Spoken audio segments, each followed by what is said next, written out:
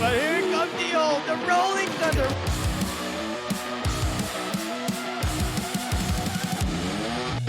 Now he's just running. He wants to get this ace, and the ace coming in. Shot coming in from Doc, and that is a lineup waiting. Kronos almost getting the ace. For him, he's down deeper down in B-side, and it's going to prove effective this round as he finds 2 already, finds 3. See what will happen as we see that Aki over here onto that base are trying to get 2, trying to get 3. That is just insane. Gen 9. They try to get the headshot. Gets one more down. Killers going to pick in. Oh no! 3K! Go! They lined up! They lined up! No! The front! No, this is not fair! They give some blessings and plus 5% headshots onto their weapons.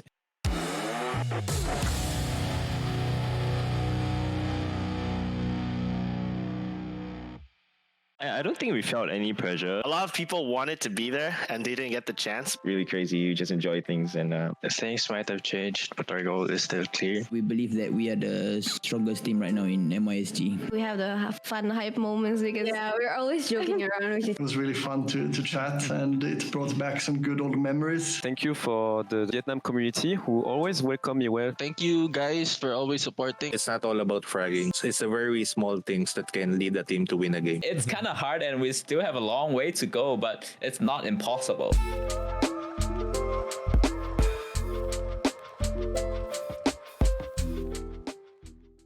Hey guys, I'm the Wacky Gamer. Hey guys, my name is Gen. What is up everyone? It is Dash. Hello folks, my name is Mons. This is KJC eSports and you're watching Post Plan Chat.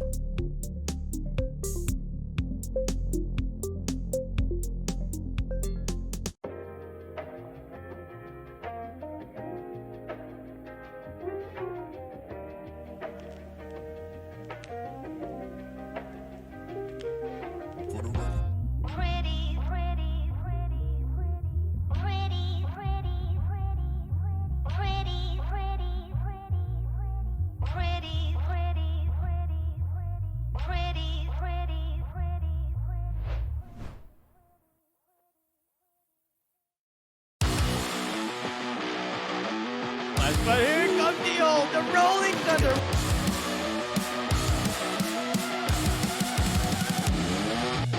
Now he's just running. He wants to get this ace, and the ace coming in. Shot coming in from Doc, and that is a lineup waiting. Kronos almost getting the ace. For him, he's down deeper down in B-side, and it's going to prove effective this round as he finds 2 already, finds 3. See what will happen as we see that Aki over here onto that base are trying to get 2, trying to get 3. That is just insane. Gen 9.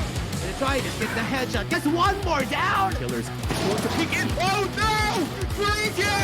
Go! They lined up! They lined up! No! The front! No, this is not fair! They give some blessings and plus 5% headshots onto their weapons.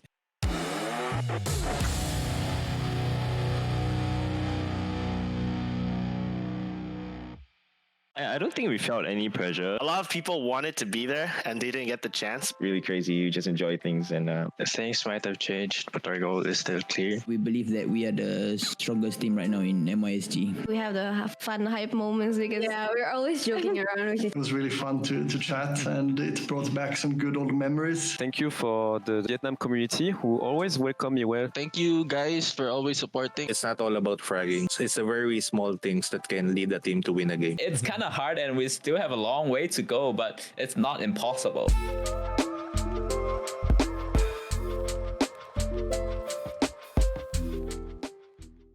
Hey guys, I'm the Wacky Gamer. Hey guys, my name is Gen. What is up everyone? It is Dash. Hello folks, my name is Mons. This is KJC eSports and you're watching Post Plan Chat.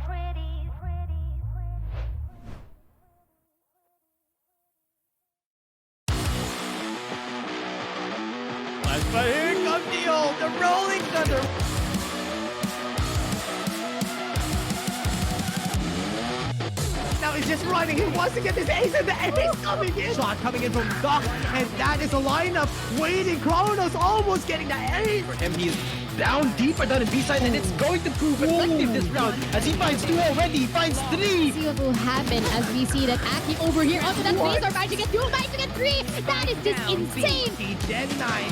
Gonna try to get the headshot. Gets one more down. Killers is going to peek in. Oh no! 3K! Go! He lined up! Then lined up! No! The fun! No, this is not fair! They give some blessings and plus 5% headshots onto their weapons.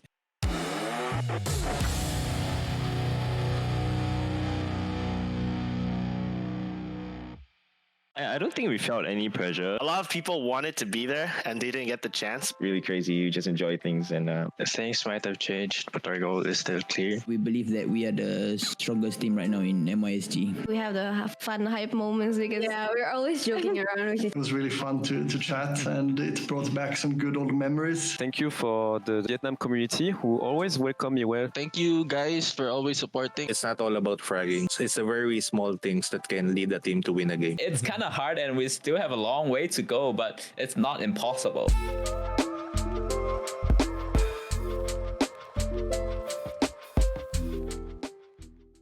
Hey guys, I'm the Wacky Gamer. Hey guys, my name is Gen. What is up, everyone? It is Dash. Hello folks, my name is Mons, this is KJC eSports, and you're watching Post Plan Chat.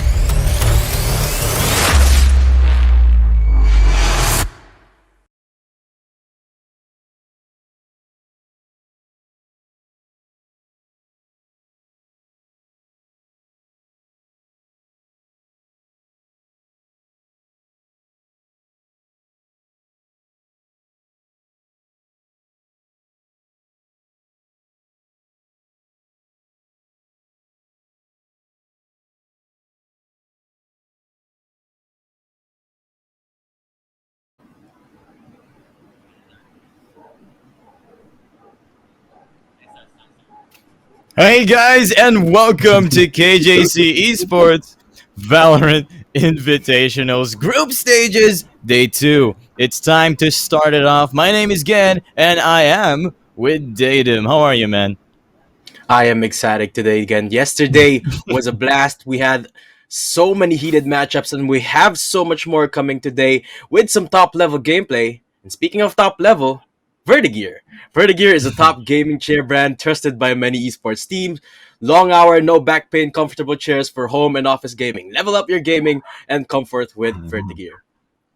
Yes, special thanks to our sponsors Vertigear, and not to mention if you want to improve or warm up on your aim and find what you need to work on, download Aim Labs. Now it is free, and maybe even you can fight like one of these pros that are going to play in our matches for today. Not to mention special thanks to our production house as well, Newer Esports. Let's go ahead. I'm looking forward to today's matches. We have a lower bracket match soon as well, and it will be a best of one. Pressure is on, but that is for later. Our match for the first in our day today will be Foxy Araikordai versus Louvre. These two teams have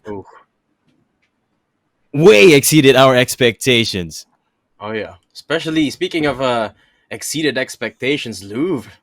Man, I definitely wasn't expecting them to stomp the games yesterday, and going into the next one today, I am definitely excited because this is a matchup of two very, very different teams. Against Foxy Araikordai, their styles, I would say, are a little bit not the same, to say the least. And especially going into the first map, which we are going to be Bind. Let's show the map picks real quick. The first map, Bind, is his Foxy Araikordai's pick. Second one is actually Breeze, the first Breeze map that we will be having in this tournament. So I wouldn't know what to expect again. What would you expect in Breeze between these two teams?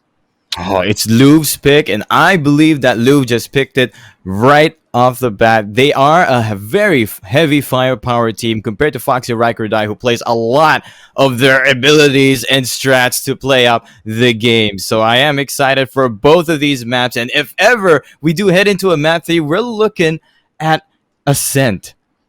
Oh, speaking of Ascent, yesterday the Foxy game on Ascent, where they just dominated 13-1. It's such a powerful team to see. It's such a contrast as well from the first game where they went into double overtime, and that was, I think, in a split, if I remember correctly.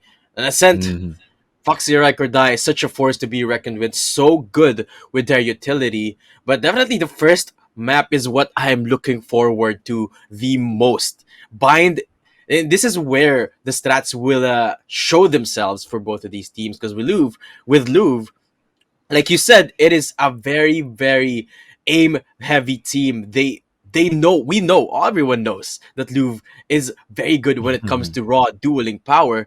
But for Foxy, what they're good at in Bind is the utility usage, playing off of each other. So, I don't know.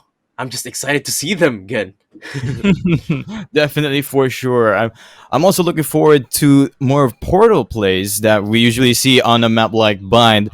But going ahead, we do have agent bans for our invitations as well. And here we go, the first ban coming up as well, which is coming from Foxy Araikordai. The first agent ban will be... Oh, it is Sky! So that is coming out from Louvre. I'm sorry.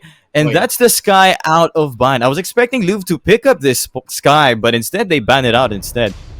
Yeah, second one, ban agent is gonna come from Foxy Araikordai. Like you said, Sky, both of these teams are opting for the Sky every once in a while. Viper as well, another comfort pick taken away from Foxy. So that's two agents that are off the table for Foxy Araikordai. But that is another thing that is gonna play against them, because we saw yesterday that Louvre, they have their strats figured out in Bind. They play the breach, and when they don't have the enemy that is the raise, that is where they shine. Yesterday, that is the strategy that they played. This time around, they will be going into Bind with the raise, such an open possibility for Foxy Araikordai, but the Sky being banned away from them by themselves. Definitely something that's gonna go and play here, but at least they still have their valuable breach in hand. Yes, that is true. We do see the duelists all open for the pickings this time around, but also surprised with Viper being banned out by Foxy Araikordai. I'm probably assuming they're afraid of the Viper use coming out from Louvre, but usually they use the Viper like a T as well, especially for a map like Bind. It is part of their main composition, so I wonder which agent will be used instead to replace that Viper for their Bind play. Yeah, so maybe there's still a lot of options, not many that can match, actually none that can match the value that Viper provides, especially in Bind. The toxic screen just so easily splits up any site for both attacking and defensive sides as well. And you've always got the Astra, you've always got Killjoys, you've always got maybe even a Sage to replace the Viper. But what I'm excited to see is what both teams will compensate with in terms of attack. Because Bind, we all know, it's defense heavy. Everyone loves Bind for its defaults, for how it stretches out games, how it showcases how well each team plays around in the map. But the attacking side, I say, is something that is underappreciated almost in the Bind, and it's something that I'm looking forward to, especially considering that Foxy Araikordai, they are very good. They're very good with their utility usage. Maybe they'll bring out a breach of their own. Who knows, Ken? Who knows? Oh man, a breach. I remember seeing the breach last time around. That was just insane. The amount of flashes and teamwork that Foxy Araikordai uses to maximize just the use of the power of that breach with the concuss and the flashpoints as well. But I'm also looking to see them pick up more frag heavy of the duelists like paint shells from Raze or maybe even the Molly from Brimstone to clear out their corners first before entering the stage of the site. Yeah, I'm actually surprised again that Louvre didn't ban out any duelists this time around because that was their strategy yesterday. They banned out the Rays, and they're very good at using the Jets and not particularly the Rays. I mean, they do use it in bind, but Jet has been there a little bit more of a go-to in any scenario. And it does provide a lot more synergy considering they do love the breach, and we are gonna be seeing it this time around for both teams because Foxy, they're instantly locked it down. Yeah, not to mention, because you've mentioned that Raze was not banned out by Louvre, that means WannaFly will be able to fly up in the air this time around and in the map like Bind, which is one of their favorites seen so far. So now, since Viper will be out of the scene as well, Sky, we do see Sovas, of course, being used or picked up. Maybe even a Cypher just to add up onto that information since Sky has been banned away. Yeah, Redco still hovering that Viper. You can't use that, buddy. But both teams, they're looking for the substitutes, and I think Foxy, they found the breach. So they do have a lot of tools when it comes to the aggress, which makes sense. They are starting off the match as attackers, and on the other side, Louvre, they still are caught off guard by the Viper ban. Hasn't even shown what they're gonna use as of yet. But I'm expecting them to lock up this Sova for Lenny. Effective yesterday. I'm expecting it to be just as effective today. The breach, of course, and flaring on the Astra. So it's definitely a question of between defending or attack, or rather offensive tools, and they're going for the offensive. Redco locking up the Rays is something that we have yet to see in this tournament. Man, Redco just caught me off guard. They're picking up that Raze instead. Yeah. So now they both have a mirror composition, double duelist to play with the Breach and the Astra to play off as well with that Sova on the information. Whoa, what kind of fight are we gonna see here, man? Louvre hasn't been mapped. They've been comfortable so far. I mean, back recently due to the stats, but they are starting to find a composition to find that sweet spot to really get into that game. But remember, this is Foxy Araikordai's map pick, and they know this map to the T. Yeah, and that Viper pick definitely going in play in this map. It's one of the comfort picks of Louvre. It's one of their, like you say, it's one of their comfort compositions, having the Viper in bind. But this time around, maybe we are just as surprised as they are, because the Raze isn't really something that they are known for.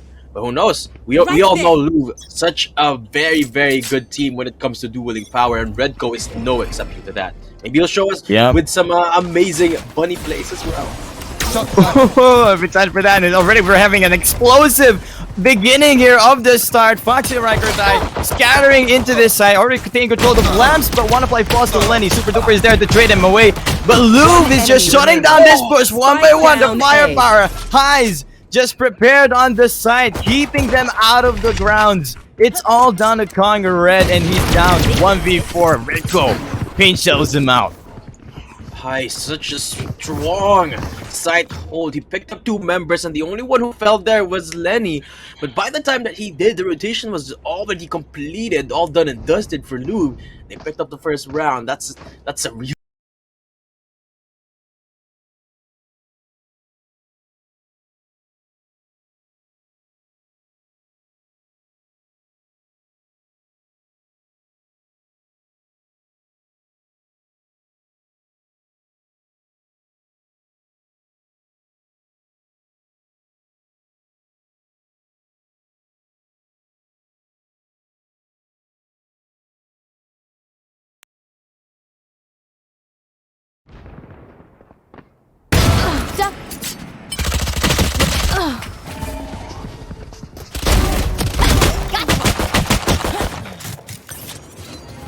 Last player standing.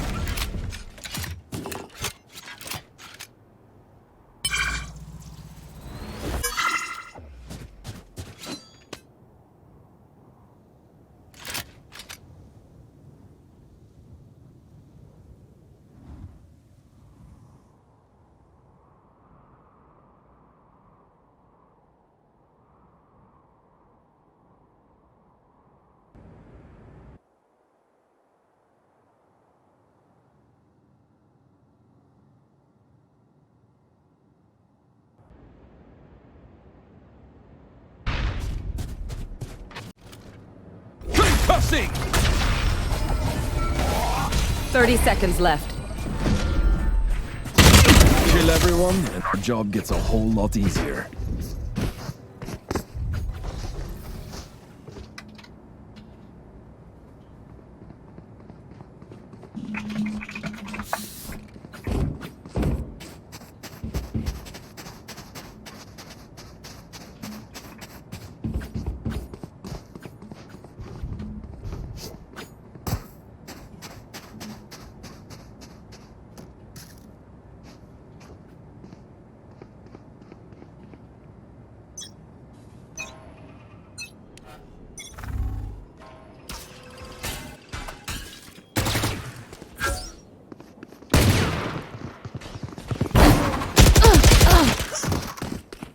Okay, we're headed into round number 3. It is Louvre that is on 2-0. They are the ones that are at a disadvantage right now in terms of guns.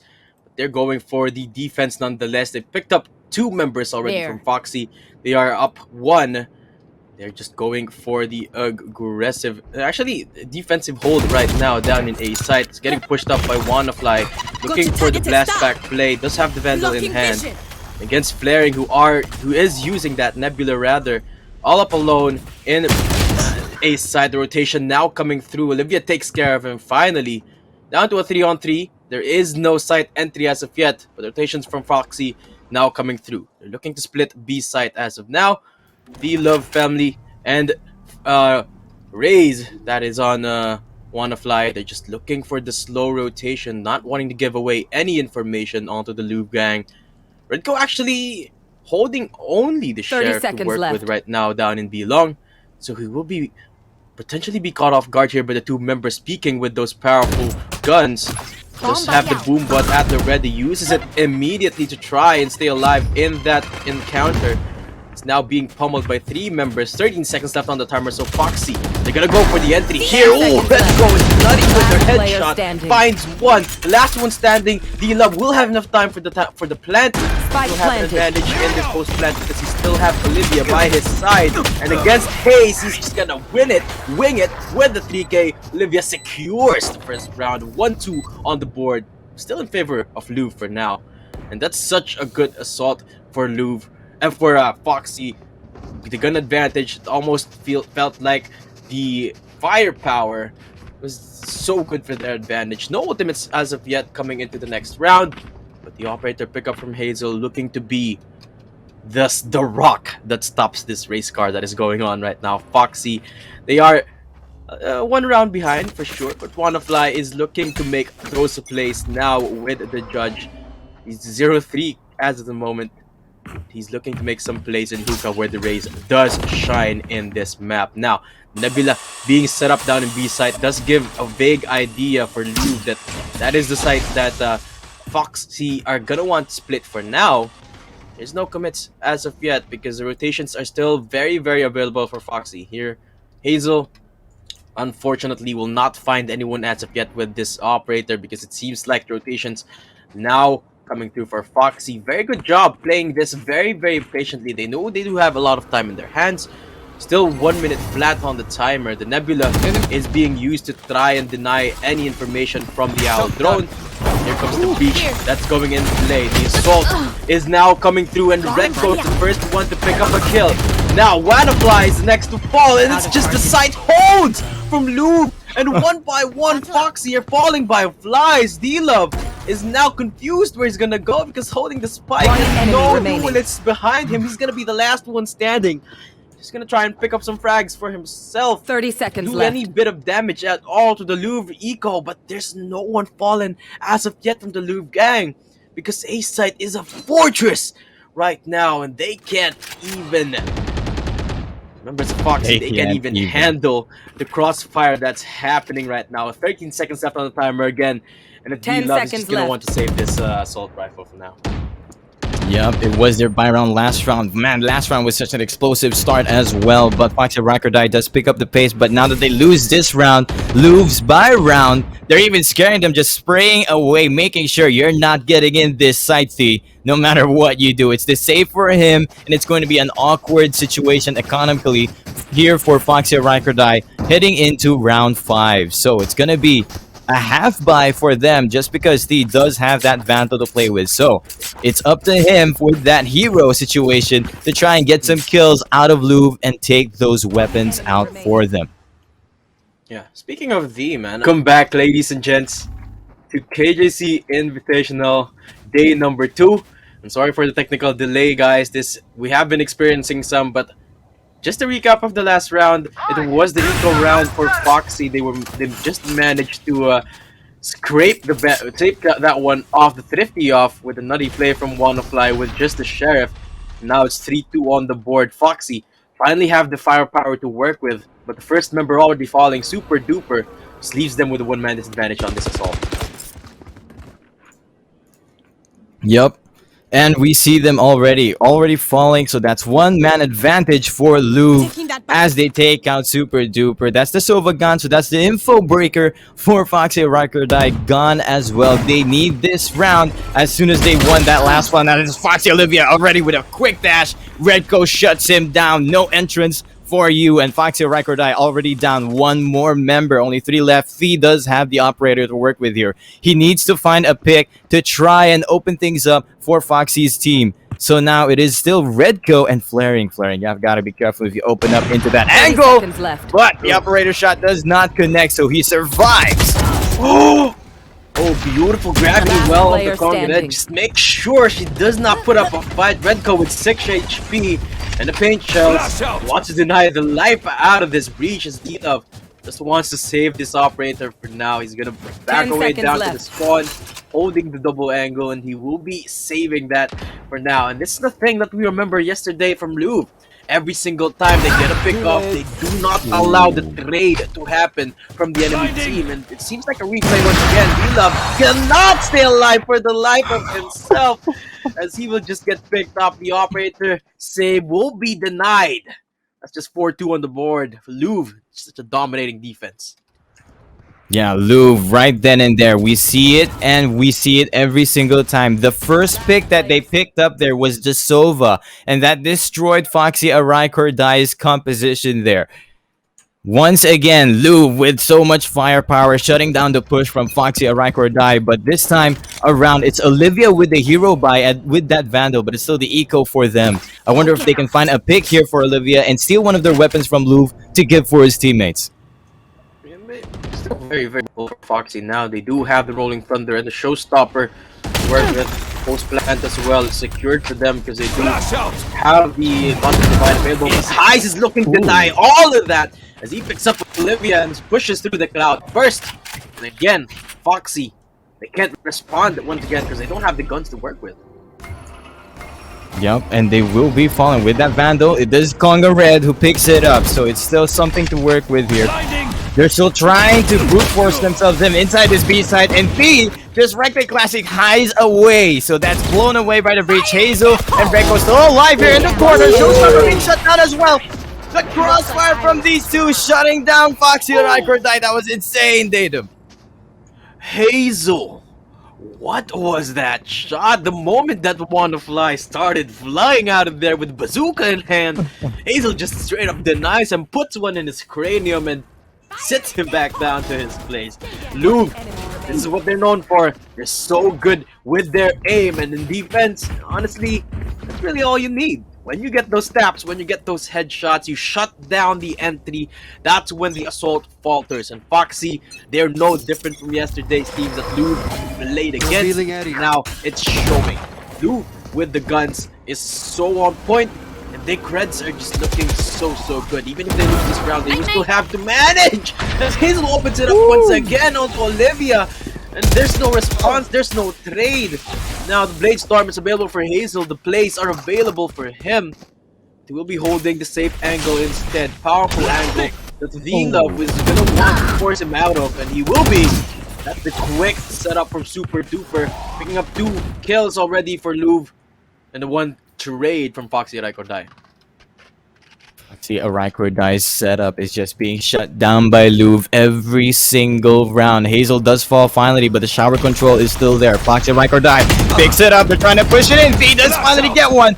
And Louvre is trying to respond, but there we go, flaring. Trades them away. Only a 2v1 now. Conrad left alone for Foxy Araikordai. He has the spike, and he's slowly creeping away through these lamp side. He's right in the middle behind enemy lines. Redco is suspicious about this. He's holding down his angle, but it's going to be Conrad who's circling around Shower, where at the same time, Flaring is the one sneaking around back to A short. They're not spotting each other, and they don't know where to see or where to look. And Louvre, they're expecting it's going to be B, but at the same time, Conrad tried to fake the plan, and now they know he's on the A side, and he is pushing this plant spike. Flaring, trying to close him out. The Angel as well behind him. He will be taken out. Louvre will secure the round. You know, it seems to me again that every single time that Louvre picks up the first frag and denies the entry from Foxy, their assault just falters. Like that last round, Hazel with a quick peek through the nebula smoke actually picks up Olivia, and there was just no entry that went through from Foxy, because from then on they just couldn't make it through the crossfire. Yes, they were able to pick up a kill on Hazel, but again, Louvre, every single time they managed to squeeze out a trade, which still leaves them with the advantage. Speaking of advantage, Hazel has the operator, and Olivia now has to take with just the sheriff with the rest of the Foxy gang. Super duper, the only exception with the Guardian, but it's gonna have to be the tap game once again for Foxy. Yep, they're gonna be looking for these heads, especially for that Guardian. That's a very expensive sheriff, if you were to ask me.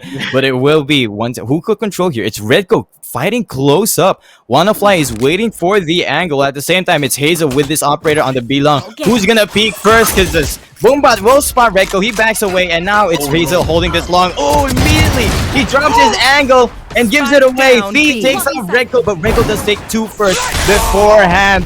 Here comes the rolling thunder already. Hazel does quick scope Olivia away, and as well on the super duper. It's all down to Thief. He gets one. That's the operator down. It's all up to him, and he has the spike to play with as well. Yeah, Zeal again, the last one standing.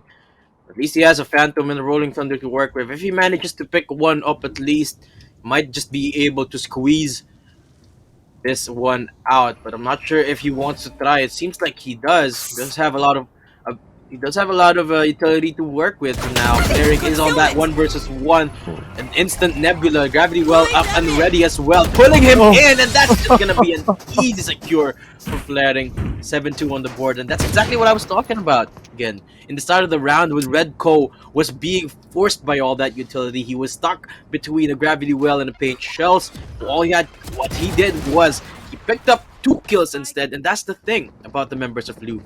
Every time they are threatened, every time their lives are threatened, they always manage to squeeze 2 kills out first before they fall, which is why they always come out ahead in the start of these rounds. Yep, the confidence level coming out from Louvre. They have the momentum. They're on the driving seat, and they are driving Foxy Araikordai to the losers. Here comes the recon ball. They know that the people are over at the fountain side. Lenny gets spotted, though, with that. So now he has to back off. This is the buy round coming out. Foxy Araikordai, they need this round to try and get some more breathing space once the half comes out. But Louvre is not giving it to them. Hazel with the operator. He might spot Conrad pass here. He will get it. That's the shot, and Conrad falls. That's the Astra down, Datum. That is true. The Rolling Thunder at the ready. Seems like they're not ready to commit that as of yet.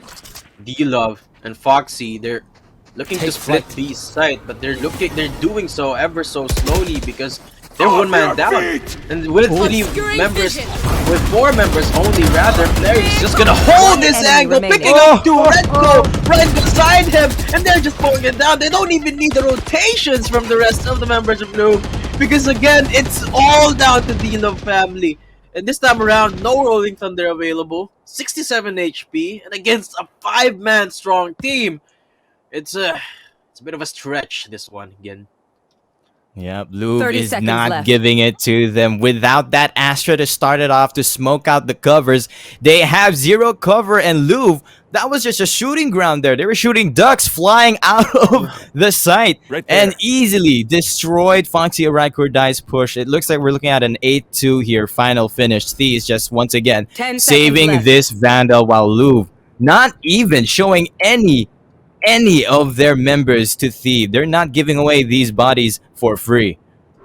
Yeah, a lot of that boils down to the positioning of the members of Louvre. Flaring in that Rolling Thunder was not even hit, which is why Foxy, they were so confident on the N3 because they felt like they had the site wide open just because of the Rolling Thunder. But Flaring on the sidelines was left unchecked, and he just mowed them down one by one. By the time the Rolling Thunder was up, the rest of the Louvre gang just straight up went in and sweep them off the floor. And again, it's all down to Olivia with the confidence Vandal that's gonna have to try and pick up a few frags to just manage to possibly get this thrifty from Foxy.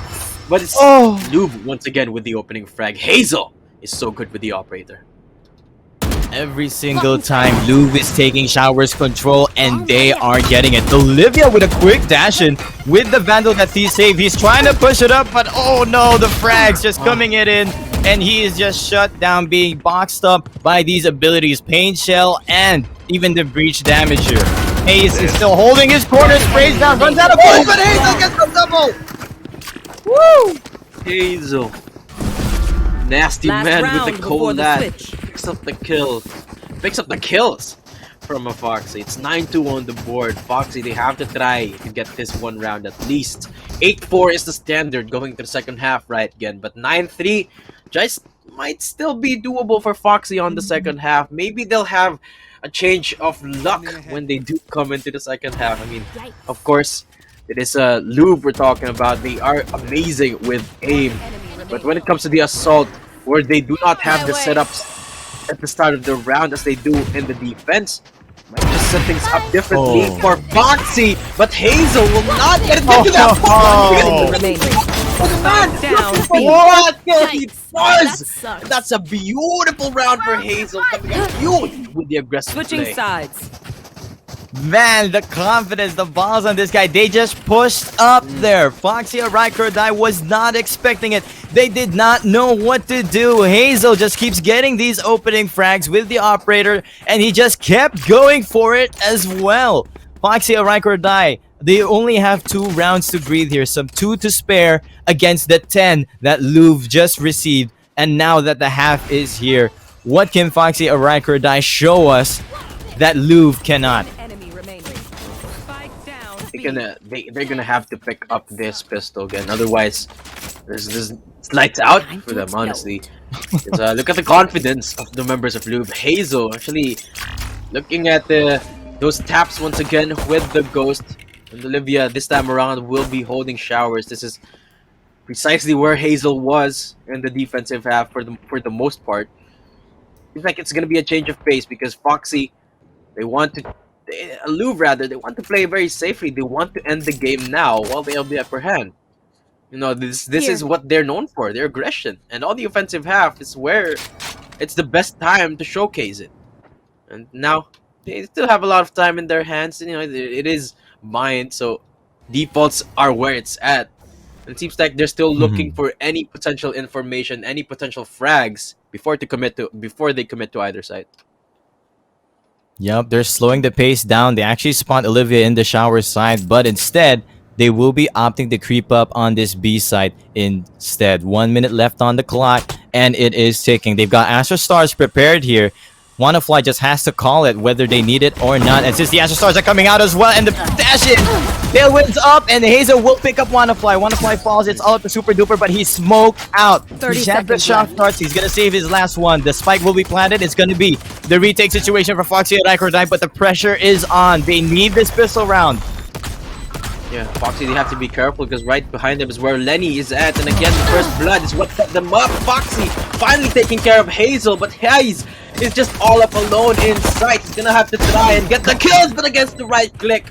Love is just too good with it. Lenny, again, that lurking Sova finally finds its bearings. Now he's found another, leaving Olivia all alone. And he's just gonna deny Olivia of any kills. 11-2 on the board, and Foxy, they didn't even manage to sweep up the pistol round. And it's 11-2 on the board. Louvre just 1 point away from match point. Man, Lenny, he he ran a marathon just to get there, and it was worth it. Louvre just distracted long enough for him to get behind them and take them all out. A 3K for him in a pistol round, and this is Louvre just with the confidence, with all this momentum. Foxy, Araikordai, they need a round. They're trying to force up the buy. They even have a Stinger and a Marshall to play with. They need to make this work, and Lenny has picked up the Phantom with Hazel on the Vandal as well. Yeah, Lenny with the amazing lurk last round. It wasn't expected at all by the Foxy gang. I mean, the post plant actually almost looked good for Foxy, but when Lenny came in, there was just no chance because they just weren't expecting anyone to come from CT. And now again, holding the only, actually one of the 2 assault rifles in the Louvre gang, Hazel up top right there with him. And speaking of Hazel himself, the amount of space this man has created with the first bloods on both sides. Now Olivia has to use the tailwind just through the wall bangs. It's now down to 31. And again, Louvre, every single time they're finding their openings, and they're creeping up on B side once again. That was just way too scary for Olivia. He needs his life alive. They need 5 people alive here, and it's going to be super duper with the first shot. He has to run away in this portal, and it's going to be Wanafly getting spotted by the Sova drone, Aljo, and he has to back off. They know there's one in hookah, but they have complete control of this side. Foxy, Araikordai, all 5 members alive, but so does Louvre. They have full control of B-Long and the site as well, and with all these smokes being popped in here, it's going to be so difficult to try and enter this site at all.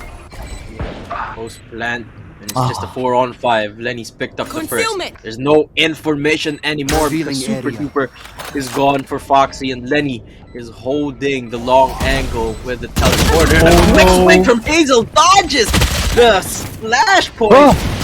Last player Members, standing. Olivia is the last one with only a sheriff to work with. He has to make it work. He has to keep the dream alive, and he's doing so far as he finds Redco with the tap. Now Lenny's the next one, but the timer is just not going on against.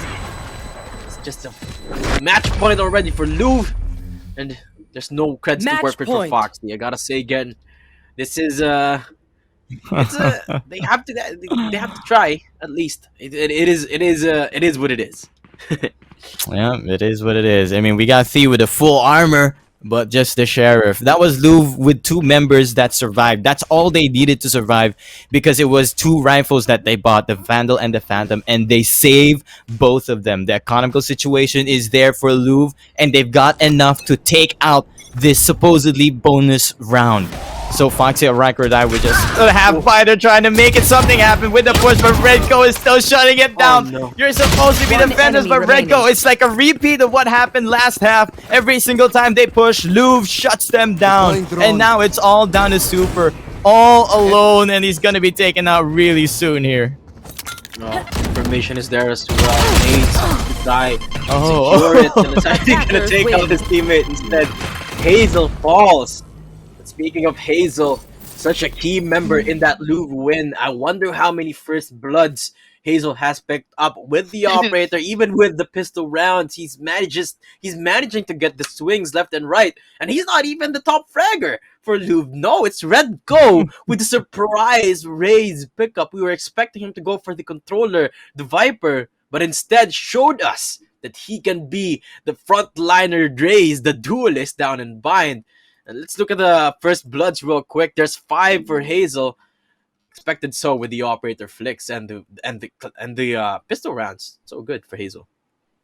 Yeah, that was such an amazing play for Hazel, picking up those first bloods every single time. But it was the whole Louvre team that just kept shutting Foxy Araikordai's push. And because of that, the confidence just kept rising and rising and rising. The momentum there. And even at the end of that round there, just a classic Redco paint shelling accidentally his teammate while they're trying to get that last frag in. So it will be Foxy Araikordai losing their map pick, and Louvre getting that win. So we will be taking a little bit of a break before we head into that game 2, which will be on map Breeze, the first ever pickup, which is picked up by Louvre.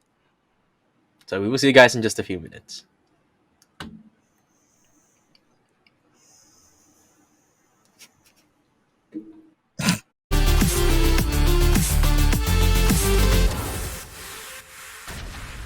Last player standing. Flash out. Easy. Fire in the hole! Stay down. One enemy remaining.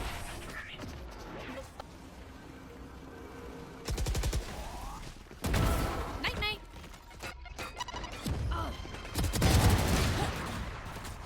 Obscuring vision. One enemy remaining. Scanning ahead. Yikes. One enemy remaining. Flawless. Bye. Here comes the What's this?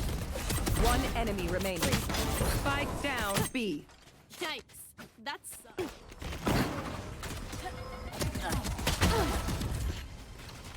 Revealing area. One enemy remaining. Done.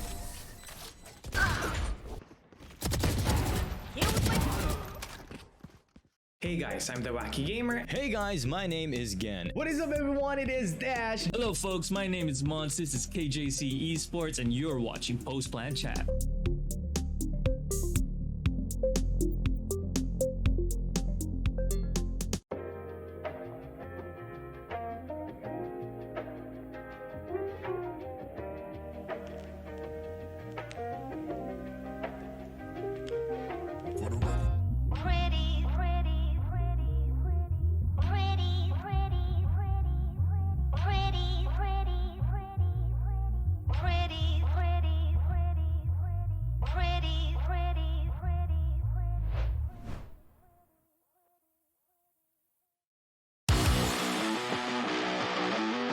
But here comes the Rolling Thunder.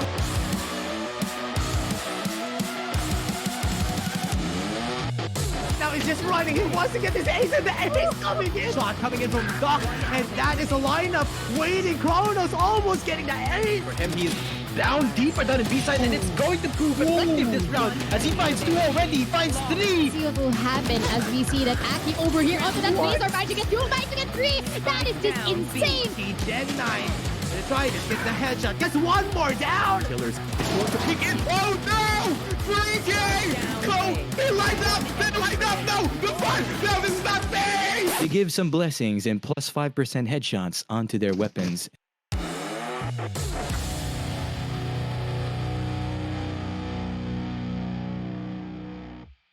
I don't think we felt any pressure. A lot of people wanted to be there and they didn't get the chance. Really crazy. You just enjoy things and Things might have changed, but our goal is still clear. We believe that we are the strongest team right now in MISG. We have the fun hype moments because we're always joking around. It was really fun to chat, and it brought back some good old memories. Thank you for the Vietnam community who always welcome me well. Thank you guys for always supporting. It's not all about fragging. It's the very small things that can lead a team to win a game. It's kind of hard and we still have a long way to go, but it's not impossible.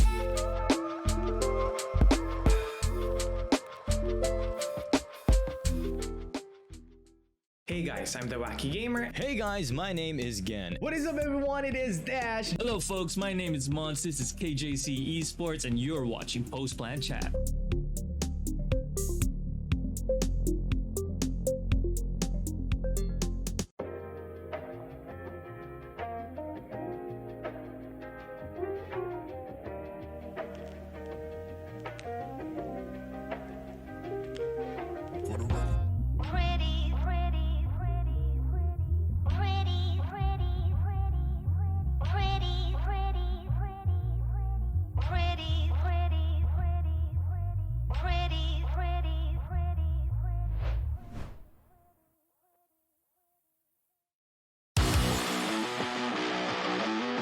But here comes the Rolling Thunder.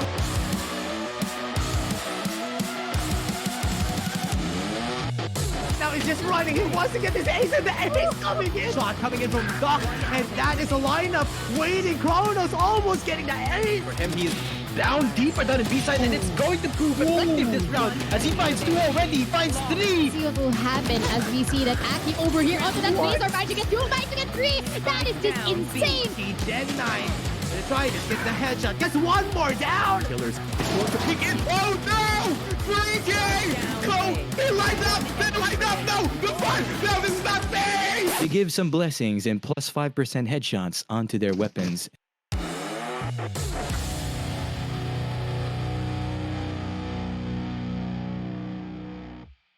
I don't think we felt any pressure. A lot of people wanted to be there and they didn't get the chance. Really crazy. You just enjoy things and Things might have changed, but our goal is still clear. We believe that we are the strongest team right now in MISG. We have the fun hype moments because we're always joking around. It was really fun to chat, and it brought back some good old memories. Thank you for the Vietnam community who always welcome me well. Thank you guys for always supporting. It's not all about fragging. It's the very small things that can lead a team to win a game. It's kind of hard and we still have a long way to go, but it's not impossible.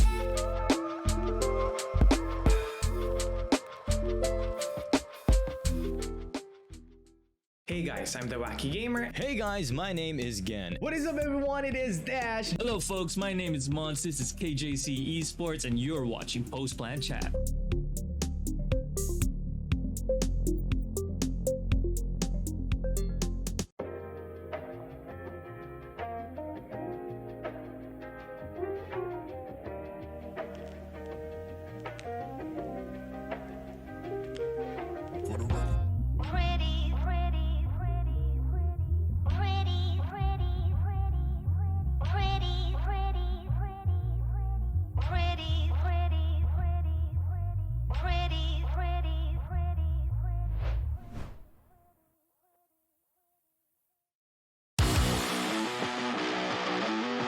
But here comes the Rolling Thunder.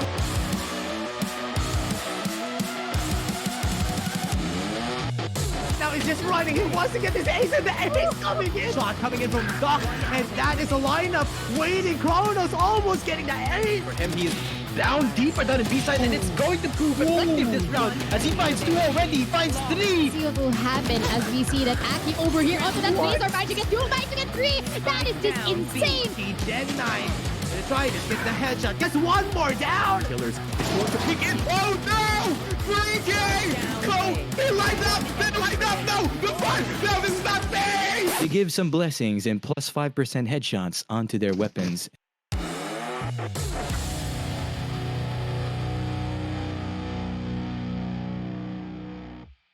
I don't think we felt any pressure. A lot of people wanted to be there and they didn't get the chance. Really crazy. You just enjoy things and Things might have changed, but our goal is still clear. We believe that we are the strongest team right now in MISG. We have the fun hype moments because we're always joking around. It was really fun to chat, and it brought back some good old memories. Thank you for the Vietnam community who always welcome me well. Thank you guys for always supporting. It's not all about fragging. It's the very small things that can lead a team to win a game. It's kind of hard and we still have a long way to go, but it's not impossible.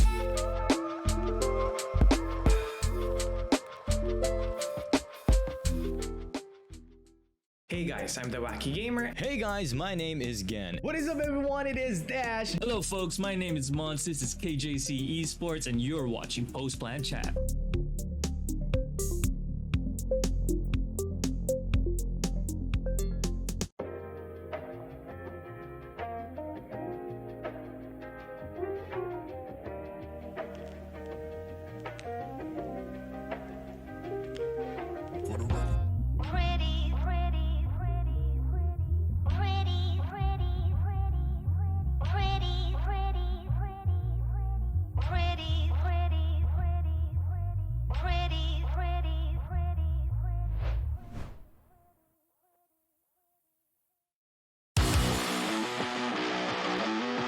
But here comes the Rolling Thunder.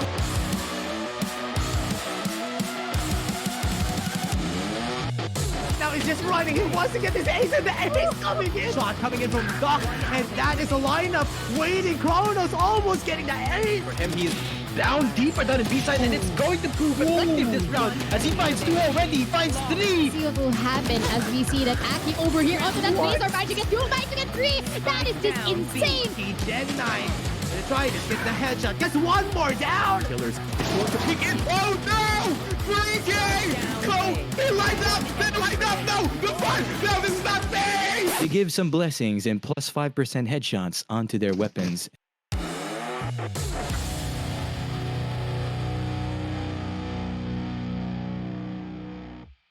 I don't think we felt any pressure. A lot of people wanted to be there and they didn't get the chance. Really crazy. You just enjoy things and Things might have changed, but our goal is still clear. We believe that we are the strongest team right now in MISG. We have the fun hype moments because we're always joking around. Which is It was really fun to chat, and it brought back some good old memories. Thank you for the Vietnam community who always welcome me well. Thank you guys for always supporting. It's not all about fragging. It's the very small things that can lead a team to win a game. It's kind of hard and we still have a long way to go, but it's not impossible.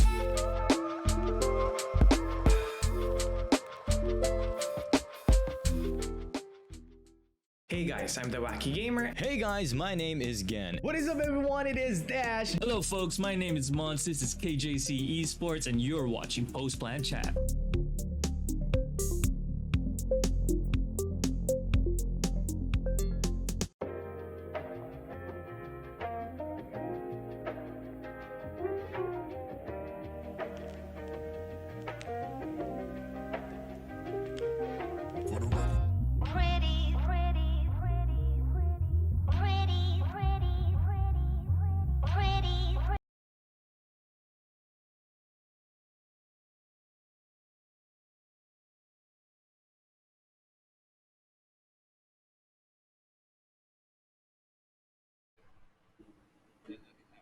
Welcome back, everyone, to KJC Invitationals Day 2. It is the first matchup of the day, and it is between Louvre and Foxy Araikordai. We saw such a dominating match from the first map. Louvre just went and gone above and beyond, just straight up won the first map, and Bind showed us just how well they know and are acquainted with the map. The second map is gonna be a bit of a, I would say, a toss coin because it is Breeze. It is something that both of these teams, I would say, do not have much experience in professionally at least, but it is gonna be interesting because we are gonna have our agent bans once again. But before we head to that, what are your thoughts going into Breeze again? Because the first map, I wasn't expecting that stomp at all. Oh man, Foxy Araikordai, that was their map pick, but they did have an amazing eco round for once there. Although they had just one rifle to play with, Wannafly jumped into that site and opened it up for Foxy Araikordai. But ever since that, Louvre just shut down the push every single time, and Louvre won that first map pick from Foxy Araikordai's hands bind. So now we're moving into Breeze. There's a lot of long-range fights here inside the Breeze map. So I think Louvre has the upper hand. Yeah, Luke, they did pick up this map, so they might be cooking something up for us. I mean, coupled with, of course, the agent bans, and we all know Louvre, they like playing, they like looking for that perfect agent composition for them that will suit them, and especially in Bind, where they did pick up the Breeze and they are turning it up. And now, Breeze, we all know, a relatively new map still, especially in the competitive scene, not much experience for a lot of our players. Let's see what they're going to have to show us in the agent bans, which I expect will come up soon now. Yep, it will be Foxy Araikordai banning first as they are our defenders. So, drum roll here as we see this agent ban. I'm excited to see what they ban out here. It's going to be the Astra. That's a really big controller out of the way here. Coming up from Foxy Araikordai as well. Someone who likes using their abilities, and that's Astra gone. Yeah, second ban coming through here from Louvre this time around. That's going to be the Viper, actually. So many defensive options that's off already for Breeze, and that's especially Viper. Once again, Viper's gone in our game. Both of these teams are very big fans of Viper, and it just limits the amount of agents they will be able to use, especially on the defense. So what are your thoughts, again? What can they use? Because, you know, they still got the typical Sentinels. They got the Killjoy. And of course, you still got the Sage, but I would doubt they're going to pick that up, especially in Breeze. Not to mention, they just banned out 2 controllers, an Astra and the Viper. Someone very, very seen usually here in the Breeze map, because the wall is just so important for Viper to pull up there, the curtains up, and not to mention the very big curtain coming out from Astra. So we will be seeing probably the Omen or the Brimstone being picked up instead. And as we see it right now in the agent picks, Konga Red already with that Brimstone. I expected that coming out from Foxy, Araikordai, and now we see Louvre opting for the Omen instead. So we might see some few portal, big dimensional drift, so to say. Yeah, that's a huge lineup here for Foxy. They have the triple intel setup, I would say. The sky is being hovered. I'm going to be expecting Wanafly to want to pick that up. And, you know, the Jets for both sides. Not a surprise. I mean, it is Breeze. It's either the Jet or the Reynas. And both of these teams, they want to play a little bit more safely with the Jet for their entry for their duelist. And like you said, the Omen will set up some interesting plays possibly here for flaring. And I'm actually not sure who has the upper hand here. Both teams have very, very well-rounded compositions. The Sage is a bit of an unconventional pick down in Breeze. Select and your Louvre, agent. they are the ones who picked the map and who banned Viper. So this might be something that they have been cooking up specifically for this tournament. And I'm so excited once again what they're going to show us today. Yep, and there you go. You see your Sage as well being picked up, so that's a wall to hold off the choke points to try and enter the sites, but they will be starting on the attacker's side first. So I'm excited to see how Louvre will try to make their entry with these compositions of their agents. The main, definitely tailwind there for the Jet to try and enter the site, but he's got to be careful. Remember, there's a Cypher on the other side, both sides not to mention, so those tripwires are not going to let that tailwind in. Yeah, something as well to note is that all the members of Louvre, they're all confident with their aim. And I'm looking at their history, actually. There's a lot of players on their side do opt to go for the duelist setup. Sometimes they go for double duelist on 2 different players, which goes to show you Louvre, every single one of them, they can aim. And the last game was just proof of it. Redco going for the raids when he typically goes for the controllers or the sentinels, like he did this time around. Just goes to show you that every single one of these players are on point. And that's just gonna come into a much bigger spotlight in Breeze. Definitely, and we see it here. Foxy Araikordai actually making a quick recon ball over in the middle to try and get some information. Immediately gets shut down, so they know there's a lot of mid presence coming out from Louvre. And since they have control of it, they can split in the push every single time, anywhere they want. It's Redco holding down the Hall side.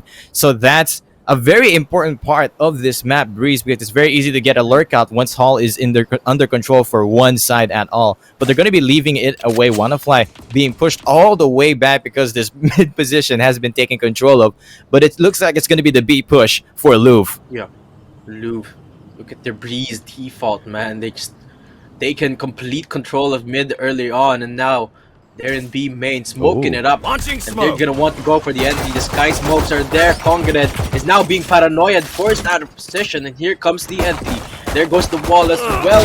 There's no one falling out. And Kongared is the first to pick it up. And Kongared, he's staying alive! The right clicks are on point! And the psych hold is still holding strong because Lenny is still up in here, staying alive. Olivia will take care of him. And the super duper right beside him will pick up the first round, and Foxy, right off the bat, starting off the game strong.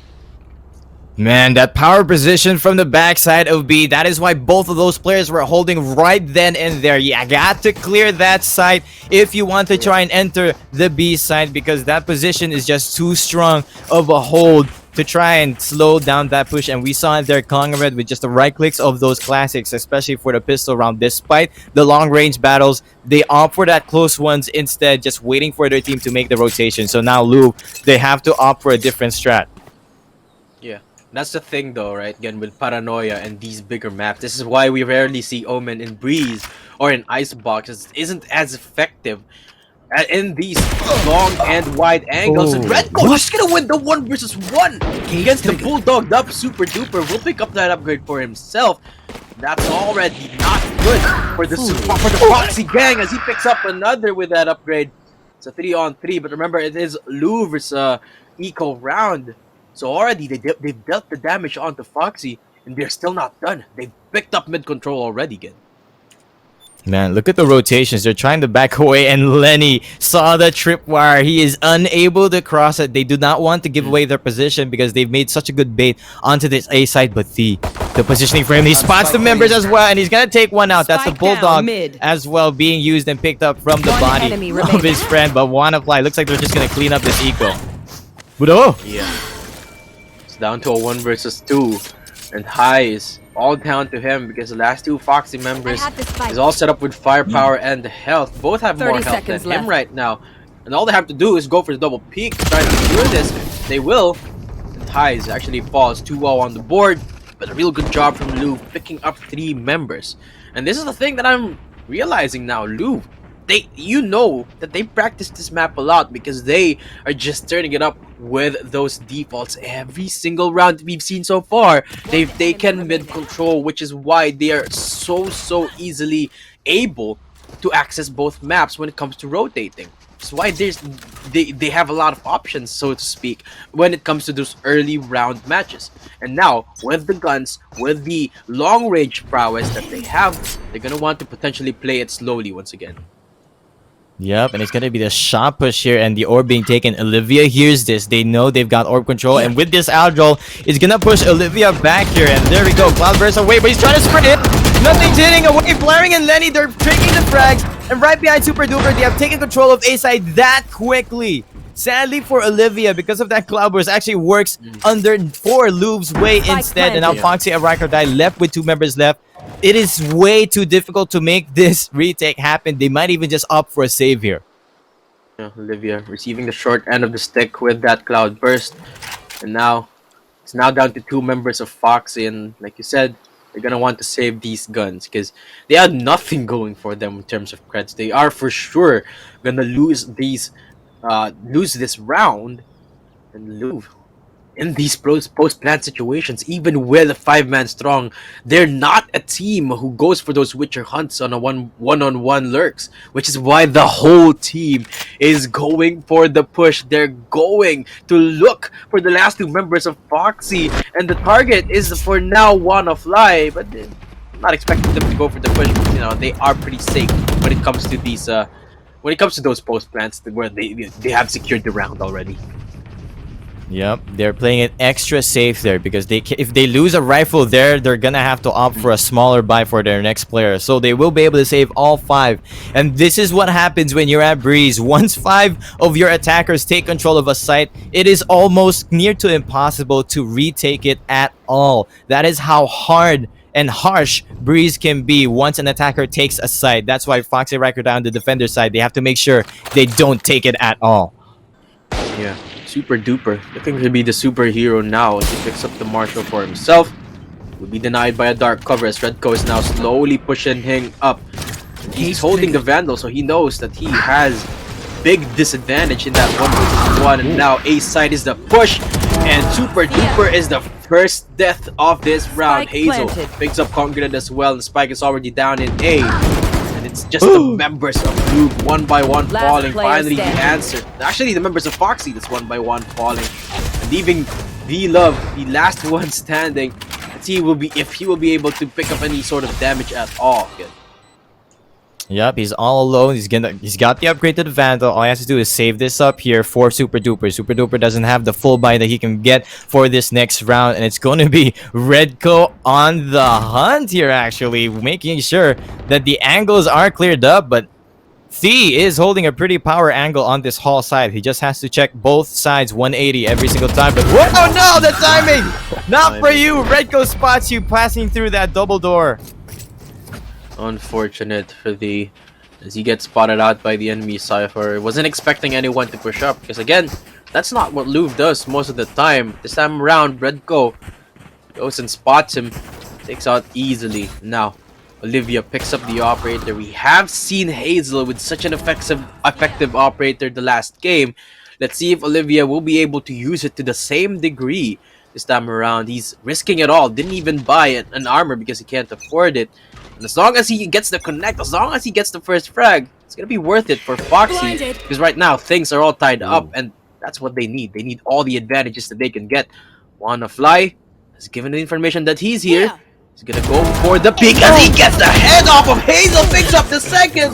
Lenny finally takes care of him, but he's done his job. He is already up in here. And again, it's all down to the last member of Louvre, Remco and Foxy. They've shut their assault down. Redco's gonna try nonetheless because they're rich with threads anyway. He's gonna look for the frags. He's feeling confident right now with the Vandal as he picks up Super Duper. Nice headshot right there. It's a 1-on-2. It's doable now as he picks up the third. It's all down to the final boss. The operator and Olivia will win it, and take the third round for Foxy.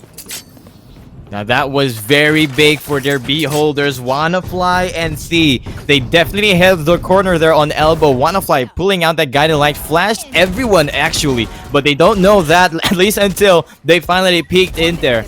The angle was in his control because he was coming out of the mid side, so you'll always have the advantage for that, and they shut down Louvre right then and there. Redco on that hero clutch, he almost made it happen, but it was Olivia.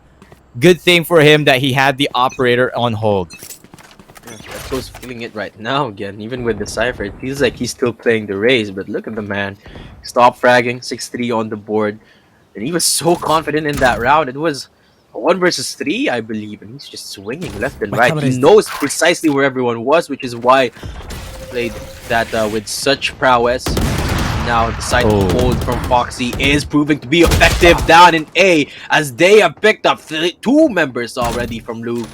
And it's gonna have to be the thinking game once again for Louvre as they reassess their options, looking for the quick rotations. They've left Redco down in halls. So this is an unexpected position, but the Seekers just gonna seek him out, find him out as well. He's gonna have to go away for now.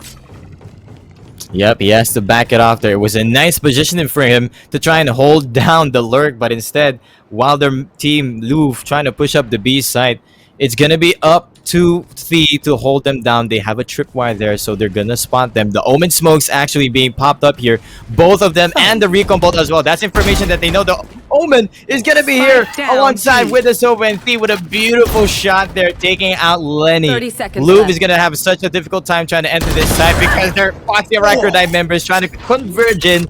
Flaring does get Wannafly out, trying to push out that smoke. So now they've got the plant, and it's going to be the retake for Foxy Araikordai, which is working out so far. Oh no! Oh, he burned out!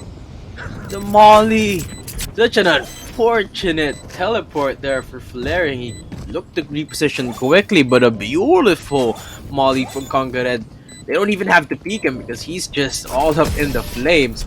That's the round for Foxy, and again, this is what happens when either of these teams pick up the first frag. It's almost always for sure. When they do, they're gonna win that round. And Olivia, with the operator shot, immediately takes care of Hazel, denies the push down in a site.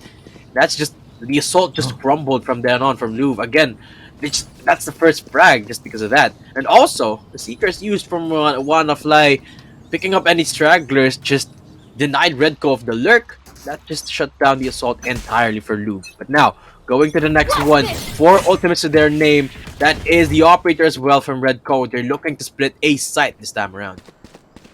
Yep, and it's Olivia still with the operator, and it's Redco actually holding his own dragon here, and Hazel actually pushing up with the blaze from taking out Congared already. Super Duper finally shuts him down. He's still alive right behind her, but he's paranoid out, and he's about to get scanned by this recon ball. You've got to be careful while the ultimate Hunter Spear being used. So many ults being committed here, and Lenny gets two with his. Wanna fly from the lurk, trying to get more, but Lenny's there prepared. All down to Thea. He spawns ahead, and he denies the spike. Thea on a 1v2 clutch situation here, Data. Oh, this is the spot that Redco was in the last time around. Ultimate at the ready. Neural Theft is there with the information. I'm not sure if he's going to go for the push because he is the one that is defensive. All the members of all Lenny and Redco have to do is to try and retrieve the spike, go for the plant. I believe they can because they have 40 seconds, but Lee, with perfect timing, is looking for the kill. It's a 1 versus 1 between the spies, and they will win it! A clutch, a 3K, a beautiful round for the Cypher. Didn't even have to use the Neural Theft kit. Oh man, what a shot from the Redco. Was unable to take control of that operator. Is just way too big of a dragon. But man, Thea with that clutch. Louvre was almost playing that by the book. They've got the camera, the spy cam spotted Thea, know where he was. but the shot was there. Thea with that clutch, 10 kills on the board already for him. His first double digits of the game. Actually, he's the first one to reach double digits of all members and all players, rather. It just goes to show you that he's turned up. He saw that Redco is turning up, and he brings out the guns himself, and he's flexing right now again. And again, it's a bit controlled game for Louvre. They will be spotted out by the Owl drone, and I'm loving it. They're playing this very, very slowly. I would say slowlier than they did in Bind, which says a lot because that is the default map, where the default is prevalent. And this time, they are still making their decision. Spike is slowly creeping its way down into B main, down into elbow, and it's a slow pace for them this time around. Louvre, they know that the momentum is slowly swinging in favor of Foxy, so they have to play with a little bit more care, a little bit more finesse. They're just going for the B side push now. There's a rotation being revealed onto Super Duper, and just going to take out his life. Oh, Elov through the smoke. Gets spotted out as well, and that's already 2 members down for Foxy. That's already a site being opened, and again, flaring! Just finding every single member. Found a 2K and Concrete. That's one standing. Hazel will try and pick it up. The operator will not connect on the floor. Louvre, just when we thought that they've dropped the ball, they picked it up, sweeped it right back up. Man, what an opening there for the Louvre. They're starting to find the little cracks that they need to find inside Foxy Araikordai's defense, which was the middle. It was always succeeding for them the last 2 rounds that they won before, and they're trying it again. So this time around, it's going to be Foxy Araikordai on an eco round for a defensive side for such a big map like Breeze. Yeah, the operator on Hazel as well. We saw how effective it was in the last game. It's going to be... I'm expecting to be just as effective this time around. Breeze is a map to showcase that indeed. And now Olivia, aggressive push with the Sheriff pays out well for that man. And now it's a 4-on-5, but still, it's Louvre with the guns. Hazel with the biggest gun of all just has to wait for the opportune moment for anyone to peek, and he will just even things out once again. But the pressure is on them. They have to try and get those peaks, get those heads, get those kills, while no one is still falling for their side. And now the Resurrect will even things up once again, and the gun still in favor of Louvre. 2 ultimates to their name as well. They're looking to split A site now, B site rather, as they make the rotation over. Yeah, they're moving up all together, making sure none of these pistols will suddenly get a kill anywhere at all. Trying to reduce as much damage as they can. Foxy Araikordai already pushed out here, and it's going to be Super Duper. He's going to be spotted from this middle side next to the radio. Rekko finishes him off with that spray, and with that neuro theft, they're going to know where every single player is, and not to mention Flurrying, making use of his ultimate as well on that Omen. They're wasting so much here as Wanafly gets a nice shot onto Redco.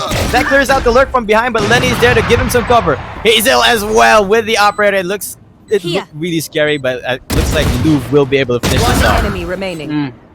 Now the last one, yet again, doesn't even have to commit the neuro theft because he knows that he just wants to pick up the frags, and he knows where everyone else from Louvre is anyway. He will fall 4-5. Ever so slowly, Louvre is creeping back up into the scoreboard, 1 away from tying things up once again. And Olivia picks up another operator for himself. If they want to come back in this game, it's gonna have to be consecutive rounds, because if they don't, Foxy, if they don't win this next round, it's gonna be back to the drawing board, back to the Sheriffs for them once again.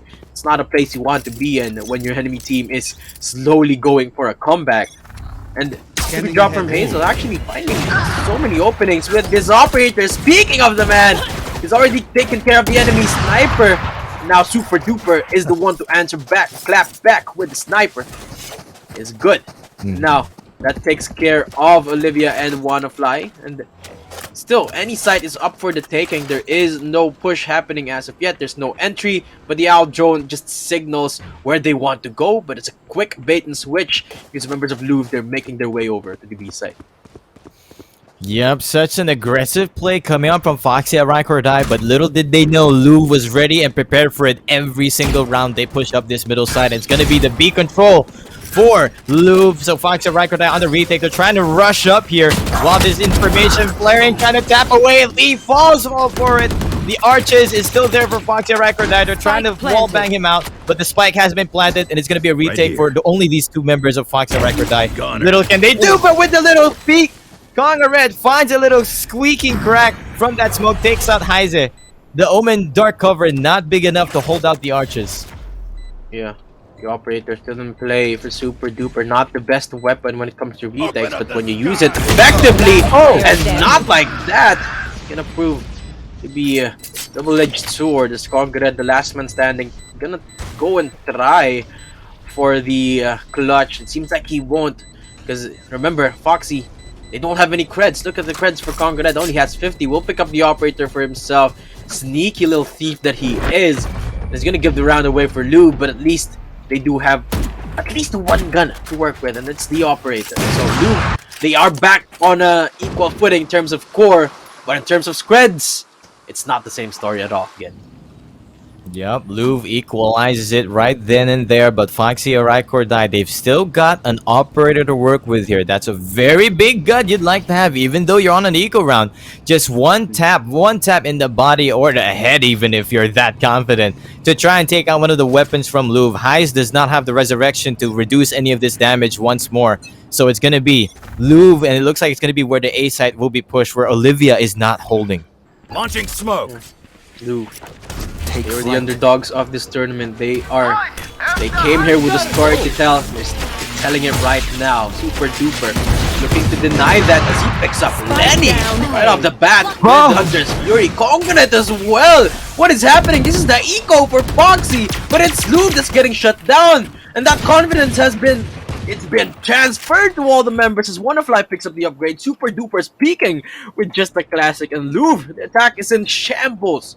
It's up to Redco to try and find something with the lurk, and Flaring and Hazel with the push. But against an operator, Lugia's not gonna connect for now. Redco gonna back away. He knows he has to be careful with this lurk. Yep, and it's D on the hunt for him as well, but Redco finding Wannafly over at the double doors, but Konga Red is still there to retrieve the trade. So now it's still the two members left for Louvre, Flaring and Hazel with the operator. They know where they are. Konga Red gets the first shot. They're heading the power angle, and this eco works out. Oh, how did they make that work again? I mean, Louvre, what they had to do was play a little bit patiently. They know what worked for them, taking mid control, but they went for a little bit of a quick push down in A site and caught a bit off guard by the sheriffs there. And just because of that, there's two members now from Foxy that has operators. And look at the Hunter's Fury starting it off strong. Picking up the first frag was so key in this round, in this eco. Wasn't expecting them to commit that immediately in this eco, but hey, paid off really well.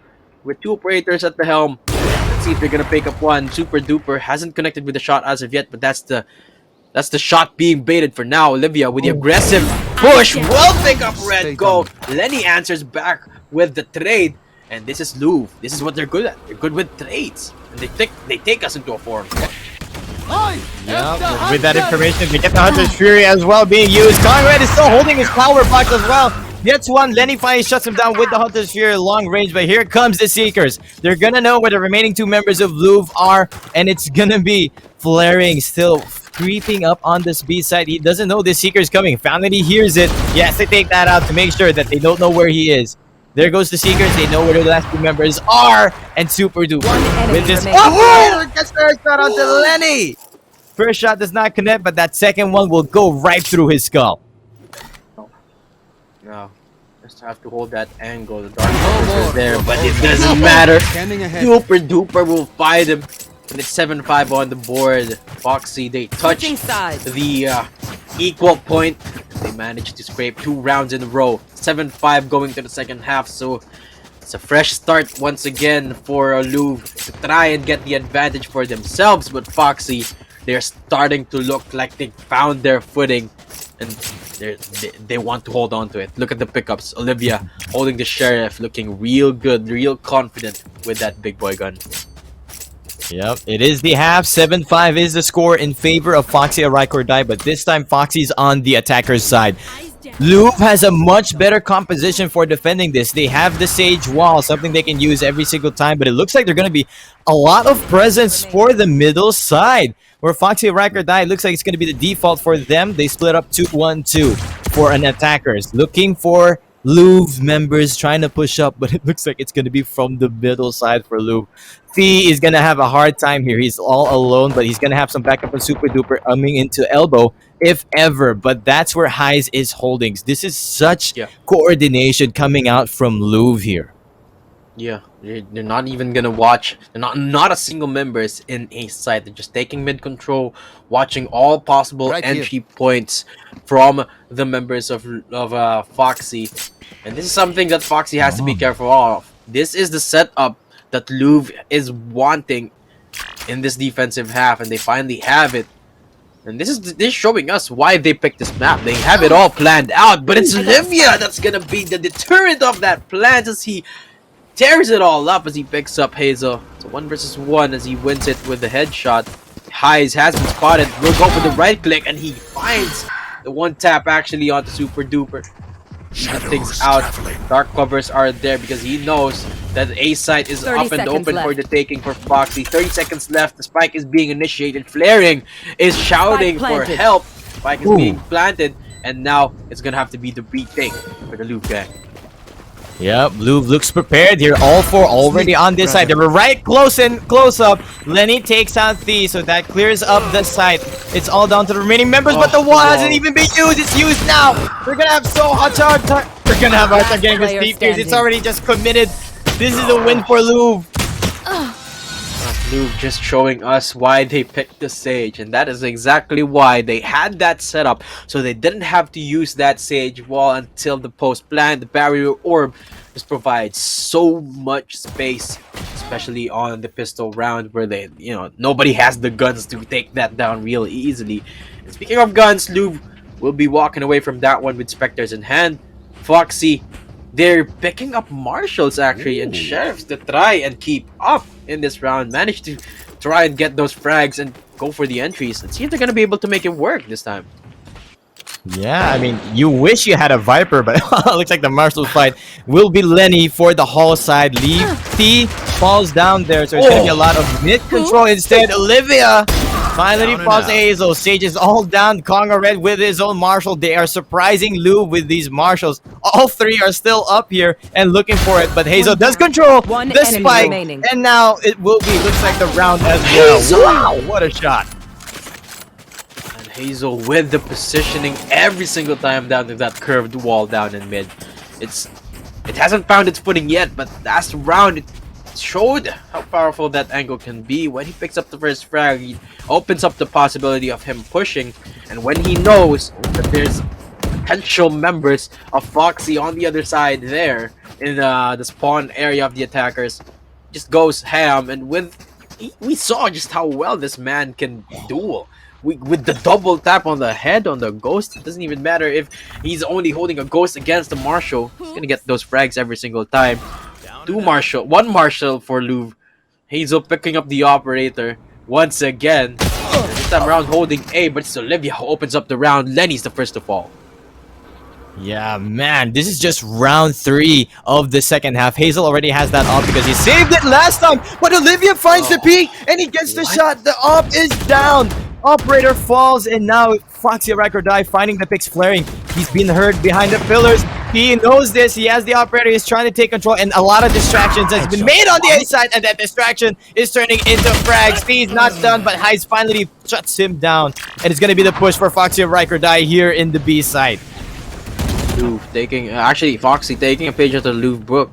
They took mid control. Now they're pushing down to B with a 2-man advantage. So it's gonna be down to Redco and Highs to try and find the clutch here on the 2-on-4. Quick gun upgrade for Hayes as he picks up the op. Not sure if they're gonna go for it. Actually, it seems like they will. There's a little bit of time left for them to possibly do so. It might be going for the save instead here. And again, Foxy, they're just showing us that they've prepared for this map as well. The default game has been strong and a powerful positioning here for Redco and Hayes. Patiently waiting for any stragglers, any potential lurkers for Foxy. And Olivia might fall prey to this operator. This is not a spot you want to be. And slowly creeping up, and it's actually him who wins the fight.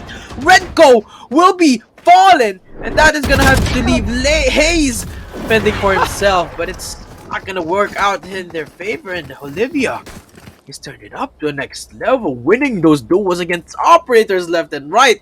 And now he's the one who will be holding it for now. What a turnaround here between the Jets. It's Olivia who's turned up right now.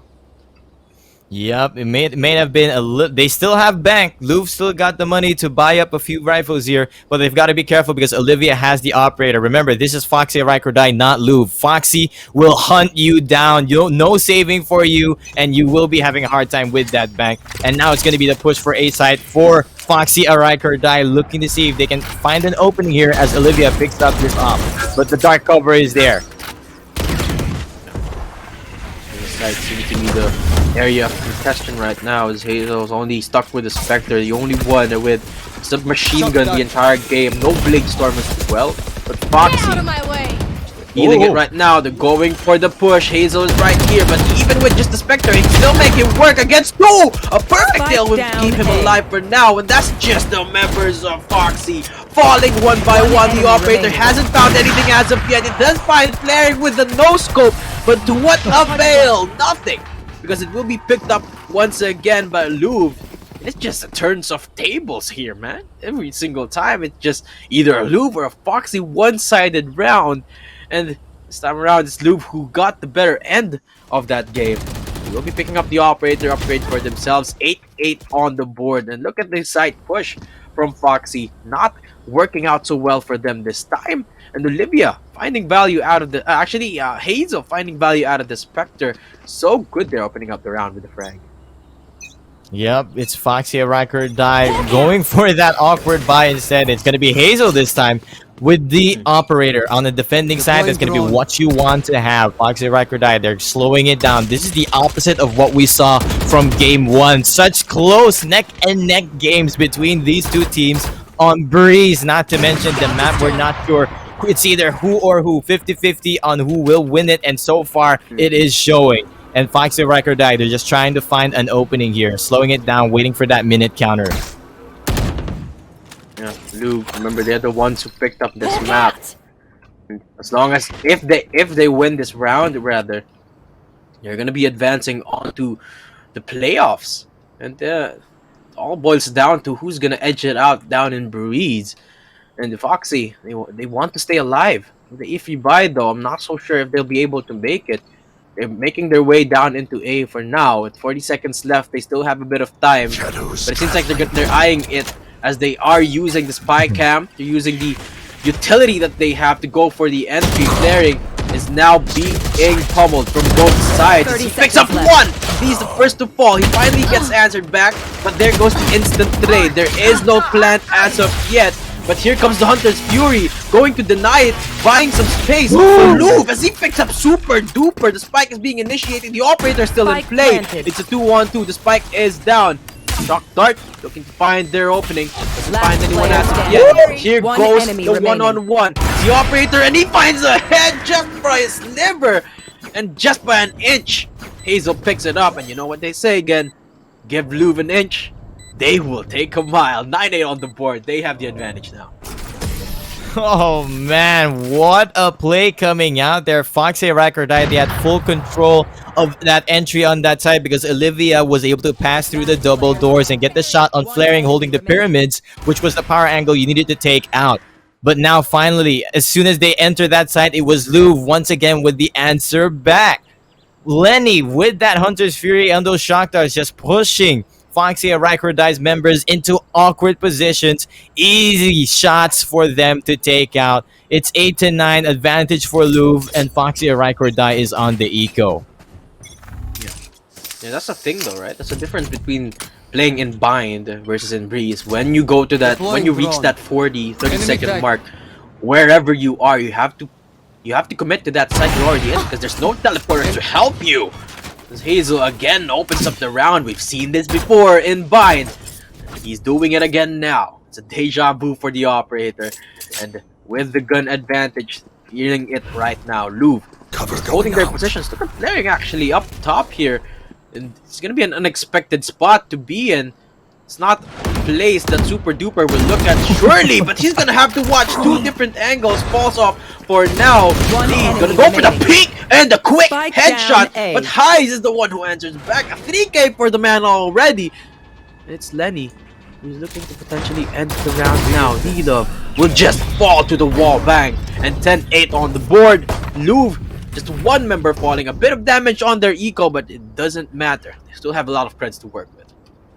Yep, that was just a round. This is the giveaway round for the eco for Foxy Araikordai. They even opt for this timeout as well. That was such an awkward play happening there. They weren't expecting these members to be high up in the air on top of these boxes or pyramids at all. Every single time they just opened that door switch here over on this A side, and suddenly both members just immediately flick into that door side and shut down anyone who was trying to open it at all. So there we go. That's Louvre with full control of that map since they had the buy, and they're gonna be confident enough to open up this next round because they have the bank to work with if ever they lose a few members on the attack from Foxy Araikordai. Foxy trying to think up of a strat here. They're running out of choices of trying to enter the Louvre battlefield where Louvre just loves it every single time.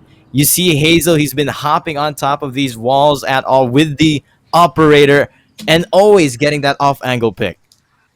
Yeah, and that's the thing though, like with the big maps like this, when it extends to the point where both teams have tried everything they can to go for the site takes, it all boils down to raw Valorant gameplay and dueling.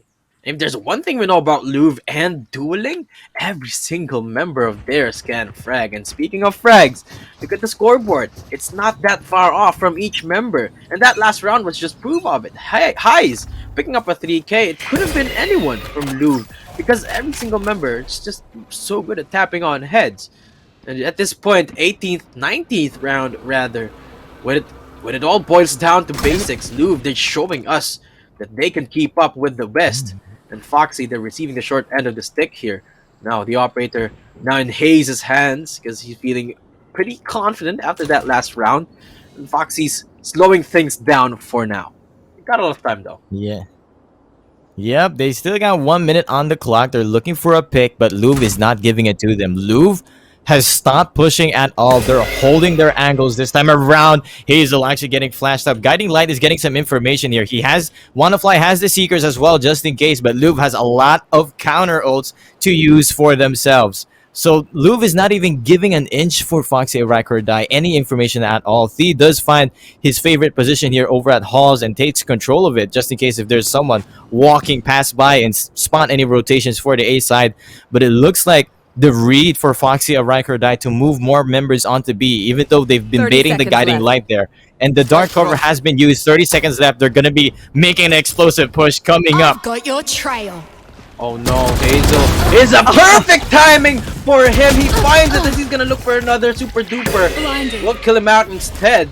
14 seconds left on the timer. It's going to have to be now or never for the Foxy gang as they pick up another, but Highs with the operator shot. That's taken care of the Zeal. Oh no, here comes Terry with the aggressive push from the dark cover. And now, every single member of Foxy is fallen. And Louvre, they're just quick to shut down the decisive push from Foxy. They're one away from match point. And once again, Louvre, they've shown us how they can duel. They've shown us again how well they are in the defensive half. This is the 4th round in a row that they've won just because of the site holds. And Foxy, like you've said, they are running out of options. Louvre is choking the life out of them in this half, and it's just amazing to see. Honestly, both teams have ultimates going into the next round. Another awkward buy for Foxy. All of them have guns but light armors for 3 of their members. The Blade Storm will be an option for Olivia this time. Get out of my way! See if they're going to be able to make it work with a lot of tools in their hands. Yep, they're already picking it up here. Another default for them. And once again, from that last round, Thea's position was the key to try and shut down the push. But Redco was there to counter that lurk every single time. So now it's going to be him alone on the pyramid side. They've swapped their positions on holding down their defense. So it's Redco with the A side, with the camera, spy cams up. He's gonna spot the members of Foxy and Araikordai just in case they move up here. See, man, Cypher is such an important part here. But what was that shot? Hazel from the middle side taking out defender's side. Wannafly was holding the lurk. And look at this push, just immediately pushing up here, but the Hunter's Fury being used. Rekko shutting down the push. Conrad finally from the side, and T as well from the bridge. So much information is going on from all sides, but still, Super Duper and T, they're making it happen. They're clearing up the site here, and they will get the plant. It's all down to Hazel with this operator, but all angles on him. He's getting wall banked off. Foxy and Araikordai, they're responding to T, to Louvre's confidence momentum. Man, it's games like these which just showcases the value that a Viper provides in the Breeze, because in this map it's so hard to push without the toxic screen, and with that deprivation of cover from entering the site, it's so hard to play as the aggressive side. And this just goes to show you with how much Foxy is struggling on this attacking. Finally they managed to win one round, punishing the operator and the creds of Louvre, but they're able to pick those up again. The aggressive push now down in the halls is getting punished, but then quick trade from Lenny. Beautiful swing. Hazel still up here, going for the second. That's already the man advantage for Louvre. I'm expecting Foxy to walk away from that one now. Yeah, Louvre has been conditioning Foxy and Araikordai that no one has been holding that whole side. Thea has always gotten that for free, but this time around, they show up and they take two.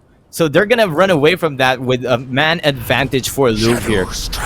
So it's gonna be an extra hard, difficult decision here for Foxy or Araikordai, or where they will try to enter. Thea does have this operator, but Lenny's holding that angle, but Thea will get the advantage. Redco is still alive, so that tripwire should still be held on there, but not anymore. Here comes the neural theft as well, so that's information for the members. Foxy is about to spot them. Hazel falls to Super Duper, and immediately they back away. They know one more member is on that side. But also, Redco all alone as well. The tripwire spot Super Duper. That calls in the rotation for Flaring to head over to that A side already. Help Redco here, or Redco. Does he need help at all? He's about to get spotted from his left side. He's got to be careful, but the plant is coming. It's going to be retake for Louvre. Yeah, Flaring is on his way. Redco's not alone anymore. Super Duper keeping him in check for now. He gets chipped down to 50. Now it's a one-on-one on both sides. The crossfire is beautiful. It's now down to Flaring to try and squeeze it out, and he does. It's another round for Louvre, and they are now in match point. As long as he gets the defuse, and he's a bit confused for the operator. And now gonna go for the defuse. It's match point for Louvre, and this time around it's Foxy backs against the wall. They have to try and get the three consecutive wins to take us into overtime. The spike is defused. All they have to do, Louvre, is to try and stay there, keep their composure in this round. They still have the upper hand in this next round in terms of creds and in terms of ultimates. 3 to their names, basically a 6v5 as well, as long as High stays alive long enough to use that resurrect. And once more, Hazel picks up the operator. I mean, not surprising anymore at this point. Yep, they got that save, and they're going to give it to him. He's going to be holding, once again, it's going to be Hall's control for Louvre. They want to make sure this Hall side is going to be much better in control, because every time Thea gets that lurk in there, it's always a thorn in their side. So now with this control, they will be able to get it, and it will be all alone on the B side. It's Flaring. He's been getting his shots working out every single round so far, so it's all up to him to hold down this push if Louvre is unable to respond quick enough for Foxy's push. Oh no, that owl drone is gonna be the kryptonite for Foxy. They've conditioned Louvre that they're going for the default every single time, but now they're going for the rush down in B. Beautiful orbital strike just forces everyone off. Olivia picks up 2, denies Hazel of the base, and with the information through the smokes, Lenny's just finding everyone. And now, last 2 members for Foxy, Super Duper holding the off, waiting for the opportune kill, but he's just gonna get caught off by the timing, and it's all down to Wannafly to keep the dream alive for playoffs. But he's just against 3 members. The slow orb is not gonna help him at all. And Louvre, the underdogs, they've taken down another giant. Oh, Foxy falling there. The recon bolts and scans just spotted every single member. The wall is just there to close it up. Very easy to wall bang those few members of Foxy Araikordai. Louvre just played them like a fiddle. Although Foxy had such an explosive round, getting that opening as well as the orbital strike, really cutting them away. But Louvre with that retake every single time, as we saw in the first game as well. So that's Louvre taking the match win and the series as well, 2-0. Foxy will be heading over to the lower brackets, and Louvre. Oh no. Louvre. Yes. Yes. Yeah, Louvre will be headed off into the playoffs. Foxy into the lower brackets, and I'm so excited what else Louvre has to show us, because they've made it this far and they are still looking so on point. They've kept up with the biggest teams and they are still going strong.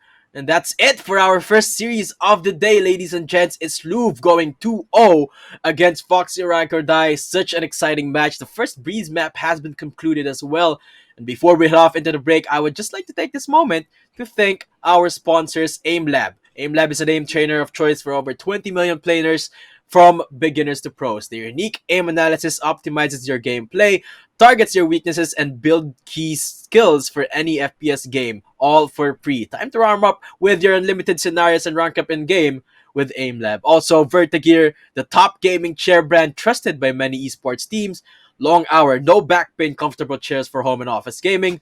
Level up your gaming and comfort with Vertigear. Shoutouts as well to Newer Esports, our prod house, for this tournament, for helping us out with the production.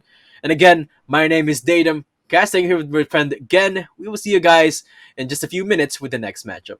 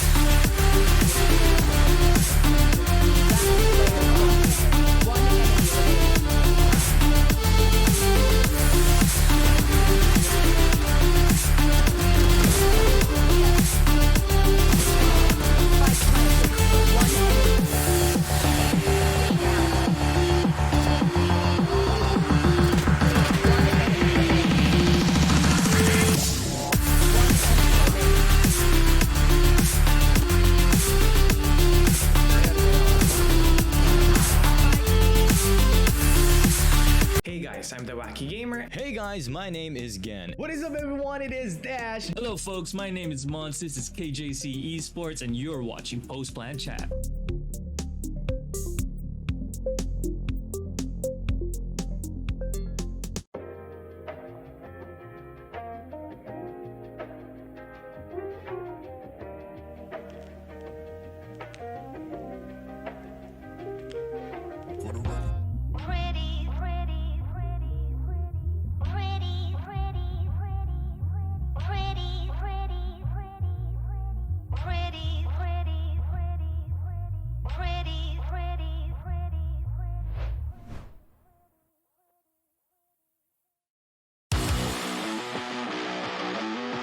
But here comes the Rolling Thunder.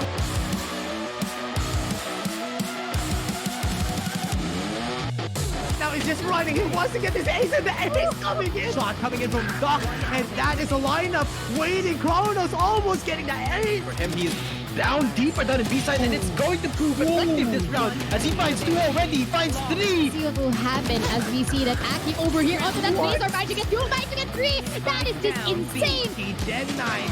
They're trying to get the headshot. Just one more down. Killers Want to pick in. Oh no! 3K! Go! He lined up! Then lined up! No! The fun! No, this is not fair! They give some blessings and plus 5% headshots onto their weapons.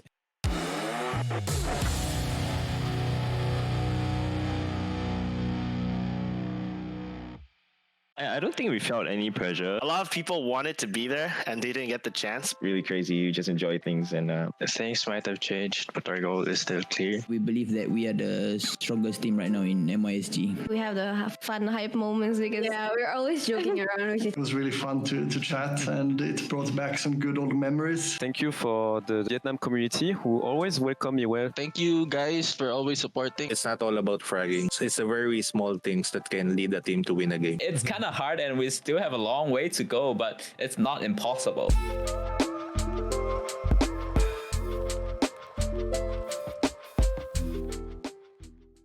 Hey guys, I'm the Wacky Gamer. Hey guys, my name is Gen. What is up, everyone? It is Dash. Hello folks, my name is Mons. This is KJC eSports and you're watching Post Plan Chat.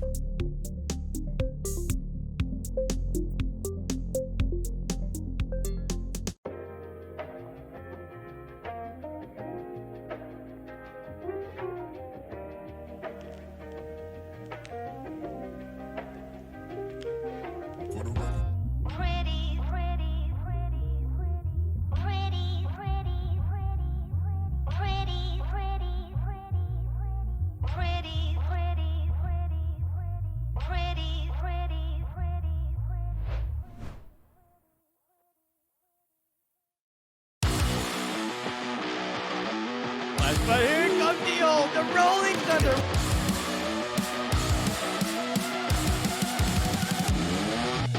Now he's just running. He wants to get this ace, and the ace coming in. Shot coming in from Doc, and that is a lineup waiting. Kronos almost getting the ace. for him, he is down deeper down in B side, and it's going to prove effective this round as he finds 2 already. He finds 3. See what will happen as we see that Aki over here onto that base are about to get 2, about to get 3. That is just insane. Gen 9. They're trying to get the headshot. Just one more down. Killers Want to pick in. Oh no! 3K! Go! He lined up! Then lined up! No! The fun! No, this is not fair! They give some blessings and plus 5% headshots onto their weapons.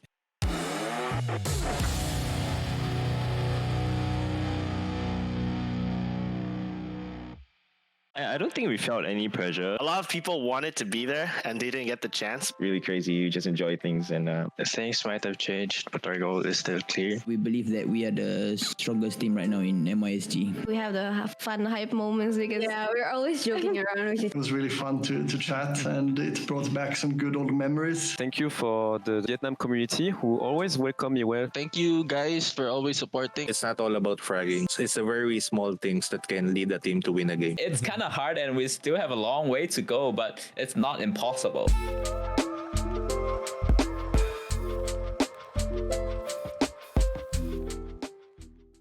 Hey guys, I'm the Wacky Gamer. Hey guys, my name is Gen. What is up, everyone? It is Dash. Hello folks, my name is Mons. This is KJC eSports and you're watching Post Plan Chat.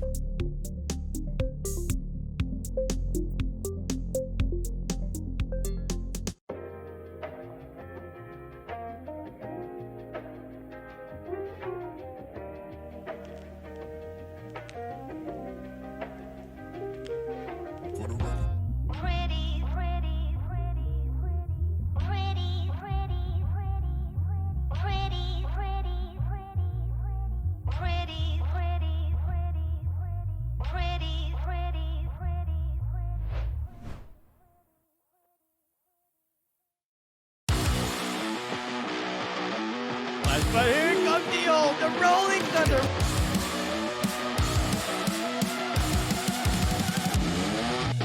Now he's just running. He wants to get this ace, and the ace coming in. Shot coming in from Doc, and that is a lineup waiting. Kronos almost getting the ace. for him, he is down deeper down in B side, and it's going to prove effective this round as he finds two already, finds three. See what will happen as we see that Aki over here onto that base are about to get two, about to get three. That is just insane. Gen 9. Gonna try to get the headshot. Gets one more down. Killers going to pick in. Oh no!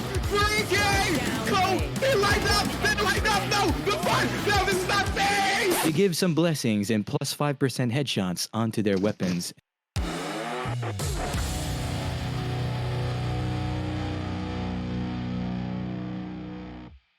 I don't think we felt any pressure. A lot of people wanted to be there and they didn't get the chance. Really crazy. You just enjoy things and Things might have changed, but our goal is still clear. We believe that we are the strongest team right now in MISG. We have the fun hype moments because we're always joking around. It was really fun to chat, and it brought back some good old memories. Thank you for the Vietnam community who always welcome me well. Thank you guys for always supporting. It's not all about fragging. It's the very small things that can lead a team to win a game. It's kind of hard and we still have a long way to go, but it's not impossible.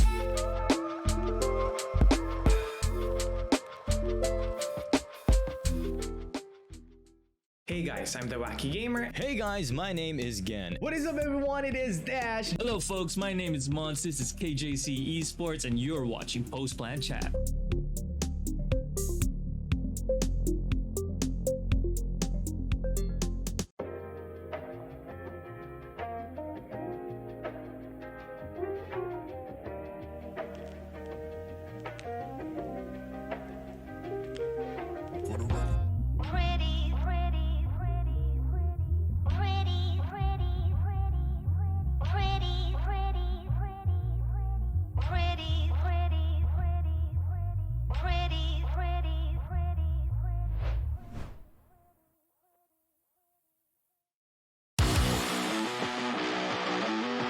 But here comes the rolling thunder.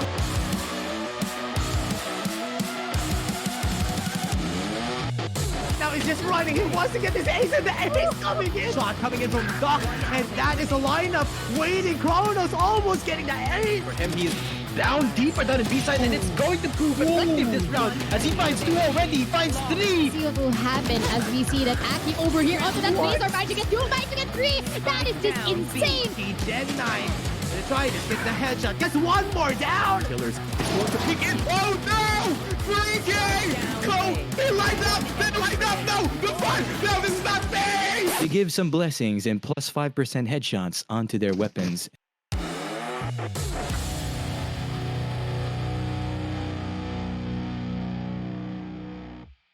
I don't think we felt any pressure. A lot of people wanted to be there and they didn't get the chance. Really crazy. You just enjoy things and Things might have changed, but our goal is still clear. We believe that we are the strongest team right now in MISG. We have the fun hype moments because we're always joking around. It was really fun to chat, and it brought back some good old memories. Thank you for the Vietnam community who always welcome me well. Thank you guys for always supporting. It's not all about fragging. It's the very small things that can lead a team to win a game. It's kind of hard and we still have a long way to go, but it's not impossible.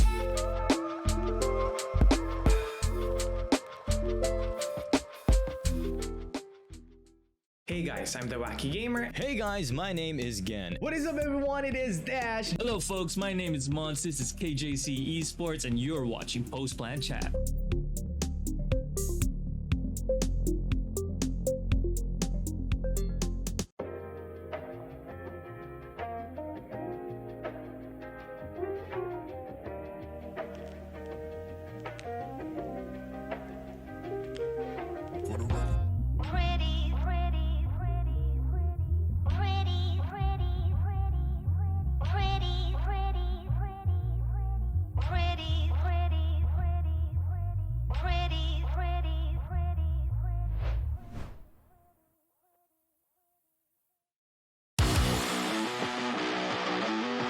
But here comes the rolling thunder.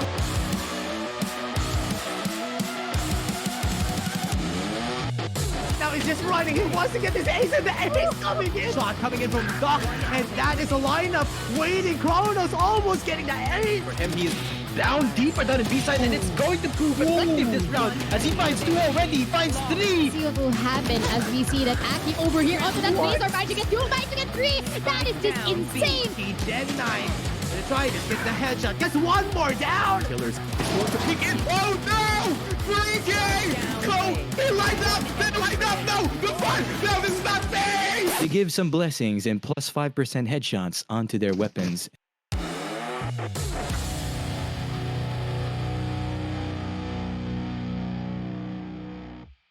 I don't think we felt any pressure. A lot of people wanted to be there and they didn't get the chance. Really crazy. You just enjoy things and Things might have changed, but our goal is still clear. We believe that we are the strongest team right now in MISG. We have the fun hype moments because we're always joking around. It was really fun to chat, and it brought back some good old memories. Thank you for the Vietnam community who always welcome me well. Thank you guys for always supporting. It's not all about fragging. It's the very small things that can lead a team to win a game. It's kind of hard and we still have a long way to go, but it's not impossible.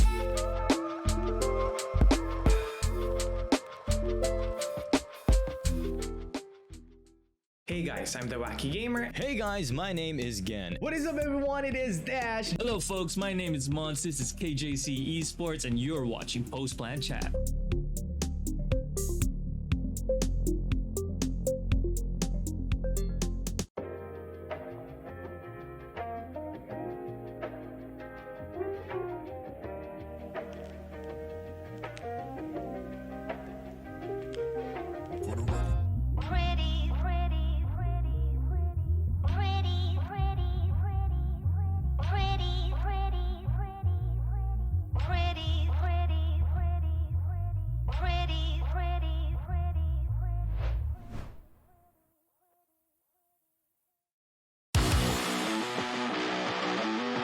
But here comes the rolling thunder.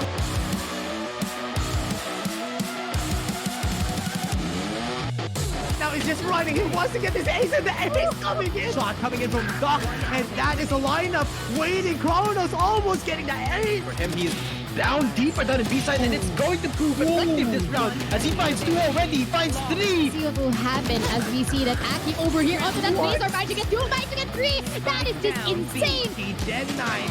They're trying to get the headshot. Gets one more down. Killers going to peek in. Oh no! 3K! Go! They lined up! They lined up! No! The fun! No, this is not fair! They give some blessings and plus 5% headshots onto their weapons.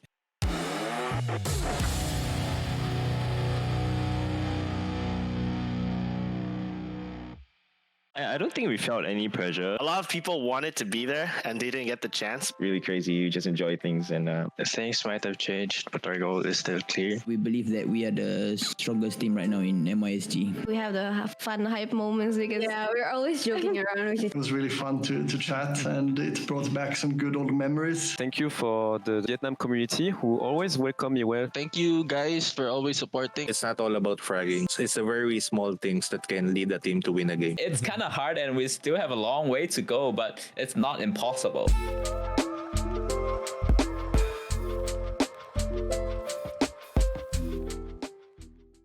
Hey guys, I'm the Wacky Gamer. Hey guys, my name is Gen. What is up, everyone? It is Dash. Hello folks, my name is Mons, this is KJC eSports, and you're watching Post Plan Chat.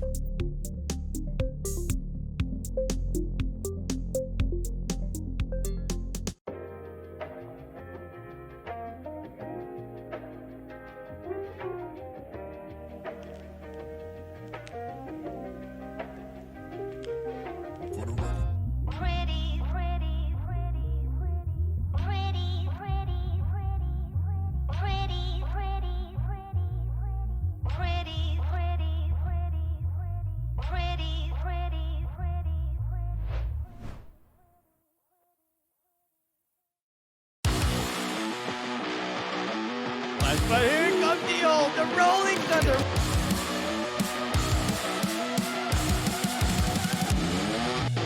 Now he's just running. He wants to get this ace in the ace coming in. Shot coming in from Doc, and that is a lineup waiting. Kronos almost getting the ace. For him, he is down deeper down in B-side, and it's going to prove effective this round as he finds 2 already. He finds 3. See what will happen as we see that Aki over here onto that base are managing to get 2, managing to get 3. That is just insane. He dead 9. Gonna try this, gets the headshot, gets one more down. Killers going to peek in. Oh no! 3K! Go! They lined up! They lined up! No! The front! No, this is not fair! To give some blessings and plus 5% headshots onto their weapons.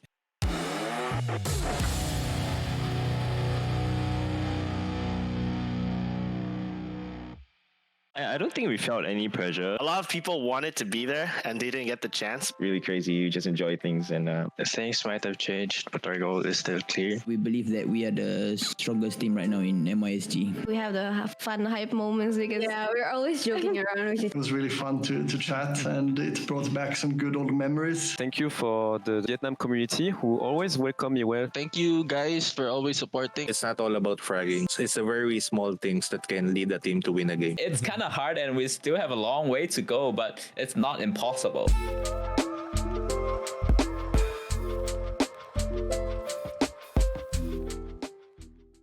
Hey guys, I'm the Wacky Gamer. Hey guys, my name is Gen. What is up, everyone? It is Dash. Hello folks, my name is Mons, this is KJC eSports, and you're watching Post Plan Chat.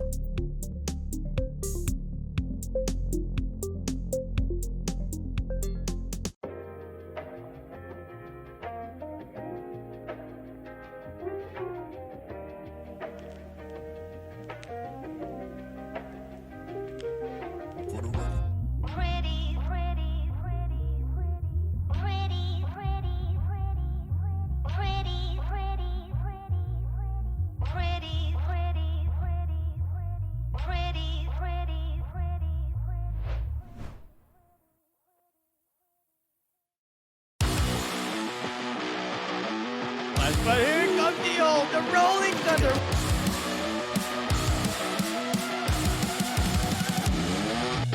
Now he's just running. He wants to get this ace, and the ace coming in. Shot coming in from Doc, and that is a lineup waiting. Kronos almost getting the ace. For him, he is down deeper down in B-side, and it's going to prove effective this round as he finds 2 already. He finds 3. See what will happen as we see that Aki over here onto that base are about to get 2, about to get 3. That is just insane. Gen 9.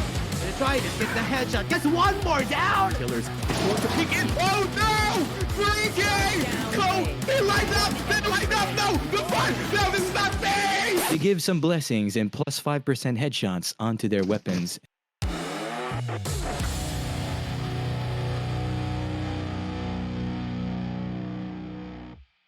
I don't think we felt any pressure. A lot of people wanted to be there and they didn't get the chance. Really crazy. You just enjoy things and Things might have changed, but our goal is still clear. We believe that we are the strongest team right now in MISG. We have the fun hype moments because we're always joking around. It was really fun to chat, and it brought back some good old memories. Thank you for the Vietnam community who always welcome me well. Thank you guys for always supporting. It's not all about fragging. It's the very small things that can lead a team to win a game. It's kind of hard and we still have a long way to go, but it's not impossible.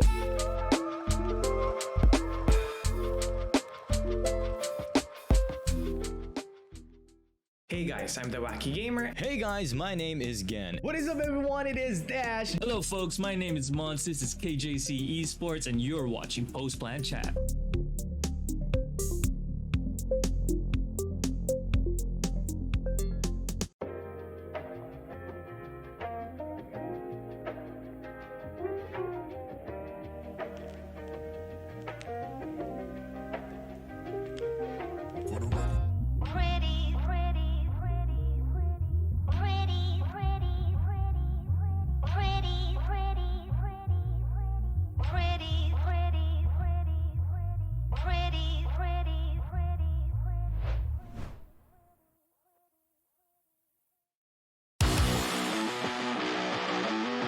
But here comes the rolling thunder.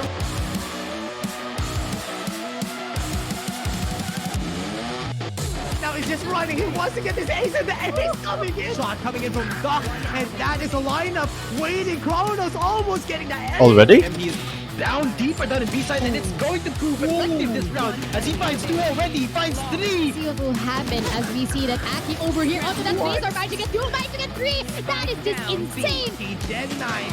They're trying to get the headshot. Gets one more down. Killers going to peek in. Oh no! 3K! Go! They lined up! They lined up! No! The fun! No, this is not fair! They give some blessings and plus 5% headshots onto their weapons.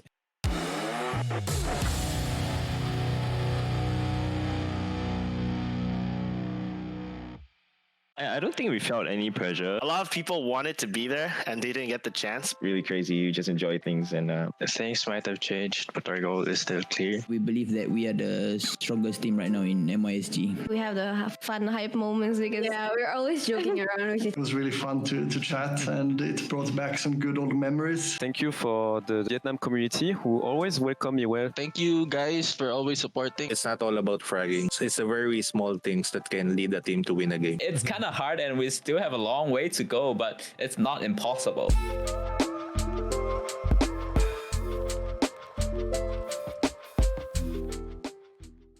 Hey guys, I'm the Wacky Gamer. Hey guys, my name is Gen. What is up, everyone? It is Dash. Hello folks, my name is Mons, this is KJC eSports, and you're watching Post Plan Chat.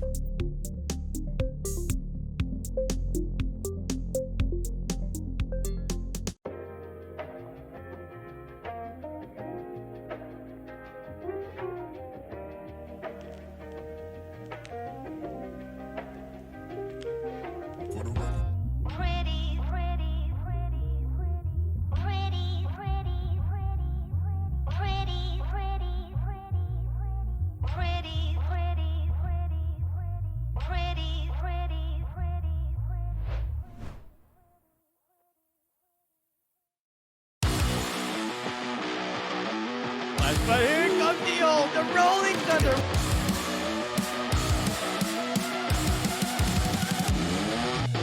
Now he's just running. He wants to get this ace, and the ace coming in. Shot coming in from Doc, and that is a lineup waiting. Kronos almost getting the ace. For him, he is down deeper down in B-side, and it's going to prove effective this round as he finds two already. He finds three. See what will happen as we see that Aki over here onto that base are about to get two, about to get three. That is just insane. He dead 9.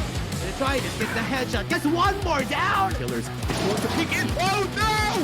3K! Go! They lined up! They lined up! No! The fun! No, this is not fair! They give some blessings and plus 5% headshots onto their weapons.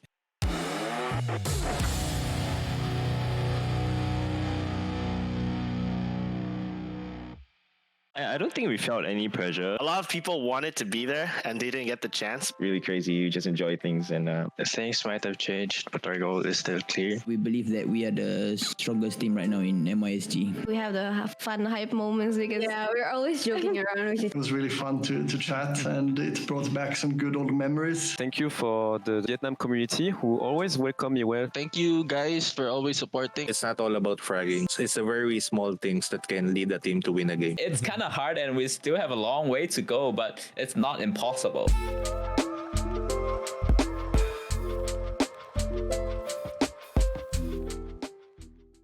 Hey guys, I'm the Wacky Gamer. Hey guys, my name is Gen. What is up, everyone? It is Dash. Hello folks, my name is Mons, this is KJC eSports, and you're watching Post Plan Chat.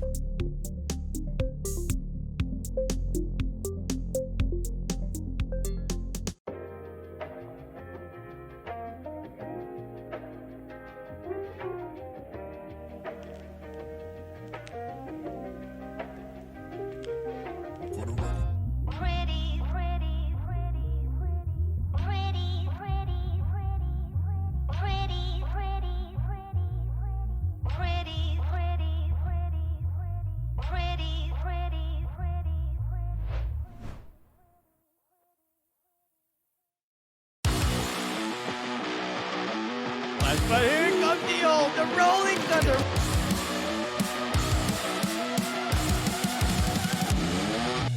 Now he's just running. He wants to get this ace, and the ace coming in. Shot coming in from Doc, and that is a lineup waiting. Kronos almost getting the ace. For him, he is down deeper down in B-side, and it's going to prove effective this round as he finds two already. He finds three. See what will happen as we see that Aki over here onto that base are about to get two, about to get three. That is just insane. He dead 9. They're trying to get the headshot. Gets one more down. Killers going to peek in. Oh no! 3K! Go! They lined up! They lined up! No! The fun! No, this is not fair! give some blessings and plus 5% headshots onto their weapons.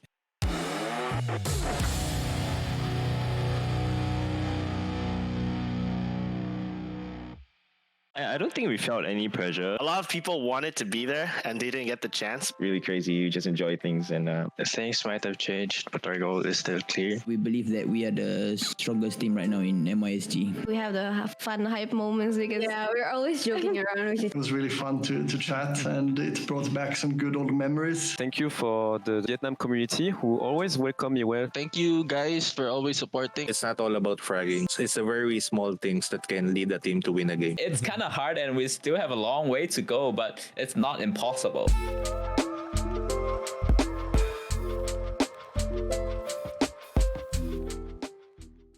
Hey guys, I'm the Wacky Gamer. Hey guys, my name is Gen. What is up, everyone? It is Dash. Hello folks, my name is Mons, this is KJC eSports, and you're watching Post Plan Chat.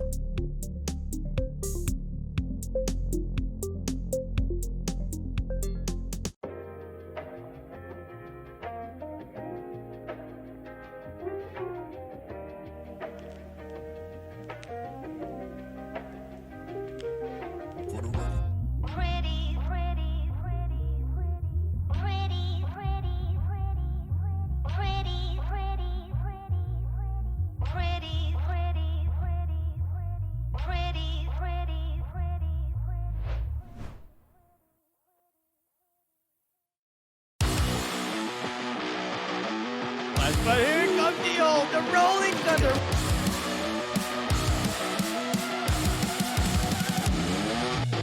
Now he's just running. He wants to get this ace, and the ace coming in. Shot coming in from Doc, and that is a lineup waiting. Kronos almost getting the ace. For him, he is down deeper down in B-side, and it's going to prove effective this round as he finds 2 already. He finds 3. See what will happen as we see that Aki over here onto that base are trying to get 2, trying to get 3. That is just insane. Gen 9.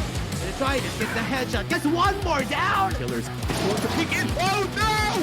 3K! Go! They lined up! They lined up! No! The fun! No, this is not fair! They give some blessings and plus 5% headshots onto their weapons.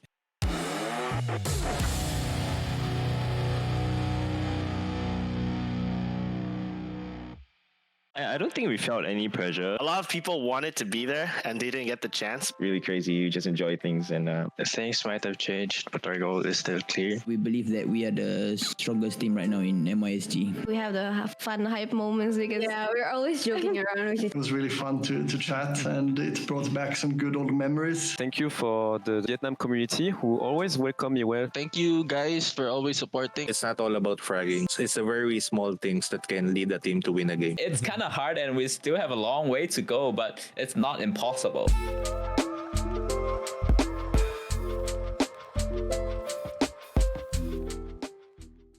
Hey guys, I'm the Wacky Gamer. Hey guys, my name is Gen. What is up, everyone? It is Dash. Hello folks, my name is Mons, this is KJC eSports, and you're watching Post Plan Chat.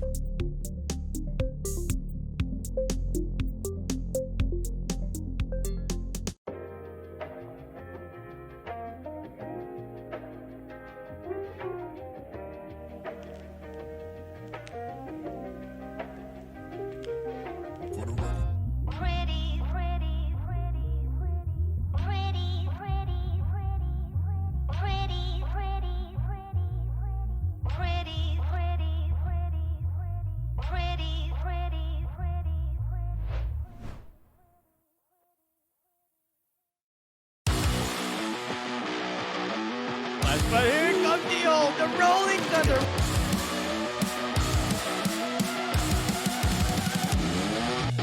Now he's just running. He wants to get this ace, and the ace coming in. Shot coming in from Doc, and that is a lineup waiting. Kronos almost getting the ace. For him, he is down deeper down in B-side, and it's going to prove effective this round as he finds 2 already. He finds 3. See what will happen as we see that Aki over here onto that base are trying to get 2, trying to get 3. That is just insane. Gen 9. Trying to get the headshot. Gets one more down. Killers Going to pick in. Oh no! 3K! Go! They lined up! They lined up! No! The fun! No, this is not fair! They give some blessings and plus 5% headshots onto their weapons.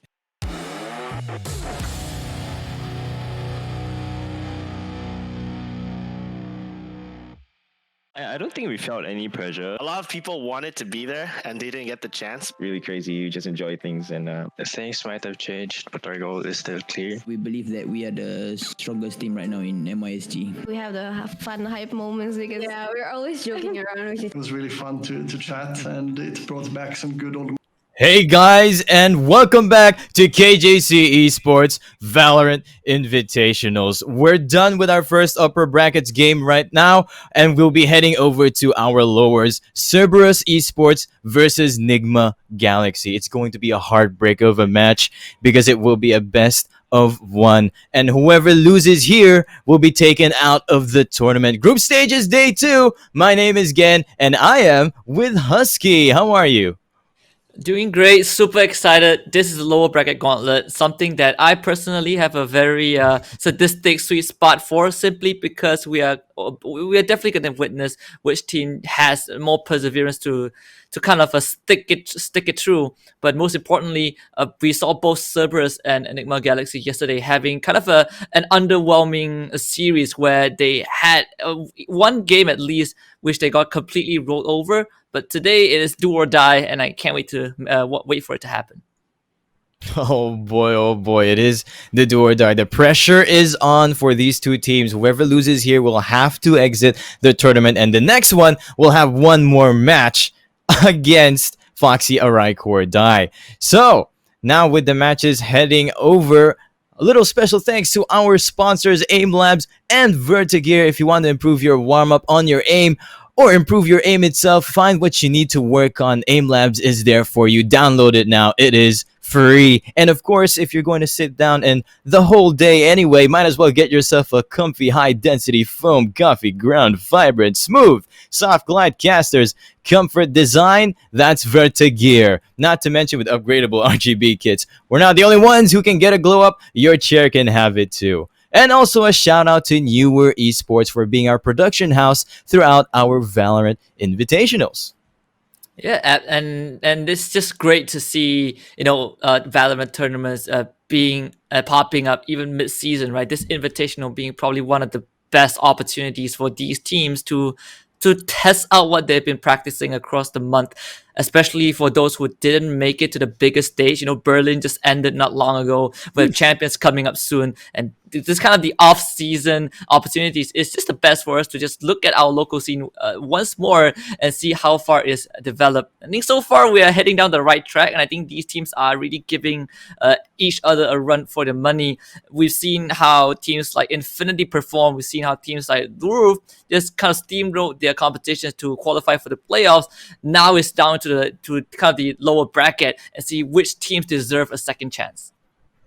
Yep, and the second chance indeed. Nigma Galaxy versus Cerberus eSports. And before we head into our match, if you haven't yet, go ahead and follow our socials to grab more details and keep up to date with our tournament. And we're also having a giveaway, exclamation point giveaway, for a chance to win Valorant points. Check that out as well.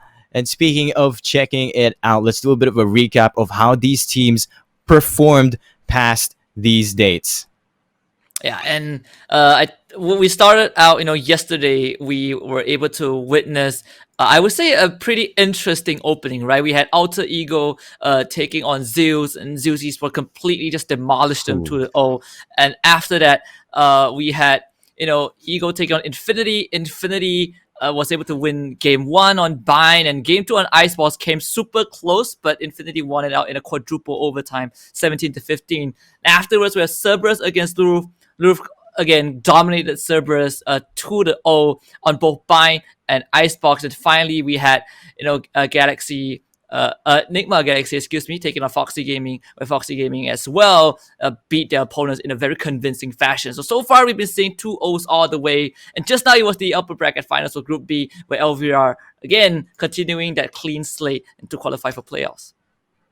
Yeah, Nigma Galaxy against Foxy Araikordai. They gave us such an explosive first game there, heading over to a double overtime. But then again, in that next map, it was just complete destruction by Foxy Araikordai. They really showed up there and stood up why they are Foxy Araikordai with their ability usages. But still, Nigma Galaxy is still not a team that you can just shrug off. They are still very capable of what they can do. And not to mention Cerberus, they're a big team themselves. They got their played out strats. I am looking forward to see these two teams play. Yeah, and yesterday when Cerberus eSports was playing, I think we were able to identify a couple of members on the team that probably needs to step up their game. Primarily Kishi, he played Jet on Buy, he played Sage on Icebox, but on both games he was not able to put out the numbers. And I think I wouldn't say that he is the main reason that Cerberus eSports lost to LVR, but there was a lot more things that I feel like he was uncomfortable with taking on Louvre. And on the other hand, they have Daikuti, who has been fragging out of his mind, but you need your buddy duelist to step up as well. And I think if there's any time for Kishi to redeem himself, this lower bracket run is going to be it. If they win this, there's one more game against in the lower bracket finals against Foxy Araikordai, but they have to win this first. And I think against Nigma Galaxy, like you mentioned, these guys are no pushovers. Yep, that is true, which is why this is going to be a very heartbreaker of a match, because whoever loses here will be dropping out of the tournament. And remember, this is an SEA big tournament, top teams across the SEA region invited here in the KJC eSports Tournament Valorant Invitationals. And now, speaking of our invitationals, we also have agent bans as well inputted in our tournament. So, but before we head into that agent bans, let's talk about the map pick of our lower bracket game. It is going to be Breeze. Here we go. Today is Breeze Day, man. Yeah, I was about to say that, right? We had Breeze earlier on in the upper bracket finals, and now on the elimination match, we get Breeze once more. I think with the agent ban implemented, this is going to make Breeze super interesting, right? Especially when you look at a map with a lot of wide areas and very open compound, such as Breeze. You instantly think of agents like a Viper. You instantly think of agents like a Sage. Agents that can control huge amount of area. So when we look at the agent bans later, I better see a Viper ban, because that is going to be a huge shakeup for what's to come. But on the other hand, it also makes Sentinels like Cypher extremely good, especially on that B side. So these two teams, we haven't seen them perform on Breeze. This is going to be an eye-opener. Yep, definitely. I believe Cerberus has more experience on the Breeze strats here, so I am sort of looking forward and kind of think that Cerberus will be able to take this game. That's my prediction. What about you, Husky? Man, you're putting me on the spot. I think I feel like Cerberus would have an equal chance. I think Cerberus. I don't know. I really want to see how Kishi performs first. I mean, yesterday was not really convincing. Simply, I don't know. It's because of Louvre being overwhelmingly stronger. But I feel like if Kishi, this particular member, comes online, then Cerberus is gonna give Nigma Galaxy a run for the money. Now, yesterday was just Daikuti all alone, but today, if both of them can work hand in hand, I think Cerberus will have an equal chance of taking Breeze. That is true. Well, on the other side of Nigma Galaxy, they do have Eman and Ching to play for, but it's still the whole team. They're able to be star players of their own. That is Nigma Galaxy, and which is the previous Galaxy Racers before they merged up with Nigma, and now they have been called Nigma Galaxy. That is the story behind that team, and so we will be able to see the Breeze side. But it looks like we'll be having our bans already. I'm excited to see this because earlier the Viper was taken out of the game, and that made so many discrepancies over onto the game. But now here we go, first agent ban coming up, and it will be, drumroll, Jet actually taken out. And not really a surprising ban, but definitely will switch things up a bit. You know, Jet on any map is just a good agent, especially when you go for the entry, right? I think on A side, you can just smoke the pyramids and you just tailwinds in. Suddenly, you get control of the site. On B, it's kind of almost the same, where you can easily just smoke smoke at the middle of the site and just tailwind in and get control. Sage is gonna be the second ban, so we get Viper this time. Viper and Cypher both available on Breeze. This is gonna be an an interesting round nonetheless, right? When we look at these two agents, the controller plus Sentinels combination, that B side is going to be a very deadly, constricted area for any attackers to go through. So whichever team who then masters this the setup is going to have an easier time defending at least one of the sides on Breeze. Definitely, because now that the Viper and even the Astra is open, only the Sage has been taken out, so the wall potential there will be out of the question for the two teams here on Breeze. Not to mention Jet, with that updraft, can get on top of a lot of places here in Breeze. There's a lot of vertical areas that you can head on top of, like the positioning over at the mid-elbow or even on top of the pyramids, if you say so. And because of that, a lot of off-angle operator shots can be made. But without the Jet, that will make it a whole lot easier. So we're looking at different duelists, maybe even the Rays to try and fly into the site as fast as you can, especially since the Cypher is in play. So no Tailwind being caught off guard with the Cypher tripwire traps. Yeah, and I think if we look at the Masters Berlin, we have seen that before, right? Where you just I forgot what game was that. I think it was Sentinels. I remember that. I think it was Sentinels against. I know Sentinels was playing, but the Jet tailwind into a trapwire and just instantly gets bounced back. Let's see what the agents are gonna be for these two teams. We're seeing the very classy, Sky, Viper, and Cypher. Of course, you cannot leave those two out. Nigma Galaxy have it all planned out. You talked about the Rays for a very mobile duelist, but I was thinking of the Reyna. I think the mobility is good. But at the same time, an agent like Reyna, especially when you play in such an open field, any window that you can give yourself to be invulnerable is going to be super valuable. And I think Reyna fits into that category perfectly. Especially if you need that extra Lear long-range flash coming out from the Reyna as well, as we see already Ching picking it up. And we see Eman on that Sky. So far, we are waiting for Daikute to pick up his duelist, and he is hovering over the Rays. I thought he would play that Reyna, as we always see him play on that. So he's a monster on that Empress mode, but I wonder what can be picked up here for these two teams. Yeah, I think for Cerberus, they so far from what I can observe for the team, this whole Daikute goes back for the Reyna, but the team in general, I think they are primarily focused on setting up Daikute for success. We saw even yesterday when they took on Louvre, both games, sure they lost in probably not in such a beautiful fashion, but throughout the entire series, they were trying their utter best to give Daikute the best possible game. And I think it's going to be the same for this one, because they know that Daikute, he is that main fragger and he can do his job well. You can say the same for Nigma Galaxy. Ching will be their counterpart. Is now down to who can set their duelists up for success better. That is true. We are looking at a mirror composition, so they have all abilities equalized with each other. So it's now how they position themselves, how they make use of these abilities, and open it up for the whole team. As we start off round one, the clock is ticking by phases here, and we see ghosts all across the board for Nigma Galaxy on a defender's side. That limits your abilities for the first round on a pistol round.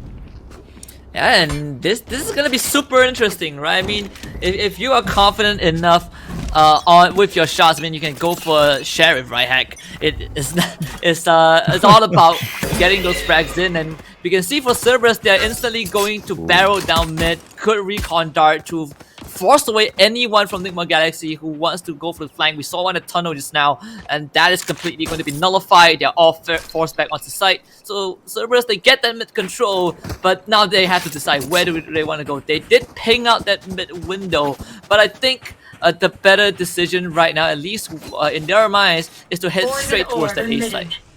Yeah, definitely. After Suka already spotted that there's a tripwire on B, that means Cypher has been set up over there. But over on the other side, the push has started here. Here comes the Trailblazer looking for information. They spot where the Viper is. They're making the push happen, and they're trying to tag them up. But the walls are here. The curtains finally being used. Viper is here, not unlike last game. And now Emma with a beautiful flash guiding light gets a lot. Getting the frags down. Cerberus is falling in this push. One enemy remaining.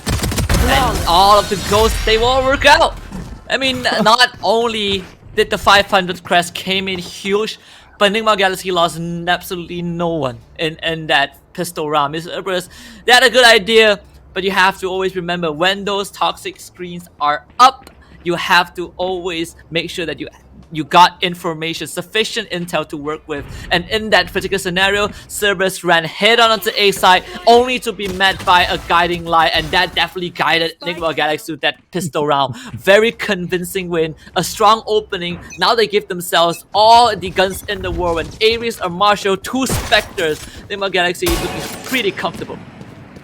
Yep, they've got the buy. It's forcing it up. They're trying to see if they can enter up this B side, but Ching is holding the door with this Marshall, making it very hard as he gets a second here onto Akashi. This B choke point has been created. The Viper curtain is up, but it's not working for their favor. Suka trying to open up onto elbow, but Carl is there waiting with this LMG machine gun, man.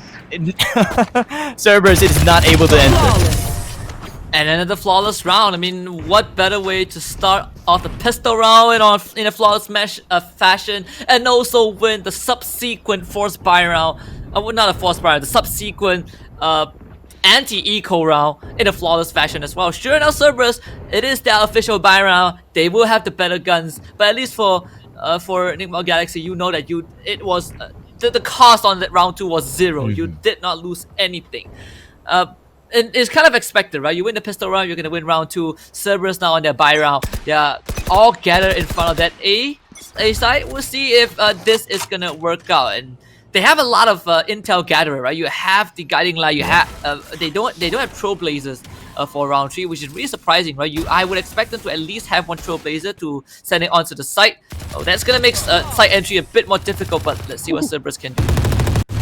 Yep, there Carl already spotting 2 members here over on the halls, but Suka actually opens up, taking out Ching. So that's an A side clear, but Astro still holding behind the box, gets Kishi down, so that's a guiding light to flash out. They're checking if they can plant this spike down, but it's very difficult because Eman getting Akashi on the side. It's just a trade frags left and right coming out from these 2 teams. Astro and Johan left alone for Nigma Galaxy to try and retake this site, but the spike is actually falling down. Yeah, they have to reclaim the spike and plant it. That's gonna give some time for Nigma Galaxy to make that rotation, and they're already doing so.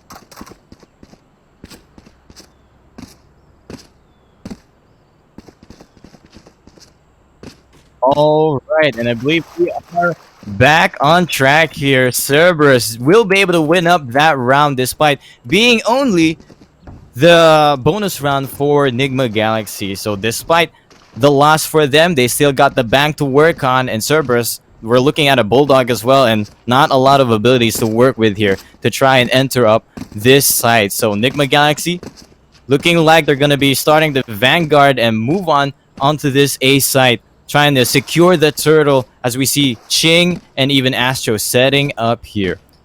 Yeah, even though Cerberus won that round, it was a very costly one, right? They lost at least 3 members to Nigma Galaxy. So at the end of the day, Nigma Galaxy, this is now NGX's buy round, and Cerberus, like you mentioned, they don't really have the best of guns. Well, 4 rifles and a Bulldog. It's not too shabby, I suppose. This time they will have those utilities to work with, and the entry on round 3 was perfect, right? They got the information, they got those early frags. Let's see if they can do it again. I mean, Loki is pushing down really aggressively down halls, and this is very good for Cerberus if they can get the control. But this out drone It actually does not see the Vipers. This is great for Cerberus.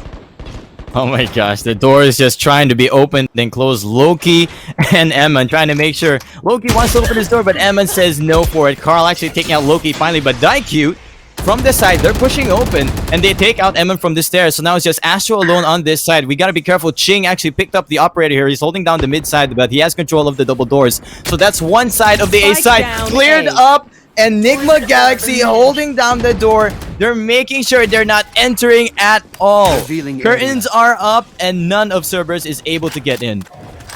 And Nigma Galaxy, they are just winning out in the gunfight. Cerberus has the right idea. Take control of halls. Make sure that spawn is completely sealed off. And they did it. You know, they get to those areas, but they were not able to win the subsequent gunfights. And that was what got Nigma Galaxy kind of a breeze in terms of round victory. I mean, Cerberus gotta brush up on that aim a bit. This round is pretty much done and dusted. Johan will get the final one of Akashi, and that's gonna be 3-1. Yeah, there's so much value coming out from the Cypher Tripwires, always stopping the push every single time. 4 of the attackers. So now the defenders are gonna have a much comfortable time holding out the hall side. They will always know if someone will be able to push up out there. So halls is always an important side of the attackers to try and take control of if you want to really make it easy for you to head into the site, especially for A, with that door being closed and opened every single time. Well, Nigma Galaxy so far pretty solid on the defense. We haven't seen Cerberus go onto the B side yet, and as I say that, they are gonna make that attempt. Akashi will completely get shut down by that operator. Carl will get a second kill off the bat. I mean, Cerberus, this is their eco round. They don't really have the guns to work with. The least they can do is try to make it slightly costly and take some of those guns out of Nigma Galaxy's hands. But with how things are going, I think it's pretty much impossible. Daikyu does get Johan. That could be a good opening. They get the leader onto the side that Optron is going to go wide. And Ching now kind of pincer in this corner. At least Kishi will get the spike plan down. But can Cerberus hold that spike plan? It seems like Ching will make it even harder with that op pick. Yeah, Daikyu with the hero buy with that Vandal does get one, so that's a little bit of damage onto Nigma Galaxy's side, but they've got the plan. All they have to do is stall for a bit, but it looks like Nigma Galaxy are not getting stalled at all. They're not waiting for this. They're taking this side, and that's the eco for CES. Not too bad. I mean, CES, they at least get one, I suppose. They kill off Johan, but in the bigger scheme of things, Nigma Galaxy probably don't care too much. You know, they have more than enough crests to go for that rebuy. The Cerberus able to still get the spike plan down. That's going to be an outcharge regardless. Now they have Neuro Theft and Empress. This is their moment. Again, another buy round to make an impact. And let's see if they can break this vicious cycle. So far, Ching has been probably the slightly superior Reina. I mean, this operator has been doing wonders. The investment is paying off. And Nigma Galaxy, they're just reaping the rewards. This read feels like it's gonna be correct because the rest of Cerberus, they're hovering around A. 3 members on mid though.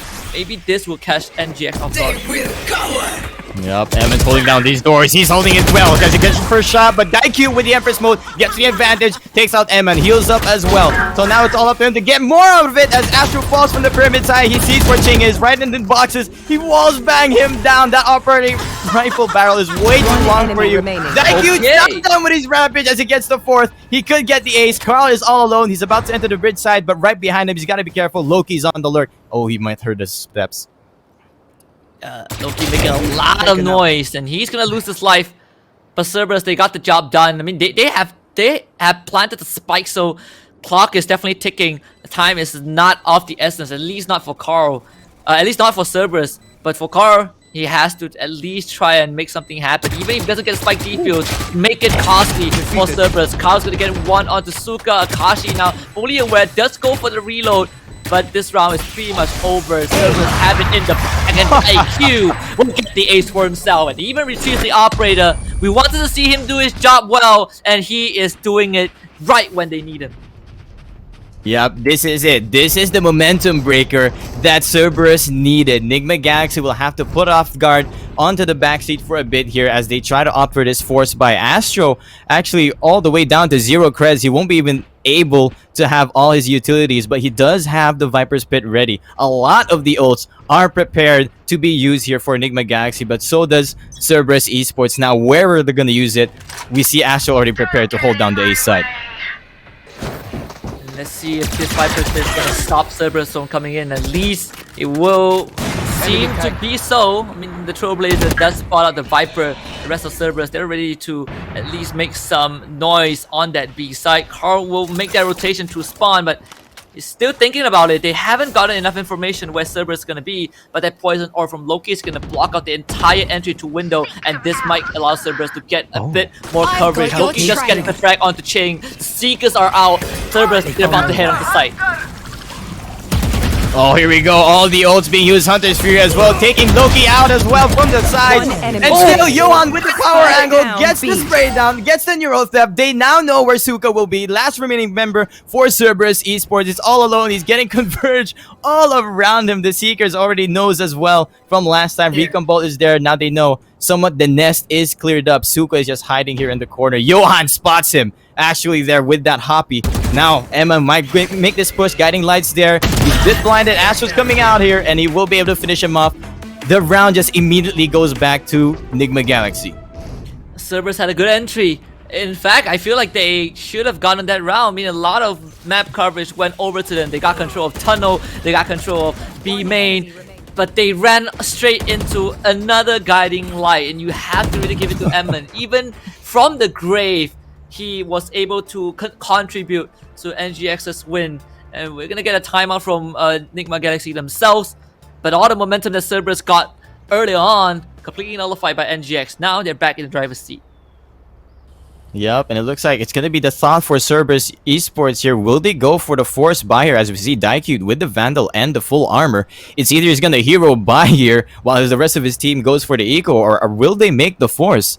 5-2 is the score, and it's in favor of Nigma Galaxy. They are on the driver's seat. Cerberus eSports, we're going to have to see another 4K or ace coming out from Daikyu if they want to make this win.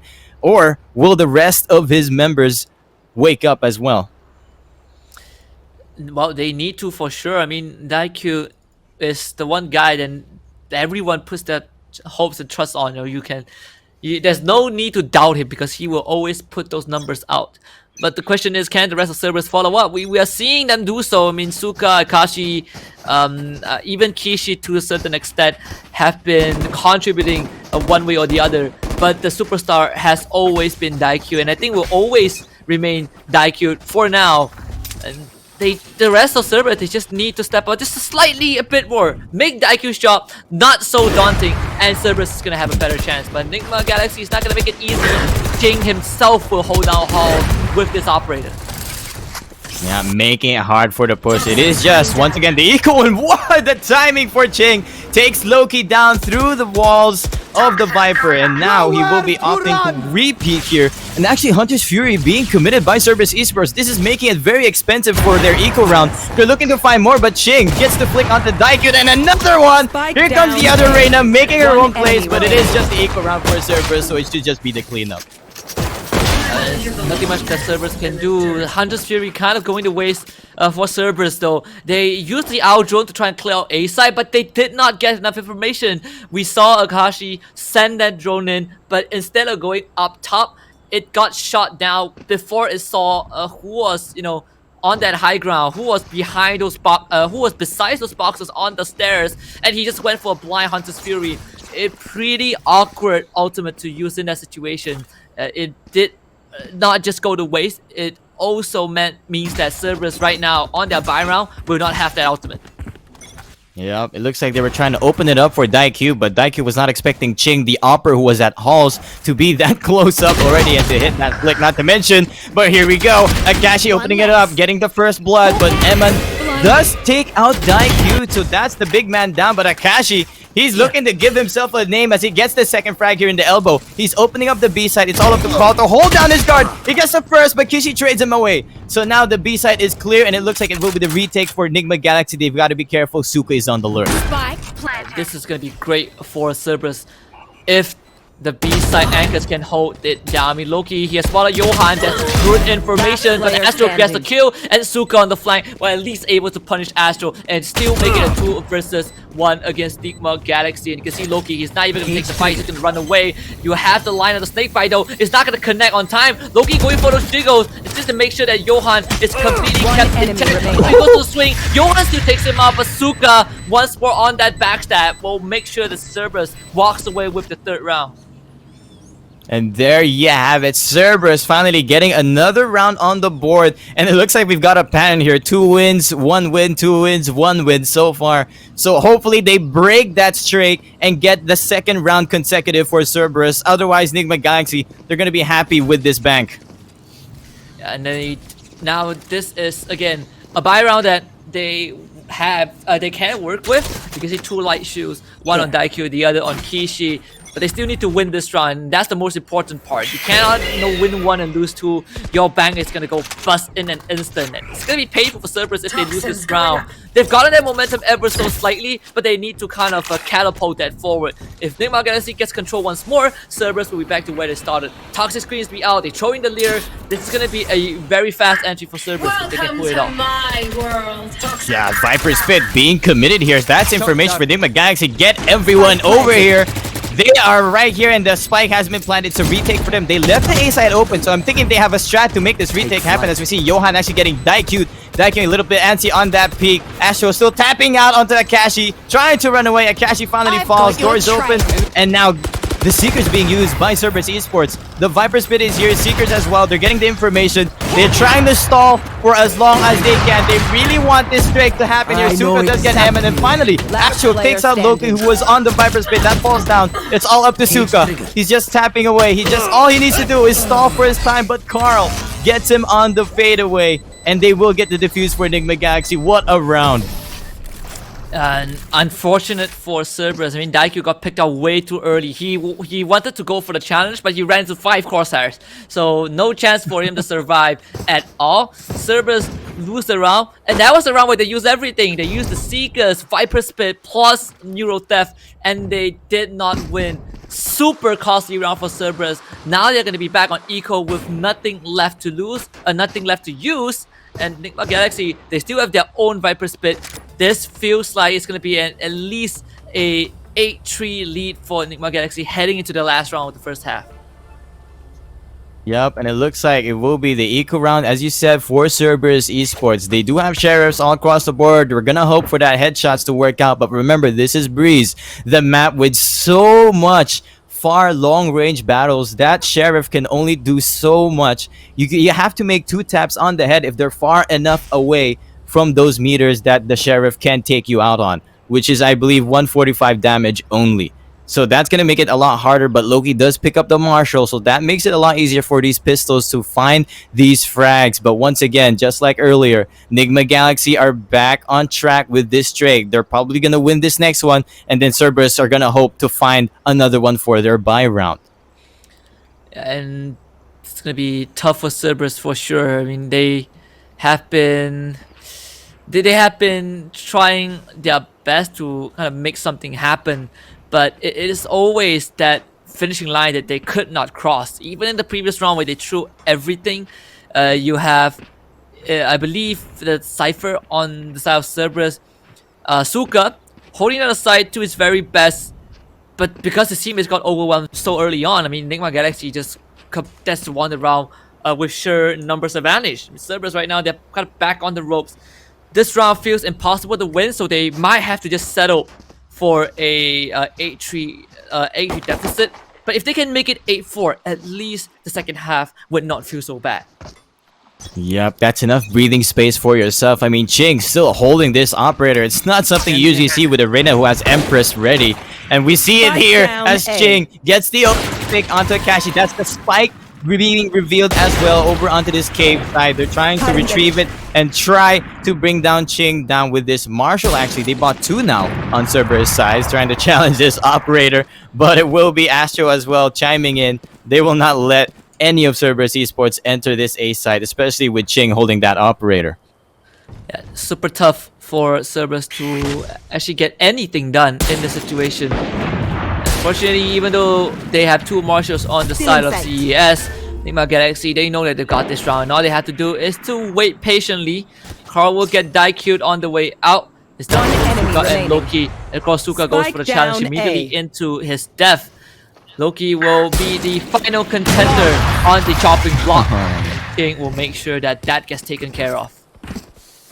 Man, a flawless Last round round. before the CES, they tried their hardest to do any sort of economical damage because now Nigma Galaxy's bank is up on gold. Cerberus eSports, they have to opt for this force buy. Even Kishi opting for that, just the half armor because he has to buy out all his abilities. All these abilities are also expensive themselves. It's not just weapons you're buying up here in Valorant. You've got abilities and skills as well. And look at this, Cerberus eSports gathering around the B side, but the strat here for Nigma Galaxy, they've got the read. Ching is here. And we'll see if Ching can make something happen. This has to be a good round, but Ching gets the kill onto Suka. Again, cannot get her. He just dismisses into an alternate dimension. Kishi's gonna send those hawk out with those guiding light. They get information, but where's the follow-up? They're sending the shock dart as well, but all of those utilities, they are going absolutely wide. Akashi, not really the best archer that Cerberus has right now, as Nigma Galaxy has completely gotten that site on lockdown. Cerberus could not get a single entry point. Johan somehow takes out Kishi, and with that secondary leader, maybe Loki can make a difference on the flank. Yes, the outer spots him out just a bit too late. Loki needs to do more than that, but Carl will put that to a stop. Every momentum that Cerberus has been completely nullified. Nigma Galaxy will stamp that 90 victory by the end of first half. Switching sides. Man, they've got their data downloaded and ready. Nigma Galaxy expected, made that condition happen for Cerberus eSports, who was having so much of a tough time trying to enter the A side and held down the B side. Instead, what a play, what a read for Nigma Galaxy. They get the advantage. 9-3 is on the score. Cerberus eSports now on the defense. Will they be able to replicate what Nigma Galaxy has been doing to them, or will Cerberus eSports just fall out here? And we'll have to see how this defense round work. I think so far, Nigma Galaxy, they are just completely out-fragging Cerberus. I mean, look at the numbers. It speaks for itself. I mean, Daikyu has 9 frags, but overall, he is, fourth. And so the top frag of Cerberus isn't even able to keep up with what Nigma Galaxy has. Akashi just right-clicks Ching into Oblivion, and that's already an upgrade for Akashi into Ghost. Still full health with a light shield. Nigma Galaxy, sure, they have lost one of their members, but let's see if Cerberus can continue this momentum and win the pistol round. Yeah, they're really pushing Nigma Galaxy back. Nigma Galaxy backed up against their wall. But you gotta be careful if that animal's backed up against that wall. They're gonna fight back, but it doesn't matter because CES, Cerberus eSports, they're making sure you're tamed down. Carl all left alone with the classic and the half armor. He's got the spike to play with. He wants to pick up one of these ghosts that's been fallen. But it's gonna be Cerberus eSports leading him up with the long range battle. And it's gonna be Akashi with the 4K. Is winning this pistol round for Cerberus, a very much needed round. Doesn't do way too much, but it's gonna give Cerberus some breathing room, bringing it up to 4 and 9. But most importantly, giving them this anti-eco round. Now they will have that gun advantage, which would most likely put them closer to tying up the scores with Nigma Galaxy. That's kind of the morale boost that you need on Cerberus side. Maybe being on the defending end is gonna benefit them a bit more. We'll find out. Yep, we see even Daikyu and Loki opting for these ghosts. They're making sure they've got enough for the rifles for the next round, just in case some of their players lose their guns. But it will be Nigma Galaxy on that eco. They have 2 sheriffs to work with, and they're trying to work as a unit. We saw this yesterday. They always work around under their eco together, but it's going to be Loki who's going to be really close up onto this cave side. He does get spotted. They do ping him out. There is someone lurking around that, and it's Loki with just a ghost, which is the perfect position for Nigma Galaxy to take out. So Nigma Galaxy now, they've got to be careful with this corner. Ching does check it, and he spams wide. He will be from the backside. Johan coming to get him out. Loki finally falls. So now it's the wraparound for Cerberus eSports to get onto this A side as soon as they can. And this is going to be great for Nigma Galaxy if they can get onto site. Akashi is down to 5. Astro challenged by Suka. Kishi and Edmund, they both get a trade, and Akashi still takes out Chain despite having 5 HP, and he's finally going to be put down. Daikyu is going to come in and finish off Johan on that flank. Cerberus in a even playing ground right now with Nigma Galaxy. It's going to be 2 versus 2, but Suka has no idea where Emin is, and that is going to be crucial for Nigma Galaxy. Emin's going to catch Suka on the flank, then shot completely goes wide, and Emin with a 4K himself will make sure that this bonus round for Cerberus will not happen. Emin, their usual second player here for Nigma Galaxy, showing up there right next to Ching. Man, what an eco round coming out from Nigma Galaxy. Cerberus eSports, they got taken out there. That was their round that they needed to win. But now that they lost it, it's looking very grim for them. And with NGX now hitting 10 points, the hope is slowly dwindling for Cerberus eSports. This is their final chance to even have any hopes of making it further in the Invitationals, but with Nigma Galaxy's performance so far, it feels like NGX will be the one that survives the gauntlet. Emma gets spotted out the hawk, thrown out at the wrong timing, but there is a crossfire setup, so Suka at least making it slightly expensive for Nigma Galaxy to work with. Johan's getting some information on to where Akashi is. Now they know Sova is on a site. Maybe this will help NGX plan the next move. Yep, that was Suka with just a classic. He didn't even buy this round for their eco round, and he just gave his life away, but he took one with him. So that's a very good position for Cerberus eSports. We see Daikyu with this force buy. He's got the Vandal and the half armor. He's looking for these players, but Nigma Galaxy just playing it really slow. Actually spotting Carl there. I mean, he has to back off. I mean, Akashi. So with that dink, he's got to... How much HP does he have left? 1. 1 HP in the dream. He was able to work with 5. 1 HP, he might get 1. Akashi, good shock dart. It's gonna take out Johan and makes him more bearable, more playable. Here comes the Hunter's Fury. Doesn't really connect. Carl is gonna span through the boxes. Hunter's Fury once more. No avail, and Loki is gotta land those martial shots. They're buying time. Keishi on the flank. There is a flank watch, no extra though. Loses instead. Keishi gonna get a second one. No, he can't. But Daikyu able to retrieve the Vandal from spawn. And he will get this defuse out. 5 to 10. Cerberus still has some hope. This is it. Daikyu with that hero buy of that Vandal working out in their favor. Once again, it was, as you say, Cerberus eSports playing their strats all around for Daikyu to make these frags happen, and it's working out for them so far. But the bank is not that well for Nigma Galaxy. They might opt for a half buy, or will they force it up here because Eman has got all the cash he needs. We'll see if Cerberus once more, they're back in this momentum rise, up and down and up and down. They need to continue it a bit more. Daikyu, yeah, he forced by the Vandal, right? Yep. Yeah, okay. So because just now we saw Ching escort a Vandal onto his spawn. I thought it could have been Daikyu retrieving that, but either way, what matters most is Cerberus winning that round. Daikyu once more stepping up to the occasion. Good guiding light to kind of spot out Emin. At least they know that someone is playing on that mid side. Ishii will send out that Trailblazer, but that one doesn't really get much info. Suka goes for the push, and that's gonna catch Johan completely off guard. Yep, and there you have it. That's the pick they wanted. They were just clearing it up for Suka, and they found their pick. It is just somewhat a half buy for NGX, and it was Johan who lost his life. Wasn't even that much value because he didn't have much to buy anyway, but looking at Daikyu, he's about to spot King. Spots the head. Thought he was one more, but finally he finishes him off. He's looking for more. Daikyu very deep here. Kara has an Aries, puts him down to 1 HP, but Daikyu with that bar will get his HP. That's a spike down as well. That's information for Cerberus eSports. They're working around, but Eman actually gets Suka down with this Vandal buy. And another one as well to Daikyu with that flick. I've got your Holy moly. And this is starting to get scary. I mean, Cerberus, they lost 2 members, and with the Seekers out, this will buy some time for Nigma Galaxy to at least retrieve the spike. And yeah, sure, Cerberus, they still have that advantage, but yeah, they need to be careful. Emin finds himself 3 kills, and so far they barely scratched him. Still with a lot of health to work with, and this entire round becomes super winnable for Nigma Galaxy. And if Cerberus lose this, it's gonna hurt a lot. Akashi needs to get this shock dart out in a perfect manner. He does tag onto Astro.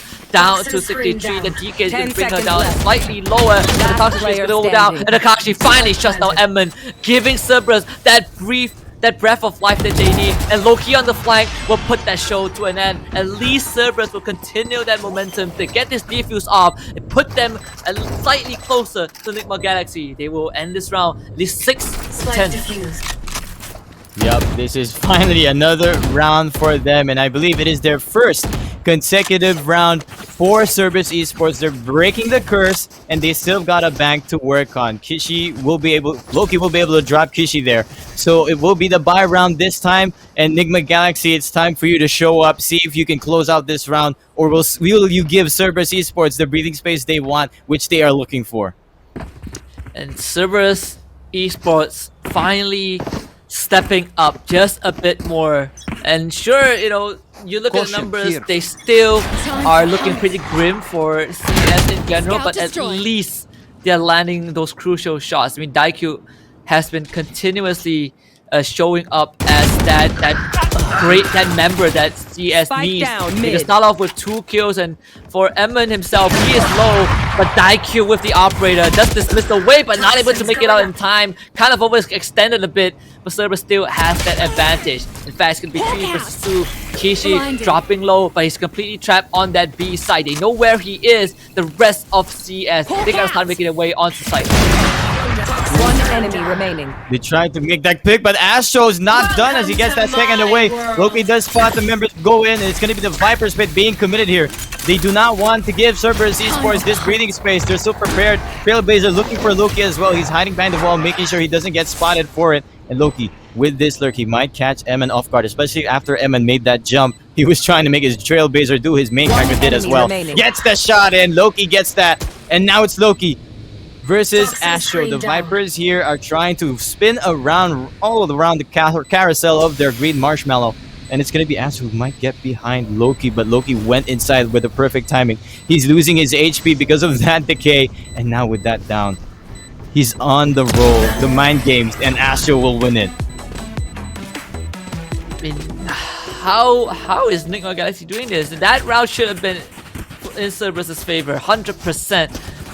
But Nigma Galaxy somehow was still able to pull out a win on an seemingly impossible round. They were picked off left and right. Astro and Emin, they were enough. It was enough for them. I guess they were sufficient. No, you only need these 2 guys to get the win. Nigma Galaxy now placing themselves 11-6. 3 ultimates available for this penultimate round before they take Breeze away and proceed to the lower bracket final. And things are looking super grim for Cerberus. Yeah, that was a really good play coming out actually from Astro. If he stayed inside his green marshmallow, Loki's gonna know that he's somewhere lurking around it. And because he left out of that, and as soon as it went down, Loki was just confused on what to do, what just happened, because he came out of his Viper's Pit. He could be anywhere at that point, and with that information, Astro just took advantage of it and took him out as soon as he heard the defuse tick. So now it's 11-6, the scoreboard in favor of Nigma Galaxy. Cerberus is down on the bank, and will they be able to give this match point? Will they let Nigma Galaxy get this match point, or will they opt for this forced buy? They have to force buy. I feel like Cerberus, you cannot let Nigma Galaxy get to that match point. Not, you know, when the score discrepancy is so huge. Cerberus have to force something to happen. We'll see how it's gonna be the case. It feels like they are just gonna opt for the Sheriff, so it's a high chance that Nigma Galaxy will definitely hit match point for sure. And Cerberus will just have to bank in a miraculous comeback. But it is not set in stone until the round is officially over. Maybe Cerberus can pull out something from the bag. And as I say that, Emin will get the first kill onto Kishi, and hope is starting to dwindle for CS. Especially if you got Astro in the hall side, hearing all 3 members of Cerberus running back to the CT side. Now he knows that the A side is probably clear, especially after Carl gets the frag onto Suka on the elbow side. They just cleared up A side, all thanks to that information. Cerberus was just making way too many steps here. And now Akashi being spotted as well. Chin gets a nice shot onto it. It's all down to Loki with this Marshall. He's not sure where to look, but he's gonna look for what kind of damage they can make because they're playing for the overtime. Whoa! And he does get the first one onto Astro, but he needs more than that, and Johan would not give him. Nigma Galaxy on match point 12-6. So match point. Cerberus, it's time to go for that long ride. They need 6 rounds in a row for potential overtime. But realistically, again, it is close to impossible with how good Nigma Galaxy are looking so far. Yep, they are on the driver's seat for sure here in this Breeze map, and Cerberus eSports, they're trying to make sure they've got their composure working up here, especially after that going for eco and playing for the overtime. Now's the time. They need perfect rounds to Nigma Galaxy to take them out already. A Viper Spit being used, that's just very grim looking for Cerberus eSports. Well, Viper Spit online as well for Loki. This is the best chance, but Nick Ching, what? He catches Loki just with a blind spray, and that now that's gonna open up the entire A side. I mean, that was Cerberus's best chance to survive for another round, but Nigma Galaxy, they are just cruel and merciless, shutting down Cerberus eSports wherever they go. Johan on the fly, completely catching Kishi off guard. Goes on the zero tap, flicks onto Suka's head, and guess what? The only surviving member is Daikyu. The star player of Cerberus eSports now has the entire weight of the tournament lives on his shoulders. Yep, it's a 1v3. He's got to clutch this. I mean, we know this man has been made for this clutch situation. He's making a lot of steps. It's Carl sneaking around very close up here. He's gonna hear him, and they're gonna know he's here. Daikyu gets the first shot, but he was not expecting Carl to be hiding right under that window. Nigma Galaxy, they secure that round and they win this match. Lower bracket, this is just a best of one. So Nigma Galaxy, we will be seeing them again next game against Foxy Araikordai, but nice try for Cerberus eSports. They're gonna have to fall out from this tournament. Yeah, and the Cerberus eSports they did the best, but yesterday and today, cumulatively not really what Cerberus eSports would have wanted. But nonetheless, they did put up a great performance with during their tournament lives. But congratulations to Nigma Galaxy. They're still not out of the hot water just yet, but at least they earned that rematch against Foxy Araikordai, who got knocked down by Louvre into that lower bracket final. So the gauntlet run continues for Nigma Galaxy, but if we know anything about Foxy Araikordai, is that so far they've proven that they can beat Nigma Galaxy, and they plan to do it again. Yep, and we see it here. 13-6, the final scoreboard of our game for today. Nice try for Daikyu, especially getting that ace even for that round, trying to carry up his team, but it will be Nigma Galaxy securing this. And we will be taking a little bit of a break before we head on to our next game.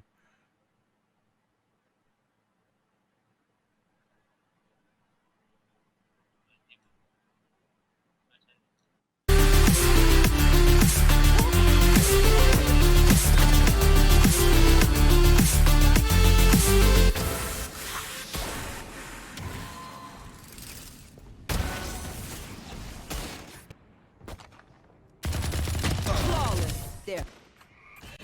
Spike planted. One enemy. Parasite. One enemy remaining. Die. Spike planted. Player standing. One enemy remaining. Pull cat. One enemy remaining. Where is everyone? One enemy remaining. Spike down mid. Hey guys, I'm the Wacky Gamer. Hey guys, my name is Gen. What is up, everyone? It is Dash. Hello folks, my name is Mons. This is KJC eSports and you're watching Post Plan Chat.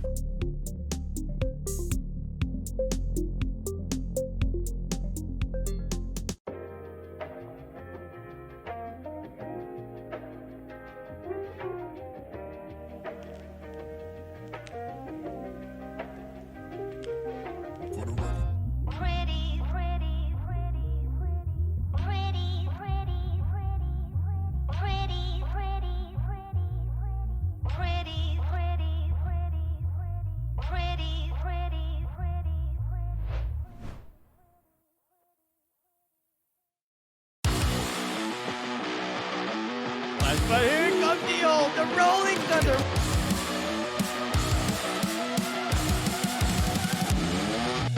Now he's just running. He wants to get this ace, and the ace coming in. Shot coming in from Doc, and that is a lineup waiting. Kronos almost getting that ace. For him, he is down deeper down in B side, and it's going to prove effective this round as he finds 2 already. He finds 3. See what will happen as we see that Aki over here onto that base are about to get 2, about to get 3. That is just insane. He denied. It's Try to get the headshot. Gets one more down. Killers going to peek in. Oh no! Freaky! Go! He lined up! Then lined up! No! The fun! No, this is not fair! They give some blessings and plus 5% headshots onto their weapons.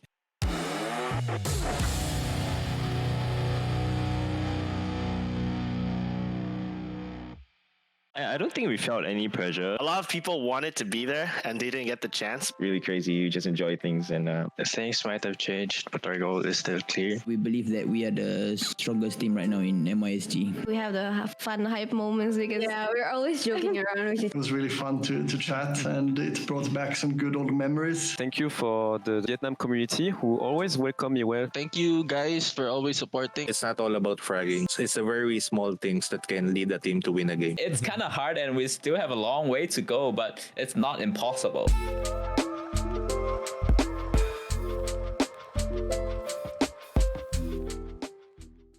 Hey guys, I'm the Wacky Gamer. Hey guys, my name is Gen. What is up everyone? It is Dash. Hello folks, my name is Mons, this is KJC eSports and you're watching Post Plan Chat.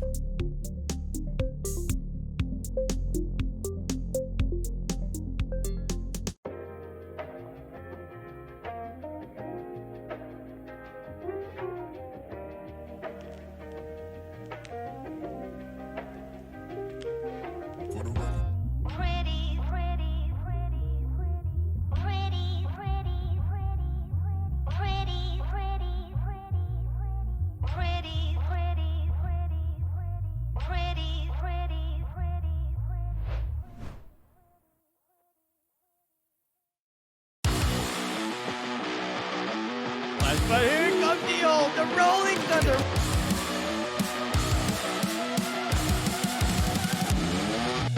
Now he's just running. He wants to get this ace, and the ace coming in. Shot coming in from Doc, and that is a lineup waiting. Kronos almost getting the ace. For him, he is down deeper down in B-side, and it's going to prove effective this round. As he finds two already, he finds three. See what will happen as we see that Aki over here onto that base are managing to get two, managing to get three. That is just insane. He dead 9. Gonna try to get the headshot. Gets one more down. Killers going to peek in. Oh no! Freaky!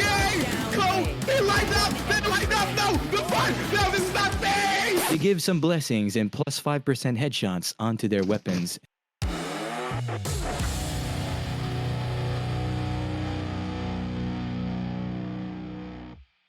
I don't think we felt any pressure. A lot of people wanted to be there and they didn't get the chance. Really crazy. You just enjoy things and things might have changed, but our goal is still clear. We believe that we are the strongest team right now in MISG. We have the fun hype moments because we're always joking around. It was really fun to chat, and it brought back some good old memories. Thank you for the Vietnam community who always welcome me well. Thank you guys for always supporting. It's not all about fragging. It's the very small things that can lead a team to win a game. It's kind of hard and we still have a long way to go, but it's not impossible.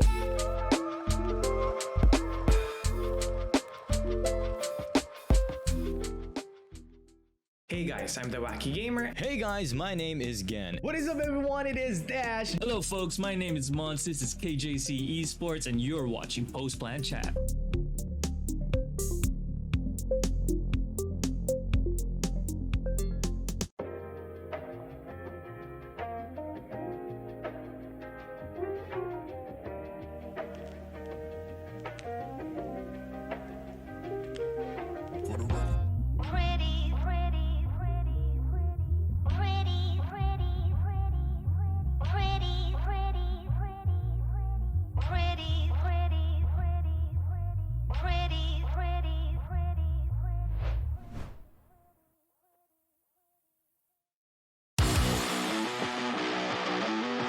But here comes the Rolling Thunder.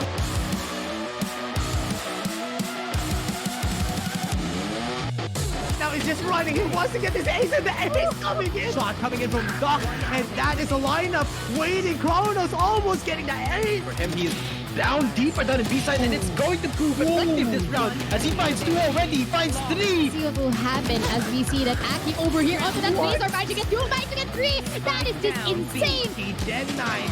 Gonna try to get the headshot. Gets one more down. Killers going to peek in. Oh no! Freaky! Go! He lined up! Then lined up! No! The fun! No, this is not fair! give some blessings and plus 5% headshots onto their weapons.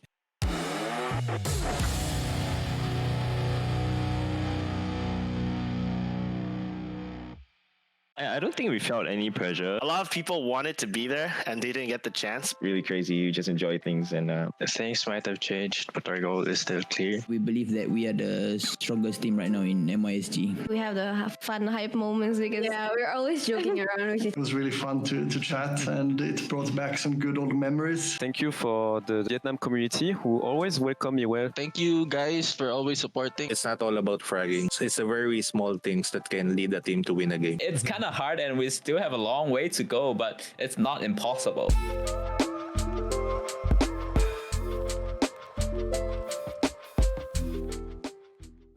Hey guys, I'm the Wacky Gamer. Hey guys, my name is Gen. What is up everyone? It is Dash. Hello folks, my name is Mons, this is KJC eSports and you're watching Post Plan Chat.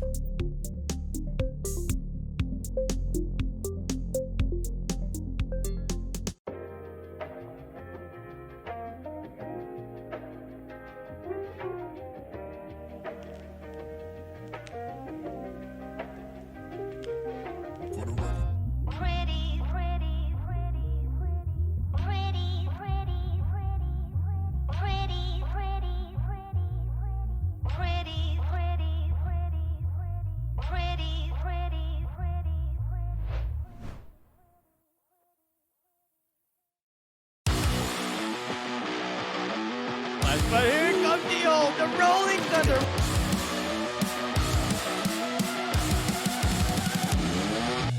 Now he's just running. He wants to get this ace, and the ace coming in. Shot coming in from Doc, and that is a lineup waiting. Kronos almost getting the ace. For him, he is down deeper down in B-side, and it's going to prove effective this round as he finds 2 already. He finds 3. See what will happen as we see that Aki over here onto that base are about to get 2, about to get 3. That is just insane. He dead 9. Gonna try to get the headshot. Gets one more down. Killers going to peek in. Oh no! 3K! Go! He lined up! Then lined up! No! The fun! No, this is not fair! They give some blessings and plus 5% headshots onto their weapons.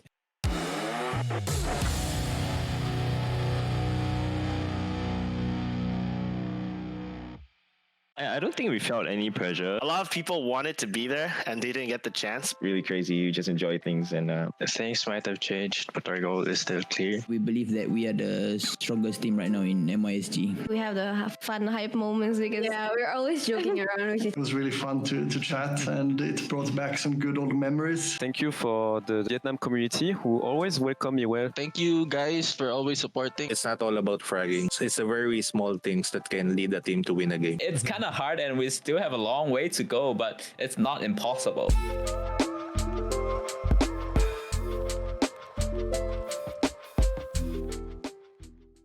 Hey guys, I'm the Wacky Gamer. Hey guys, my name is Gen. What is up everyone? It is Dash. Hello folks, my name is Mons, this is KJC eSports and you're watching Post Plan Chat.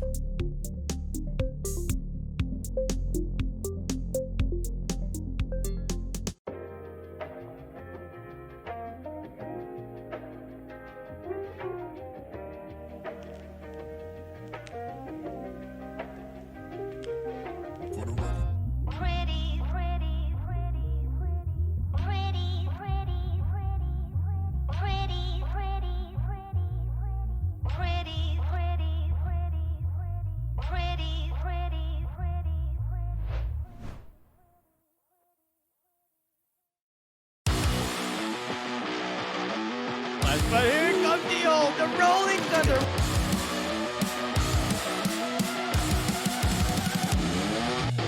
Now he's just running. He wants to get this ace, and the ace coming in. Shot coming in from Doc, and that is a lineup waiting. Kronos almost getting the ace. For him, he is down deeper down in B-side, and it's going to prove effective this round as he finds 2 already. He finds 3. See what will happen as we see that Aki over here onto that base are about to get 2, about to get 3. That is just insane. He dead 9. Gonna try to get the headshot. Gets one more down. Killers going to peek in. Oh no! 3K! Go! He lined up! Then lined up! No! The fun! No, this is not fair! They give some blessings and plus 5% headshots onto their weapons.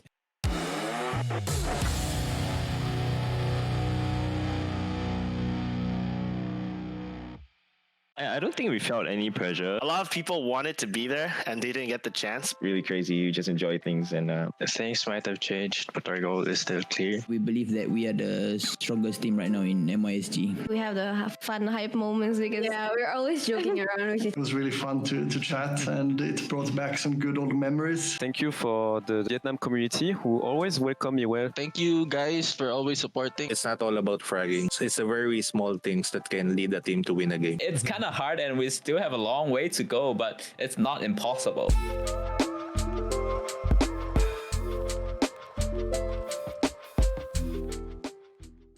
Hey guys, I'm the Wacky Gamer. Hey guys, my name is Gen. What is up everyone? It is Dash. Hello folks, my name is Mons, this is KJC eSports and you're watching Post Plan Chat.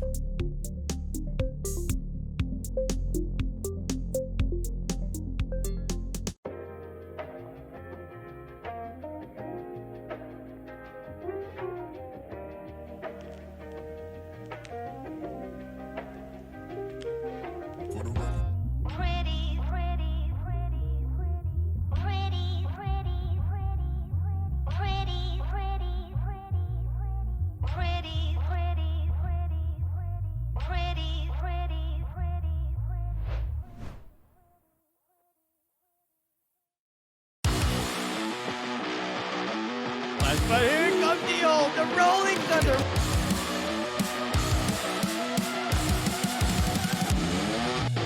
Now he's just running. He wants to get this ace in the ace coming in. Shot coming in from Doc, and that is a lineup waiting. Kronos almost getting the ace. For him, he is down deeper down in B-side, and it's going to prove effective this round. As he finds 2 already, he finds 3. See what will happen as we see that Aki over here onto that base are managing to get 2, managing to get 3. That is just insane. He dead 9.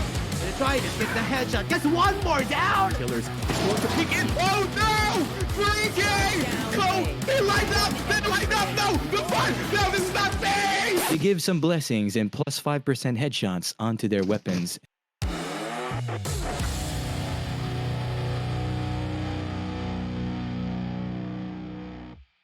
I don't think we felt any pressure. A lot of people wanted to be there and they didn't get the chance. Really crazy. You just enjoy things and Things might have changed, but our goal is still clear. We believe that we are the strongest team right now in MISG. We have the fun hype moments because we're always joking around. It was really fun to chat, and it brought back some good old memories. Thank you for the Vietnam community who always welcome me well. Thank you guys for always supporting. It's not all about fragging. It's the very small things that can lead a team to win a game. It's kind of hard and we still have a long way to go, but it's not impossible.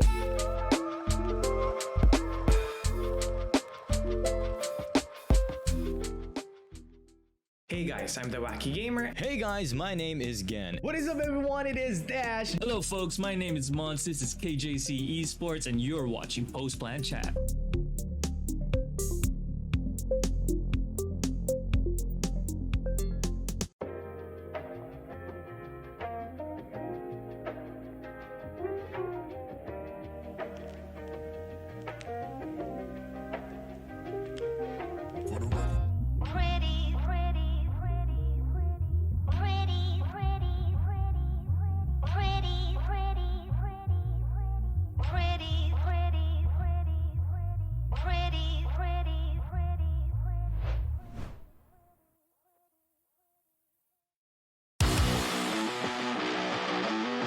But here comes the Rolling Thunder.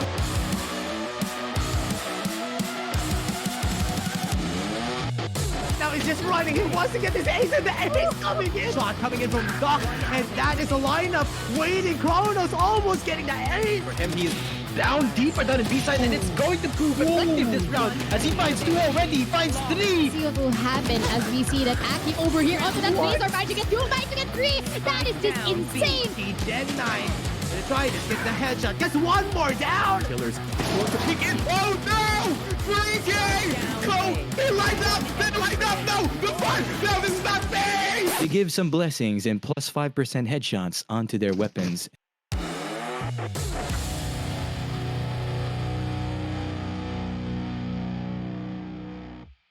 I don't think we felt any pressure. A lot of people wanted to be there and they didn't get the chance. Really crazy. You just enjoy things and Things might have changed, but our goal is still clear. We believe that we are the strongest team right now in MISG. We have the fun hype moments because we're always joking around. It was really fun to chat, and it brought back some good old memories. Thank you for the Vietnam community who always welcome me well. Thank you guys for always supporting. It's not all about fragging. It's the very small things that can lead a team to win a game. It's kind of hard and we still have a long way to go, but it's not impossible.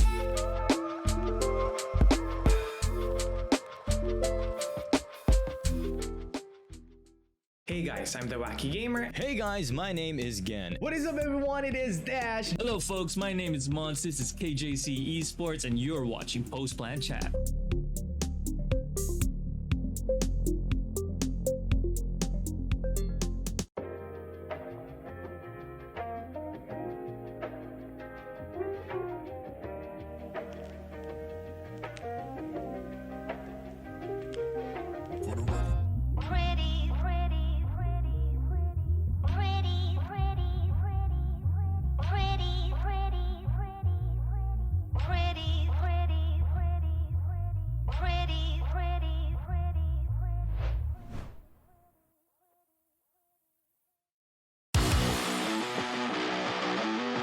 But here comes the rolling thunder.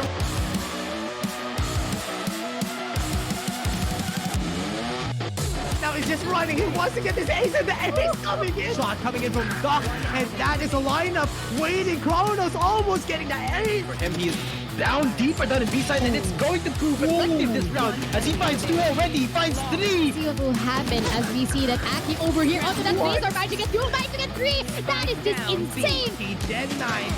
Titus gets the headshot, gets one more down. Killers going to peek in. Oh no! 3K! Go! They lined up! They lined up! No! The fun! No, this is not fair! They give some blessings and plus 5% headshots onto their weapons.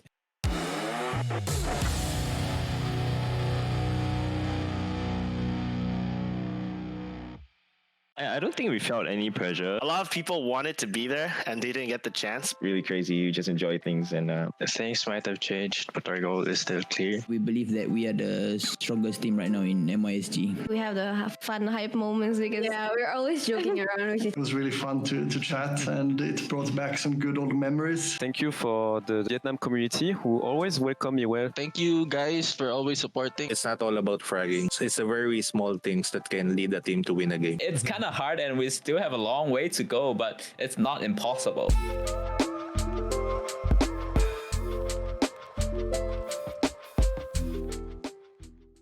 Hey guys, I'm the Wacky Gamer. Hey guys, my name is Gen. What is up everyone? It is Dash. Hello folks, my name is Mons, this is KJC eSports and you're watching Post Plan Chat.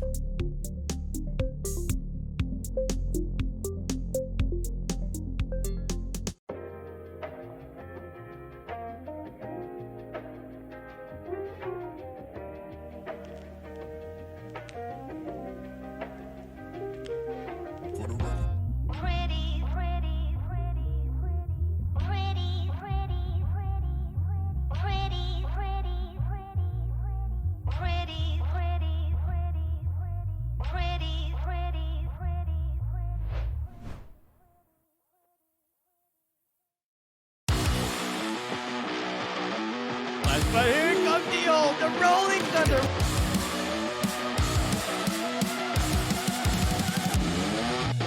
Now he's just running. He wants to get this ace, and the ace coming in. Shot coming in from Doc, and that is a lineup waiting. Kronos almost getting the ace. For him, he is down deeper down in B-side, and it's going to prove effective this round as he finds two already. He finds three. See what will happen as we see that Aki over here onto that base are about to get two, about to get three. That is just insane. He dead 9.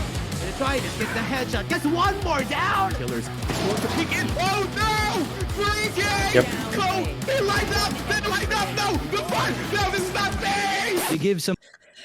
Welcome back. This is the KJC VALORANT Invitational Day 2. We're still in the lower bracket gauntlet, at least for Group B. Coming up, it's going to be Nigma Galaxy earning a rematch against FXG. My name is Husky, joined by Datum to bring you guys this intense best of one. Winners goes to last chance qualifiers. Datum, how do you feel about that? I am feeling very excited. We have a rematch in our hands, and the last time around, it was such a dominating 2-0 from Foxy Araikordai. And the next one, I'm expecting a change of pace for both of these teams because they know exactly how each other play. And especially for Nigma Galaxy, if they want to stay, if they want another spot in the playoffs, they have to switch it up. But before we head off into that game, I would first like to take this moment to thank our sponsors. First one, Aim Lab, the aim trainer of choice for over 20 million players from beginners to pros, and the unique aim training analysis optimizes your weakness and builds key skills for any FPS or third-person shooter games. Download now for free on Steam. And also, we have Vertigear. Thanks to Vertigear for sponsoring KJC Invitationals. Vertigear is the top gamer chair brand trusted by many esports teams. There's no back pain for long hours, comfortable chairs for gaming and the office. Level up your game with Vertigear. And also shoutouts to the Prod House Production House, who is doing all the production for this tournament, Newer Esports. And if you haven't already, make sure to give us some love as well. We are on Facebook, Twitter, Twitch, Instagram, YouTube. We have a lot of content there. Just look us up at KJC eSports. And again, going back into this lower bracket, like you said, Husky, Foxy Araikordai, Nigma Galaxy. What happened in the last match, by the way, between Foxy and the Cerberus? And Nigma, rather, and Cerberus. Yeah, I mean, Nigma Galaxy and Cerberus, it was kind of a beat down as well. I think Nigma Galaxy was able to take full control of Breeze against Cerberus. And we saw some signs of life in Daikyu, again, being the superstar of the team. But overall, Cerberus was just got completely outclassed in the best of one. And that's what's interesting about this lower bracket final as well. Sure, Foxy and Araikordai beat Nigma Galaxy 2-0, but that was a best of 3. When it comes to a best of 1, everything gets thrown out the window. Nigma Galaxy, they have a great chance of pulling that upset off. Yeah, definitely true. The main difference between a best of 1 and a best of 3, it's an all or nothing kind of deal when it's a best of 1.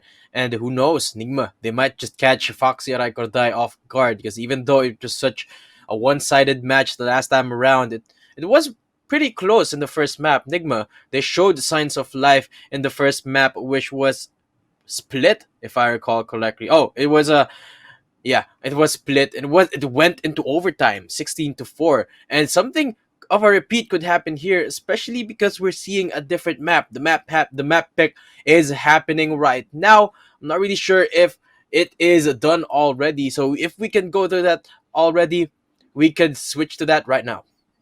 Yeah, and let's see what's going to be the map of choice, right? You said it was split that came close for Nigma Galaxy and Foxy Araikordai, but we're going to the Antarctics of Icebox once more. A map where it has been super popular competitively throughout every single region.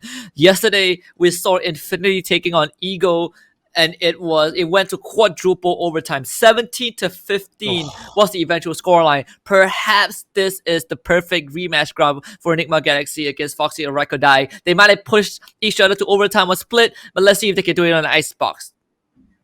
Yeah, definitely true. And if there's any map at all to make a battle, Icebox, I would say, is one of the best maps to showcase those kinds of battles. This is one of the maps where it's big enough so that if you make a decision regarding rotation on the attacking half, you have to stick to it, because you don't have enough time to go to the other side of the map, to the other side, to change up that decision. And this might be what Nigma Galaxy needs to bounce back into the playoffs, because Nigma, they are pretty good in Icebox. They have such a respectable win rate in it, and I mean, a lot, of course, of that banks on their composition, their strategy, which can also be thrown out of the window because of the agent bans. And we're going to see the agent bans right now.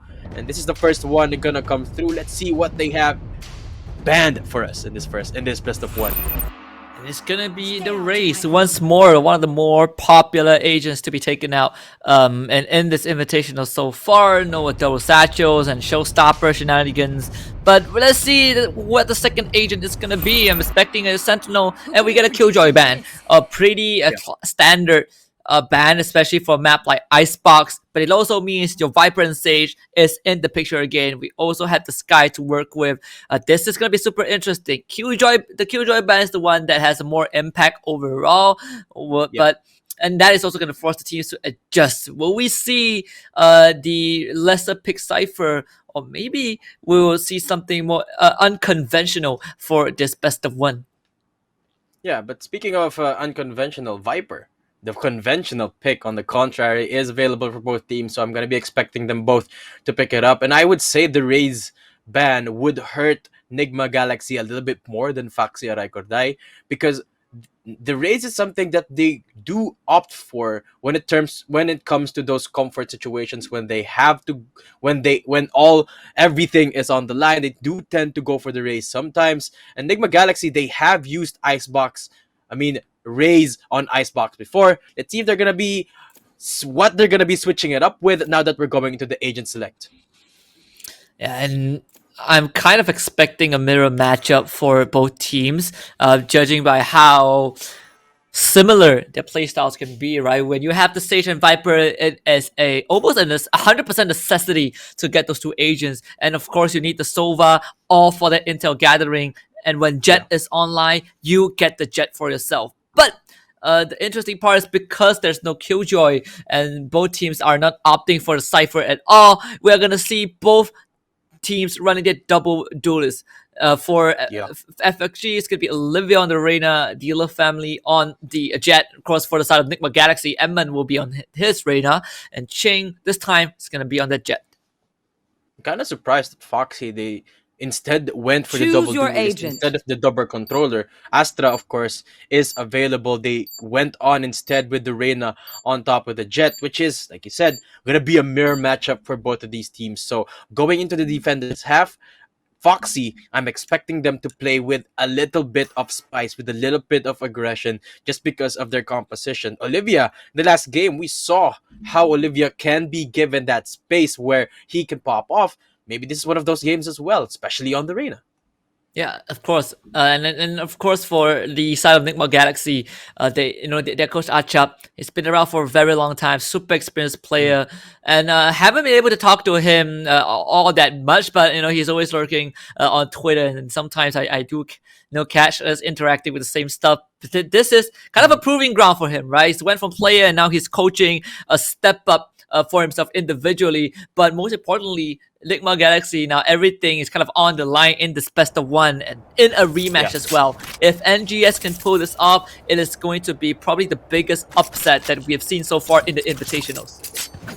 Yeah, Nigma Galaxy, a fresh name for a not so fresh team, but hey, they are stepping it up. They are still in this game. They could still be in the playoffs if they just manage to steal this one off from Foxy Araikordai. We will see how both teams will fend off against one another in this rematch best of one. It seems like for now we will have a bit of a pause because we are still experiencing a little bit of difficulty. No worries there. We will continue in just a few seconds. And Foxy, what are your predictions, Husky? I would just like to ask. I mean, well, honestly, because I'm 50-50 on this match. I think a lot of people are on the Foxy Araikordai hype train, and I don't blame them, right? Because they have shown such a dominating performance against Nigma Galaxy, well, at least for map number 2. Map 1, like you say, on Split, went to triple overtime. So I would say Nigma Galaxy has an equal chance, but just based off of the numbers that we have witnessed so far, I would say Foxy Araikordai probably is going to win 60-40, though it's just kind of like a wild prediction thrown out there. Oh yeah, definitely true. And let's not discount the fact that that last map where it was such a dominating win for Foxy, it was Ascent. It's one of their comfort maps, and with a lot of things in play, with the agent bans, and now we are in Icebox, things could go very, very differently. I mean, these two teams, I'm not sure if they've played in Icebox before. I don't think so, but this is definitely, an interesting matchup, to say the least. They are going to start it off with the same composition that we've been talking about. Tappers against Tappers. A lot of ghosts. I'm seeing Sheriff as well on D-Love. D-Love has been really consistent since this morning. We did watch Foxy on the first game earlier. They just weren't able to close it down against Louvre because Louvre was just on a fire the first game. Louvre, they made it. They made it. It was an unexpected win for me, Louvre, to go on in such a dominating fashion. Yes, I was rooting for them. I know I'm not supposed to say that, but Louvre, you know, being the underdogs of the story, they are the ones who have a lot banking on themselves, and taking down Foxy, a big team, big organization, is so good for them to see.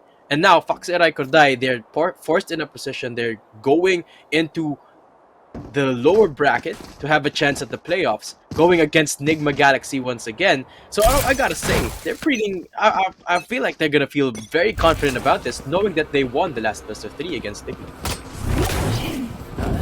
We'll see how it's gonna work out. I mean, Nigma Galaxy is going to be on the attacking side for the first half, and the little family is gonna be get the first kill. Just one quick tap with the Sheriff getting up Astro. Carl also getting picked off. A quick push from FXG. Foxy Araikordai for all of that A side. Spike is not going to be planted because of the snake spike. And now with all those time bought by FXG, Nigma Galaxy are kind of in a pinch with all of those angles being completely constricted by FXG. Olivia is going to be the one that picks up the third and the fourth kill. And Nigma Galaxy completely gets shut down. It's Emman all alone getting himself 2, but it is still a 1 vs 3. No more dismiss or Devour to work with. He just have to rely on that raw aim and that overkill that he get. And he's gonna get the third onto Olivia. Still pretty healthy with that 100 health and 50 shield from Devour, but the spike, it is pretty far away out down in green, so he'll need some time to retrieve it. And the question is, will he still commit for that B plant, or will he run all the way to A?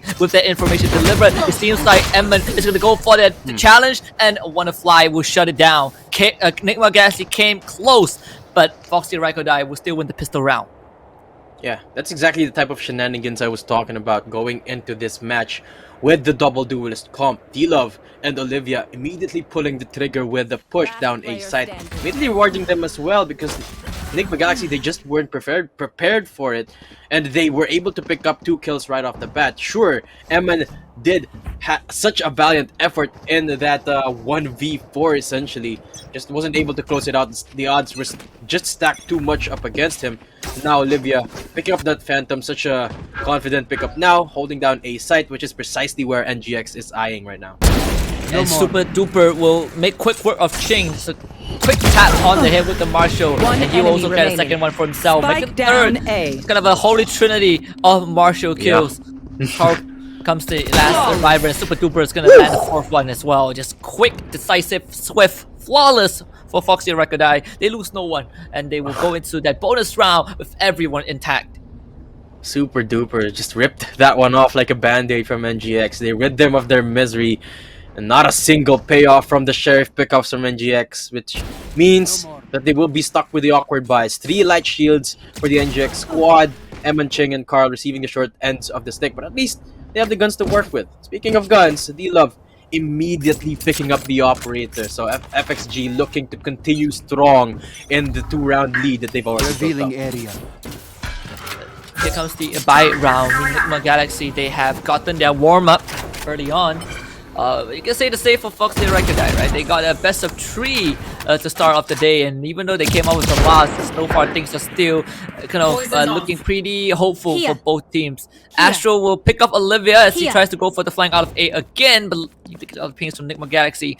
It seems like they're trying to sell a fake, and so far they have gotten 3 members of Foxy Araikordai to head towards that A side. Only the Viper is going to be remaining on that B. She puts up the toxic screen, but Nigma Galaxy, they haven't refused to spike just yet, and Emman will get a second one onto A side. Yeah, Nigma this time around, they're prepared for the push. Olivia and Wanna-Fly now down. Emman going ham. He's the man right now. Ooh, Love is just gonna have to tailwind away because the swing is not good with the operator. And A side is open like a head with D-Love. Quick swing onto Ching. And now it's a 2-on-4. Still very, very doable for the last 2 members of Foxy. But with only a Spectre to work with, Congred has to try and pick up an upgrade. D-Love! 30 seconds left. Second with that off, making NGX work for it. Even though they found the man advantage already, D-Love is just swinging that off left and right. Now reunited with Congred. Let's see if they will be able to just do this retake. And with the spike down, I mean, Nigma Galaxy, they should have an easy time holding down the side. They even have the Empress. Thank goodness for Emman. He is popping off Conqueror will try to snake bite, but it's just barely missing. I mean, Astro not caught up by that makes it an easy kill for Johan. I mean, Conqueror, they have that false sense of security, so that's gonna give NGX that win for sure. Foxy Araikordai, Love family, the D-Love family will have to save this operator for the next round. NGX will put the first one on the board. Yeah, D-Love have to tailwind the way to survive the spike explosion. And seems like we're gonna have a little bit of a we might have a little bit of a pause in a few minutes because of some technical difficulties. I'm not sure yet. I'm just hearing it from Prod. But going back into the game, that was the eco round. That was the gun round rather for NGX, and they managed to pick it up for themselves. And yeah, it was quite orchestrated for them to have it. It's a good thing that D-Love was able to save that operator. Won't be punishing them for now. And they will be headed off to FXG. They will be headed off to the next round with 2 operators in hand, 1 each side. Super duper rocking the big boy gun as well down in B, which is where NGX is holding. Again, slow default for NGX, waiting for any potential push once again. But this time, Olivia with a little bit more care, a little bit more patience. And Wonderfly is gonna catch Astro, trying to sneak into her kitchen. And Super Duper, like you say, on that big boy gun is gonna take down his counterpart. So NGX down to just 3 members. It feels like they want to commit on that B side. The Lear not really blinding too many members. There's a crossfire set up between Super Duper and Conqueror, and Super Duper is going to find a second kill onto Ching. No entry point for Nigma Galaxy, unfortunately. Emman with the Empress online will get himself the first kill, but he needs to do more than that. And D-Love family with that second operator will catch them off guard. Johan with a good crosshair placement will kill off the upper and funk the second one, but he pulls out the axe at the wrong time, and Conqueror, sneaking behind like the Viper he is, will give FXG the 3rd win. Foxy though, they gotta be scared because that was too close for comfort. Remember, that was such an expensive round for them, picking up 2 operators. They didn't have to use any ultimates. They did shut down the Empress early on, but again, that was a little close. Emman, yeah, he's one to watch out for. Foxy, they gotta shut this man down every single time if they want to keep winning these rounds. Because right now, when it comes to creds, if NGX manages to pick up this Thrifty, Foxy, they're gonna struggle with the comeback because this is a bit risky for them at this point. Potential turning point, even though it's an equal round, and that's exactly what they have to be careful about. D-Love with the aggressive push, he gets punished. Operator is now off. Empress from Olivia now turning up with the dismiss. It's a 1 vs 1 yet again. He gets an easy tap onto Carl. He's going ham still. He knows that there's only pistols against him, and that's just gonna leave Astro, the last man with the sheriff. Can't even get the upgrade. He will get shut down by Super Duper. But the operator is now gone from the hands of FXG. You know, real good job from NGX picking up a couple of kills. And Foxy Araikordai made quick work of Nigma Galaxy. That's gonna be a timeout for NGX. You kinda need to slow down the tempo a bit more.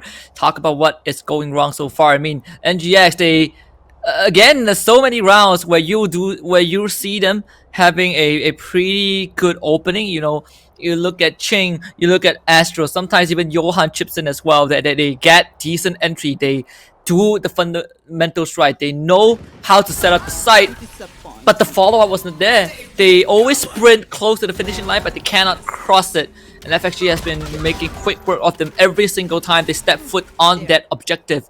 So this timeout is going to be pretty crucial to set Nigma Galaxy back on the right track. Yeah, you have to find a way to rack up those rounds while they are still on the offensive half, on the attacking side rather. Emman has been so essential in those rounds. They have to find a way to make use of the rest of the members, the rest of the crew's abilities and utility, so that they can pick up more kills, pick up more rounds, and possibly get these opening frags. Because every single time it seems like it's D-Love or Olivia that opens it up, and whenever Emman does make work, whenever he does pick up a couple of kills, that's when NGX starts to shine. That's when they pick up the rounds. Let's see this time around if they will be able to once again. Because NGX, they've been doing such a good job of catching the pushing members of Foxy Araikordai, but whenever they don't, NGX, they're starting to falter. But this time around, they're the ones to open things up. The operator from Foxy hasn't found anyone as of yet. Carl is the target right there. D-Love just holding it ever so patiently. Has to wait for the perfect timing. Here comes the push from Carl. No, nothing happening as of yet because NGX, they're starting to playing it slowly. Oh, Wow. it's actually Carl that wins that 1 versus 1. Beautiful swing from the Sova. Olivia pushing once again down in mid. Really beautiful this time around, but the Lear just won't save your life from 2 different angles watching you. will not Now that kill 2 my members, one allies. flying Concrete, Last has to player work it out standing. for them against 5 members. Concrete left alone now in B side. Just good individual pickoffs and isolation from NGX. Carl, he's still gonna play around this green. He does get taken up by Conqueror, but the rest of Nigma Galaxy, they are on that A site. And there's nothing that FXG can do realistically. Astro will get the ore for himself, and this plan is going to give him the Viper Spit. But in this 4 versus 1 situation, you can save that for the next round. Nigma Galaxy most likely will be able to walk away with the 2nd round victory of the match. Yeah. Concrete, pretty sure he's not going to be trying to go for the 1 versus 4. Did pick up 1, so that's damage done already onto NGX. And again, like you said, that is the round that's rewarded to NGX just because of the isolated one-on-ones that NGX managed to win. Consistency is key in this game. In order to keep winning these kinds of rounds, they have to keep on doing that. And I'm not sure what the best strategy is for NGX. Is it to play defaults? Is it to play fast and quick like what Eman has been doing, pushing up A side every single time? I'm not really sure. But whatever they did that round, it worked out. And with the Viper Spit available to them the next one, they will definitely have the upper hand in those side takes. And that's definitely going to give them a bit of a momentum boost. Again, they got the Viper Spit off of the previous round, so if they can get onto site, it's almost going to be a guaranteed round for them. Look at all of these crossfires. Nigma Galaxy recognize the aggressive nature of Foxy Araikordai, and they punish all of those pushes just by setting up decent crossfires and making sure that they hold those important angles. So this not only gives them that momentum, but it also makes sure that they are never straying too far away in terms of that point deficit. Yeah. Now look, another slow default for NGX. And I think this is the right idea. This is what they are supposed to be doing, and that's exactly what they're doing now. The first couple of rounds, a bit of a discrepancy in their strategy, going fast and ham. It's not really the best idea when it comes to Icebox in the first few rounds when you're just getting a feel for each other in this map. And now, NGX slowly going for it. D-Love, they know that there's an operator here, which is why they're ever so slowly pushing. Oh, D-Love chipped down to 30, and he's calling for backup now. Somebody help this man. Luckily for him, Viper is right him Conquered beside, and still no push happening from NGX. They're still deciding on pulling on a trigger, and again, just waiting for any potential information or any potential pickoffs that they could pick up. It seems like they're making the rotation now to A side because they have to make a decision. 38 seconds left on the timer. Yeah, and that could really catch Foxy Araikordai off guard, and just quick poison orb just to block up that line of sight. Nigma Galaxy so far setting the fake just right. There is a barrier orb, so this is going to stall NGX a bit more, with Olivia being the sole anchor of that A side. But with so much time ticking down and no footsteps on the B side, I think FXG knows what's up. Can they get to Olivia? The Olivia's going to peek out into 2 crosshairs, and Chain will also take out Super Duper. One of the come in, so they need to cancel the plan. One of the goes for the swing, but still, there is a crossfire set up by MM, and with 3 seconds left, it is enough time for Nigma Galaxy to plant the spike. Now, post-plant 4 against 2, NGX have the absolute lead, and you can see that Foxy Araikordai, they don't want to have any relations with this post-plan. They want no part of this. They're going to save the guns for the next round. So NGX, they walk away with the 3rd round. Yeah, they love the operator pickup. Hasn't paid off quite yet. Did have to use the Blade Storm as well, so they will not have that option going into the next one. But again, they're just gonna hope to save this up. Oh, Conquered has to be careful. Just members of NGX slowly making their way out of A side to stay clear out of the blast radius. But here we go. Might see some action yet. It seems like they're not gonna be making their way out of there. Playing it safely. They know that they don't have any idea where Conquered and D-Love family is. That's why they played that a little bit safely, and a good job from NGX just waiting till the last moment. And that's what I'm talking about, the defaults. NGX, they are really good at it, and with Foxy, when they can't go for those fights and they get isolated in those sites, it's when NGX starts to shine. And that's great, you know. I mean, Nigma Galaxy knows that sure they are going to win the round, but you can't lose members, right? You need to keep those creds in check. And for the side of Foxy and Araikordai, at least they still have a rifle and an operator that can make a difference. An early out drone is going to enable the push from Dealer family, and it is just a great synergy lined up and orchestrated by FXG. They get the early pick on the stage. Yeah, beautiful owl drone to set that play up as well. Shows the coordination that Foxy Araikordai is capable of even on the eco round. Even Wannafly was there to go for the trade just in case D-Love wasn't able to pick it up. And speaking of picking it up, Ching falls prey as well to the operator. And Eman is the next one in the sights. He's gonna back off for now in the ace site. The push is gonna be halted immediately because it's now down to Eman, Astro, and Carl. They do still have Eman at the helm to go for the push, but they're still making a decision where they're gonna go. Have to be doubly careful now that there's only 3 members left for NGX.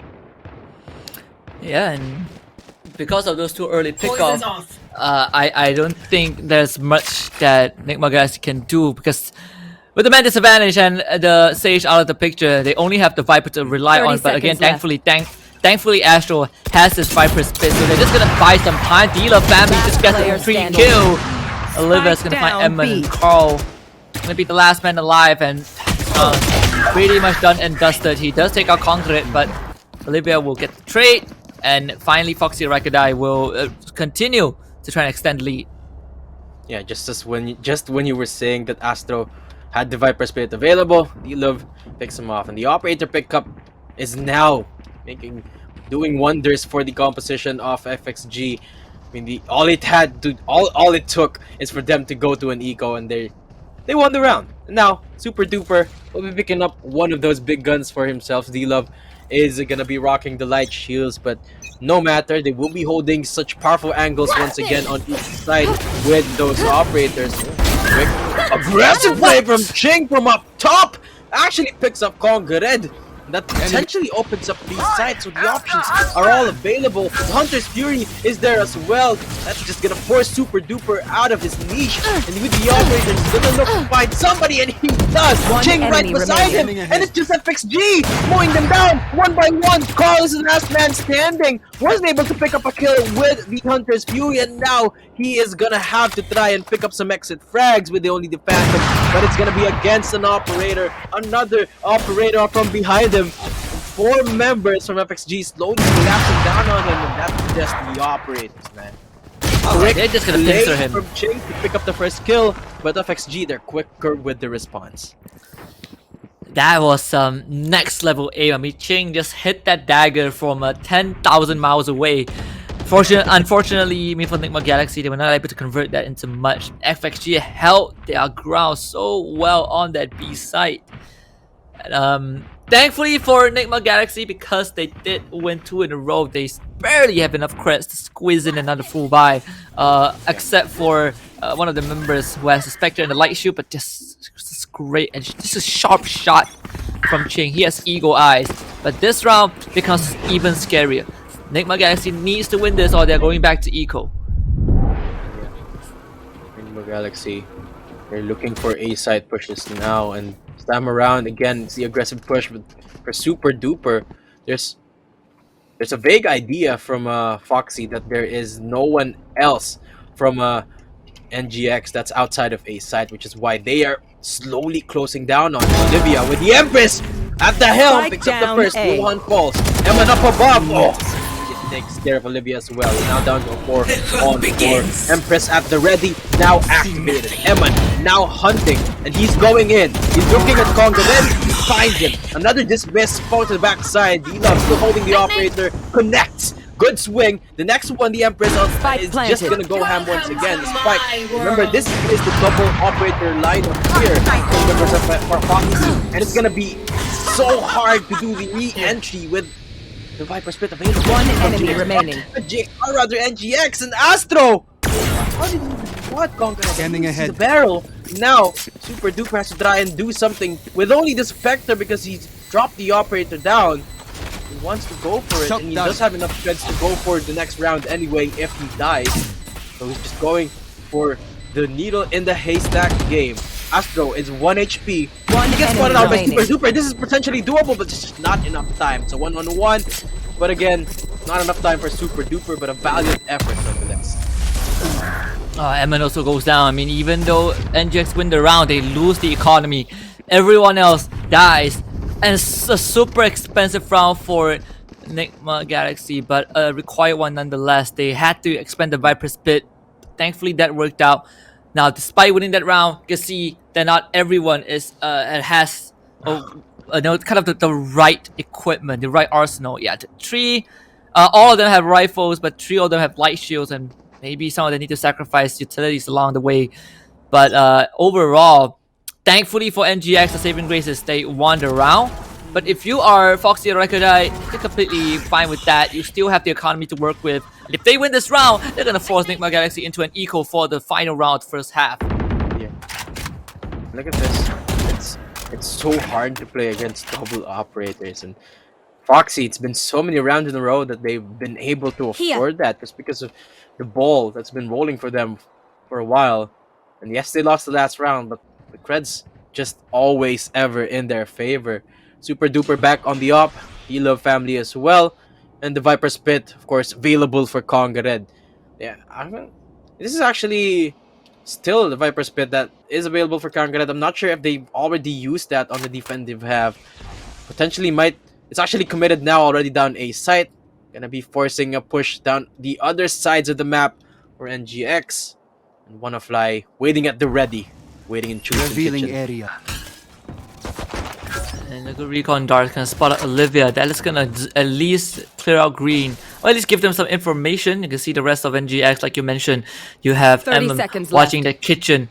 That's where the FSG stage is. The wall's gonna be put up, and it seems like NGX are gonna pull off this pincer maneuver all the way from mid into A site. But they also need that flank to work out. Good game sense by Johan. That presence of mind giving him that first kill. Chase already in the Viper's Pit, but Dealer family takes out Astro and Super Duper with that upgrade and finally takes out Power. And even though Emmon takes out Super Duper, the spike is way too far away from the site, and Emmon has no business with that as well. Time runs out. Nigma Galaxy lose the round, and FXG continues to extend the lead, and Emmon even loses his life. We're going into the final round, first half. Nigma Galaxy on that eco. Yeah, that is unfortunate for Nigma Galaxy. They went for the right call. In my opinion, that was the best course of action they could have done there. Went for the unexpected play, pincered A side, even though they knew that the Viper's Pit was there. But Foxy, they were just ready for it. And a lot of it is because D-Love bought enough time for the rotations to come through with the shorty at hand. That's the thing with the Viper's Pit. It's like everyone's playing with a blindfold. You can't see anyone that is more than a few meters in front of you. Once again, Super Duper will not be holding the operator, but does have the Hunter's Fury up and available. It's D-Love that is holding the big boy gun still. Look at that, opens up the round. The Reynas that has been on point in these first bloods. Astro leered, nearsighted, will not be able to pick up anyone. Walking like a dead zombie. Emmett once again looks for the answer back. He's the last one standing. Will pick up the flying blades. But against the odds, I'm not so sure what he can do with the double peeking wall. Barrier orb as well to work against him. A 3k for him, but it's not gonna be enough. FXG, they're gonna take us into the second half. 8-4 scoreboard in their favor. Once more, it's FXG holding down the line. They get the perfect read, and Nigma Galaxy unfortunately just not able to stick it. They had to go for the force by Spectres, Sheriffs. It feels like a tough round already from the get-go. But 8-4 scoreline, not too bad for Nigma Galaxy. Sure, they are behind, but at least, you know, Foxy Araikordai isn't really running away with the map just yet. Now with the side switch, let's see if Nigma Galaxy can perform well on the defense. So far, it feels like their attacking rounds have bore a lot of fruits, but we know how Foxy Araikordai plays. They are very, very aggressive. So let's see if Nigma Galaxy can stop them. Yeah, maybe he'll be able to pick up the old Uno switcheroo card. Who knows? EGX they are still very, very capable of going for the sweep.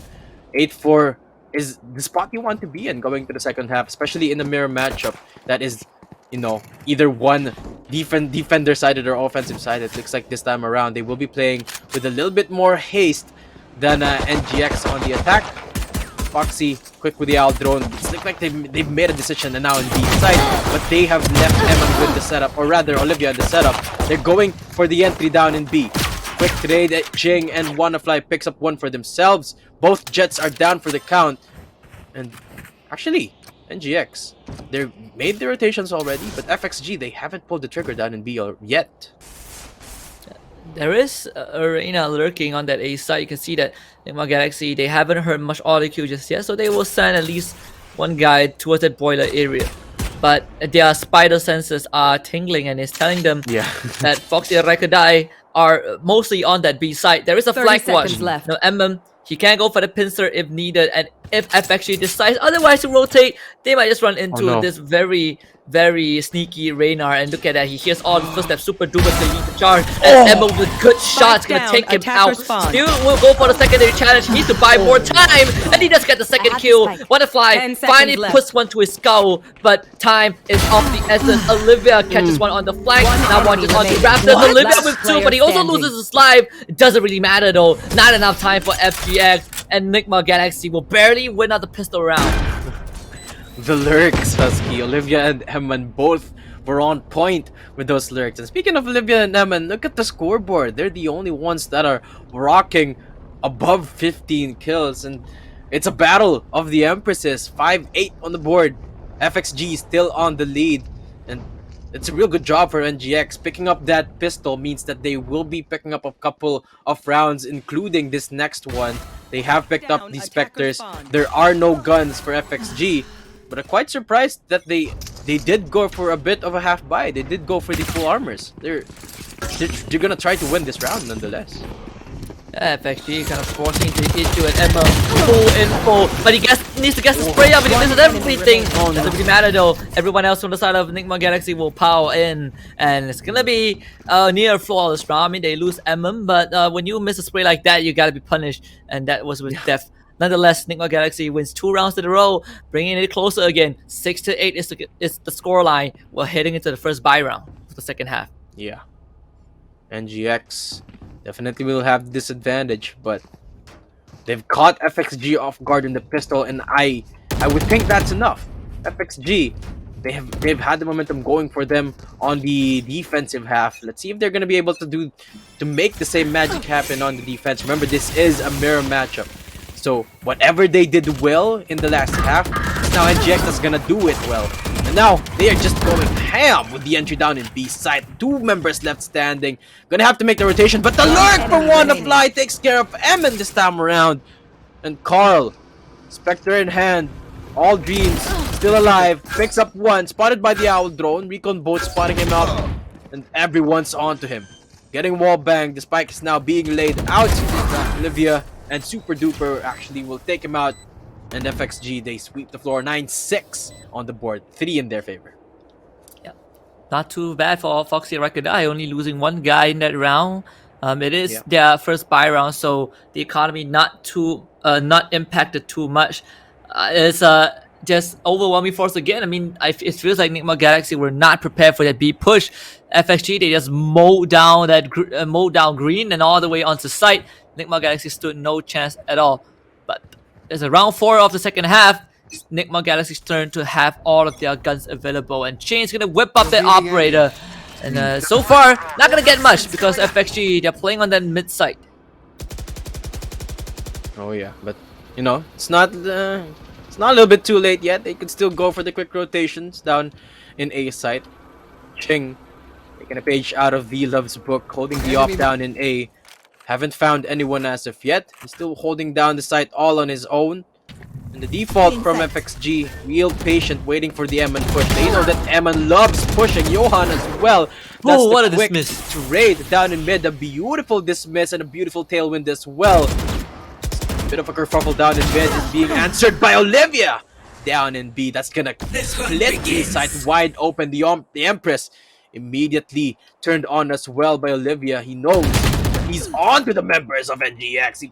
P-Love picks up Eman as well. It's down to Ching and Carl. But the operator is still on the other side of the map. They went for the quick bait and switch. And it's now down to the A side. The spike has been planted. It's gonna have to be the retake for Ching and Carl. Yeah, he completely sold the fake. And again, the lurk, all the pickouts from FXG paid off. The fact that Olivia was able to sneak onto that B side was a huge deal for Foxy Gaming. It confirmed that Nigma Galaxy did not have too much of a defense. So this retake's gonna be so tough. He's super duper once more. It's coming in from behind, catching Ching off guard, and they know that Carl is dead. It's a shock dart to close out the round. FXG hits double digits, 10-6. Yeah, 2 away from match point, and there is no guns to work with for NGX this time. Still, just the Spectres, and they're gonna have to want this timeout to regroup. You know, talk through the table what's happening, what they need to do, and now it is a lot of the strategies from NGX in this offense and defense both banks on the fact that Eman starts off the round with the first bloods, picking up a couple of kills here and there. But when he doesn't, when he gets shut down by the FXG gang, just doesn't work for them most of the time. NGX, they seem to falter when one key member falls, and that's when FXG, they capitalize. And speaking of FXG, the team is performing super close with one another. They're so good at playing off each other, looking for those trades, setting up their positions in a way that every single time one of them falls, there's always a quick answer. That mid-fight between Olivia and Ching, it paid off so well for Foxy Araikordai in the last round, which is why they won it. You know, a lot of space being opened up by those aggressive pushes. Yeah, and I think the most important part is that for FXG, they did the way that they adapt to every single round is incredible.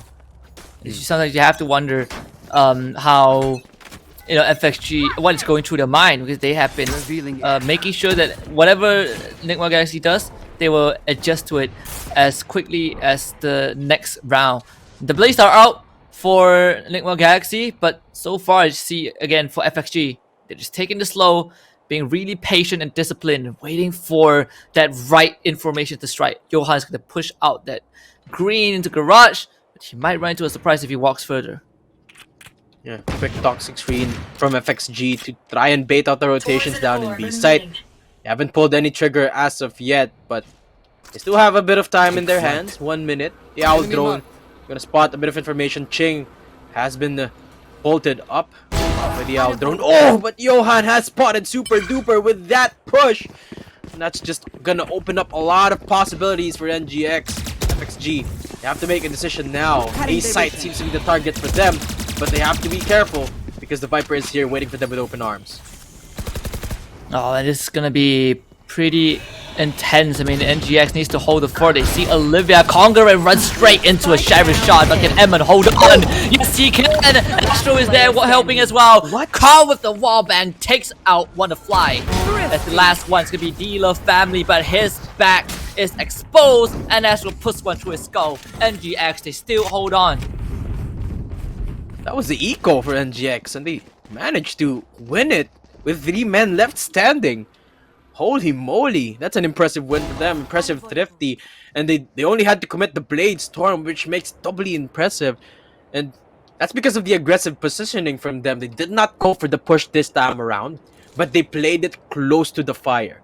They went on, Johan went on with such a pushed up position just because of the toxic screen that allowed him to get to that spot. He's able to punish Super Duper with that owl drone. 7-10 on the board, still in favor of FXG, but that's a great win. Now they're going for the B side 1v1. Olivia and the Resurrect immediately committing for Foxy Araikordai. This takes us into a 5-on-3. Puncher's Fury will scatter them for now. Will not kill anyone as of yet, but tags Wanna Fly. Astor is already down in B side, but Olivia's taking them on 1 by 1 with the 3K. Finally, Eman is here with the guns.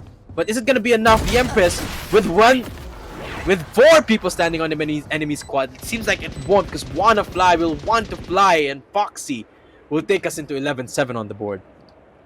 so close to their last chance slot.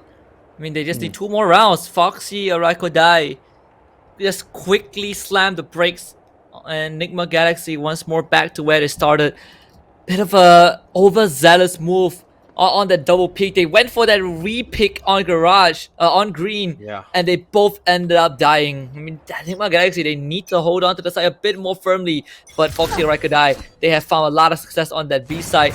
Now they're switching their attention onto A. Last time they failed on that, when Nigma Galaxy were on that eco, but they are gonna make sure they don't make the same mistakes twice. The Nigma Galaxy so far only has 2 guys on that A site. You have Emem, and you also have Astro. The Hunter Fury out from Foxy. Araikordai is gonna start tagging and flushing out the members on the side of NGX.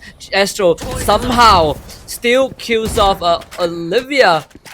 So for FXG, they cannot get onto the A site yet. Yeah. That's beautiful utilization of the Hunter's Fury to spot out where the pushing members of Foxy Araikordai were, which just set up Astro for that kill. It was the scan from the Hunter's Fury that allowed him that frag. Now, down in mid, quick rotation rather from FXG. Super Duper versus Johan. It's gonna be for the Sage. Just picks up another. Wanna Fly again. Answers back. The wall is there to deny them of any frags.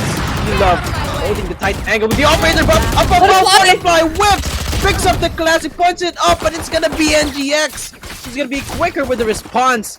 8-11. They're managing to stay alive, Husky.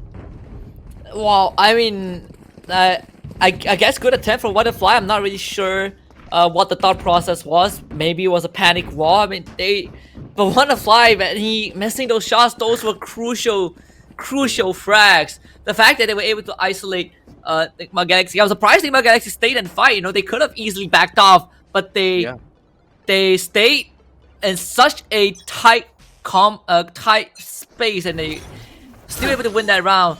Ching keeps his operator, and if you are FXG, you gotta be careful because Ching just got the kill onto your Jet. Dealer family stood no chance.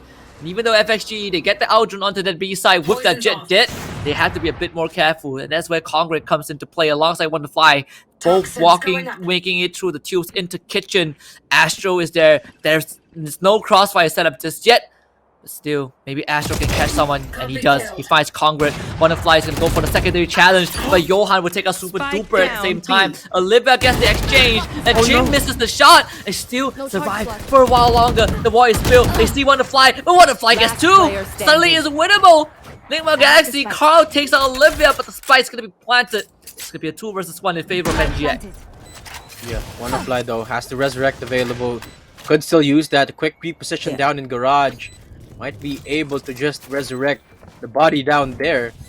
And he's just going to. D-Love is back in the game with the operator. And in this retake, it's gonna be crucial as he picks up 1 kill. Eman, quick with the refrag, but against an op, not win it, baby. And D-Love, the resurrected member, takes Foxy and Araikordai into match point. They're 1 away from getting back into the playoffs. And and Nigma Galaxy once more not able to cross the finishing line. And Foxy and Araikordai, they are nearing that end point of this match. Just 1 more round, and they will be through to the last chance qualifiers, and we will have to say goodbye to Nigma Galaxy. This is a rematch between these 2 teams, and like we expected, it came pretty close, but it seems like FXG are running away literally with the match. Nigma Galaxy needs 4 rounds for an overtime. Oh, that operator doing wonders for Ching, but so far it hasn't paid off for NGX. Johan looking to turn up, but it's Olivia who does. Frag onto Ching. Now as he opens up B side, there is no Viper here this time around. Carl is on point as well with the headshot. D-Love waiting for the peek. He spots the enemy Reina. Doesn't go for the shot as yet, but the spike is still down in mid. They're just looking for trades now. Any potential opening is welcome for FXG as they look to play the default slow once again with 3 members. The resurrect has been committed by NGX, so it's a 4-on-3. Wanna Fly looking to be that deterrent while straggling, but he's the one who gets cut off. 2-on-4, still no plant happening. Reposition from Super Duper down in B site. This could be the key, the B plant for FXG. Timing was a bit off, unfortunately, for one to fly, but Johan sees the gun barrel and also sees the head of the Love family. There's 30 plus seconds left, but Super Duper knows he can't really 30 plant, seconds left. especially when with the wall going down. Johan can easily go for the swing. Super Duper needs to get those challenge off, and he does take out Johan. 46 HP left. The plant will at least go down, but he's up against 3 completely healthy members from the side of Nigma Galaxy. That first option is going to go wide, and now he has to deal with 2 crossfires, and that is just a bit too much to ask for from the Sova. Nigma Galaxy will get round number 9 under their belt, putting them 1 round closer to the overtime. They still need 3 more. Yeah, they do. Look at the resolve of Foxy Huskies. It seems to me like the last round that they won, they just managed to squeeze out. But it's NGX, I feel like, that has the upper hand now, because they have been the ones who I feel like have been performing with a little bit more consistency, because it is their time to shine. It is still match point for Foxy, so they're still 1 round away from winning. But again, NGX, they are showing that they can go toe-to-toe, and they are showing that they want this spot in the playoffs. Now they forced FXG to another eco, and finally they have the advantage. Even though Eman is stuck with the light armor, they still have the Viper Spit. So NGX, they look to be set up for success this time, even with the powerful eco that FXG has. Look at the smoke. Carl is just spamming. Eman right here waiting at kitchens. Somebody's gonna peek him, but with the Vandal, it's not gonna make it work. It's not gonna find any value. A quick upgrade. Carl right here in the cloud burst though! Picks up 3! The classic is brought out! And Super Duper, the last one standing, and this is X. NGX, they're looking for the comeback. They did lose 1 member, but it was just a quick win for them in that round. Now it was an eco for FXG, so not to worry about that. Back to the buy round they go. They're creative way for Foxy Araikordai, but Nigma Galaxy read that like a book, and Carl was the MVP for that particular round. 1 round at a time for Nigma Galaxy. Now it's 10 to 12. They need a bit more for that overtime. It could have really been a surprise that catches NXG completely off guard. They stopped that. Now we'll see if they can win this round. If they do, we're most likely to see NGX pushing it to overtime. Ching will be the difference maker with his operator on that A site. 2 members of FXG have already made it through, and Ching just misses the shot. Oh, kind of an unfortunate mistiming there for NGX. Yeah, almost. D-Love's playing with fire right there. He didn't even have any idea that the operator was down in A site. Probably did have a big idea, which is why he was running with those with the knife out. Then again, doesn't matter now because the rotations has already been made for Foxy Araikordai. Slowly making their way down in B side. Seems like this is the site that they want to target every single time. Johan is right here. He's pinging it now, waiting for the call. Is waiting for the rotation of his teammates. Doesn't have any sound cues to work with because that is such a quiet team. The spike being planted. Old Hunter's Fury, the Viper's Pit in response, but Dila falls, trying to dodge the Hunter's Fury. That's a beautiful coordinated play. Johan actually falls as well. The Viper's Pit is gonna make it doubly hard for Emma to find something, but he does nonetheless. No less from the Reyna. On Red, the Pit from the Viper, actually the Viper rather, in the Pit, is now making her work. There's a flank NGX work for it, but here goes the plant, not committed as of yet by FXG. There's a flank from one to fly, and yeah, he catches Astro. 10 seconds left. NXG, they gotta make his right now. Carl, he sees that. Does he see the planter? No, he does not. There's still a chance to live it. Barely makes it through. And the reload. Oh, Carl runs out of bullets.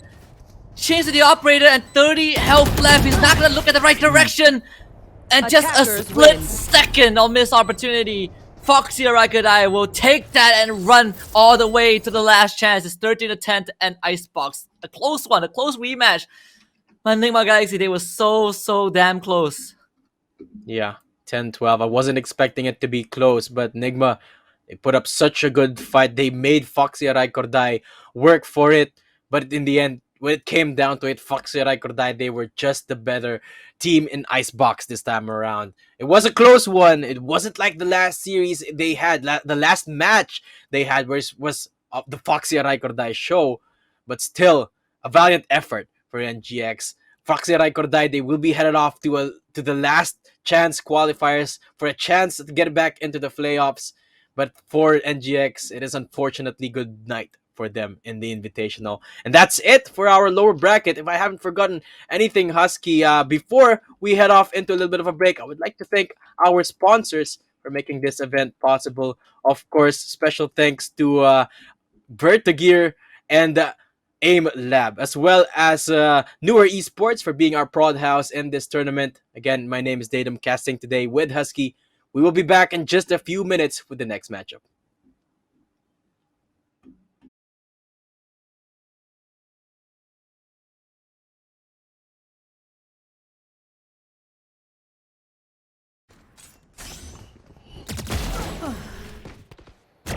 Shot down. Die.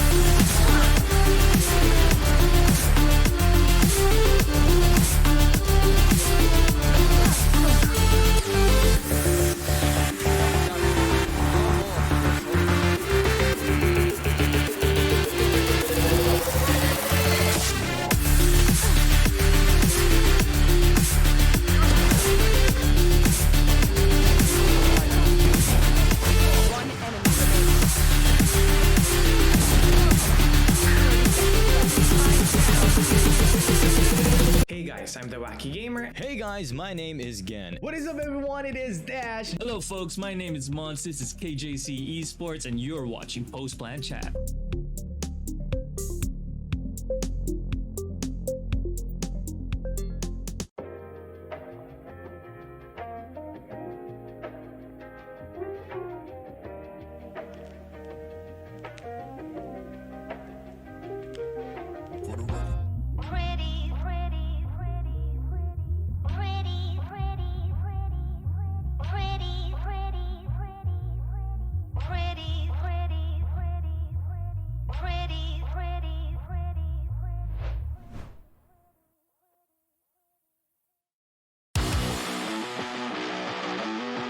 But here comes the rolling thunder.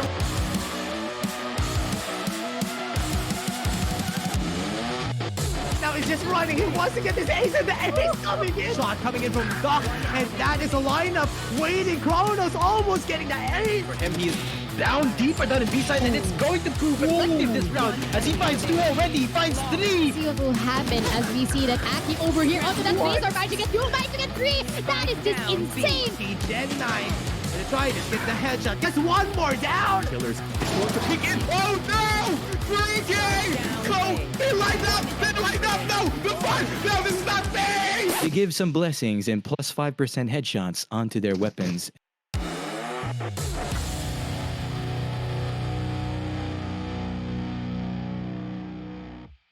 I don't think we felt any pressure. A lot of people wanted to be there and they didn't get the chance. Really crazy. You just enjoy things and things might have changed, but our goal is still clear. We believe that we are the strongest team right now in MYSG. We have the fun hype moments because we're always joking around. It was really fun to chat, and it brought back some good old memories. Thank you for the Vietnam community who always welcome me well. Thank you guys for always supporting. It's not all about fragging. It's the very small things that can lead a team to win a game. It's kind of hard and we still have a long way to go, but it's not impossible.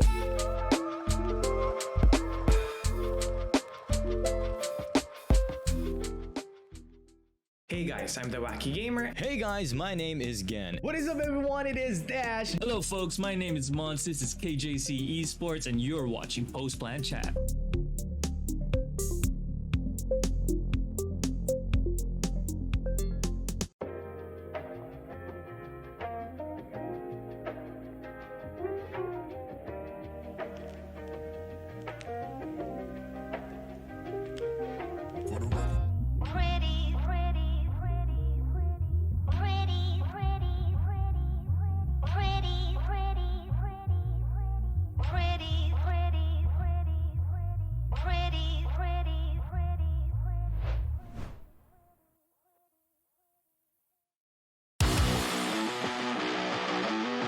But here comes Zeal, the rolling thunder.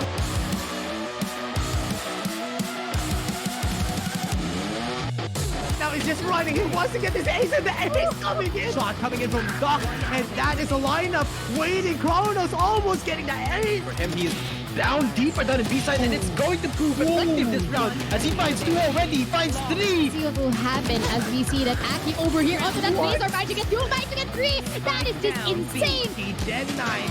Gonna try to get the headshot. Gets one more down. Killers going to peek in. Oh no! 3K!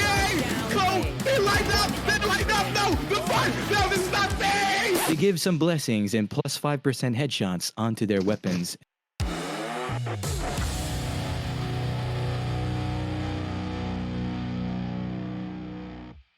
I don't think we felt any pressure. A lot of people wanted to be there and they didn't get the chance. Really crazy. You just enjoy things and things might have changed, but our goal is still clear. We believe that we are the strongest team right now in MISG. We have the fun hype moments because we're always joking around. It was really fun to chat, and it brought back some good old memories. Thank you for the Vietnam community who always welcome me well. Thank you guys for always supporting. It's not all about fragging. It's the very small things that can lead a team to win a game. It's kind of hard and we still have a long way to go, but it's not impossible.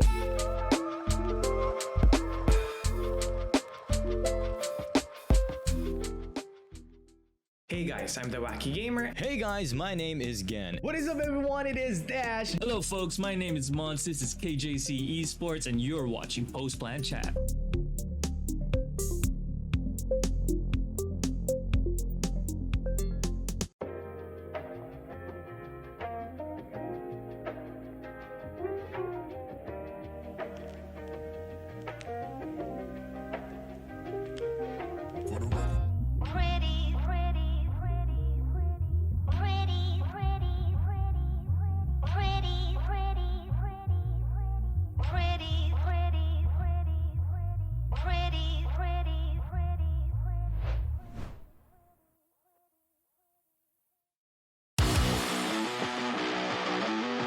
But here comes Zeal, the rolling thunder.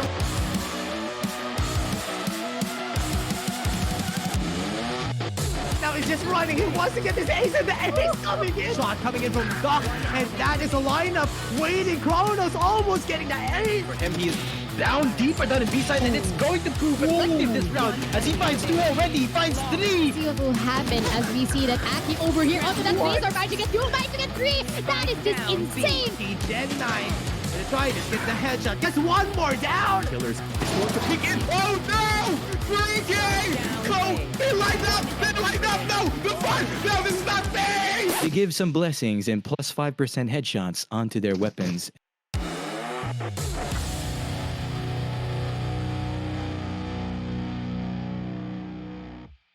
I don't think we felt any pressure. A lot of people wanted to be there and they didn't get the chance. Really crazy. You just enjoy things and things might have changed, but our goal is still clear. We believe that we are the strongest team right now in MISG. We have the fun hype moments because we're always joking around. It was really fun to chat, and it brought back some good old memories. Thank you for the Vietnam community who always welcome me well. Thank you guys for always supporting. It's not all about fragging. It's the very small things that can lead a team to win a game. It's kind of hard and we still have a long way to go, but it's not impossible.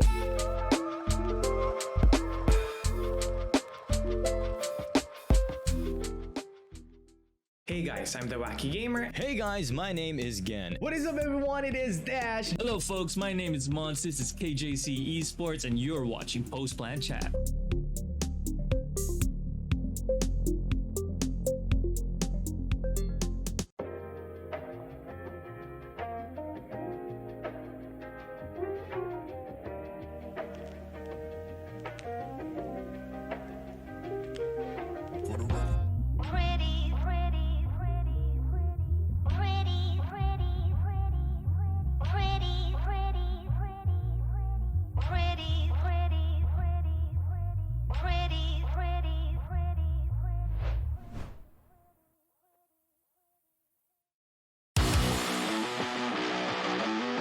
But here comes Zeal, the rolling thunder.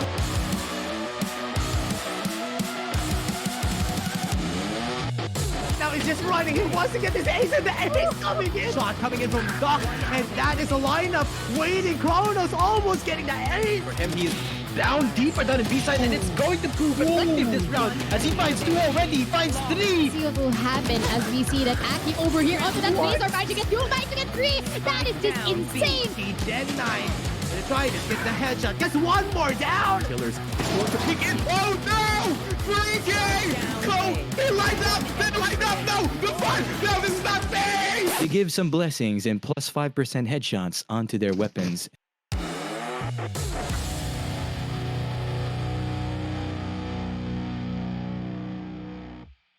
I don't think we felt any pressure. A lot of people wanted to be there and they didn't get the chance. Really crazy. You just enjoy things and things might have changed, but our goal is still clear. We believe that we are the strongest team right now in MISG. We have the fun hype moments because we're always joking around. It was really fun to chat, and it brought back some good old memories. Thank you for the Vietnam community who always welcome me well. Thank you guys for always supporting. It's not all about fragging. It's the very small things that can lead a team to win a game. It's kind of hard and we still have a long way to go, but it's not impossible.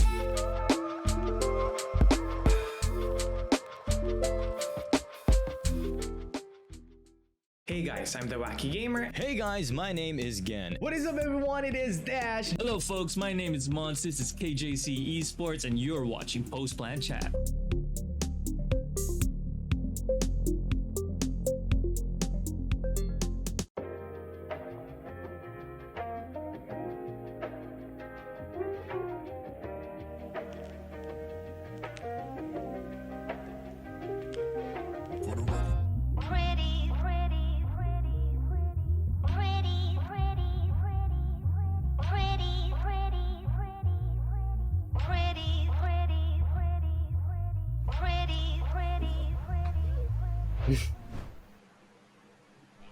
Welcome back, ladies and gents. It is KJC Invitationals. I am Datum, casting here today with Gen, and we are headed off to the next best of 3 match, the upper bracket, and it's gonna be between Zeals and Team The Infinity eSports. What do you got for me for both of these teams, Gen?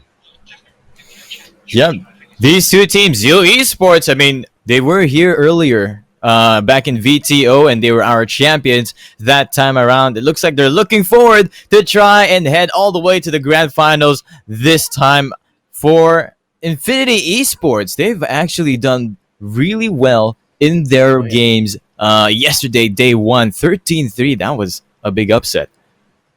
Yeah, well, both of these teams, they are very on point when it comes to their Valorant gameplay. We already know that. And one of their strengths actually is the map bind. Both of these teams seem to always have it figured out when it comes to bind. You know, last year we saw how explosive Zeals was. They managed to win the grand final against Paper Rex. They even brought out the Yoru, which is something of a possibility that we're going to be seeing this time around. I hope so. But, you know, bind is hopefully one of the maps that they do pick. Speaking of maps, let's check it out right now. Let's go to the agent map picks for both of these teams. Yep, the map picks, which is, we see here, it looks like we are going to be heading all the way to Ascent, our second game. Unfortunately, due to unforeseen circumstances, the Infinity eSports do default 1 game, so that's 1 point already for Zeal eSports, and the pressure for Infinity. They need to win Ascent, which is their map pick, to head all the way into Bind, where Zeals will be waiting as well. That's gonna be really a kicker here of a game. Yeah, unfortunately it is, like you said, a 1-0 already because of a little bit of a rule break there from the Infinity. We'll not delve into the details, but the bottom line is it's 1-0 already for the first map, so we're not going to be playing on Icebox anymore, and we're going to start at the best of 3 in Ascent. Both of these teams are pretty good in Ascent. You know, Zeals, as we recall, is pretty dominating in Ascent, to say the least. And the Infinity, I would just like to know, because the third map, which we hopefully will go to, they have a specific composition in Bind where they do opt for the Yoru. And that's something that I definitely am looking forward to. But, you know, with those specially built mix of lineups, can go down the drain just because of the agent ban mechanic that we do have just in this tournament. And speaking of agent ban mechanic, let's go right into that. The first team who will be who are going to ban an agent is Zeal's. Let's see what they have for us.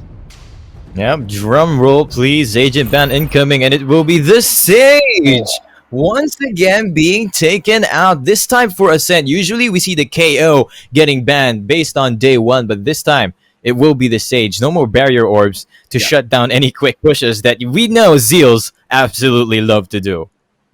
Yeah, Zeal is actually a bit of an unconventional ban. Sage is not the priority pick, and meanwhile the response, the Killjoy getting banned away from Zeal's esports by the Infinity, so a bit less defense options to work with, but still the Viper, the Astra, both still available. So a lot of utility still on the table, a lot of defense as well on Ascent, and still very defense heavy because all initiators, so the Sky, the Sova, the KO, like you said, still available in Ascent for both teams.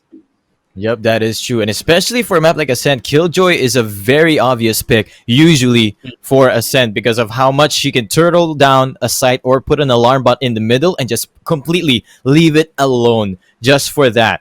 But now, with Killjoy being banned, that has been removed. So we might go back to a very old meta, which is the Cypher that holds down sites and holds down the tripwires, which could be a problem for Zeals if they want to opt for a Jet, because that Tailwind is not getting through that tripwire. Yeah, Jet. And speaking of duelists, Fireside has sort of shifted the roles from the last time we saw them in VTO.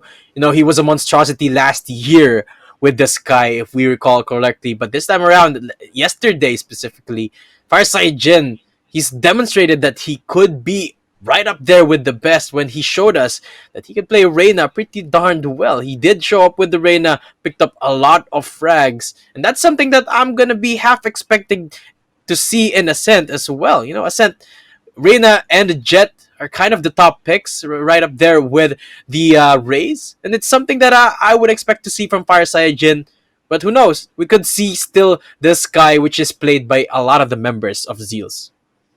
Definitely, especially for Infinity Esports, they have a lot of flex players. They can play up a lot of different agents, and especially for Ascent, they do have sort of a default strat for it. So let's see if that can break out Zeal Esports, or will Zeal Esports be able to adjust for it? Yeah, right. Speaking of compositions, we are going into the agent select right now. Tugi Monster hovering that Sky, and now Fireside locking up the Astra, and like we said, still a lot of defensive options available. The Viper is up there as well. The Cypher and the Astra are the go-tos in Ascent for both of these teams. We might be seeing a potential mirror matchup here. Senior Carl's the last one who has yet to show what he wants to pick, and if he goes for the Jet, might see a mirror like the last game. Yeah, oh man, there's a ton of it's been mirror compositions left and right so far for today, but I do know that Senior Carl loves to pick up that raise, but we see it. He hovers over it. It's gonna be the Jet. Looks like we are gonna be expecting a mirror matchup as he locks them down. This is gonna be an exciting game.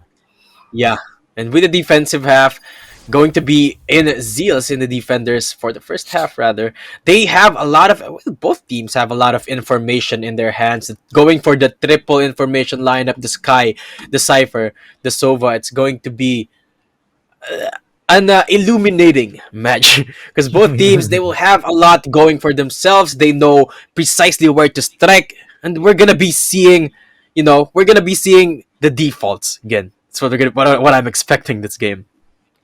Yup, especially since it's Fireside who's holding on that Astra. Fireside has been known for being these aggressive pushers, so with that Astra, he's going to have full control over his own abilities to gravity well for himself or concuss. That will be for Fireside so I'm expecting a lot of that to spot. But you got to be careful, because if you lose your Astra, that's your controller down, and that's a lot of your cover to control the map out of the way. Yeah, that is the only smoke of the game. The Nebula is the only thing that both teams are banking on when it comes to those mobile cover to deprive the enemy team of any information. But now the push down mid is gonna be halted by Senior Carl, but he's not gonna find anything with the right clicks. Oh, Nico Baby takes out Warwick, got blocked there by the teammate. Mid-tail win. Now it's a 4-on-4 and it seems like the members of Zeal, they're just faltering one by one.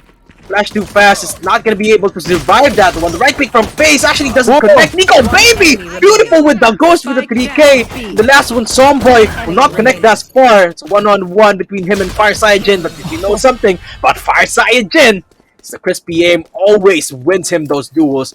Is the first round secured by Zeal eSports.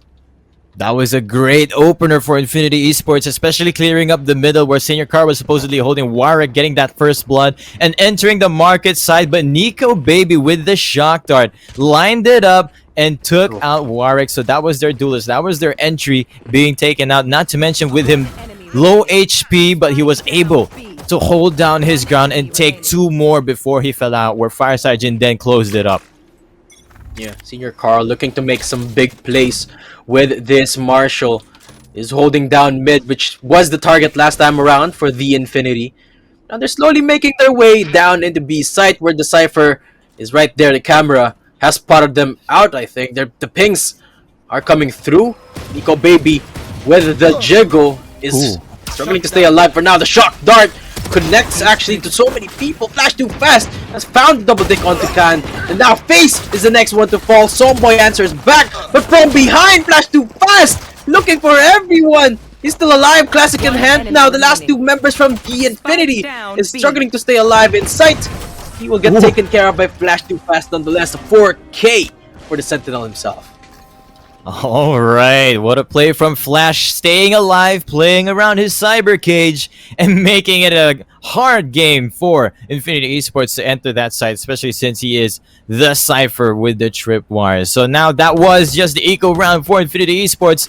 Now it's time to watch them play on with their buy round. Rifles all across the board. Zeal Esports trying to upgrade as well, so this is a pretty hefty buy for them. Buying up all three rifles, Vandals, Phantoms for Nico, Fire, Saijin, and Senior Carl. Yeah, I'm liking this change of pace from Zeal as they're actually playing a little bit more slowly. They're not going for the aggressive pushes that they're known for down in A side. I mean, look at Fire Saiyajin. He's not stepping up so overzealously, and that's pretty good to see. The precision here. Never mind that, he's going for the push nonetheless. The one-way smoke will help him out so far in A side. There's nobody there from the Infinity as they're eyeing mid control once again. Senior Carl is the one to open it up this time. Warwick falls. The Jet is gone. There's no duelist anymore for the Infinity, and they're gonna struggle on these side takes.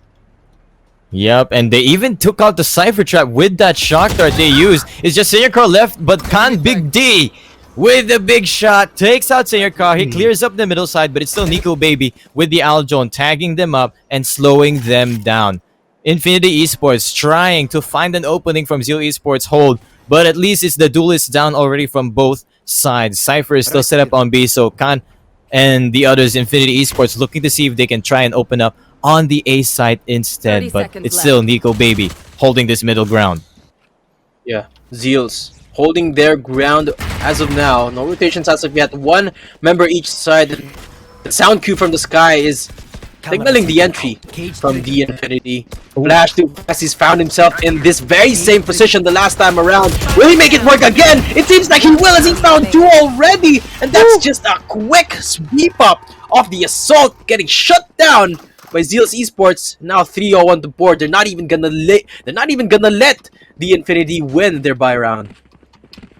That was such a huge round for Zeal Esports, winning that supposed bonus round. That force buy for them, that upgrade to the rifles worked out in their favor, especially since the hold from Flash too fast is playing down the angle and able to catch them off guard. It was Khan Big D with the shot there to hold down from the defender's spawn, but market was still open for them. Zeal Esports still took that round. Flash too fast once again through the smoke. Just catches the Infinity once again off guard. And they have to be careful about that because it's been happening for quite a while now. Now in the mid side, still being contested. It is once again Senior Carl in guard duty down mid. Finally taking down Warwick once again. The opening frag from Zeal. Stoogie Monster. Can Big D pick up a kill for himself, but he's now literally 1 HP. That rhymed right there. But it wasn't intending that to happen. But now, members of the Infinity will have to be careful. Farside Jin is pushed up so far, head down in a main. That's the 1v1 versus FaZe. The next one, Big D. Oh, with this nutty one tap. Tugi Monster won't fall as well to Chromex. Picks up the upgrade and the spike for himself. It's a 1-on-2. Still got the light shield to work with, light armor. Look at the lineups. Oh, the shock darts are coming. He hears it. He falls away. Chromex out. And it's the retake gonna have to be for Flash Too Fast and Nico Baby, but the plan's not committed yet. 30 seconds Yep, all alone. He's been spotted already. These are the two info gatherers from both sides. The recon ball is still there. He's gonna get hurt. They heard him pop off, so they have an idea that he might be at hell. They're already close by, trying to spray it down. There's two of them here. It's all down to Chromex. They've done the damage, so it's already all good for them, no matter what happens here. Yeah, Flash Too Fast. They're so good with the frags, actually. Look, 7-1 on the board. Top fragging. Ultimate's been ready for a while now. Neural Theft and the Hunter's Fury is available for Zeals in the next round. And they did manage to win the bonus round, which is, of course, orchestrated for them. This time, Khan Big D and the gang will be picking up those assault rifles for themselves, looking to make a comeback, looking to make it big. They do have the Seekers. They do have the Neural Theft on their side as well. So, do have a lot of information to work with. Can open up either site with that information. And Flash Too Fast, still sticking to his roots. Same old angle, same old smoke. Will it work this time around? Because the members of the Infinity, they're looking to split B site and mid once again. Yeah, it looks like the same side every single time for them. They're always wanting to go for it. They're even using up those shock darts to try and take out any of the tripwires. Hunter's Fury getting used as Khan Big D was trying to take out Tugi Monster. At the same time, Zeal's Fireside Jin used this destruction and distraction to take up his opportunity and take the advantage of it. They're pushing them out. Mid control is no longer there. They're trying to do what they can, but they're getting boxed in. But finally, FaZe does take out that lurk. So now it's once again all up to Chromex on this 1v2 clutch. Same situation from last time. He has the spike. He's got all the time. And now all he has to do is try to plant this spike now that he has information that the remaining two members were actually coming from the heaven. This is deja vu again. It's the same thing we saw in the last time. Chromex going with the plant up against Flash Too Fast and Nico Baby. But this time, he spots them both with the Owl Drone. Knows exactly where they're going to be coming from. Does have the ultimate up. Crosshair placement on point. But to be scattered. Oh, he gets the dink, but not the kill. As Flash Too Fast, just quicker in that duel. Yeah, he got distracted there by that recon ball. He had to look away, but little did he know, Nico Baby added that 1 point of a bounce and made it so, and destroyed his positioning for his crosshair as Flash Too Fast capitalized over it. So that will be again another win for Zeal eSports. It looked scary for them last round after all that mess, but it was still the win for them. The bank is still there, and it's going to be another buy for Infinity eSports going into this next round. Yeah, this should be the round that the Infinity should turn it up, because if they don't, they won't be able to clean this one up. They will not have the guns to work with. The creds is not the best right now for them. Oh, here we go. Oh, Fireside Jin, a nasty flick. Shuts down Warwick immediately. He's being gravity welled. But there's no ending as of yet because the duelist is gone. Fireside Jin once again. Nutty aim. They lined up for him. The stars are aligned for the Astra as Fireside Jin picks up the 3K. The 6th round in a row for Zeals. Oh my goodness gracious, what just happened there? Fireside Jin and Tuge, they just held that choke point so strong. Infinity eSports unable to get through because the flash just cannot connect since it is Fireside Jin. We know this man. We know how he plays with his flashes, and he always dodges them every single time. You can't flash this man. It's usually this man flashing you, but this time around, Fireside Jin with that flick, as we see in the replay, such an amazing shot there.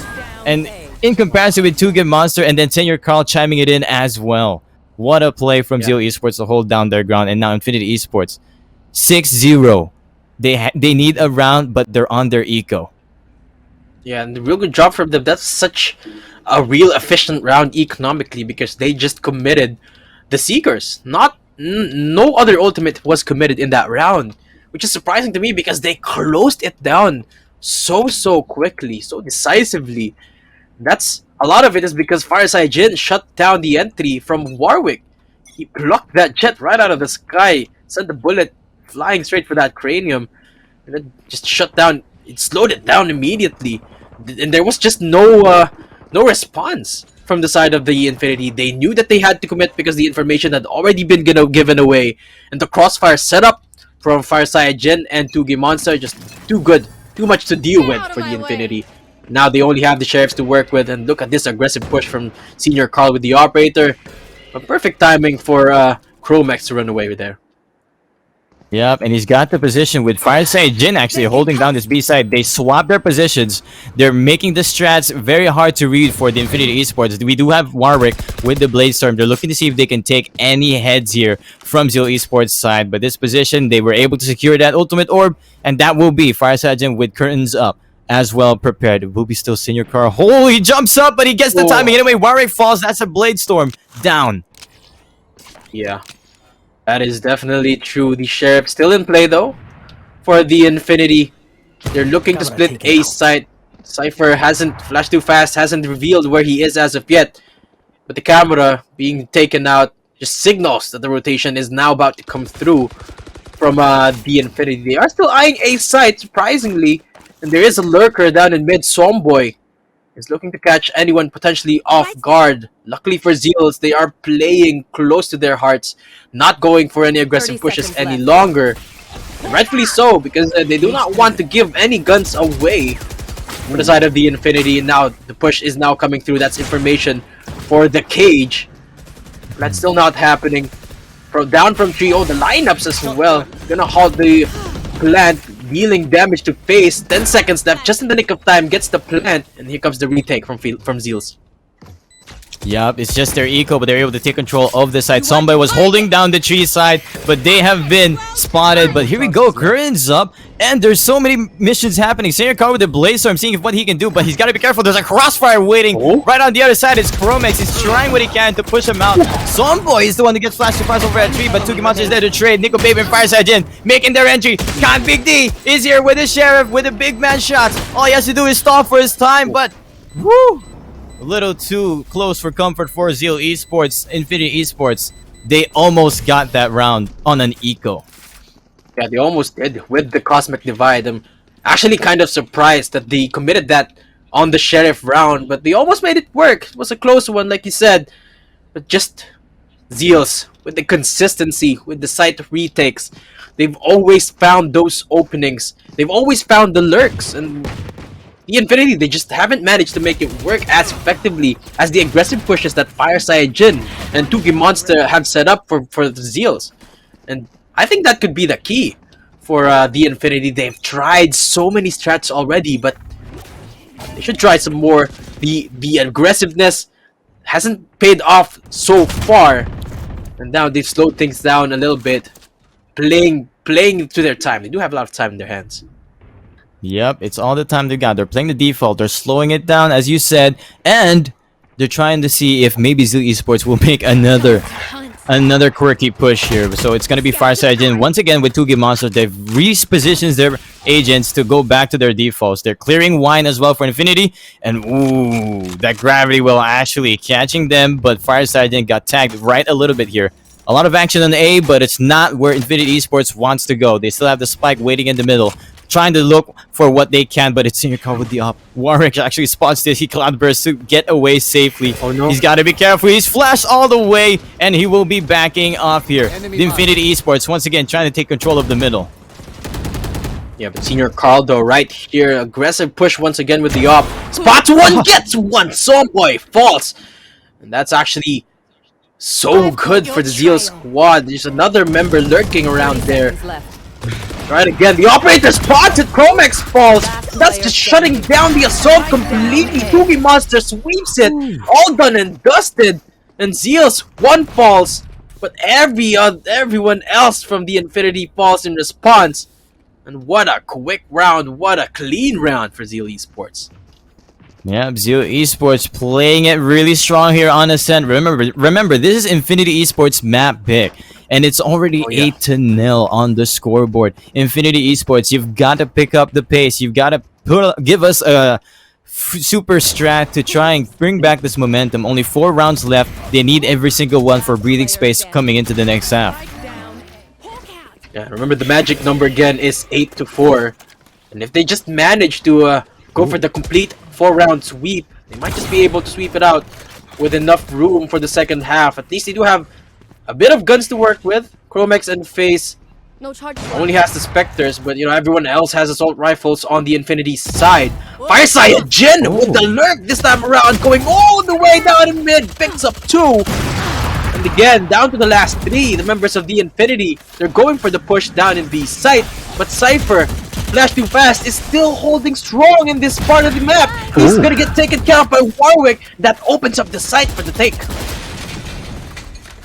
Oh my god, what a shot from Warwick trying to take him out. That was actually him hiding behind his Cypher wall as well. Flick for him, and it's FaZe who picked up that operator, takes Fireside Jin. The Hunter Sphere is being used to try and slow them down. Nico Baby has an Odin to play with as well. And because of that, Warwick actually falls. He's being tagged down. Tugi Monster trying to catch him.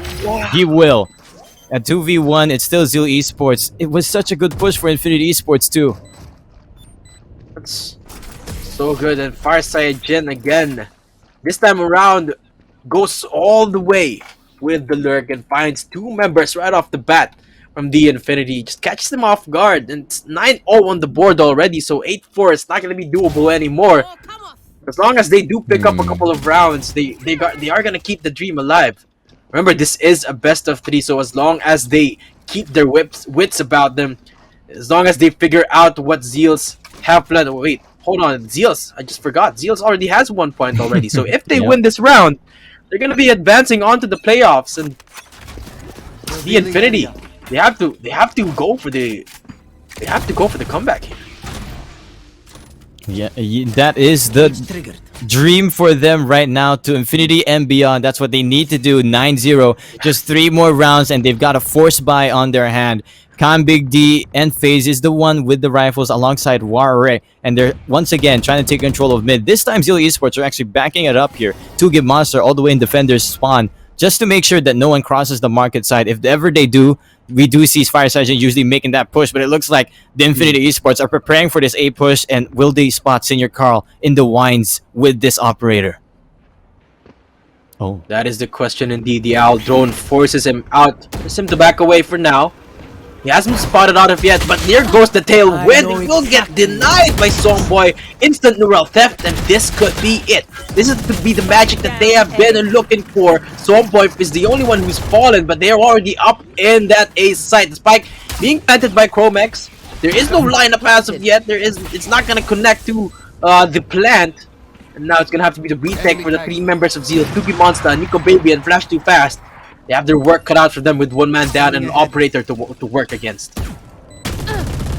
Nico Baby with the spam, and he will get them with that Odin. No one can hold this hell side if you got Nico Baby with that Odin. So it's now still 3 members, 3v3 for Infinity eSports and Zeal eSports for this retake situation. The op actually tags Nico Baby as well. That's Chromex. And they've got to be careful from the backside. It's being distracted by 2-Give Monster with 1 HP. He gets the 2 again with the combine of Flash Too Fast. It's all up to Khan Big D, but the spike is ticking. It looks like it will be the round finally for Infinity eSports.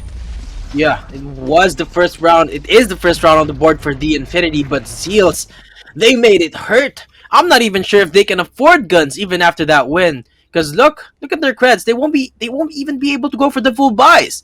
And that's just the damage that 2-Give Monster and Flash Too Fast did. Picking up those kills is just so effective at hurting the economy. And look, even though they managed to pick up the first round of the game, Somboy and FaZe rather will be holding those Spectres, and the rest of the gang will be holding assault rifles, but only light shields to their name. And look at the cred stacks from Zeal. Nico Baby still holding the Odin, and Senior Carl still with the operator. Some round in mid. Guard duty once again for Senior Carl. Will not be picking anyone as of yet, because it's another default from the Infinity. Yep, and it was as well Infinity Esports trying to see if they can push up onto this A side, but they have been backed off by 2G Monster and Fireside Jin with the Guiding Light combo. So now they've actually grouped up here inside the B lobby. After 2G Monster used the Trailblazer to check out that middle side, it's gonna be looking like the B push for our Infinity Esports. You've got to be careful. It's Nico Baby holding that ult in there, and Flash Too Fast with a bunch of backed up traps. These traps are prepared just in case they enter this site, not even the side of the market just yet. And here we go. Here comes the push. Standing ahead. The post plant is going to be scary here if they manage to get the spike plant. But Nico Baby with the Odin makes the All-Father work, picks up 2 kills through the smokes. And Flash Too Fast again holding the powerhouse that is Boathouse right now. Will get taken care of by Warwick. Senior Carl still at play with the operator. The plant is happening. Oh, Fireside Jin falls. That's the Cosmic Divide gone. And Warwick picks up a nasty headshot with the 4K. Second round in a row for the Infinity. And what a great round for them. It's the last round before the switch. Yeah, this is looking good for them. They're actually picking up the momentum. I won't even be surprised if they take this last round as well, despite Zeal still having that bank to build up all the way, buy up all the rifles that they want. Maybe not the operator for now, but Infinity Esports, they still have to opt for us awkward buy. We even see Warwick just with the full armor. He does have the Blade Storm to play with, and his friend will give him the Guardian just in case he loses all 5 daggers. Warwick gonna start off this, looking to start the round strong, instantly activating the Blade Storm. Nico Baby is the one here again with the Odin, spots a lot with the recon bolt. Flash Too Fast, quick with the response. The coordination from these 2 info gatherers, just too much to deal with for the Infinity as Flash picks up the third, looking for a pulse. The classics are out. Somboy wins it, but the backup is here. The Hunter's Fury will find Somboy. That's 10-2 on the board going into the second half. Zeals have the advantage. That's just very little breathing space for the Infinity Esports. They have to repeat a good repeat of what Zeal Esports have done to them on their defending side. But let's see if Zeal Esports can take over and finish up this round. They are known for their attackers side, so I am excited to see them deal this damage to Infinity Esports. Or will Infinity Esports actually show us the turtle strats that they can create and shut down any push that Zeal Esports create? Yeah, maybe they will. Who knows? Again, this is, after all, a mirror competition. So, as what you said, they could have done exactly, they could do rather, exactly what Zeals has done in the first half. And as long as they do, as long as they keep their mental up, as long as they keep racking up the score, it might just take us into overtime. Senior Carl, now down in mid. Only Classic in hand, but so much confidence from that Jet.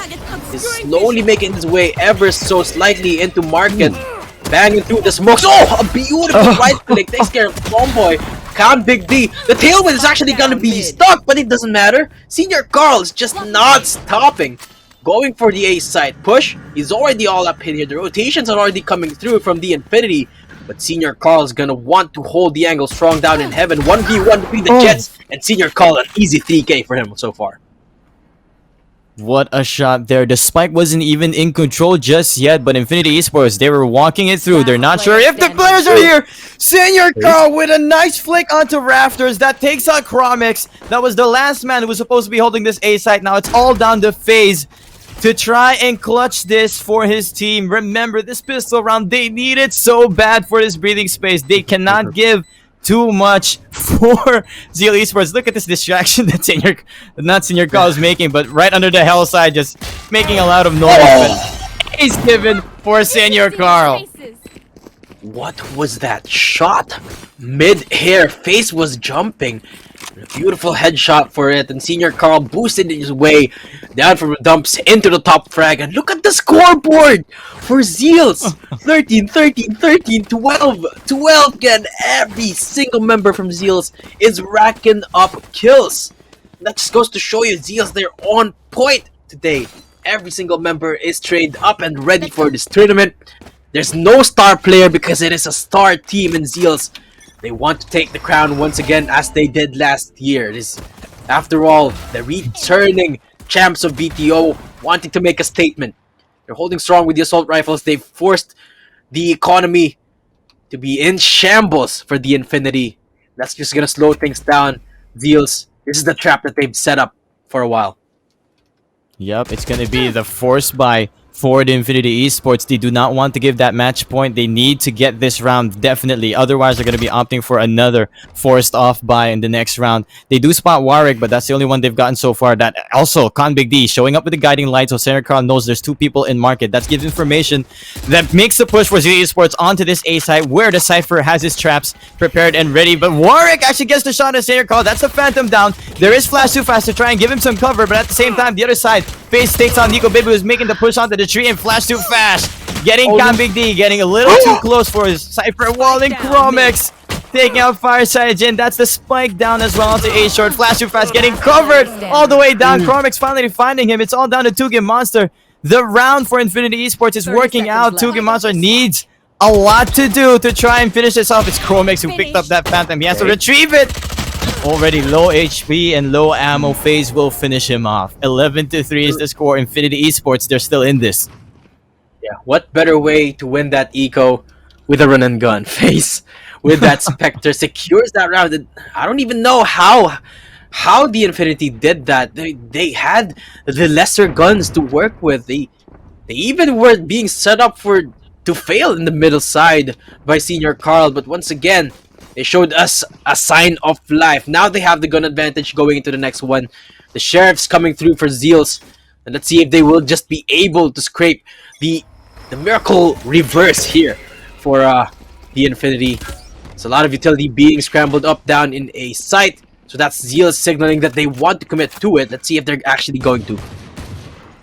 Yep, they actually just gave Senior Carl that orb. That means he's going to have the Blade Storm ready, and we already hear it here. He bought the full armor. He's going to be the big man for this team to grab those kills and give his players a chance to grab one of the weapons and steal from Infinity Esports. They've actually got 3 people here waiting on this A side, so Zeal Esports, you've got to be careful trying to enter this site.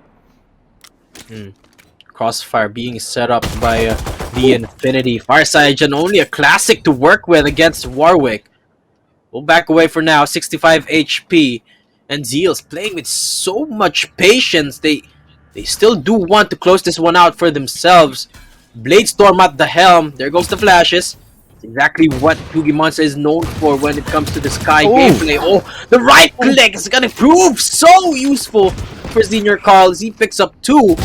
And now that opens up 3 enough. Oh, FaZe! The hero of the Infinity picks up a 3K. Fireside Jin left all alone with the classic against 3 members of the Infinity. Let's see if he'll be able to make any magic work at all. Oh my. FaZe with a 4K. That was such a beautiful showing for us on that spray control and transfer. Getting all 3 and still getting the flick onto Fireside Jin, the last one remaining there. So that will be another round for Infinity Esports. They secured that for them. But once again, this is now the buy round for Zeal Esports. We even see Senior Carl actually opting for just the Spectre because he had to buy the full armor for the Blade Storm earlier that they tried to commit. So now it's going to be Infinity Esports. 11-4 is the score. They're slowly bringing up this momentum and their bank as well. The Infinity, it seems like so far they've found their footing, and the strategy here for them is just take it one round at a time. They know that Zeal is a force to be reckoned with.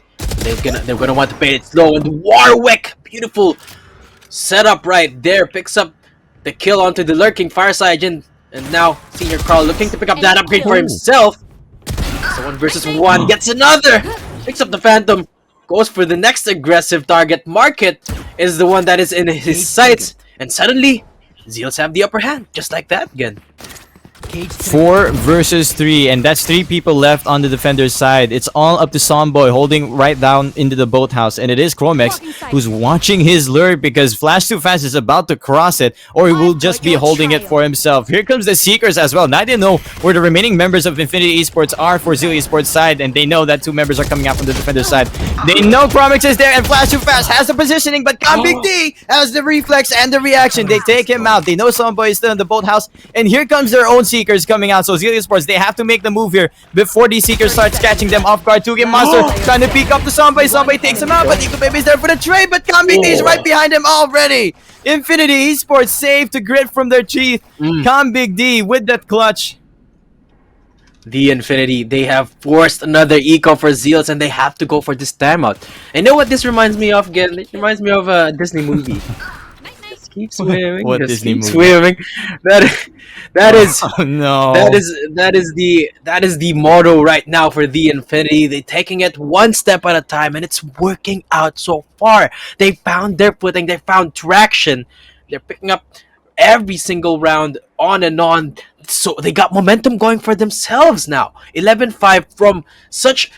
This is from 11-2. And now they are slowly racking up. Zeals, they have to be careful. This is already so close for them to win it and get into the next round. But again, this is the Infinity just not letting them at all.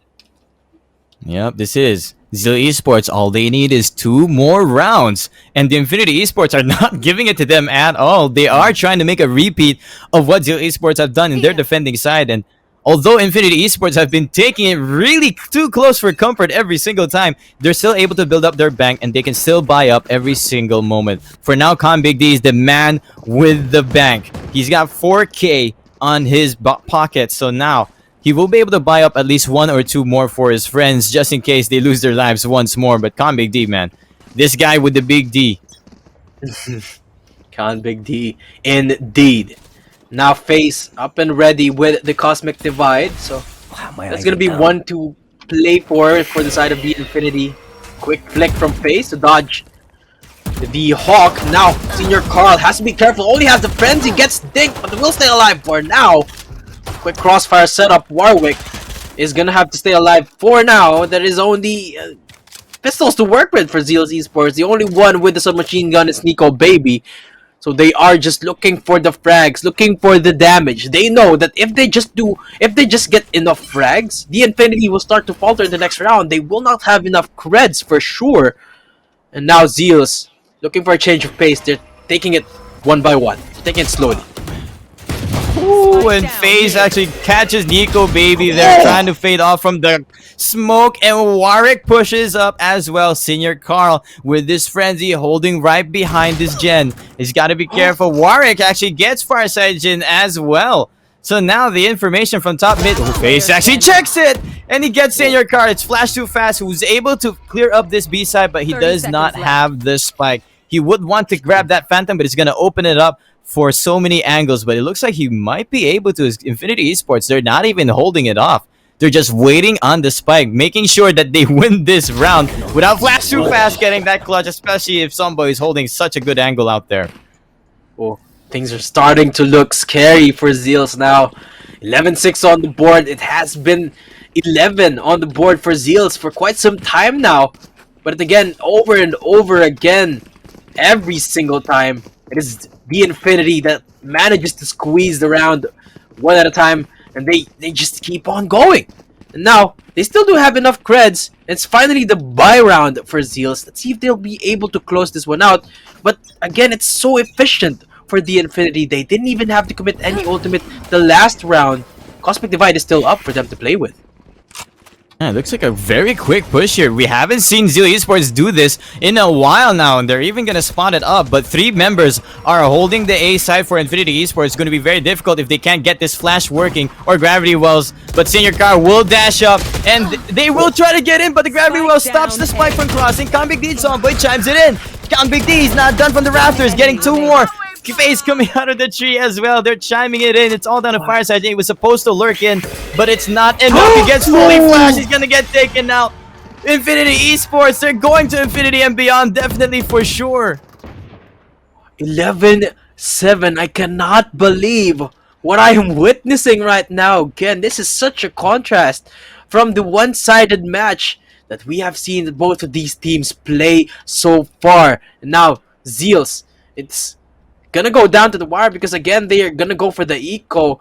Senior Carl will be happy with that because he does have the Blade Storm to work with. They tried going for the defaults, doesn't work out so far for them. They tried going for the rushes, didn't work out as well. Now I wonder what they're going to try this time around, Dash. I mean, again. yes. Senior Carl does pull out the Blaze Storm. They're trying to go for a default this time. They left the spike. They're just looking for any frags that they can do. Flash too fast. Actually gets one before he falls away. Con Big D finally trades him away. So that's the A being cleared. Con Big D, man. He has to save that weapon. He does. He pulls it all the way back. No Phantom will be saved there.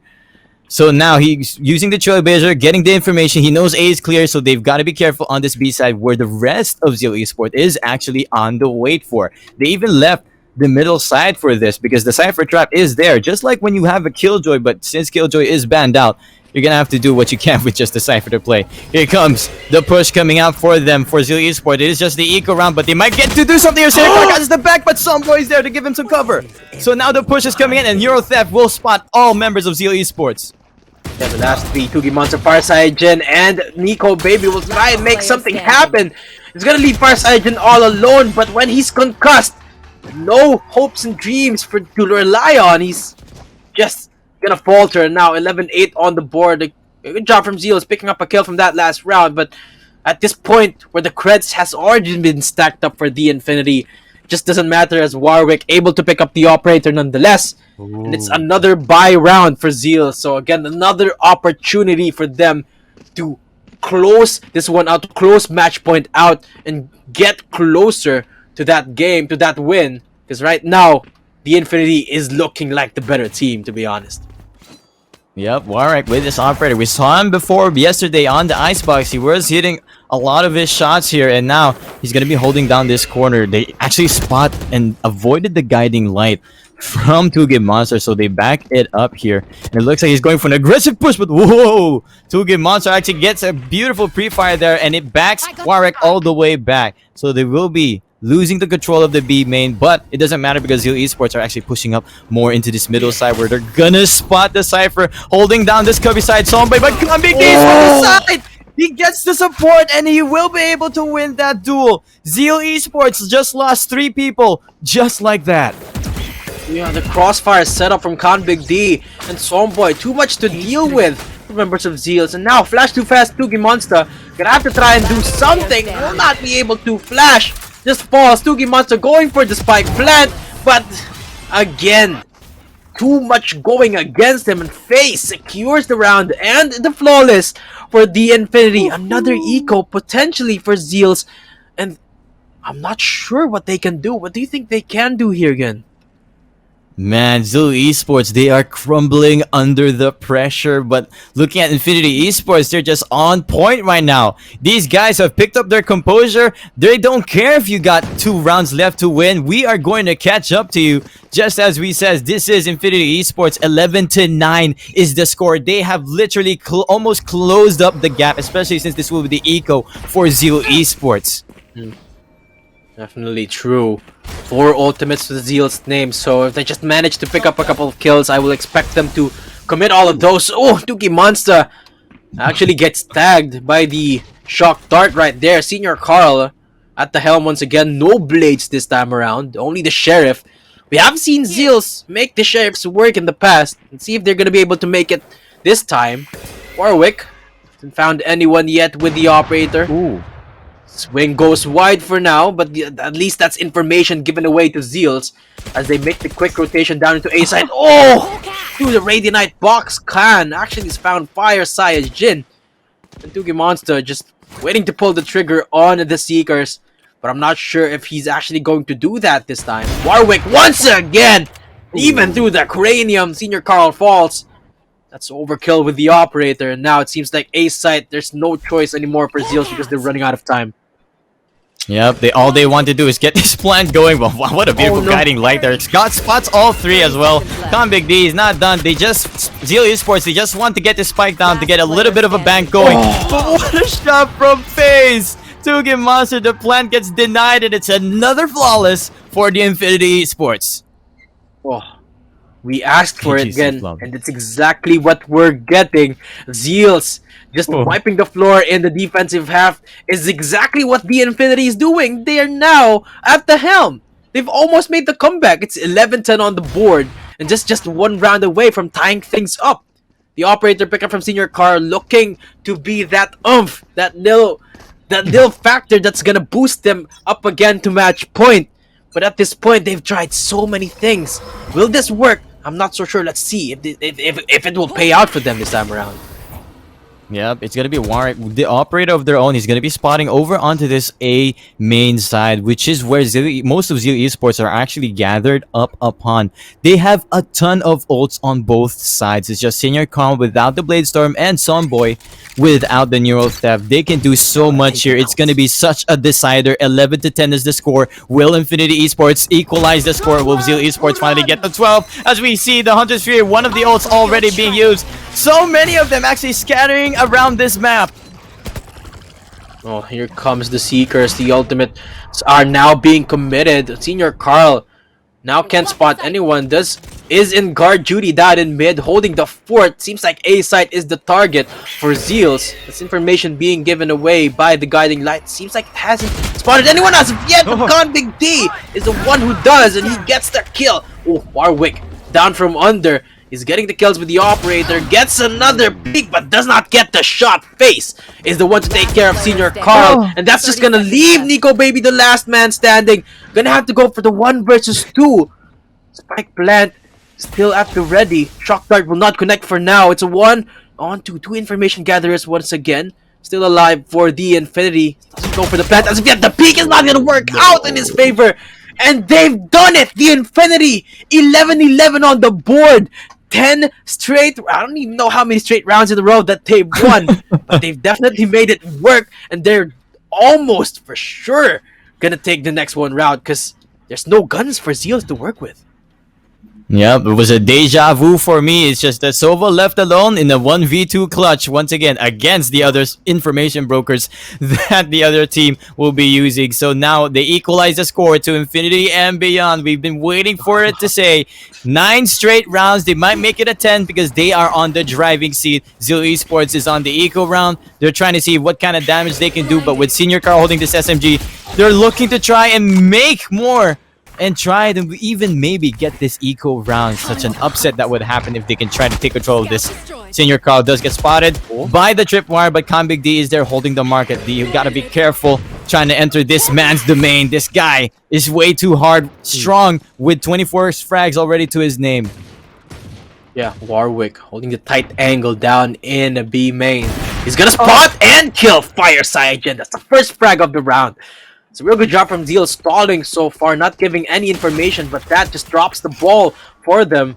But gonna open up a potential lurk, potential flank from members of the Infinity. So now it's forcing them for a quick rotation down to the other side of the map. And look at the holds again.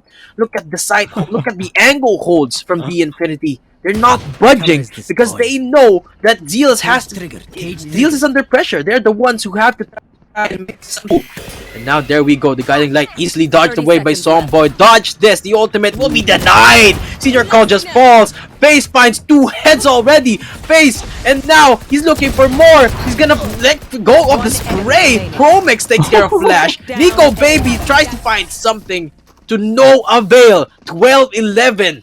The Infinity. They're taking us into match point. Match point. Big D came out with flying wings out there, jumping up from the air and taking out the opposition. Match point, man. This is something we've been waiting to hear for 10 rounds straight, and it's the Infinity eSports who grabs it out of the pockets of Zeal eSports. We might be seeing a game 3, map 3 here if Infinity eSports will close this out, but this is the buy round. Every single agent here has a weapon to play with. Now, how will they use their abilities to take advantage of that? How indeed is exactly what we're going to find out now. The Owl drone committed by Zeal to try and find who is guarding up that B site right now. And look at the Odin just chipping down Senior Carl to 67. Doesn't have any heals as of yet because 2B Monster is on the other side of the map. Now they're making their way for a quick regroup. They left Flash too fast in a position where he can catch any potential lurkers, but against an operator on Warwick, keeping him in check, I don't think anybody's gonna push that mid area from the Infinity. As again, it seems like every single time that they are back against the ropes, A site is the choice for Zeal. So they haven't made it work so far. Let's see if they will be able to this time when the pressure is on them. No room left to work with. Remember, this round is do or die for them. If they don't close it down, it's already a win for the Infinity, and we're going into round number 3. The Cosmic Divide has been laid out. Oh, the push from CanBigD's found one. Fireside Jin answers back. Chromix with a quick dip and dive. And the Odin just finds one spray through face. He's gonna push this. He's gonna spot the Astra. It's a 3-on-3. The Cosmic Divide just making things so awkward for the Infinity. Nico Baby finds one. Face answers back. And he's just gonna deny the plant. It's a 1-on-1 flash too fast, looking at the wrong angle. And the Infinity are just gonna close it down. They're gonna take us into game 3. And what a half that was. What a game that was, again. Man, what a pressure cooker of a round, down to the wire. Not to mention, it could have gone to overtime right then and there. But still, Infinity Esports, they did go into the Infinity and beyond. They were able to close out that round. We are heading to a map 3, and it's going to be Bind. Oh, Bind. Both teams very, very good in this map. So we are in it for another long one, I would say so again. Because both of these teams are forces to be reckoned with in Bind. They both established that already. And I'm so excited for the next one. We're going to be having a quick break before we head off to that one. Again, my name is Daydum, casting here today with Gen. We'll see you guys after this short break.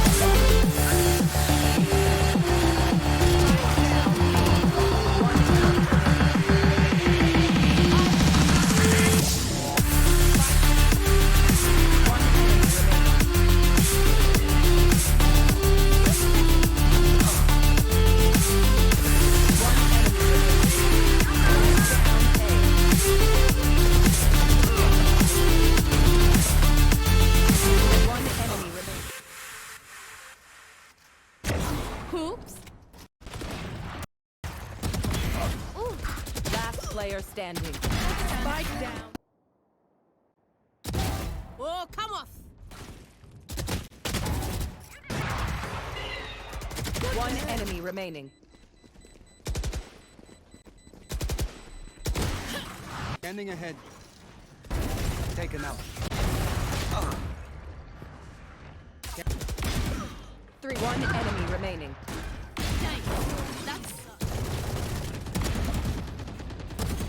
Spike down. Player standing. Put down. She's done. Ended.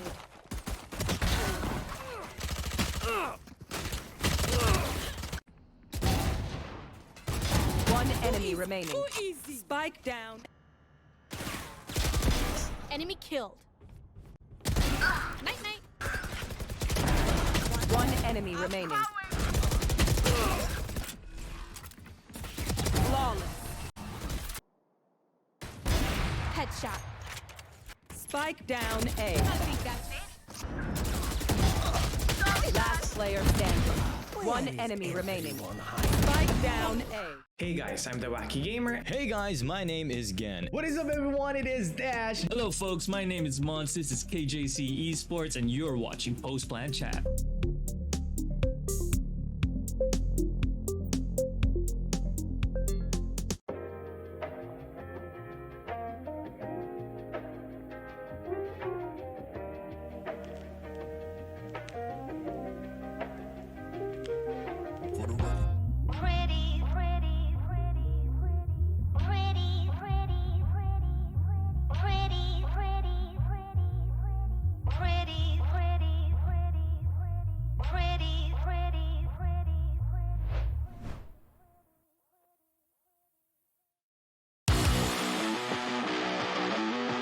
But here comes the Rolling Thunder.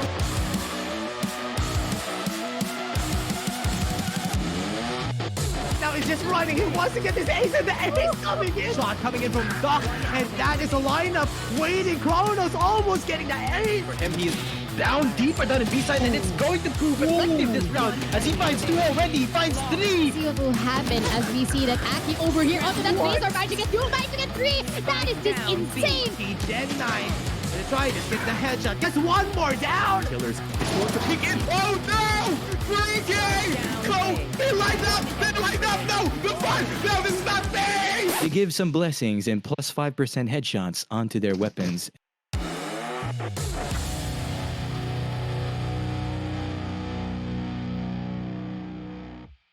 I don't think we felt any pressure. A lot of people wanted to be there and they didn't get the chance. Really crazy. You just enjoy things and things might have changed, but our goal is still clear. We believe that we are the strongest team right now in MISG. We have the fun hype moments because we're always joking around. It was really fun to chat, and it brought back some good old memories. Thank you for the Vietnam community who always welcome me well. Thank you guys for always supporting. It's not all about fragging. It's the very small things that can lead a team to win a game. It's kind of hard and we still have a long way to go, but it's not impossible.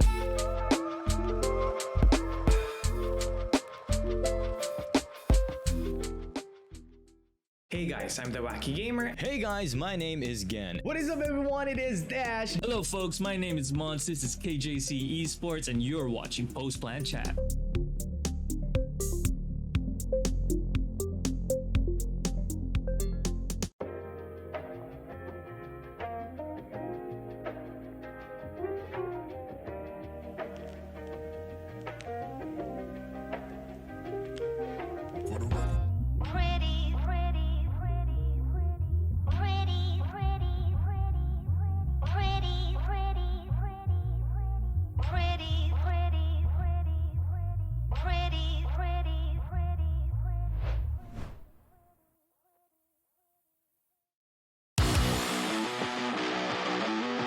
But here comes the rolling thunder.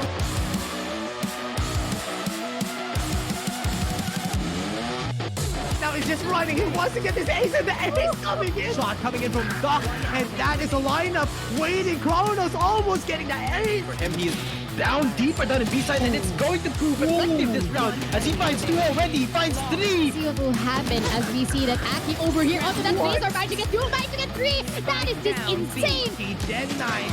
Gonna try to get the headshot. Gets one more down. Killers is going to pick in. Oh no!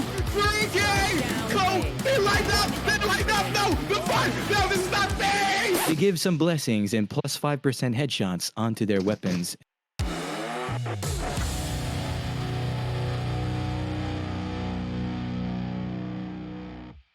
I don't think we felt any pressure. A lot of people wanted to be there and they didn't get the chance. Really crazy. You just enjoy things and things might have changed, but our goal is still clear. We believe that we are the strongest team right now in MISG. We have the fun hype moments because we're always joking around. It was really fun to chat, and it brought back some good old memories. Thank you for the Vietnam community who always welcome me well. Thank you guys for always supporting. It's not all about fragging. It's the very small things that can lead a team to win a game. It's kind of hard and we still have a long way to go, but it's not impossible.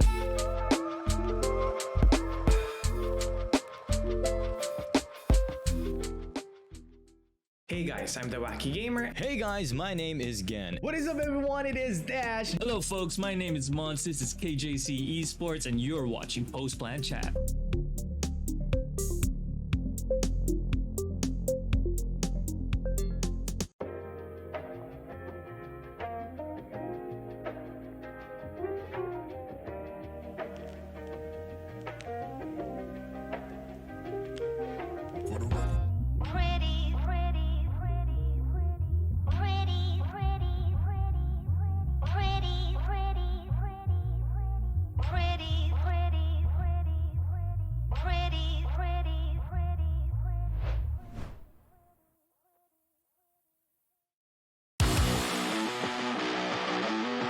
But here comes the rolling thunder.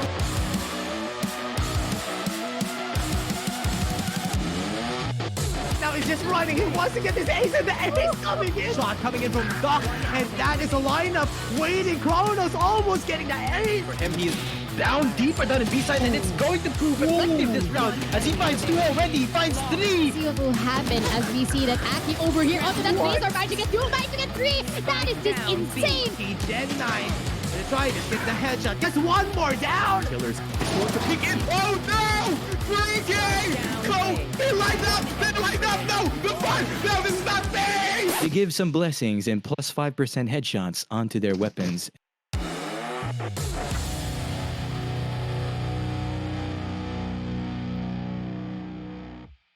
I don't think we felt any pressure. A lot of people wanted to be there and they didn't get the chance. Really crazy. You just enjoy things and things might have changed, but our goal is still clear. We believe that we are the strongest team right now in MYSG. We have the fun hype moments because we're always joking around. It was really fun to chat, and it brought back some good old memories. Thank you for the Vietnam community who always welcome me well. Thank you guys for always supporting. It's not all about fragging. It's the very small things that can lead a team to win a game. It's kind of hard and we still have a long way to go, but it's not impossible.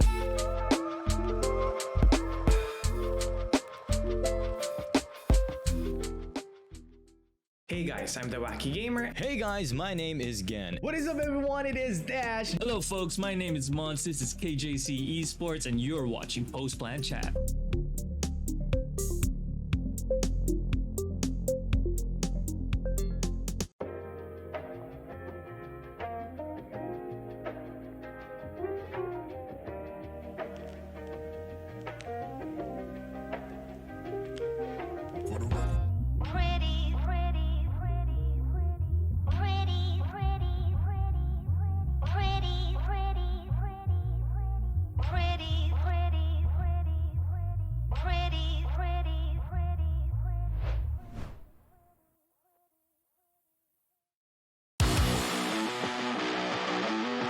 But here comes the rolling thunder.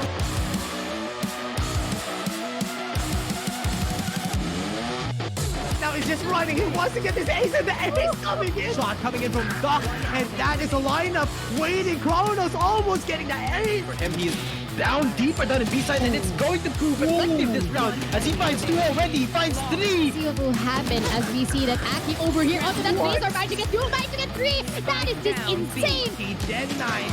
They're trying to get the headshot. Gets one more down. Killers going to peek in. Oh no!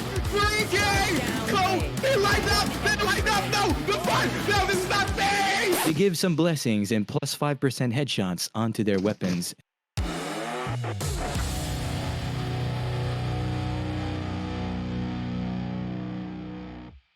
I don't think we felt any pressure. A lot of people wanted to be there and they didn't get the chance. Really crazy. You just enjoy things and things might have changed, but our goal is still clear. We believe that we are the strongest team right now in MYSG. We have the fun hype moments because we're always joking around. It was really fun to chat, and it brought back some good old memories. Thank you for the Vietnam community who always welcome me well. Thank you guys for always supporting. It's not all about fragging. It's the very small things that can lead a team to win a game. It's kind of hard and we still have a long way to go, but it's not impossible.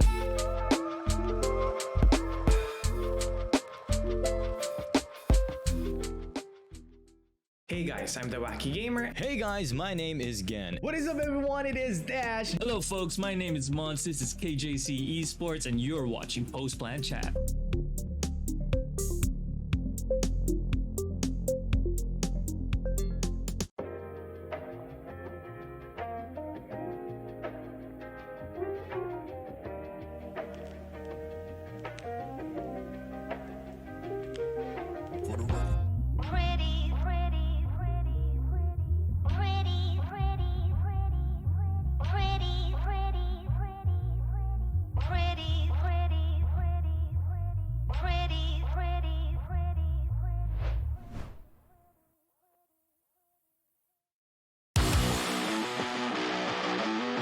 But here comes the rolling thunder.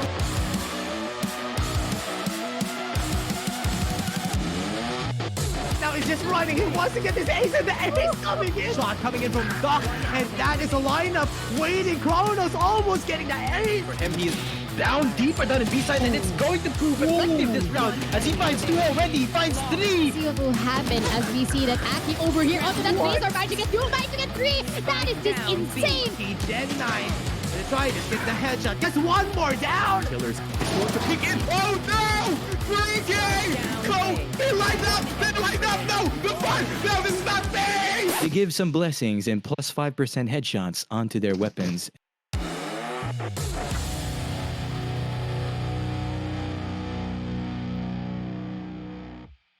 I don't think we felt any pressure. A lot of people wanted to be there and they didn't get the chance. Really crazy. You just enjoy things and things might have changed, but our goal is still clear. We believe that we are the strongest team right now in MYSG. We have the fun hype moments because we're always joking around. It was really fun to chat, and it brought back some good old memories. Thank you for the Vietnam community who always welcome me well. Thank you guys for always supporting. It's not all about fragging. It's the very small things that can lead a team to win a game. It's kind of hard and we still have a long way to go, but it's not impossible.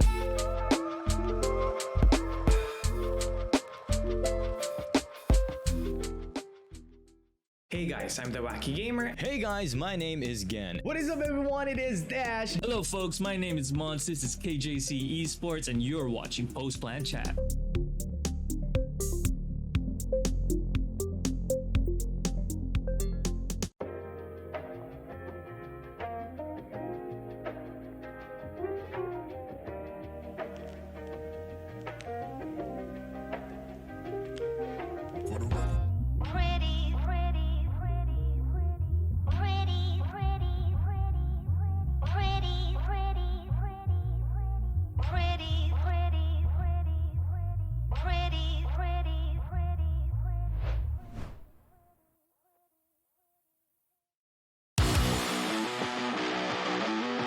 But here comes the rolling thunder.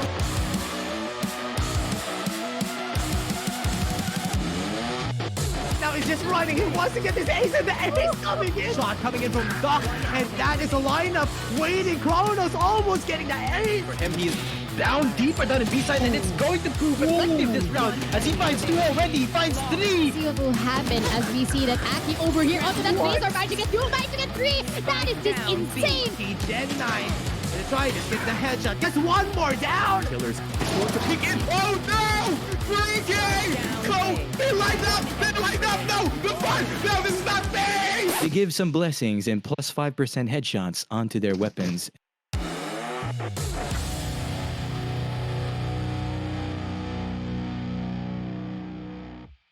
I don't think we felt any pressure. A lot of people wanted to be there and they didn't get the chance. Really crazy. You just enjoy things and things might have changed, but our goal is still clear. We believe that we are the strongest team right now in MYSG. We have the fun hype moments because we're always joking around. It was really fun to chat, and it brought back some good old memories. Thank you for the Vietnam community who always welcome me well. Thank you guys for always supporting. It's not all about fragging. It's the very small things that can lead a team to win a game. It's kind of hard and we still have a long way to go, but it's not impossible.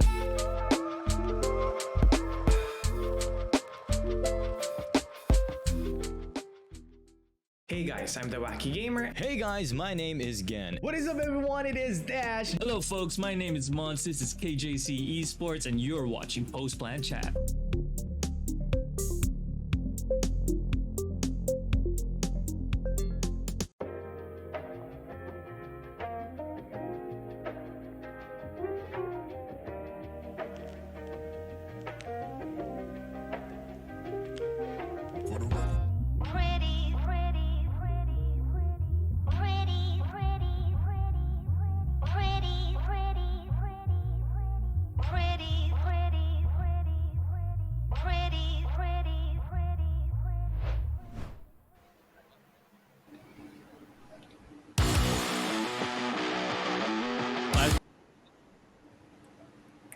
Alright, so welcome back, ladies and gentlemen, to KJC eSports VALORANT Invitationals. We are at our upper brackets match here, and it is now 1-1 Zeal eSports versus Infinity eSports. What a game we just witnessed in Game 2 Ascent, a comeback from Infinity eSports. My name is Gen, and I am with Datum.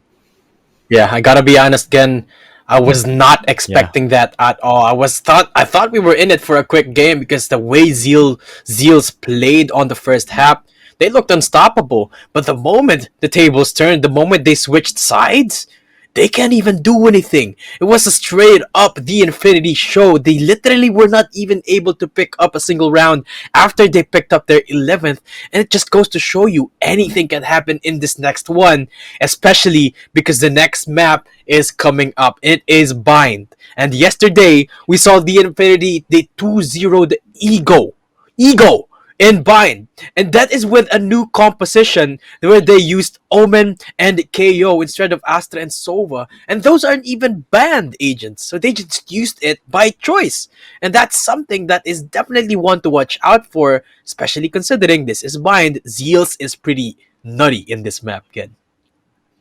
Yep, not to mention they had their own bind game, which was 13-6 yesterday. So now we are going all the way back. It is Zeal eSports picking up this map as well. They are confident for it. And let's see if they can make it another 13-6 or 13-3 from Infinity eSports. It could be a 50-50, man. It's hard to predict who will win at this point, especially after seeing what just happened in Game 2. But let's not forget that we have an agent ban for our invitationals, and now for a first ban coming up, we have it here rolling right now. Yeah, it's the ban from the Infinity, and they're going to take off the Raze from the hands of Zeal eSports. Raze is the pocket pick for most duelists in Bind just because of how much utility she offers. Let's see what the response is gonna be here for Zeal. I mean, knowing that the Infinity has a special comp lined up just for this map, it's gonna be easy to target that. And I wonder what they're going to counter with now that it's showing Zeal eSports going with the ban, and it's gonna be the bridge. A bit unconventional for me, a bit weird in my opinion. All right, I think they've been watching the day one games because Breach was the agent that Khan Big D was using yesterday in map Bind, and Zeal eSports just witnessed how Khan Big D can play, especially with that flashes. Imagine playing the flash and a concuss coming out from the Breach. But Infinity eSports did their own research and took out the Raze, which was Senior Carl's pick for the map Bind. So Senior Carl is the man of the hour last game as well. So we've pretty much taken out their agents. I'm excited to see what picks these two teams will opt for instead. Yeah, Breach has been taken out of the hands of the Infinity, but remember, this is the Infinity. They have a lot of experience with Bind. They've been playing so many compositions. They even bring out the Yoru sometimes. They bring out the KO, the Astra. This time around, they're going to play some Sova instead of a KO. Might be going for a bit more conventional pick, or we might actually be seeing another mirror matchup here again. Man, it's Farsajin picking up the Jet. I haven't seen him play the Jet in a long time, and it's Senior Carl is going to be the one on that Sky. We also see Two Good Monster, of course, with his signature Astra controller and flash on that Viper. We've seen them before in VTO. It's very close up for this matchup, but ever since that Sky change, we do see the plus 75 unequipped time instead of the 50. So that does kind of a nerf for Farsajin, so to say. So we do see him on the Jet, and as you said, it looks like it's going to be another mirror matchup.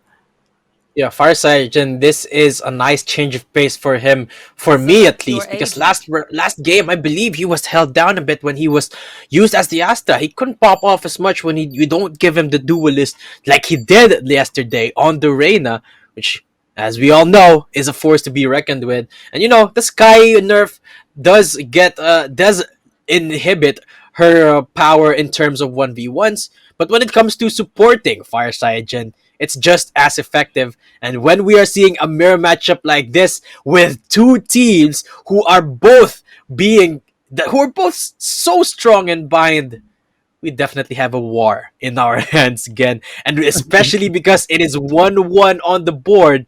It's do or die for both of these teams. And what a better way to do it than in Bind. Again, let's get right into it. Oh man, Bind. Of all the maps, it has to be Bind. These two teams are both good at this map. Not to mention, we've got a mirror matchup again. So many times we see this mirror matchup. Is it because the agent bans? Is that what's affecting it? But here we go. We do see Warwick, of course, with that Jet.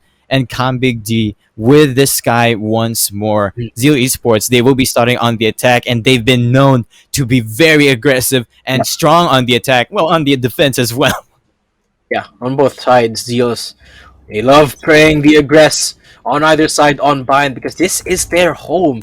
And Warwick actually is the one taking a page out of that book. The aggressive play, Chromex gets spotted out by Tugi Monster. It's a 1v2. He picks up the kill even through the smoke, but finally gets traded out by the shock dart.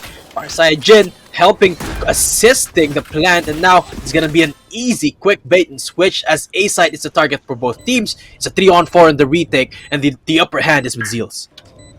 Yep, they've got the spike planted, and now it's a retake situation for the Infinity Esports. They don't have something like a Sage Barrier Orb to make this cover for this Jet, but Sonboy does get Fireside, and Nico Baby actually gets Chromix from the other side, who was trying to lurk around Sonboy with the beautiful angle. Gets Senior Carl off guard, but this spike is ticking. It's all down to these two members. They still got a few shock darts being used. Spike still ticking. They can still get this defuse going. The recon comes in as well, and they pop out at the same time. The chime in, the combination.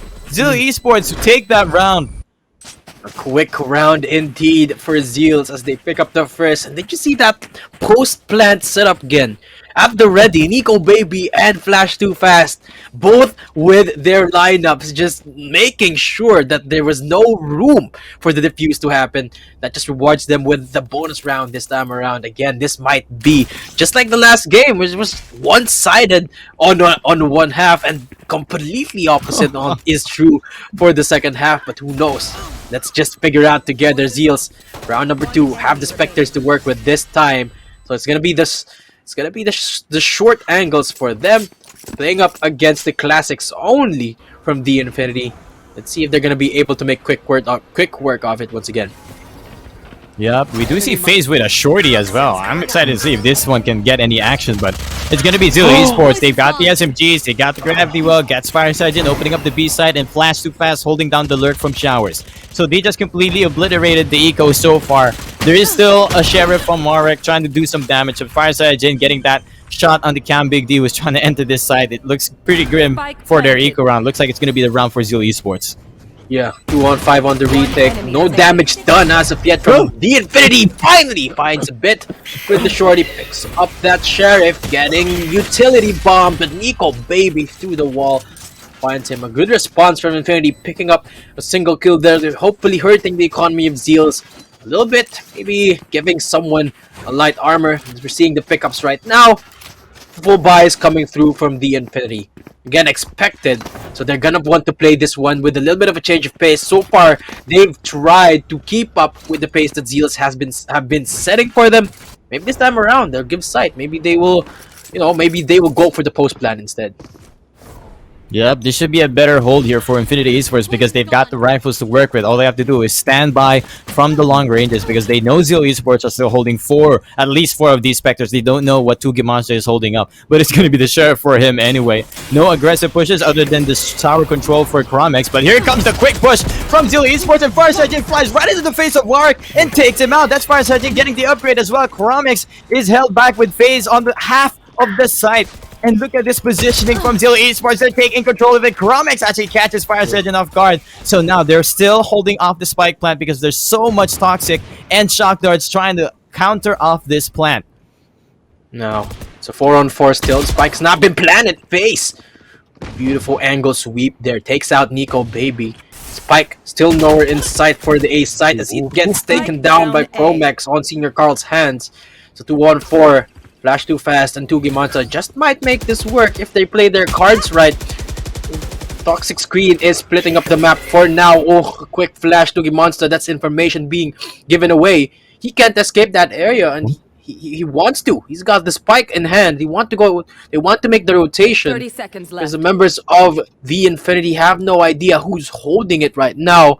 There's no more Nebula available. There's no more Toxic Screens to be used because it's been laid down on the other side of the map. But Tugi Monster going for the sneaky push instead, holding the Spectre, hoping to catch anyone off guard, but can Big D! A quick flick gets the head. That's the first round on the board for the Infinity. Nah, Big D, he's not done with his reflexes, and we see it there. They only lose one member, and that's still full-on rifles for Infinity eSports. Zeals will be opting for their buy round this time around. So now, this is the big reset. Whether these two teams will be able to get their momentum back or not. Yeah, this is the reset indeed. This is the battle in our hands where both teams, they have the full buys. No ultimate to either team. So it all boils down to raw bind gameplay. And we're gonna start things off. I expect this to be going a little bit more slowly unless Zeals bring out the quick shenanigans. And there we go. Flash too fast is the first one to pick up a frag. Warwick with the push does make it work so far. No one gets the advantage off of that. And it's still a 4-on-4. Con Big D looking for the quick peek. Spotted one member. There's no push coming as of yet. Still looking for any potential pickoffs, Zeals. Yep, that was their Viper down. That's their curtains, the toxic screen, off away. He was just holding down the lurk, but he did not realize that there were two people giving some cover, trying to take control of this shower side. Now they have an idea. There's probably more over at this B side, and it's Sunboy and Senor Carl right across the pillar. No! Oh no, Sunboy pulls out the toxic, and he will get caught off guard by Senor Carl, not expecting him to be sitting right there close up into the hookah side. Con Big D is the big man who's gonna have to hold out here. He sees Fire Sergeant Tailwind pass by. Nico Baby also passes by. He gets the shot. FaZe is there to chime in. They're trying to push up the side, trying to take control again of this B. Warwick clearing up the hookah side, but it's still 2Game Monster. The man with this shot, with the headshots, and with the spray. He finishes off the remaining members of Infinity eSports, and it will be the round for Zeal eSports. What better way to start the war than with an Astra 1 vs 1? That was so close. Again, it just goes to show you that both of these teams, they know what they are doing both in bind. That could have been anyone's game. Honestly, the first frag that went through, it's a trade. The second frag that went through, yes, it was in favor of Zeals, but the good positioning from the Infinity ensured that they will halt the push. And they almost made it work. It all went down to Tugi Monza and FaZe on the 1 vs 1. This time around, it went in Zeal's favor. Next time, who knows whose favor it's gonna go to. And now, the push, to the Cloudburst. Warwick will find Fire Saiyajin. And that's one man down already for the Zeal's gang. Yep, that was once again always some action here in bind, especially for the shower control, for this orb control for sure. Fire Sergeant, he will fall. He just wanted to get that ultimate orb, but instead he gives away his life. So now with that information, Infinity eSports, all they have to do is hold all the way back in their sides. It's 2Game Monster is actually pushed up all the way here into Garden side. It's where Somboy is trying to just make a jump peek to try and make sure he can just take some information for his team for the rotation, while FaZe is just ready and waiting in the defender's spawn. 5-on-4. The Infinity is set up for success, and they find another. Flash too fast. Won't be flashing out of there in time soon. As 2Game Monster goes for the quick double peek, double dig, and he's just gonna get taken out by FaZe. Another beautiful shot, but FaZe still looking for more. Senior Carl takes care of him. That splits B side wide open for the 2-on-2.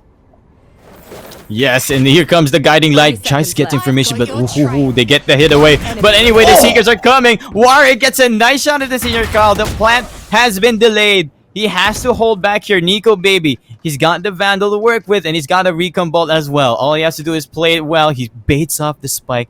Immediately, Chromix replies for it. They're holding two sides here. He's gonna get traded up, and he will. Warwick with a 4K on this gun round. What did I say again? We have a war. Another close round. It all boiled down to a 1 vs 1 yet again. Warwick versus... well, it's a 2 vs 1. But, you know, Warwick, the last man standing in the entire game that round. That's 3-2 on the board. Still anyone's game. Swing on the momentum is always left and right. No definite direction as of yet. But now 3 ultimates to both of these teams. Actually, it's very same ultimates for both of them. The Blade Storm, the Cosmic Divide, and the Hunter's Fury. I mean, of course, it is the Infinity who has the bigger firepower this time, winning that last round. But it's still Zeals. If they manage to close this one out, the Infinity will not have creds to work with in the next one. They're looking to make it quick now down in B side with the Blade Storm. Yep, especially if they've got the Blade Storm. They've already used one kunai knife here. Con Big D barely escaped that and keeps his hair still on point on his head. So now it's still the spike down right in the middle. it's still Zeal eSports trying to see if they can find anything here. It's just their eco round. They're just hoping to find any sort of damage and maybe a pickoff to get this spike planted, get that extra cash and get that bank up. And it's Warwick as well on the other side who has his Blade Storm ready as well. He didn't opt for a buy. They're going to be prepared and ready just in case they lose one too many players here. It's going to be Chromex spotting the members of Zeal eSports, dashing in and pushing up here in this A site. Oh, the Hunter's Fury is being committed. Chromex is being pummeled with everything Zeals has got. And they finally take him out. Now A site is up and open for the taking. Warwick, the last man standing down here, will pick up Fireside. And now he's holding strong against 4. But a quick headshot from Flash Too Fast gives him the Viper's Pit. Instantly commits it down in lamps. That's gonna make it doubly hard for the retake for the Infinity Gang on top of the Cosmic Divide as well. Man, so many ults being committed for just an eco round, but it's working out. It's stalling them enough time to get this spike ticking and destroy the economy of Infinity Esports. Infinity Esports, they're going so careful here. They're not sure what to do to try and make this push, but Kambigdi with a quick guiding light takes Senior Carl. That's the Seekers being used, and now they will know where the Viper is holding out here. They will be able to spray him down, but Flash Too Fast sprays it down first, shooting the Seeker and accidentally killing Someboy as well. And he gets the remaining members as well. Zeal eSports, they win their eco. How were they able to do that? It was such a good eco round. I mean, it was super expensive though. They did use 3 ultimates, everything that was available to them, and they managed to squeeze that one out. Rewarded themselves with the gun as well. Didn't even have to buy a lot because only 2 members fell in that round, so they only had to buy guns for Fireside Gen and Nico Baby. I mean, Nico Baby will be sticking with the Spectre for now, but against Classics, he's pretty happy with that. And now it's the Infinity's time on the chopping block. Will they be able to do the same thing? Will they be able to pull out the Uno reverse card? Let's see. Yep, Someboy does have the Viper's Pit if they want to make the commit here, and it looks like it's another shower control for them. It's this time Nico Baby holding the angle. He's got the Spectre, the anti-eco game. Warwick is there with the Sheriff, and he will trade out Kuramex. Plus that and an ultimate orb, so a little bit faster for his Blade Storm to go online in its face. Spotting Fireside Jin, gets the head actually dinked. Senior Carl on the other side does take count Big D, so that's one member finally off for Infinity Esports, and they give them the man advantage. But despite that, they will get Fireside Gen up on the HP, and it's like FaZe gonna spot Flash. Flash is right there to hold the angle, but Warwick is there hoping to get the trade, but it looks like he won't get anything here, and it's somehow Someboy with the shorty. He is not leaving this hookah side. Enemy remaining. Oh, he's not leaving, but is that a good idea? He's the last man standing. He's gonna want to look for any potential gun upgrade for himself. I mean, it is a shorty. It's only good if you're right up there face to face with anyone. And against Vandals and Phantoms, I reckon he's gonna try to pick up any potential kills. Just making no noise in this crawl of a walk down to the other side. He's marching ever so slowly. He's hoping that nobody's guarding B long for now. Looking for the quick peek. And Tugi Monster is right up there waiting for any potential pushes, but he's looking at the wrong angle, so this might be a golden opportunity for Somboy. Oh, here it goes. Bonk, bonk. He finds it. Tugi Monster falls, gets the upgrade, gets the teleport. He's gonna happily walk away from that one, the sneaky thief that he is. Yep, there you have it. He was thinking about it, getting a few guns, rifles over at the middle side A-Shore, but he was aware, thanks to the remaining members' information, that Somboy or someone was holding down the angle there. Well, it was FaZe, right? Yeah, Somboy or some boy was holding that angle, and he finds FaZe with the shorty. Tough crowd out here again. Come on, give me some love, man. And the FaZe, Somboy Bromex didn't even have to commit that ultimate in that round. I mean, they still do have that going for themselves, instantly using the Viper's Pit this time down in A-Shore. That is and has been a favorite for Zeals to push up. And this time it will be denied from them. They could still go for it though, at the risk of all falling to the mercy of Viper herself. But now the target is Nico Baby, and the Warwick catches him with an operator. And now they're still going for round number 2 with the members of Zeals. There's no operator in there anymore. Warwick has backed up. The Nebula is there for a bit of an aid to Tugi Monster. He will get spotted out by the Trailblazer instead. So So Con Big D, he knows that there is still a threat of a B push, and they're getting ready for it. Yep, it's still Somboy. He's trying to really slow down any sort of push that might come out here. It's just Fireside Gen waiting to see if he might pop out of this green marshmallow. But it looks like Zeal eSports are actually opting to see if they can pull up onto A side. Remember, if Viper's Pit has been used, you're gonna expect there's little firepower holding down those angles. If you can get behind this Viper's Pit, that Viper's gonna get boxed in very easily. But instead, they're gonna be opting for this push-up. Ooh, Somboy gets that timing right, pulls out the Viper's Toxic, and he will get 2 Game Monster with it. That's Astra down. No more stars, no more smokes for Zeal eSports. You might get the lineup here against the first. You have to spray him down if you wanted to kill him. Let's flash too fast. Decay to 1 HP. Senior Carl might spot him. He will. Chromex with the shock that gets flashed. And now FaZe will just finish off Senior Carl. They were waiting too long inside the Viper's Pit. The Decay just hurts too much. Yeah, that is true. And with the first member of Zeal's fallen off down in B, they just had no choice. They didn't want to play. They wanted to risk their cards against the Viper's Pit over the operator from Warwick, which is why they went for the gamble against the Snake Queen herself.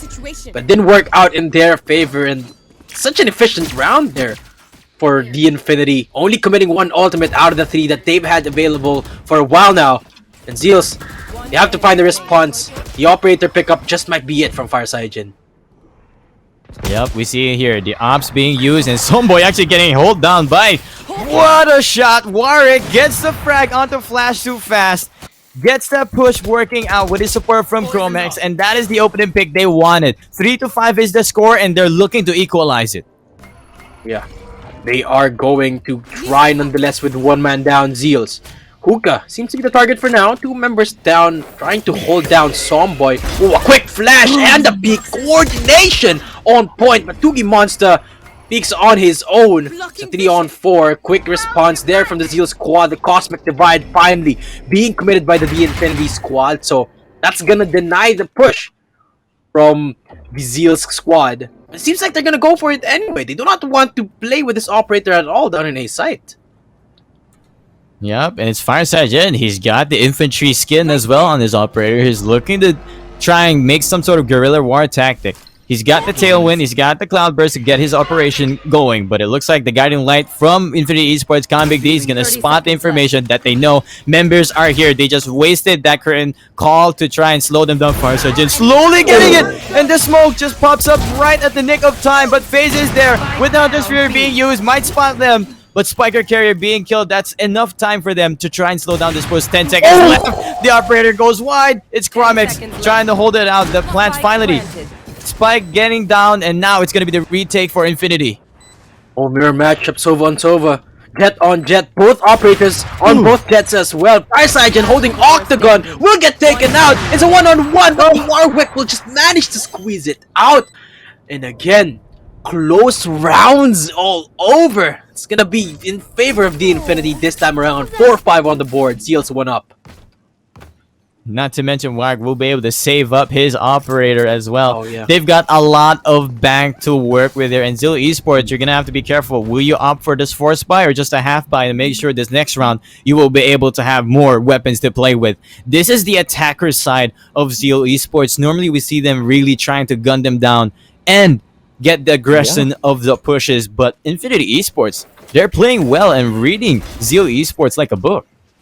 Yeah, they aren't able to do the typical strategy where just run and gun, go straight for the sites, because the Infinity is just making them work for it every single time. They manage to find the trades, manage to isolate the members of Zeals. It's just forcing them to change up their tactics. They're going for defaults now. That's not something that they conventionally do, but they're going to try all the options that they can to rack up as many rounds as they can, because right now they are still up ahead, sure, but slowly the Infinity is catching up onto them. Now that they are back on the eco, they have to go for this timeout to try and recuperate. They have to go back to the drawing board and explore the possibilities of what they still can do. Because right now, their buys are looking iffy. Yep, and it looks like it will be the half buy for Zeal eSports. They're looking to try and get more weapons on this next round, so we're going to be expecting Infinity Esports equalizing this round. We do see Warwick actually going for this B-long push for his operator, whereas none of Zeal eSports are. So this might work well for Zeal eSports push as they push up here. Yeah, they're still going for the quick go. Going to contest the orb for the Blade Storm, so that's an extra gun, extra firepower for the Zeal's gang. Bit of a power boost for Fireside Jin, only holding the shorty for now. Going in, going ham, and he's gonna find Somboy opening up that site. Viper is gone, the plant is opened up. Senior Carl is right here, and now, ooh, Big D just finds the head of Fireside Jin, and that's a decapitation right there. Flash too fast. Takes care of Warwick as well, and here is the post-plant setup that Zeals have been wanting to do. The double lineup. Let's see how they're gonna do this. Yep, and we see Tugi Monster holding down from the other side of the angle as well. He's gonna catch Khan Big D popping out here. He hears the guiding light and he gets a free kill for them as well. And here comes the Gravity Well to try and slow down the plant. They have complete control of this Zeal eSports. They just won their half buy. Yeah, he's just Faiz refusing to go down silently in the night, but flash too fast. Quick with the refrag, and now Zeals, the post plant. That's all they have to do to get to that point where they can go for the lineups, go for the post plant, and even with the eco, they showed just how well they could play in the post plant. Just because of that one win, just because of the timeout, the regroup, they're back on the board with a 2-round advantage. Fireside Jin back at it again with the operator, and there is the cosmic divide once again. So they're gonna want to look for again another post-plant situation potentially, and Zeals, they're primed and ready with the guns because they've forced the Infinity to an eco, and they're the ones who are gonna have to try to win this Thrifty. Yep, it's gonna be the half buy as well for Infinity, unless Warwick with this hero buy on the Vandal, he still has money to buy, money to spare for this next round, and oh my gosh, flash too fast, using up way too much HP to try and take that ultimate orb, but at least Viper Spit is now available, is now running all the way to Senior Carl. Man, give me some heals here, give me that regrowth. But here we go, Warwick with that Vandal, as we've talked about, he takes out Nico Baby, takes control of it, and FaZe with a nice headshot on that Sheriff from a short. Tugi Monster falls, that's a rifle down, and let's see if they can recuperate. Senior Car will be upgrading his weapon. And this is exactly the point where Zeal's assault starts to falter, when one or two members from their side falls and there is no response from their side.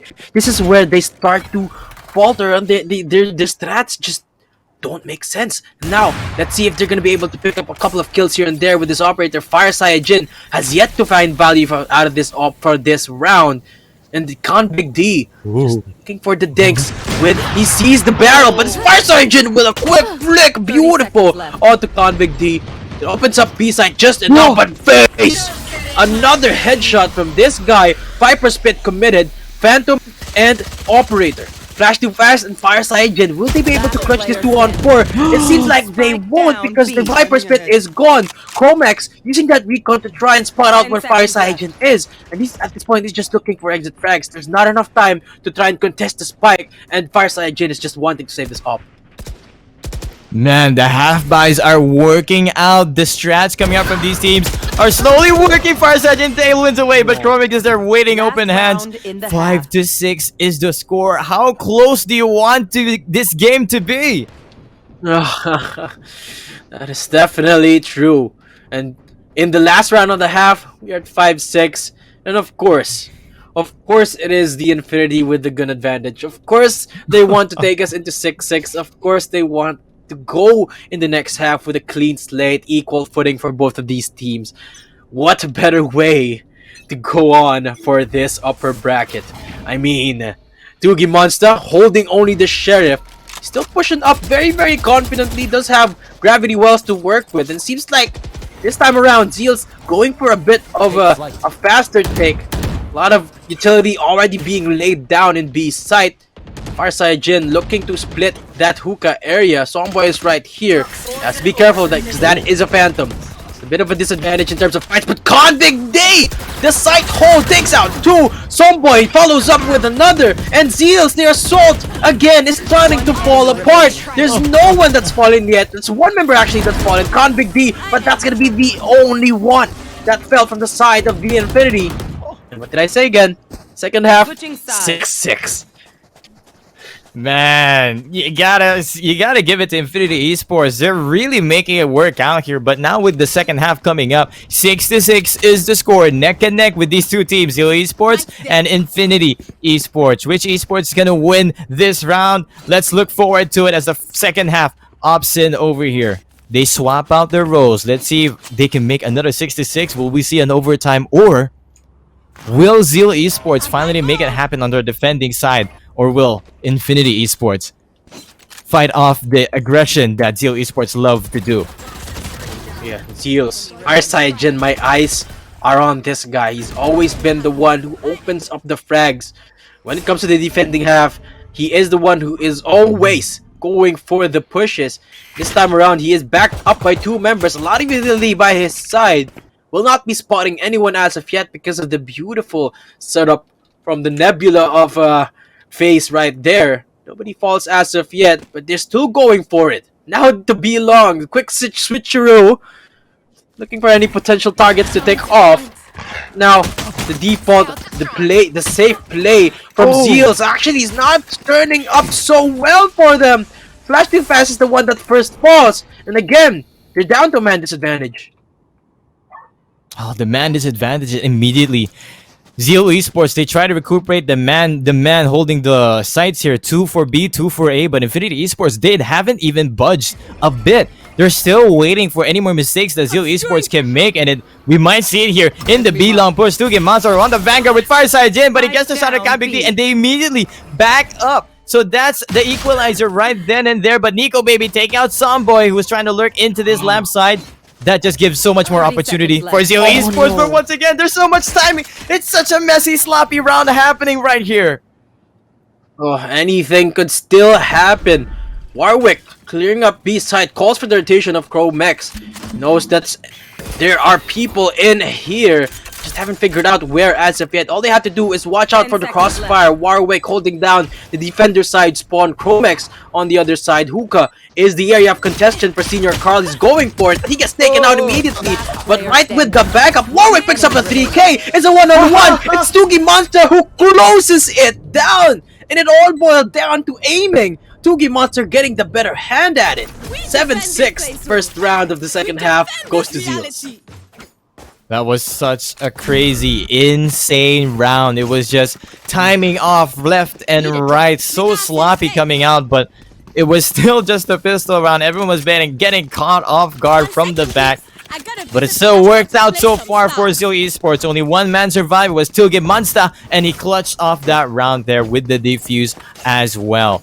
Still could be anyone's round for this next round. It is Zeal Esports who won it, so they will be forcing their buy with Spectres all across the board, while Infinity Esports looking like they will be opting for this full eco. Yeah, Marshall on Fireside Jin, looking to make some big plays once again with the headshots. This time around, he is at the wrong area because it is A that seems to be the target for the Infinity. They're going for it, all of them at the same time. They are being revealed. Nico Baby just caught with his pants down with the bow up. Splat is happening, and again, Zeal's at a disadvantage. You're gonna have to go for it in the retake. Man, Warwick, the one man who bought the Sheriff, and he gets the hero shot, taking out Nico Baby. That's the Spectre right in the middle of nowhere. They do not want to pick that up because it is open way too much to so many angles. And now Zeal Esports, they're working their retake. They know they've got pistols to fight off against, so they've got the Spectres. They're running around getting these shots. Tugi Monster getting the first one, and it looks like they will be finishing it off, but Zombie does get one from behind anyway, but they will be still falling across here. It's still the gravity well. They're actually playing the time here. They need to start defusing this spike or it's gonna be too late. They will finally start it off. And now, with only one man remaining, Fireside Jin will clean him up, and that was way too close for comfort.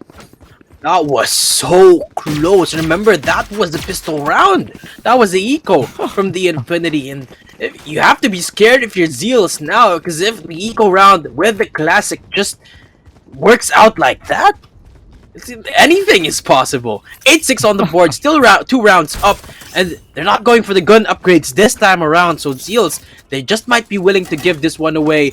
There's one, Fireside Jin is one orb away from the Blade Storm, which is why he might be contesting that once again in B-Long. Yep, and it looks like they will be opting for it. This time, a lot of Infinity Esports are actually prepared and waiting for the shots and fights here. The Guiding Light comes out and the Tailwind away as well. They cannot take control of this. Otherwise, on the other side, it is Flash Too Fast will be able to take control of the shower controls and orb. So now it will be Warwick getting close up and personal here with his Vandal. It's Fireside Jin with this Marshall trying to see what he can do. Oh, Senior Carl, guard duty down in hookah against 2 members. Will you be able to do anything with the Spectre? Stinger rather, as he picks up 1 kill. Gets traded back immediately. It's a 4-on-3 as now the spike is gonna be planted down in B site. Quick rotations now making their way down to that side. Tugi Monster and Flash Too Fast have their work cut out from them. Only the Frenzy for Tugi Monster and the Spectre for Flash Too Fast to work with. They do have a lineup to work with, but 4 members to play against. With the Vandals at hand, there's just no way Flash Too Fast Tugi Monster will be able to do it. 8-7 on the board. 1 step closer to evening things out once again, the Infinity. Man, how close will it be? We're just fighting up. They're just going back and forth. Someone needs to take the wheel. Someone needs to grab this momentum if you want to secure this round. Otherwise, we're just going straight into overtime. That's something the teams would not want to have because the pressure is just on here. Whoever wins this one will win the series, and the other one will have to fall off into the lower brackets. Guns all across the board now for both teams. This is it. Once again, we found ourselves in this position before. We are back at it again. Take flight. Zeals, they're not going for the aggressive plays this time around with the guns, so they want to playing this. They're open to playing this one a little bit more slowly. Might be going for the retake this time because both of the toxic screens committed down in A site. The rotation actually from the Infinity is gonna be spotted out by Tugi Monster as he's just holding down hookah like a fort. Fireside Jin, it's his turn to go for the gunplay. 56 HP, still staying alive against Warwick.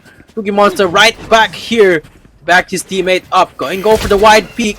Warwick. Oh! Tugi Monster comes up huge with a 4K. Looking for the ace. Someboy finally gets taken care of. And just as we thought, the Infinity is going for the comeback. Zeal just bounced back.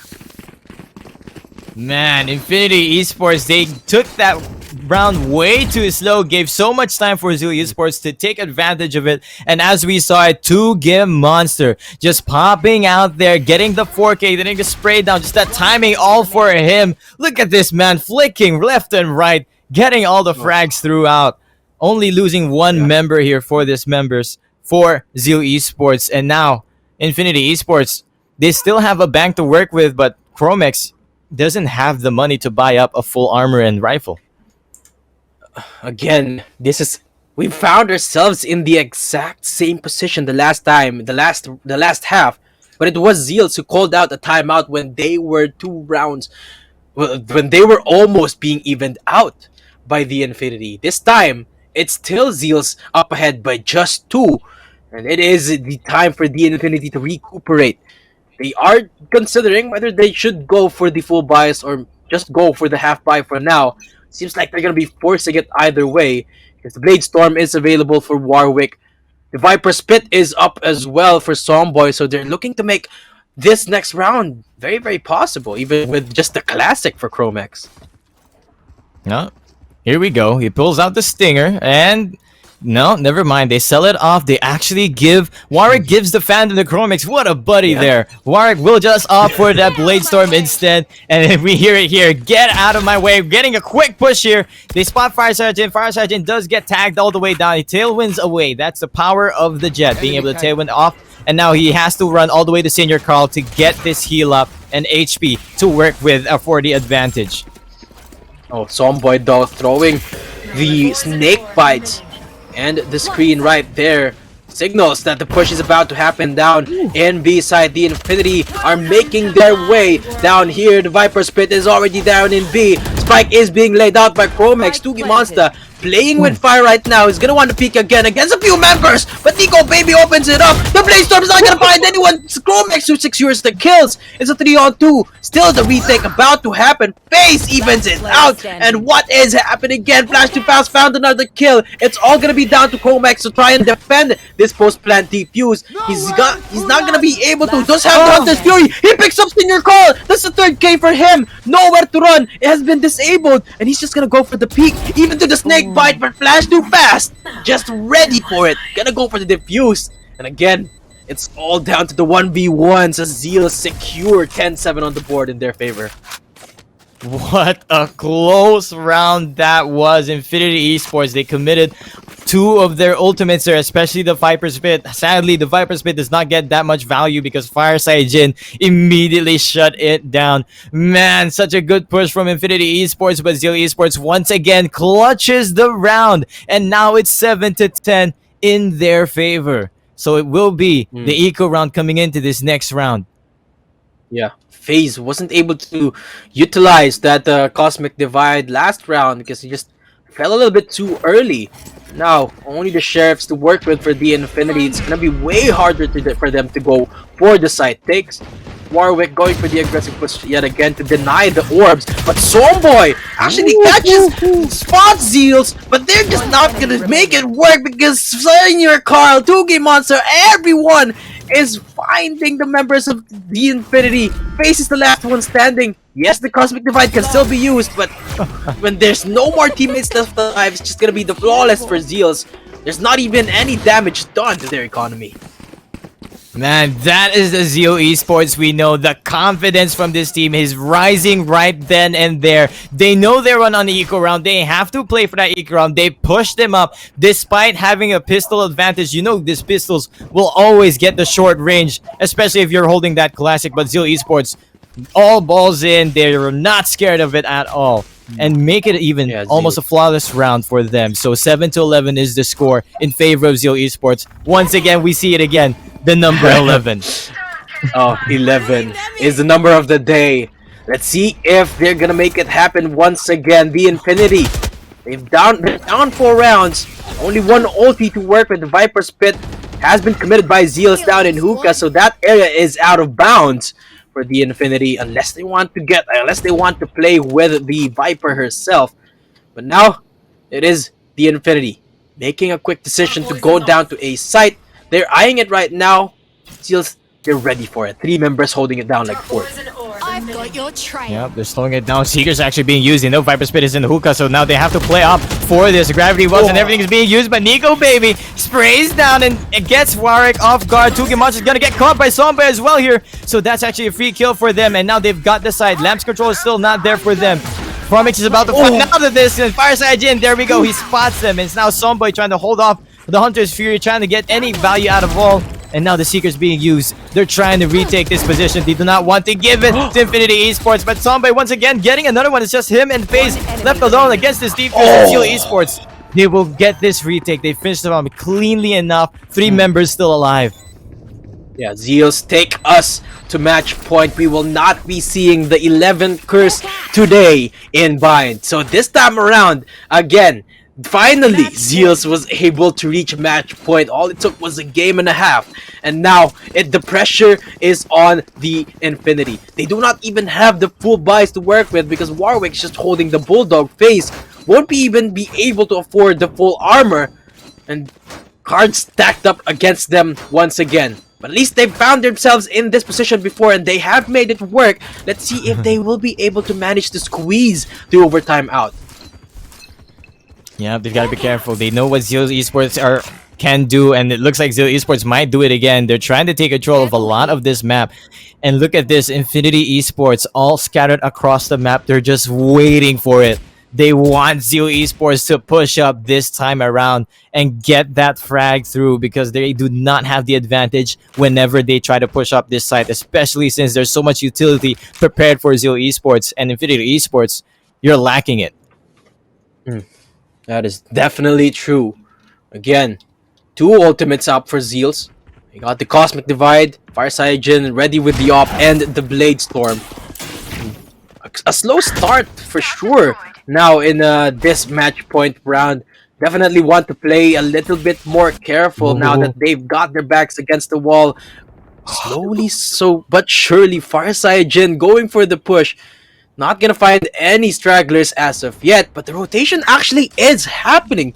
Warwick carrying that spike down to the other side of the map just might be what Farside Jin is gonna catch. The timing is uncanny. Uses the tailwind to run away, but he's now sure that somebody's gonna push up right there. He's still holding down the long angle. He's gonna spot him. He's gonna take him out. And that's spike control for Zeals. It's a 3-on-5, but things are not looking good anymore for the Infinity. Oh no, with the gun just fresh out, Fireside will take care of Chromex. Will get the flawless and Zeals. They are moving on to the playoffs. They steal the spot from the Infinity.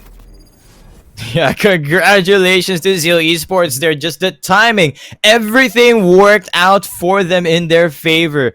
Every single time for that round, Infinity eSports, it was a good try, definitely, especially starting off that first half 6-6. Unfortunately, they only get one round left, especially since Zeal eSports were just so good on that retake and clutches the rounds every single time. These rounds aren't just going by, they are going by so close, right down to the wire.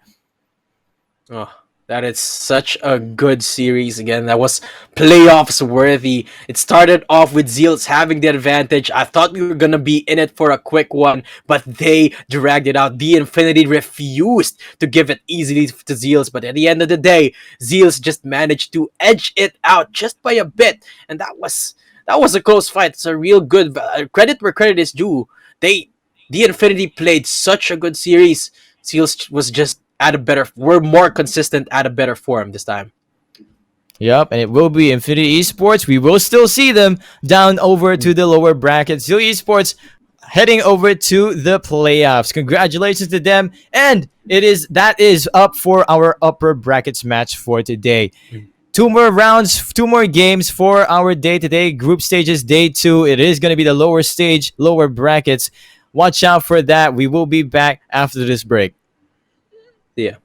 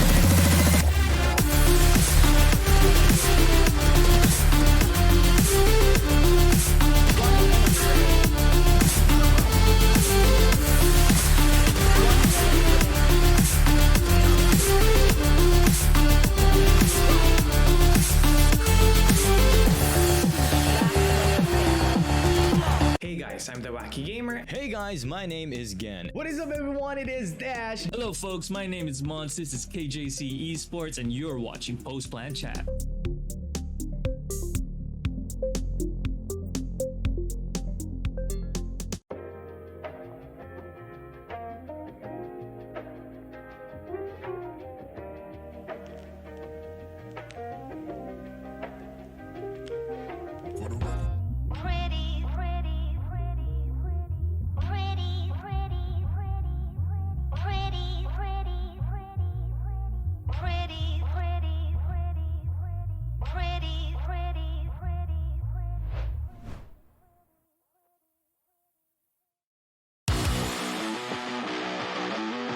But here comes the Rolling Thunder.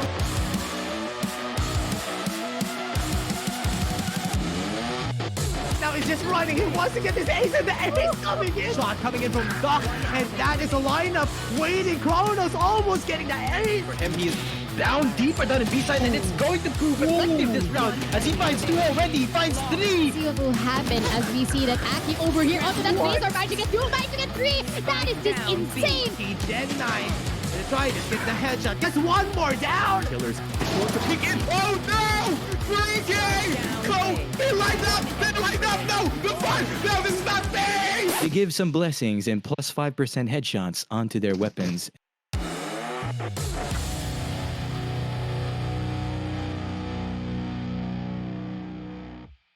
I don't think we felt any pressure. A lot of people wanted to be there and they didn't get the chance. Really crazy. You just enjoy things and things might have changed, but our goal is still clear. We believe that we are the strongest team right now in MISG. We have the fun hype moments because we're always joking around. It was really fun to chat, and it brought back some good old memories. Thank you for the Vietnam community who always welcome me well. Thank you guys for always supporting. It's not all about fragging. It's the very small things that can lead a team to win a game. It's kind of hard and we still have a long way to go, but it's not impossible.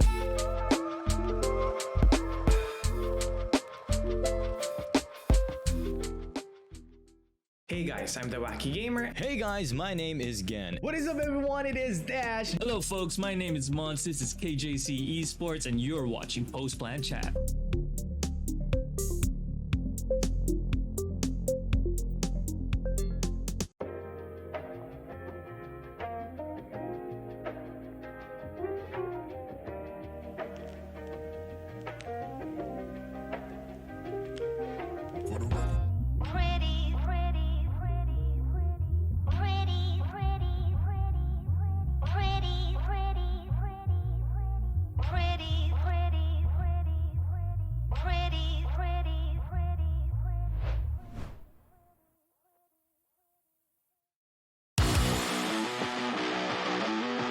But here comes the Rolling Thunder.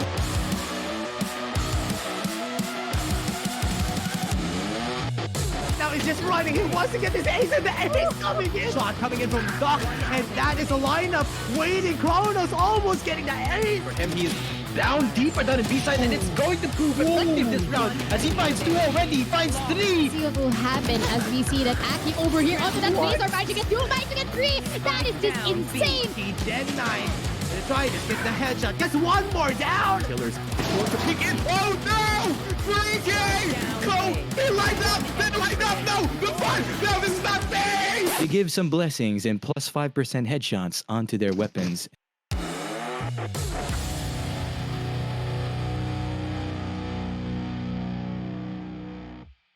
I don't think we felt any pressure. A lot of people wanted to be there and they didn't get the chance. Really crazy. You just enjoy things and things might have changed, but our goal is still clear. We believe that we are the strongest team right now in MISG. We have the fun hype moments because we're always joking around. It was really fun to chat, and it brought back some good old memories. Thank you for the Vietnam community who always welcome me well. Thank you guys for always supporting. It's not all about fragging. It's the very small things that can lead a team to win a game. It's kind of hard and we still have a long way to go, but it's not impossible.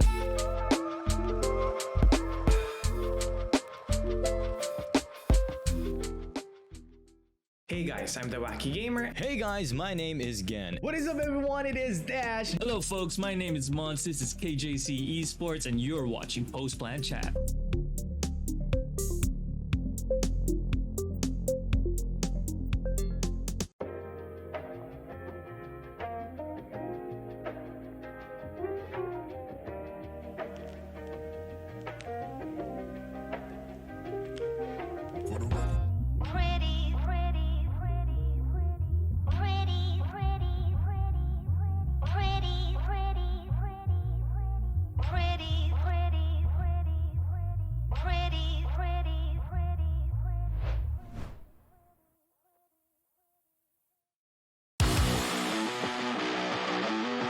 But here comes the Rolling Thunder.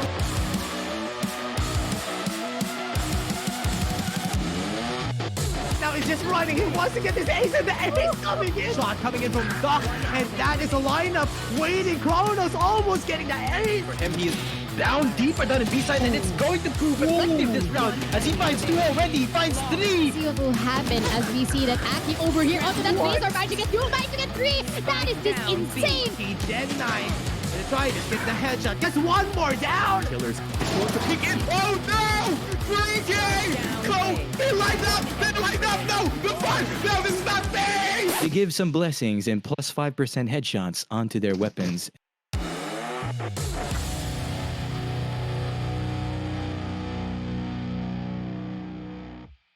I don't think we felt any pressure. A lot of people wanted to be there and they didn't get the chance. Really crazy. You just enjoy things and things might have changed, but our goal is still clear. We believe that we are the strongest team right now in MISG. We have the fun hype moments because we're always joking around. It was really fun to chat, and it brought back some good old memories. Thank you for the Vietnam community who always welcome you well. Thank you guys for always supporting. It's not all about fragging. It's the very small things that can lead a team to win a game. It's kind of hard and we still have a long way to go, but it's not impossible.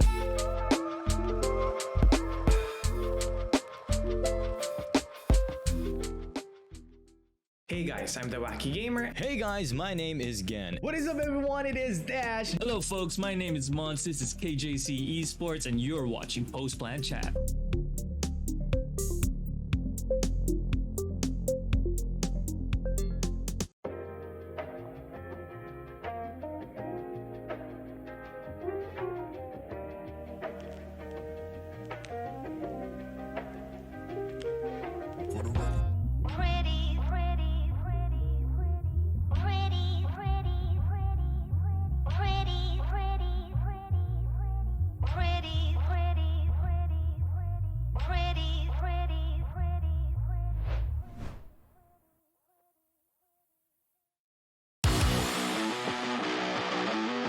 But here comes the rolling thunder.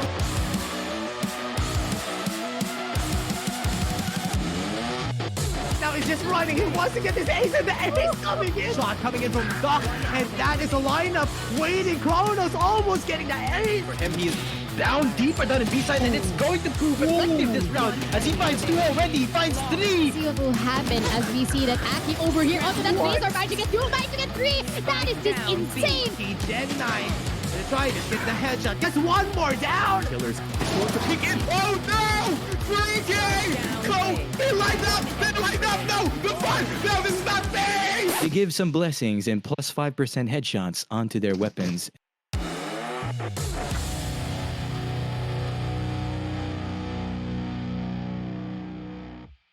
I don't think we felt any pressure. A lot of people wanted to be there and they didn't get the chance. Really crazy. You just enjoy things and things might have changed, but our goal is still clear. We believe that we are the strongest team right now in MISG. We have the fun hype moments because we're always joking around. It was really fun to chat, and it brought back some good old memories. Thank you for the Vietnam community who always welcome you well. Thank you guys for always supporting. It's not all about fragging. It's the very small things that can lead a team to win a game. It's kind of hard and we still have a long way to go, but it's not impossible.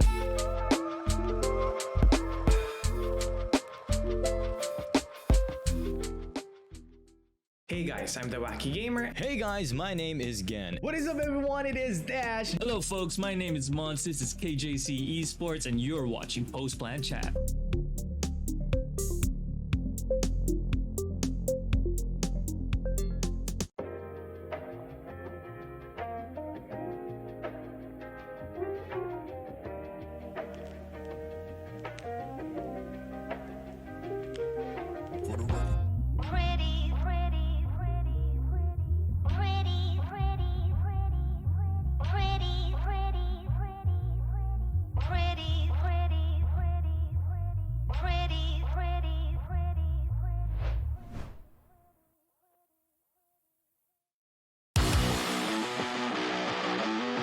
But here comes the rolling thunder.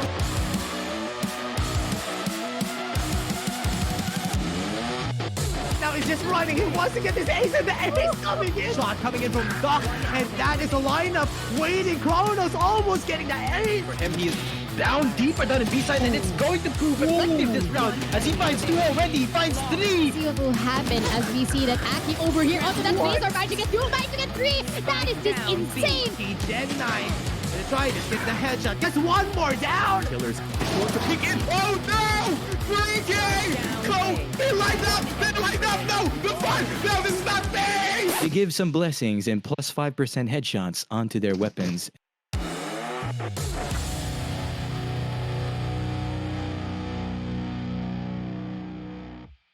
I don't think we felt any pressure. A lot of people wanted to be there and they didn't get the chance. Really crazy. You just enjoy things and things might have changed, but our goal is still clear. We believe that we are the strongest team right now in MISG. We have the fun hype moments because we're always joking around. It was really fun to chat, and it brought back some good old memories. Thank you for the Vietnam community who always welcome me well. Thank you guys for always supporting. It's not all about fragging. It's the very small things that can lead a team to win a game. It's kind of hard and we still have a long way to go, but it's not impossible.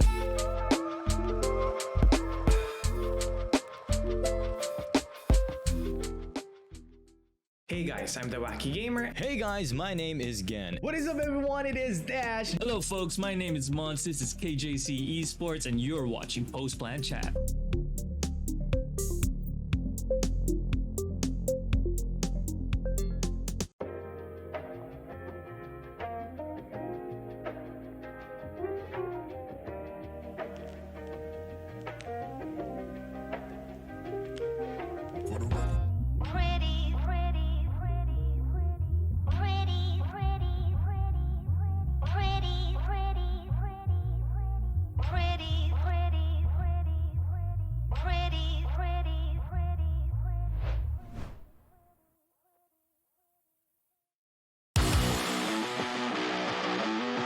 But here comes the Rolling Thunder.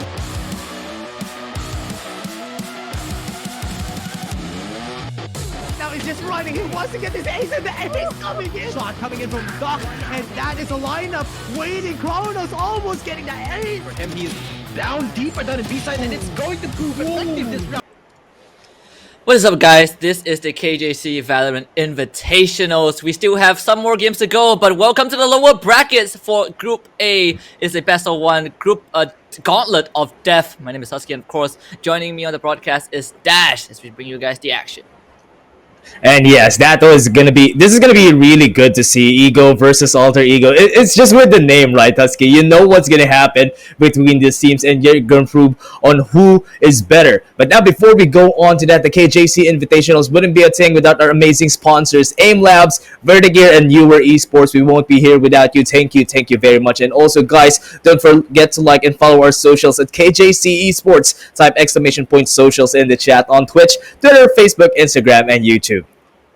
Yeah, absolutely. And just like you pointed out before, Alter Ego taking on Ego feels like a destined match that we're gonna face, and in the lower bracket as well, right? Losers gets knocked out, winner goes into the lower bracket finals later on to take on Infinity, who just lost their series against Zeal eSports. They started off on the back foot, having a default loss, but they were able to push it to a map 3. So a very valiant effort. But there's still one more chance for them, and there's still one more chance for these two teams. I want to touch a bit on Alter Ego, though. After them placing third in the C finals for VCT Stage 3, obviously they went through a huge roster swap. Your Resident Tebodo Berserk, these guys are all gone. The Sleepy has assembled kind of a new team. But judging from the performance yesterday, it seems like there's a lot of things to be fixed. Obviously, they lost 0-2. But what are their chances going up against Ego later on?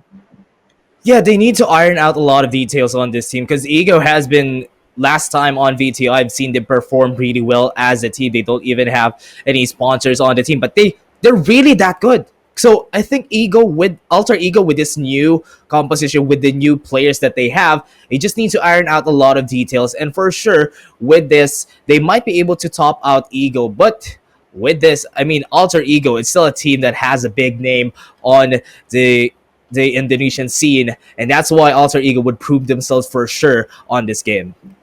And that's something that everyone, I believe, is going to be super interested to look at, right? And of course, for those who just joined the broadcast, we do have agent bans, and that adds kind of another layer of complexity to every single map. Since we know the teams, they get a chance to eliminate agents that they don't want to see. It really forces team sometimes to show their best cards, and it also gives us an insight to which team is more prepared. And I just can't wait to see what maps we get and what agents will be taken out following the map pick. Let's take a look at the battlefield for this best of one between Alter Ego and Ego, and we'll see what they choose.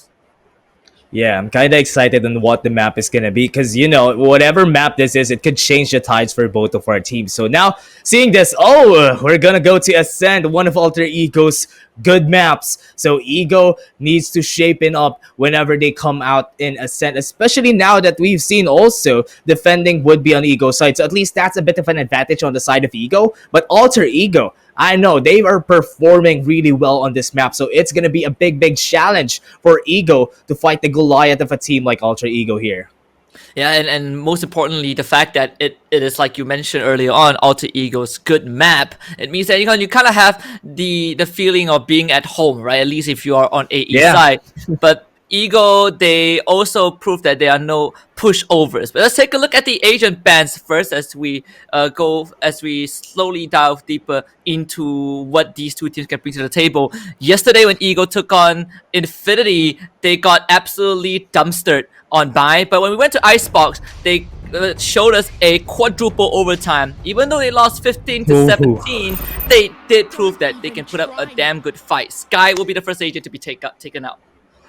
Oh wow, Sky getting banned on Ascent is really big because whenever you don't have a Sky, you have less options for information. Yes, the Sova is still there, but Sky is a big agent that's a really good ban on this one. But what would happen on Alter Ego and Ego if this is banned? So now, with this, what is going to be the second ban of the teams? It's going to be the Omen ban. This one is interesting, right? Because Omen not really not really a priority pick, right? At least for Southeast Asia. If this is EU, then yes, sure. Omen, EU is probably the only breeding region that still plays Omen actively right now. But jokes aside, I think that Omen ban, I'm guessing it probably came from Ego. No, it actually came from Alter Ego. So that is something that I did not expect at all. It's kind of perhaps a targeted ban because I know Enable plays that Omen every now and then. But with that taken out, now I want to see what agent he's gonna select. I'm really sure that this is gonna be an Astra pick for sure on both of our teams because right now without the Omen, Brimstone is not really that good on this map. Also, a Viper is a possibility, but with this team, Alter Ego and Ego, I know for sure both of them uses the Astra.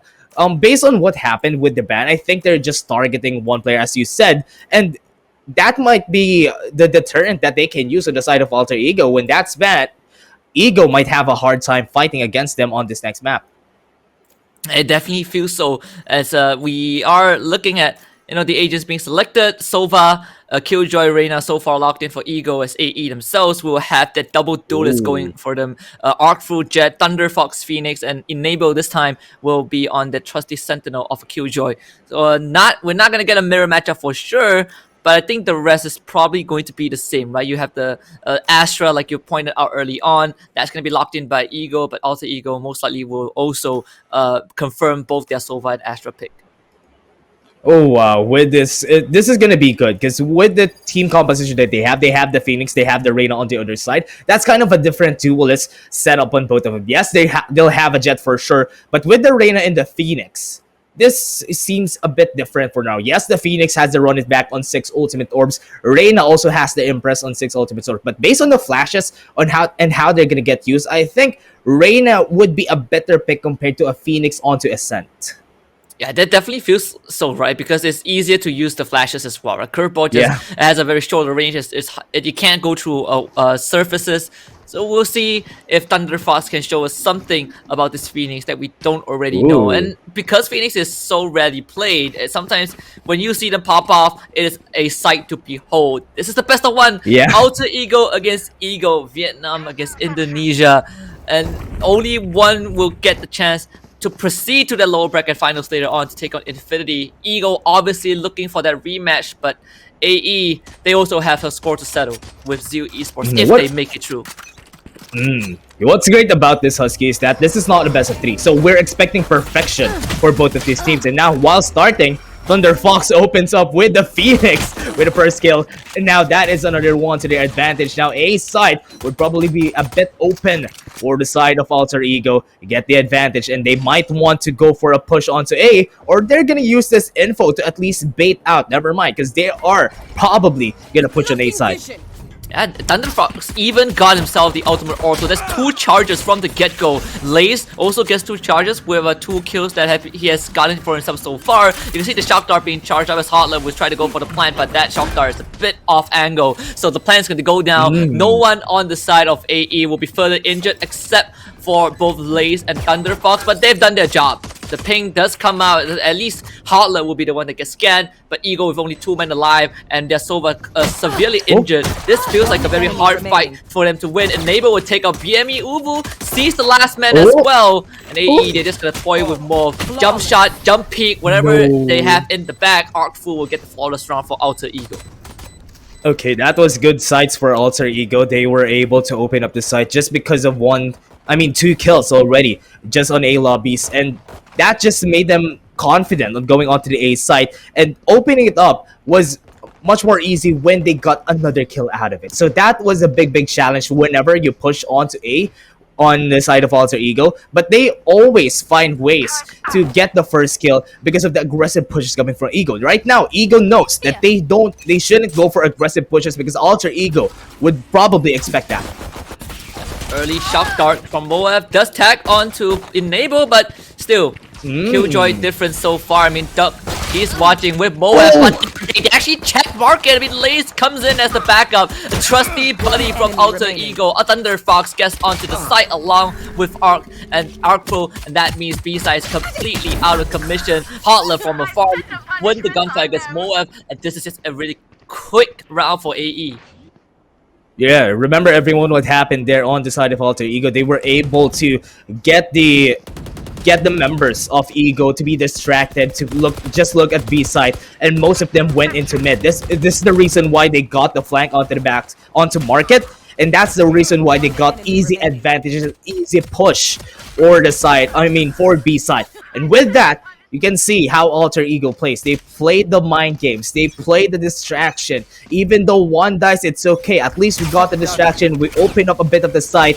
And that is enough. That little bit of opening is what Alter Ego needs. And look at this. This is how they're going to play this Phoenix pick that we're talking about a while ago, Husky. They're just going to get those ultimates or for later. Oh, what was that? Ducked!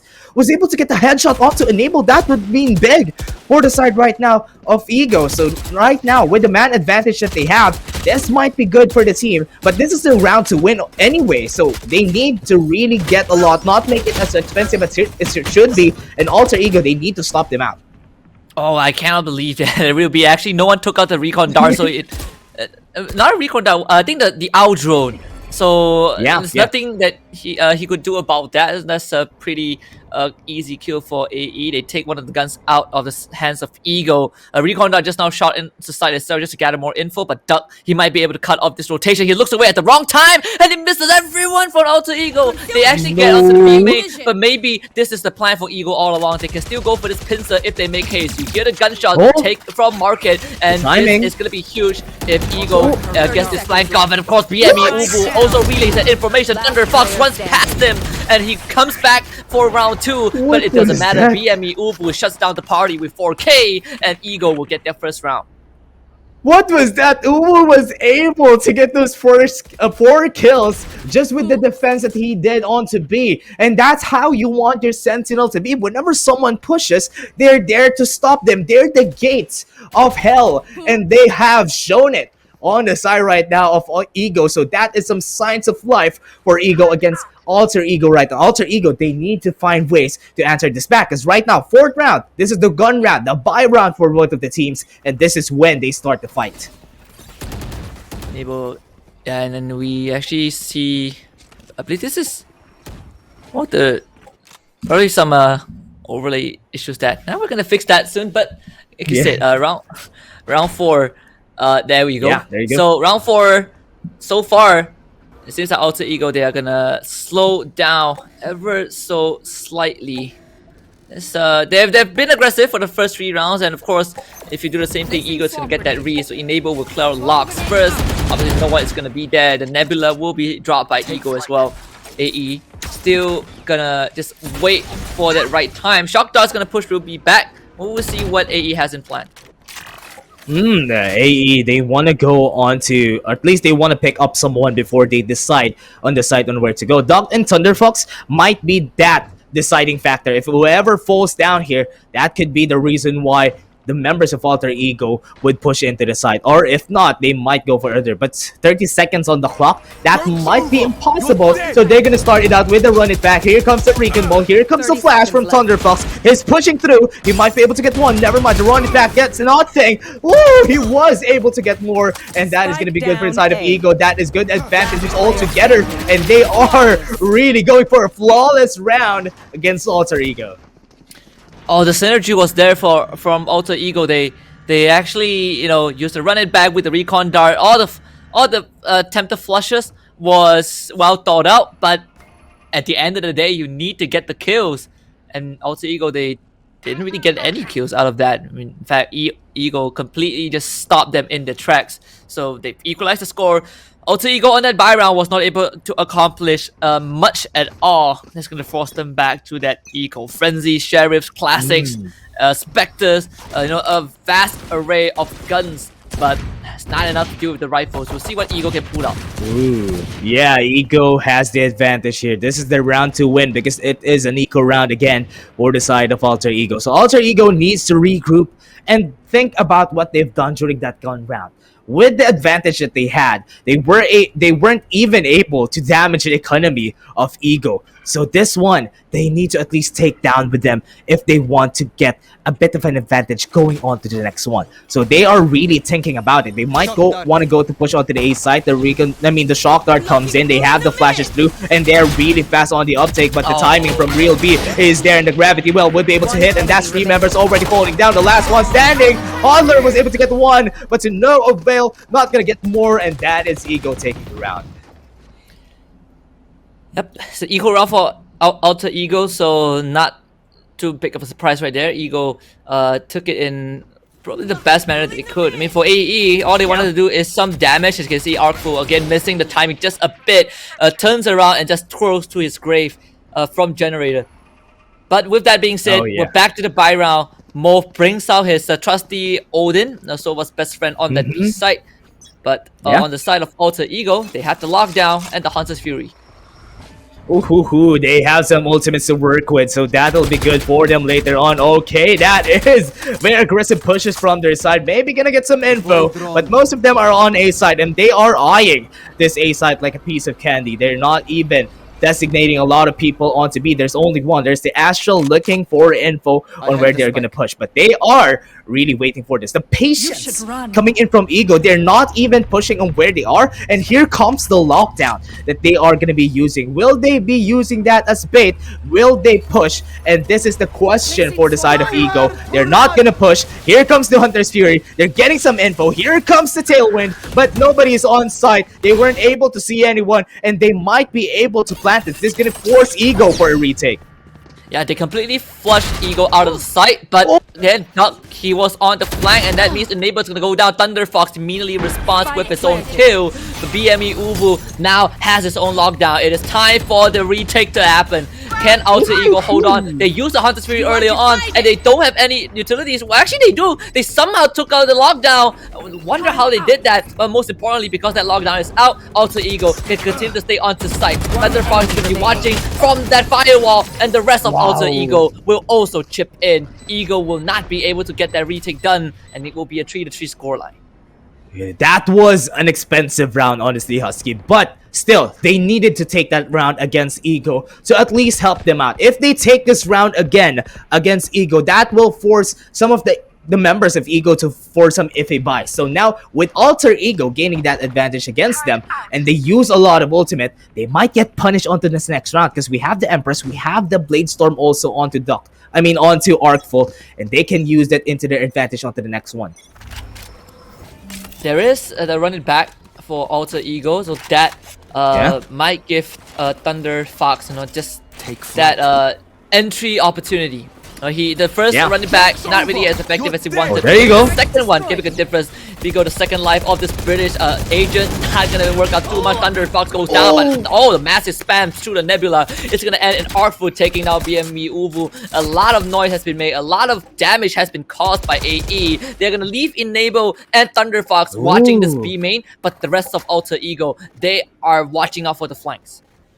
Oh, Ego went in for the rotation. Maybe they over-rotated a lot, but Doc is here waiting for the push coming in from Alter Ego. So this is the timing that they're waiting for. Oh no, there you go. There's the communication. Most of the members are on B side, but the members right now of Alter Ego doesn't know that. That's why they're not pushing. They're waiting for the smoke to dissipate. They don't have much time to rotate, so they need to commit. This is good bait coming in from the side of Ego, but there comes the push, there comes the smoke, and this is gonna be a pass one for the side right now of Alter Ego. They would be able to take one down, make that two. Artful falls down, and this is gonna be the push. Will they be able to plant? There comes the support from the team. Lays would fall down, Mof gets one more, and this is gonna be Hodler. Okay, the site is on the sides of Mof. He's the only one on site. The spike is on him. So this is an advantage. The time is ticking. They're pressured to go in. Mof is gonna fall down, and that will give the advantage to Alter Ego, a win on their side. Nash, sometimes they say Valorant is a game of timing, and this round perfectly signifies that. All these timings, the moment they got the kill onto Doug, you thought that Alter Ego is gonna run into side, but no, that Nebula made them second guess, and once they go into the site with their own utilities, you see those split second vision that both teams missed out. The round could have gone either way. Should have been a confirmed plan for AE, but Ego made it so damn hard because they could not see each other. Early Molly Nano Swan to flush out the A shot, but cleaned out by both Duck and Moab to see what Alter Ego wants to do. That should be some intel for them at least. Yeah, Husky, that was mind games, basically, from the side of Ego. That was good. The way that they used the Nebula smoke there was really smart. And that is how Alter Ego almost faltered, just because of that. And now with this, Ego can use that. They know that they can bait out Alter Ego with those. Alter Ego would take some time for them to adapt to that. So Ego could leverage his advantage. Right now, they have the guns to work with for that. And Alter Ego might go for another B-side push. This is what happened a while ago, but now Killjoy is here, waiting for them with open arms. This is going to be super important though. Mof is going to throw out a good recon dart, and that is going to confirm presence of Alter Ego. They leave Lace on the flank, but Artful actually gets a good shot through the wall. That's going to take out more. BME Uvu is the only sentinel on that site, and with 4 members of AE pouring in, he has to cling on to dear life. They have the gravity well as well. It doesn't affect BME Uvu so far, but they know that he is in both house. He's going to get one. Can he get more? Thunder Fox will make sure that does not happen. The rest of Ego, they're now onto the side. Empress is online for Moab, but you need to get the kills to make it work, and it's gonna start it off on the good note. Lace from Market, it's gonna be shut down. That Cloud Run to expire, but they barely miss out Moab, and that means he gets onto the side. Now Enable sees him, he's gonna do all the way to B main, and Enable knows that he's gonna be there. Time is running out. They get to get the plant down, and yes they do. They get the plant and the kill. Enable keeps AE in the lead. Oh wow, Moef almost making it work for the side of Ego, and now Alter Ego. Now they got the advantage against members of Ego, but still Ego, look at that, because of the consecutive rounds that they have won, they have a lot of credits to work with. They even wanted to play out with an operator, but they won't on this round. They might be able to save some credits before they go on for the other. So now with this, Alter Ego should leverage this advantage in their favor. They know that most of them would have iffy buys. Would they go for the half buy or would they go for the save? That is the question that Alter Ego is asking right now, and they are gonna go for the push onto A side. And you can see this one, Moab not really getting the read Ryami. He wanted to play time. But in that situation, no split-second decisions, not really favoring Ego. But Artful again taking out Ego, taking out Real B. They're already on the side. BME Uwu does get the trade back, but the spike has already been planted, and there's a lot of information from that out drone. Enable would take out Moab, Shock Dart, and Nebula. All the stars line up. with Enable holding 3, this is going to be a tough retake unless Ego takes him out. They are going to try to double stack on this Killjoy. But Enable has an important job. Starting out with the turret, Enable wins that gunfight. Moev actually backs off, and Thunder Fox will come in to provide assistance. Enable dies, but AE win the round.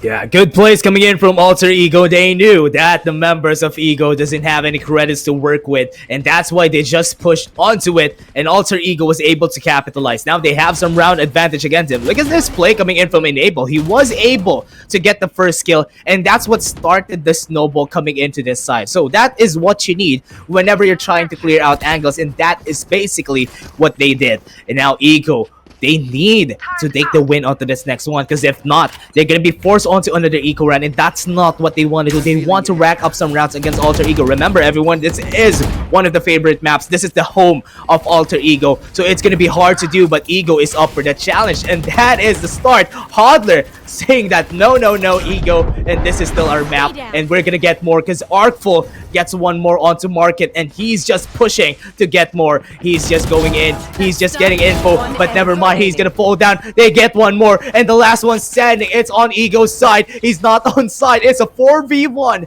It's gonna be a hard retake for him. And there's a reason why Alter Ego likes Ascent, and this is it. Just pure mastery of the map. That Real B is no information where anyone is. His head's gonna be blown right open.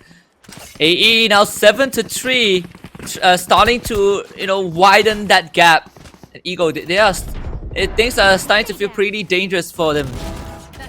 Yeah, they started this pretty strong on the side of Ego. They had the advantage against Alter Ego during hold of stunts, but after, it was just Alter Ego adapting to their strategies, and basically they have the better gunplay at this point. They lost that round again. As I said, they're gonna be forced onto an eco round. Alter Ego are just pressing so hard that even on the next 2 rounds, it's okay. If we lose the next 2 rounds, it's okay, just because we have more credits against Ego. And now Alter Ego, trying to play it slow, they played it pretty fast onto the past rounds. This is the trap that they're setting up against the members of Ego. With this, they have 3 ultimates to work with. They should utilize this onto the next 2 rounds if they want to press their advantage. Yeah, again, Cosmic Divide, Blaze Storm, and another lockdown. And when they have the lockdown, Alter Ego, most of the time, would just plant themselves on that A side. But of course, for this round, you can see that Enable, he's not with his team. In fact, he's playing the lurk in case someone pushes out from B main. That turret's going to give him that info. So lockdown, not really a whiff AE right now, but for the side of Alter Ego so far, they just want to make some noise, and only Moev is not biting it. He's still kind of checking that mid, seeing if Alter Ego is going to make any cross. But with Enable rotating to join his team, we're going to definitely be looking at an A push. They're not looking at mid, so they really don't have any info on where the members of Alter Ego are, and that, as you said, they're gonna go for push, and they have the lockdown to work with. Here comes the Hunter Fury to counter at Moev, opens it up with a kill, and this is gonna be Thunder Fox, just making it harder for the members right now of Ego to go in for the defense, and this is Alter Ego going for the side. Cosmic Divide, he wasn't able to see the one on Hell. He's not gonna be able to, but Lays was still able to get the shot. Doc is right here. He's gonna counter for his teammate. They have another lockdown on the side, and there is another Hunter's Fury to put down that lockdown, and this is gonna be Hodler gonna be fighting it out, and Uwu's gonna fall down. They're gonna get more. Oh, what is this? Ego is just getting a lot of kills. This is gonna be good for them. At least there's a last person on their side. Hodler and Enable are on a crossfire, and they have an advantage whenever Moev would try and push this down. The grabbing well would be there, and this is Hodler taking it down, and Ego again lost another round against Alter Ego. Last round before the switch. A super expensive round for both teams, but the winner is going to feel happy about that. Right now, no more lockdown, no more Hunter's Fury. We're going to the last round, and the closest member on the side of Ego to get an ultimate is Real B, the Astra with the Cosmic Divide. Everyone else needs, we need more than just a one outcharge. Artful has his Blaze Storm. Maybe Thunder Fox can get a kill and get an orb. That's gonna get his running back online. But it's still a tall order when you are more than 1 charges away from that ult. Yeah, it might be hard for Ego to win this round because they need Real B to get that ultimate orb if they want to get the advantage. At least get a kill first for the Cosmic Divide if they want to go for a retake. So that would be pretty big. But with this, we only have one ultimate to work with. Duck gets 1 kill against Hodler, and now that is down for the count. And this is Ego. Oh, showing some signs of life. They got the man advantage. It would be harder for the side of Alter Ego to push onto the side. They don't have the smoke. They don't have another duelist. And they have Arcful with an operator. So this is going to be real hard. So this is going to be the challenge for Alter Ego. Ego, they need to press their advantages. They need to press on the wound that they did against Alter Ego. They need to make it bleed so that they at least take one more round against Alter Ego. And Lei somehow gets a shock dart kill on the Duck. And then and that was the Blaze Storm early on. But I think it's used by, it's a Blaze Storm from Arcful. So this is most likely going to be an A execute once more. You can see Enable escorting the spike to the rest of his team. 30 seconds is always going to be kind of the mark where AE goes for the execute, and of course they're going to dump all these utilities into heaven, making sure that no one from Ego can go for the challenge and cancel the spike plan. Enable able to gun down Moab along the way. There is a flank coming in from Tree, and Moab able to kill off Blaze, not able to cancel the plan though. He also takes down Arcful, who was watching Tree, runs out of bullets. That's where Enable comes into play, but Enable has 2 members to deal with. He has to go for a 1 versus 1, but he takes too much, a bit of too much that he can chew. And that's going to be Ego closing out the first half 4-8. Decent scoreline despite being on the losing end. Yeah, that's a bit decent rather than a 3-9 against Alter Ego. Ego was able to get this one last round against them. That showed something is still kicking on the side of Ego, and they are need to look at how this was played by Ego. They isolated 2 members. They waited for the plant. They have the info on generator, and that's the reason why they got the win there. They just did the crossfire, and that was it. That sealed the deal for Ego. Now Alter Ego on the defense. We all know there's an advantage on the defense on Ascent, and that is how Alter Ego is gonna press their advantage. Ego, no, they need to play it smart. They need perfection if they want to come back from this game. We have officially switched sides. AE will be on defense now. We'll see Ego, how do they do with this. When they took on Infinity, Ego felt more comfortable on defense, I would say. But very evidently against Alter Ego so far, the first half, their defense have been kind of torn apart left, right, and center.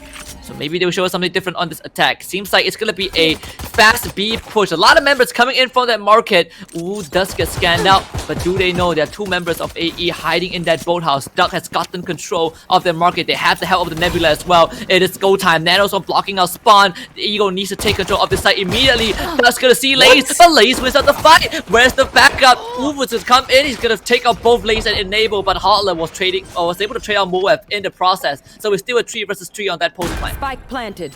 Okay, this is good post plan for the side of Ego. They have the positioning, but Hodler breaks that position, and now they are not on good positioning to fight against Alter Ego and Ego. Oh no, they all lost during that gunfight, and Alter Ego is happy to take cover.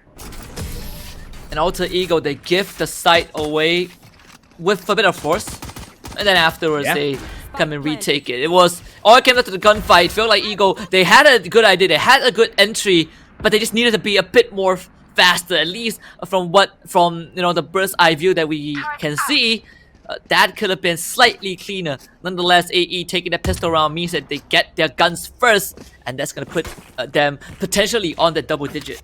Heading to the above. This is gonna be Alter Ego getting the advantage. Ego gonna be forced on an eco, as he said, and this is what they want. They want to press their advantages. Oh, what was that? Laze was able to get the kill on Uwu, opening it up with a first man advantage to their side. So now Alter Ego just needs to use this in their favor. They don't need to be impatient. But look at this, Enable trying to push his luck and was able to get one more. And now Alter Ego are just needing to kill these 3 people that are on A side. And they're finding more. Arcful was able to get one. And this is the last 2. Standing on the tree, and Hodler again takes them both down, and Alter Ego again, that is their round to win, and they were able to get it. Yeah, and I think a lot of people would have expected that result regardless, right? With the gun differential and across lanes, just a random spam through the wall, getting that early frag. Everything falling into place for Alter Ego. 10-4, they're at double digits. 3 more rounds, and we will see Alter Ego moving into the lower bracket finals to face off against Infinity, and also denying Ego of their rightful rematch. But this is the buy round. Ego has a long hill to climb. Yeah, and yeah, that's it. As you said, this is gonna be their advantage on the side of Ego. They need to make use of this Vandals and Phantoms whenever they go for a fight. A site might be the target for them. They might go for a really fast push on this side. They were able to open up the site. Nobody's here, and this is just Alter Ego. They know what to do. They know they have the gun disadvantage, so they're gonna force them on a short range fight. That's why they are just here gonna go for a retake. So Alter Ego, they need to play this right if they want to take the side against the members of Ego. The door is already open, so it's gonna be easy right there. They have the flashes to work with on Thunder Fox. Moef is waiting on what's gonna happen, and here comes the shock darts. One has already hit. The alarm button is down. They know they have some info on where they are. Moef is already here, and they are putting all the flashes down, and there's gonna be Thunder Fox getting first kill. They get one more, and they are opening the side for themselves. The retake is here, and this is just Alter Ego to perfection against the members of Ego, and they are gonna go and defuse the spike, and Artful gets the last one, and Alter Ego cements their advantage with another win. And you know that Alter Ego practiced this a million times, because that retake had so many layers that Ego got caught completely off guard. You know, before they surrender the site intentionally to Ego, they broke the door. They make sure that they did not have to go through that extra layer of obstacle. They break the door. They put Thunder Fox at 3, throws out the firewall, curves it so he isolates A main and generator, and they just pour in from all angles. That was masterfully done by AE, and that will also win them the bonus round and put them 11-4. 1 more point to match point, and it's gonna be a 1-for-1 trade, but it quickly becomes uneven because Thunder Fox will get Moef on the way out. Real B is gonna go for that repick and actually get the exchange, and Enable also takes down Moef outside of B main, so it is a 2 versus 2 with Ego beelining their way towards that A site. Yeah, what aggressive plays coming in from Alter Ego. They know that they have the advantage during this round. They're just playing with Ego at this point. So Alter Ego, okay, they were punished because of the aggressive pushes, and this is gonna be the spike planted onto the side. So this is not gonna be the replay of what happened during the past round. So this might be the chance for the side of Ego to at least get some rounds against Alter Ego. Getting the upgrades was good. They have the Cosmic Divide from Real B to work with. He's trying to get some info, and they know that 2 members are already here, and they're not gonna be waiting for it. The timing is not right, and here comes the Molly. Won't be able to hit him. Even the Shock Dart. How lucky are you? And that is gonna be the last one, and Naples was able to clutch it up. And that is going to be Alter Ego going into match point. Oh, that definitely is going to hurt. I mean, I cannot believe Enable did that. He just did a 90-degree swing, just straight up snapping onto the head of the Astra. I mean, the Molly didn't flush her out. And I think Alter Ego, you know, they had to make case, right? Time was ticking. They throw in the Nano Swarm. They activate it, and they know that they have to focus on the site. But Ruby, he was still alive, and somehow he missed the shot. The spray transfer was just not there from the Astra. A painful loss. They might have lost the round, but it might just be worse. Look at all that Guardian, the Vandals, they're force buying everything. This is the last hurrah, and Alter Ego knows this. Yeah, would they be able to get one more round against Alter Ego? That is the question from these teams. This is going to be real hard for Ego to win the round. Alter Ego has the advantages. They are just putting all their hands up, and they are showing the confidence that they built just because of this round advantage. Artful opens it up with another kill, and now that could make it a million times harder for Ego, because right now without the Killjoy later on the retake, and also I forgot to point out they have the lockdown on Killjoy that time, and without that it's gonna be harder for them to push. They have the Cosmic Divide to work with, but with Thunder Fox going on the aggressive, they lost another duelist in their favor. Now the last one person to clutch it up for the team, it's a 4v1. Make that 3, and this is still gonna be possible if he would get more. The headshots are coming in, and almost clutching it up, but Alter Ego was just up top of their game, and they won against Ego on this one. so close. I mean, Real B had a couple of chances. Definitely that is gonna leave a mark, but nonetheless, Alter Ego making a strong statement in this lower bracket, 14-3 on Ascent, taking over Ego on their home turf. They're gonna advance into the lower bracket finals. They again deny Ego of that rematch against Infinity.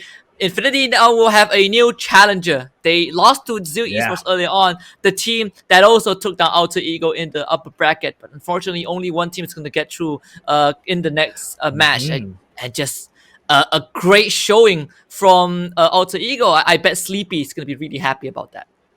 Oh yeah, and that was really good coming in from Alter Ego. Even with the new roster, they made it work. They showed that this roster is not to be trifled with, and they got the win against Ego, and they might take the momentum with them against their enemies onto this next one, which is Infinity. And that was it for us, guys. We're gonna go on a break.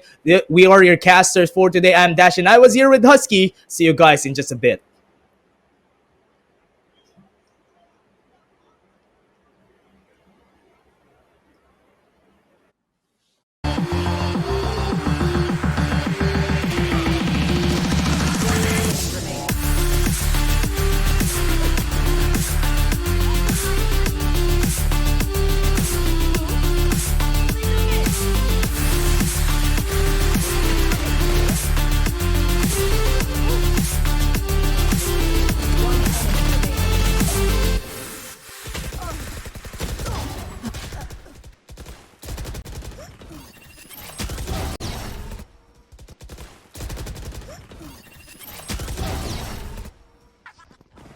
One enemy remaining.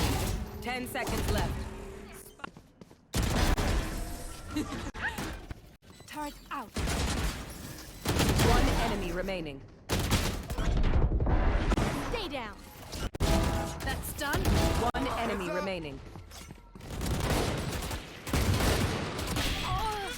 Too stupid.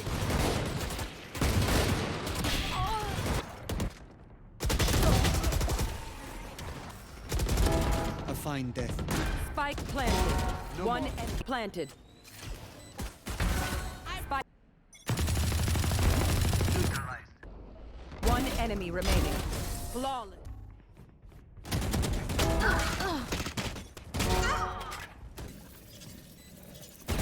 One enemy remaining. Last player. Spike down B.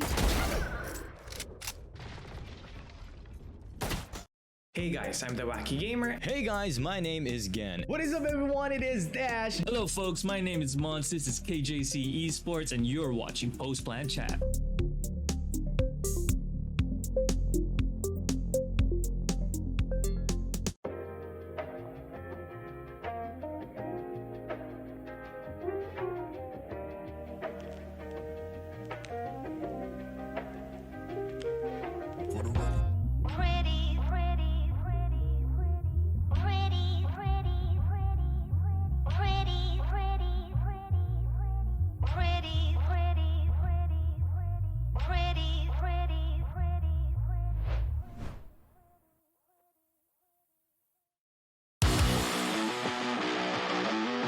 But here comes the Rolling Thunder.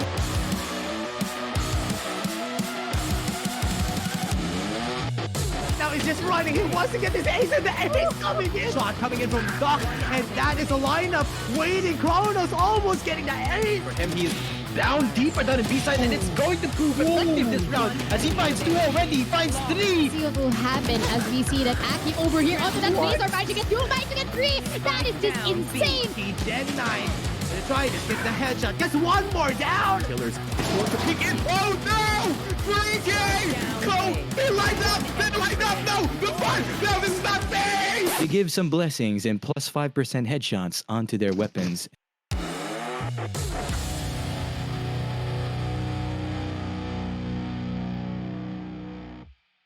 I don't think we felt any pressure. A lot of people wanted to be there and they didn't get the chance. Really crazy. You just enjoy things and things might have changed, but our goal is still clear. We believe that we are the strongest team right now in MISG. We have the fun hype moments because we're always joking around. It was really fun to chat, and it brought back some good old memories. Thank you for the Vietnam community who always welcome me well. Thank you guys for always supporting. It's not all about fragging. It's the very small things that can lead a team to win a game. It's kind of hard and we still have a long way to go, but it's not impossible.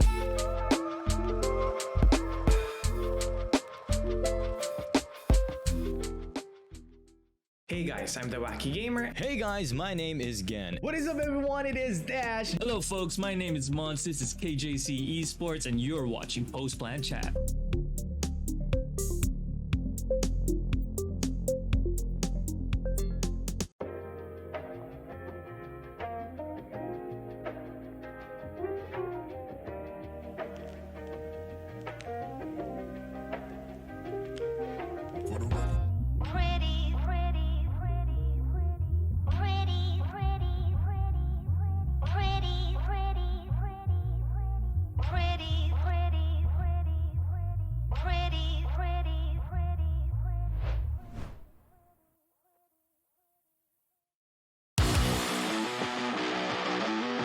But here comes the rolling thunder.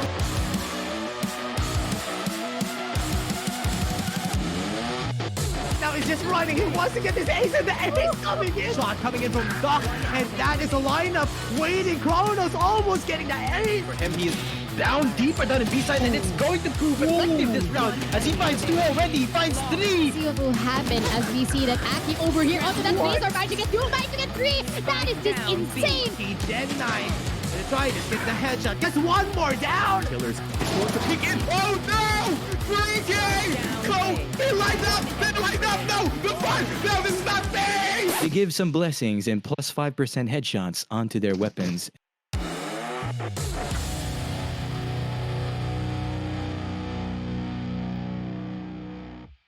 I don't think we felt any pressure. A lot of people wanted to be there and they didn't get the chance. Really crazy. You just enjoy things and things might have changed, but our goal is still clear. We believe that we are the strongest team right now in MISG. We have the fun hype moments because we're always joking around. It was really fun to chat, and it brought back some good old memories. Thank you for the Vietnam community who always welcome me well. Thank you guys for always supporting. It's not all about fragging. It's the very small things that can lead a team to win a game. It's kind of hard and we still have a long way to go, but it's not impossible.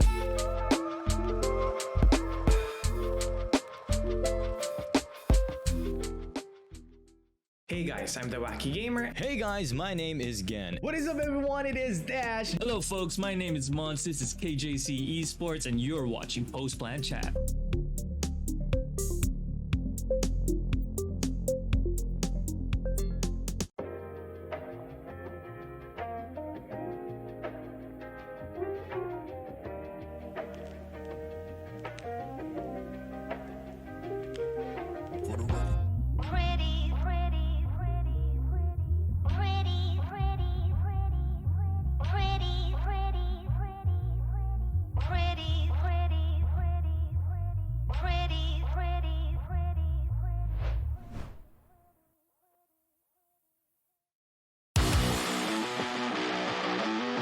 But here comes the rolling thunder.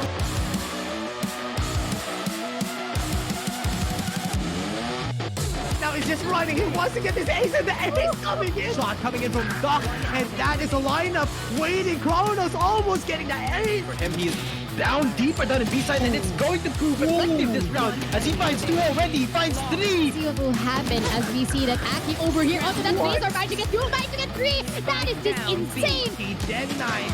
Gonna try to get the headshot. Gets one more down. Killers is going to peek in. Oh no! 3K!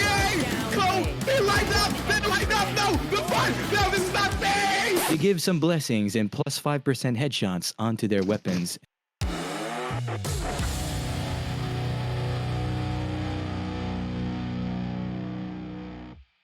I I don't think we felt any pressure. A lot of people wanted to be there and they didn't get the chance. Really crazy. You just enjoy things and things might have changed, but our goal is still clear. We believe that we are the strongest team right now in MISG. We have the fun hype moments because we're always joking around. It was really fun to chat, and it brought back some good old memories. Thank you for the Vietnam community who always welcome me well. Thank you guys for always supporting. It's not all about fragging. It's the very small things that can lead a team to win a game. It's kind of hard and we still have a long way to go, but it's not impossible.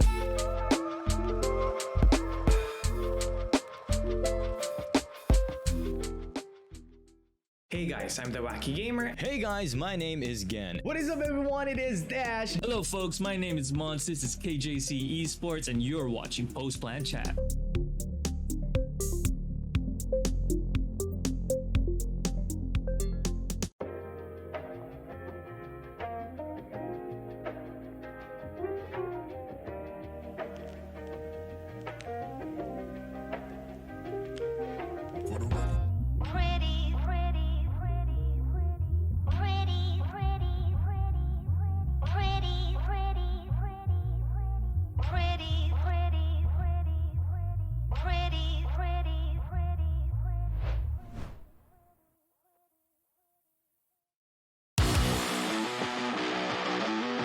But here comes the Rolling Thunder.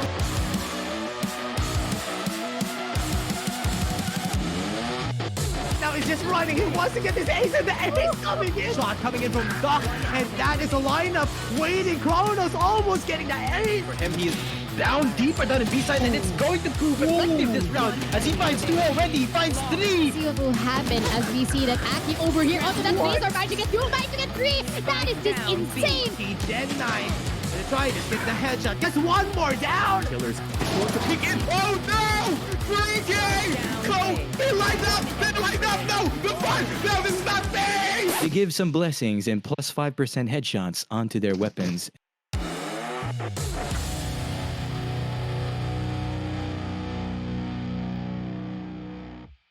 I don't think we felt any pressure. A lot of people wanted to be there and they didn't get the chance. Really crazy. You just enjoy things and things might have changed, but our goal is still clear. We believe that we are the strongest team right now in MISG. We have the fun hype moments because we're always joking around. It was really fun to chat, and it brought back some good old memories. Thank you for the Vietnam community who always welcome me well. Thank you guys for always supporting. It's not all about fragging. It's the very small things that can lead a team to win a game. It's kind of hard and we still have a long way to go, but it's not impossible.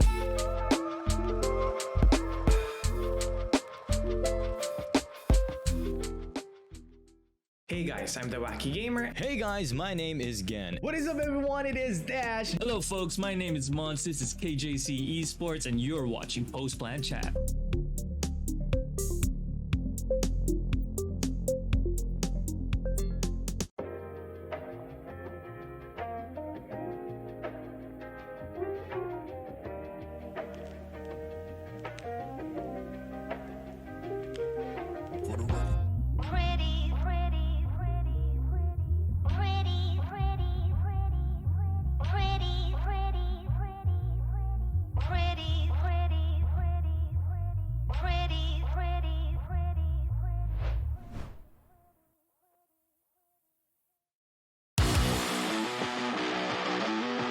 But here comes the Rolling Thunder.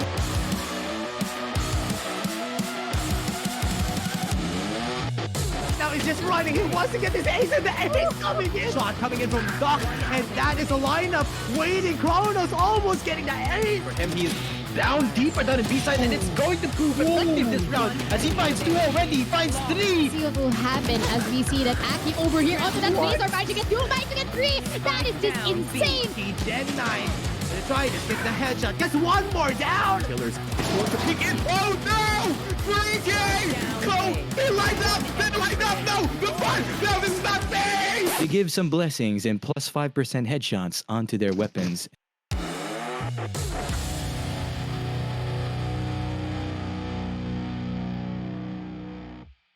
I don't think we felt any pressure. A lot of people wanted to be there and they didn't get the chance. Really crazy. You just enjoy things and things might have changed, but our goal is still clear. We believe that we are the strongest team right now in MISG. We have the fun hype moments because we're always joking around. It was really fun to chat and it brought back some good old memories. Thank you for the Vietnam community who always welcome me well. Thank you guys for always supporting. It's not all about fragging. It's the very small things that can lead a team to win a game. It's kind of hard and we still have a long way to go, but it's not impossible.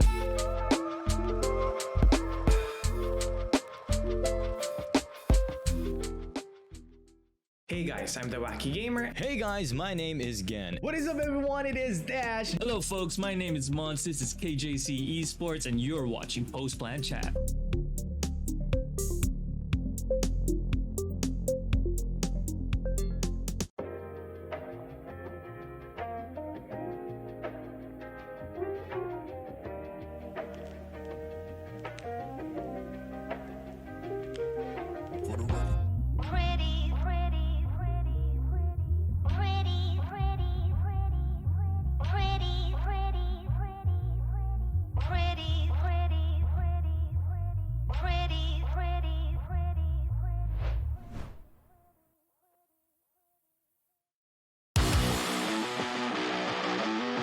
But here comes the rolling thunder.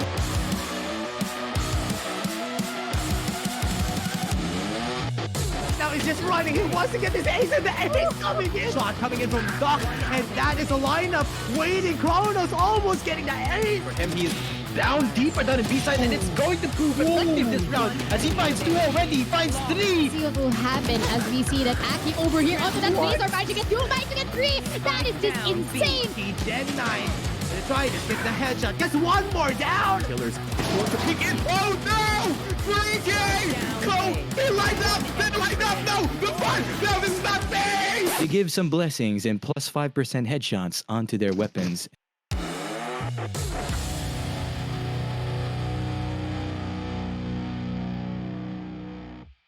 I don't think we felt any pressure. A lot of people wanted to be there and they didn't get the chance. Really crazy. You just enjoy things and things might have changed, but our goal is still clear. We believe that we are the strongest team right now in MISG. We have the fun hype moments because we're always joking around. It was really fun to chat and it brought back some good old memories. Thank you for the Vietnam community who always welcome me well. Thank you guys for always supporting. It's not all about fragging. It's the very small things that can lead a team to win a game. It's kind of hard and we still have a long way to go, but it's not impossible.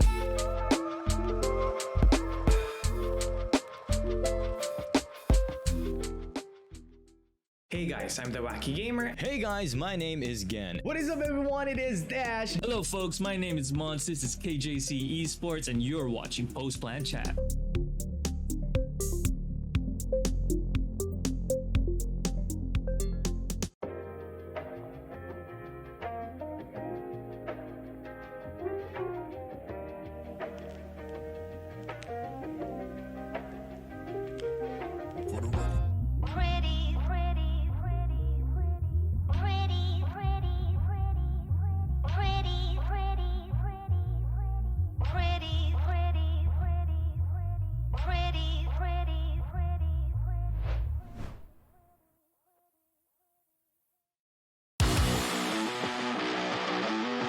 But here comes the rolling thunder.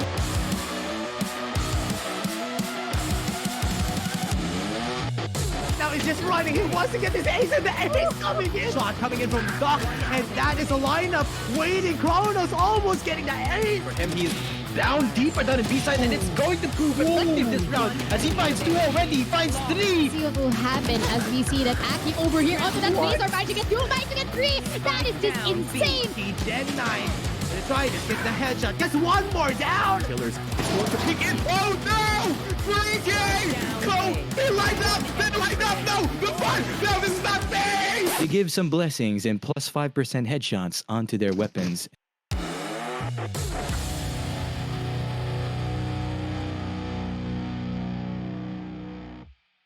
I don't think we felt any pressure. A lot of people wanted to be there and they didn't get the chance. Really crazy. You just enjoy things and things might have changed, but our goal is still clear. We believe that we are the strongest team right now in MISG. We have the fun hype moments because we're always joking around. It was really fun to chat, and it brought back some good old memories. Thank you for the Vietnam community who always welcome me well. Thank you guys for always supporting. It's not all about fragging. It's the very small things that can lead a team to win a game. It's kind of hard and we still have a long way to go, but it's not impossible.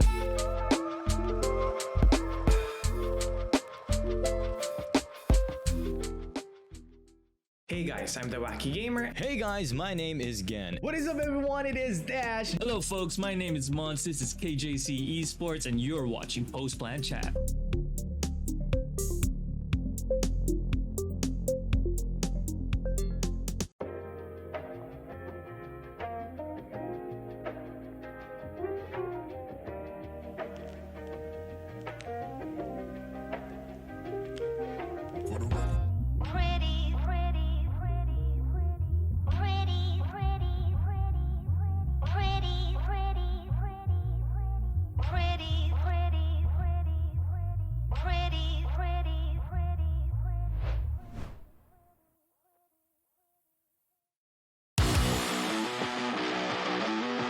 But here comes Zeal, the rolling thunder.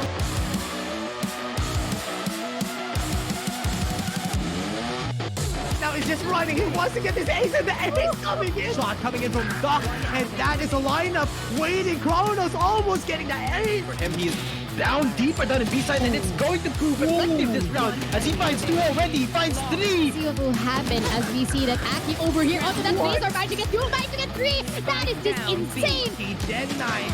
Gonna try to get the headshot. Gets one more down. Killers is going to pick in. Oh no! 3K! Go! They lined up! They lined up! No! The fun! No, this is not fair! They give some blessings and plus 5% headshots onto their weapons.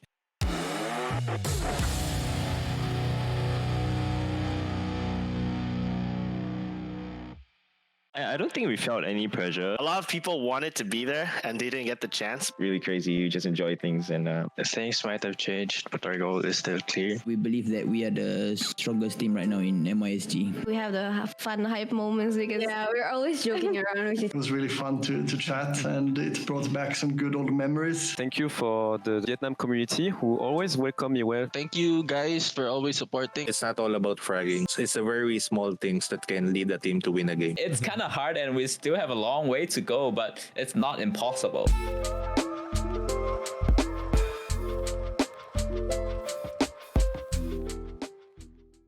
Hey guys, I'm the Wacky Gamer. Hey guys, my name is Gen. What is up, everyone? It is Dash. Hello, folks. My name is Mons. This is KJC eSports, and you're watching Post Plan Chat.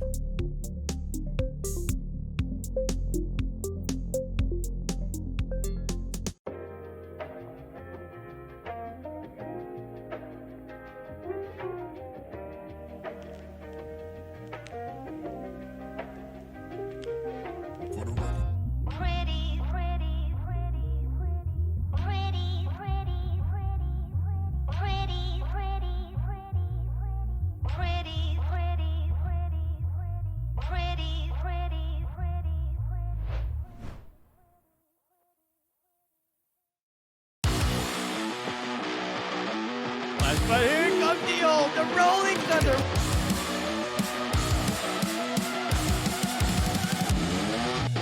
Now he's just running. He wants to get this ace, and the ace coming in. Shot coming in from Doc, and that is a lineup waiting. And welcome back, everyone, to KJC Invitationals, brought to you by KJC eSports and our sponsors right here, AimLab, Vertigear, and Viewer Esports. And again, we're going to be your shoutcasters for today. I'm Dash, and I'm here again with Husky.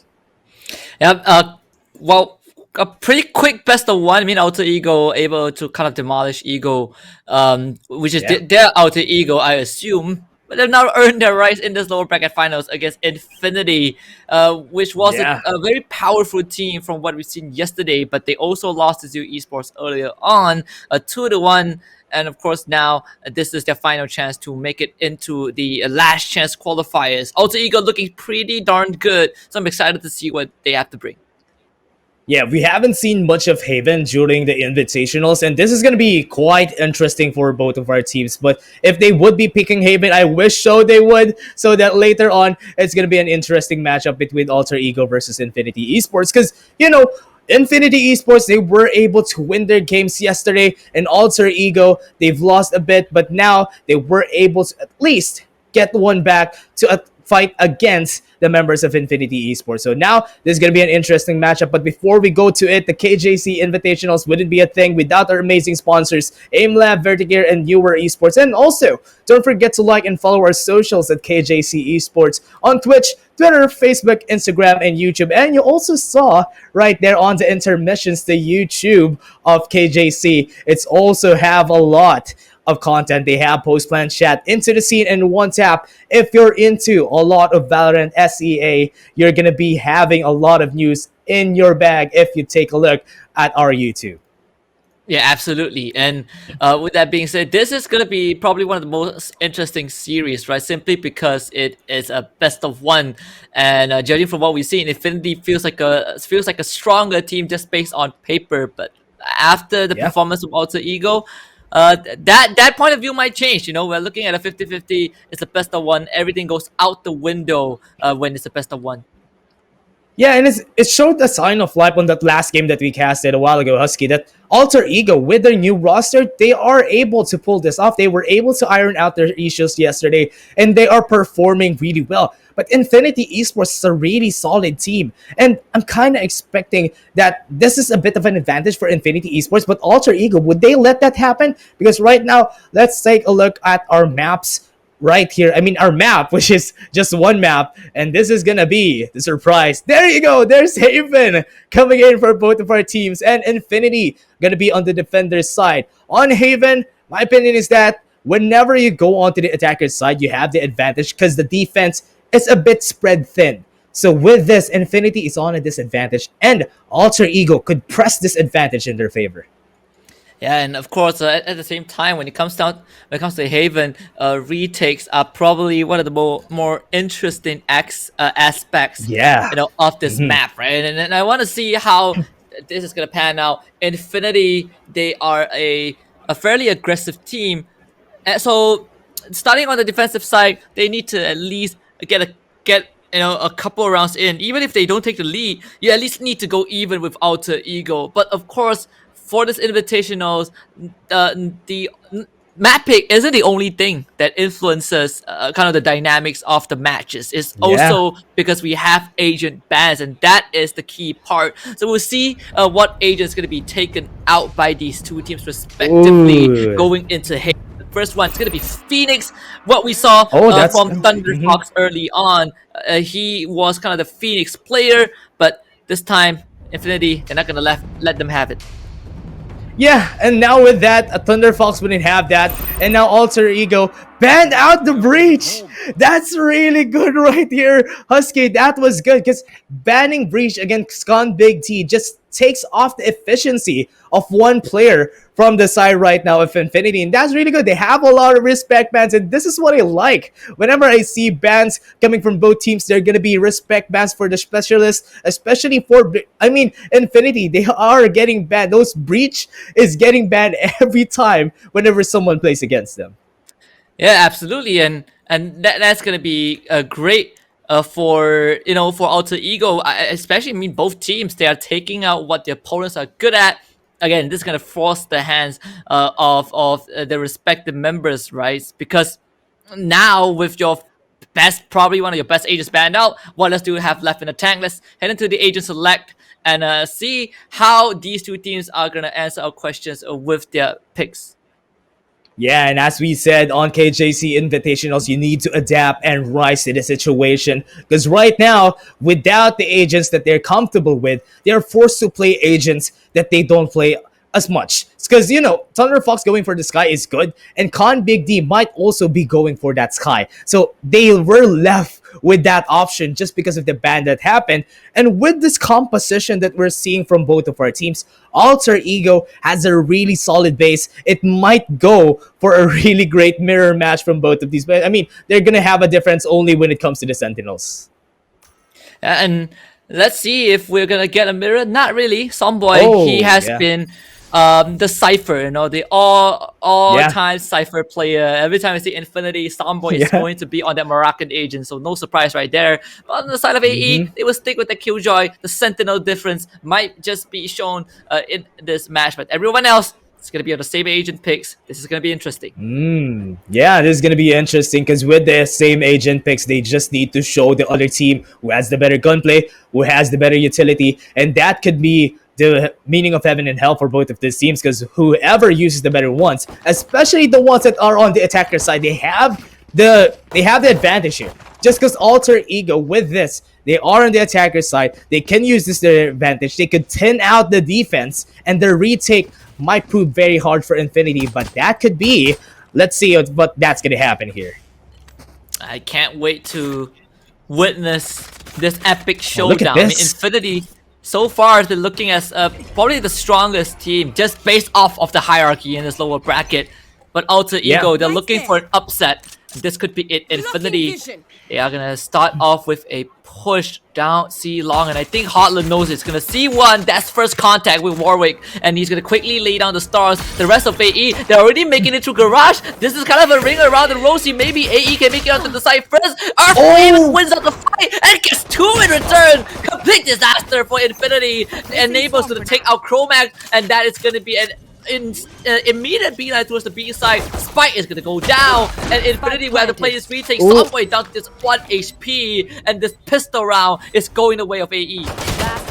Oh no, this is gonna go good for the side of AE. They were able to take out the members that are on C side. They are lurking, yes, but all of them just peeked on the wrong person. Artful was there to get the headshots and was able to deliver for the side of Alter Ego. Now, Alter Ego could leverage this advantage in their favor because now they have the guns to work with against Infinity, and that might lead to another round in their side. So Infinity just needs to hold it out, damage their economy, so later on they're not gonna get as badly punished by Alter Ego.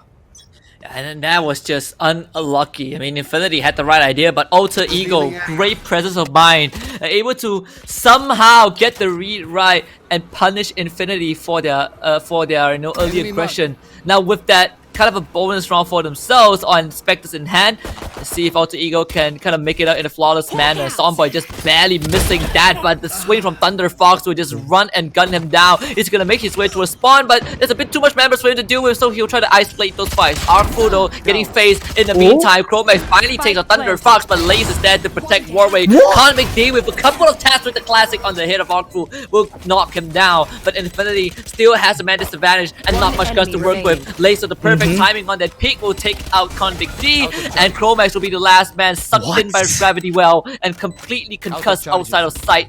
This should be over for Infinity as AE looking to play round 2. Yeah, he was forced out of the situation just because of the utility usage coming in on the side of Alter Ego. This is the sign that Alter Ego needed. They were able to utilize their utilities in their favor, and during that timing, it was just, I wasn't expecting it to happen that they are able to perform that well, but Alter Ego right now are looking like a new team, and Infinity, they're not ready for it. Yeah, and Infinity definitely, it's gonna take them some time to kind of read what AE is doing, and so far this is gonna be the first buy round.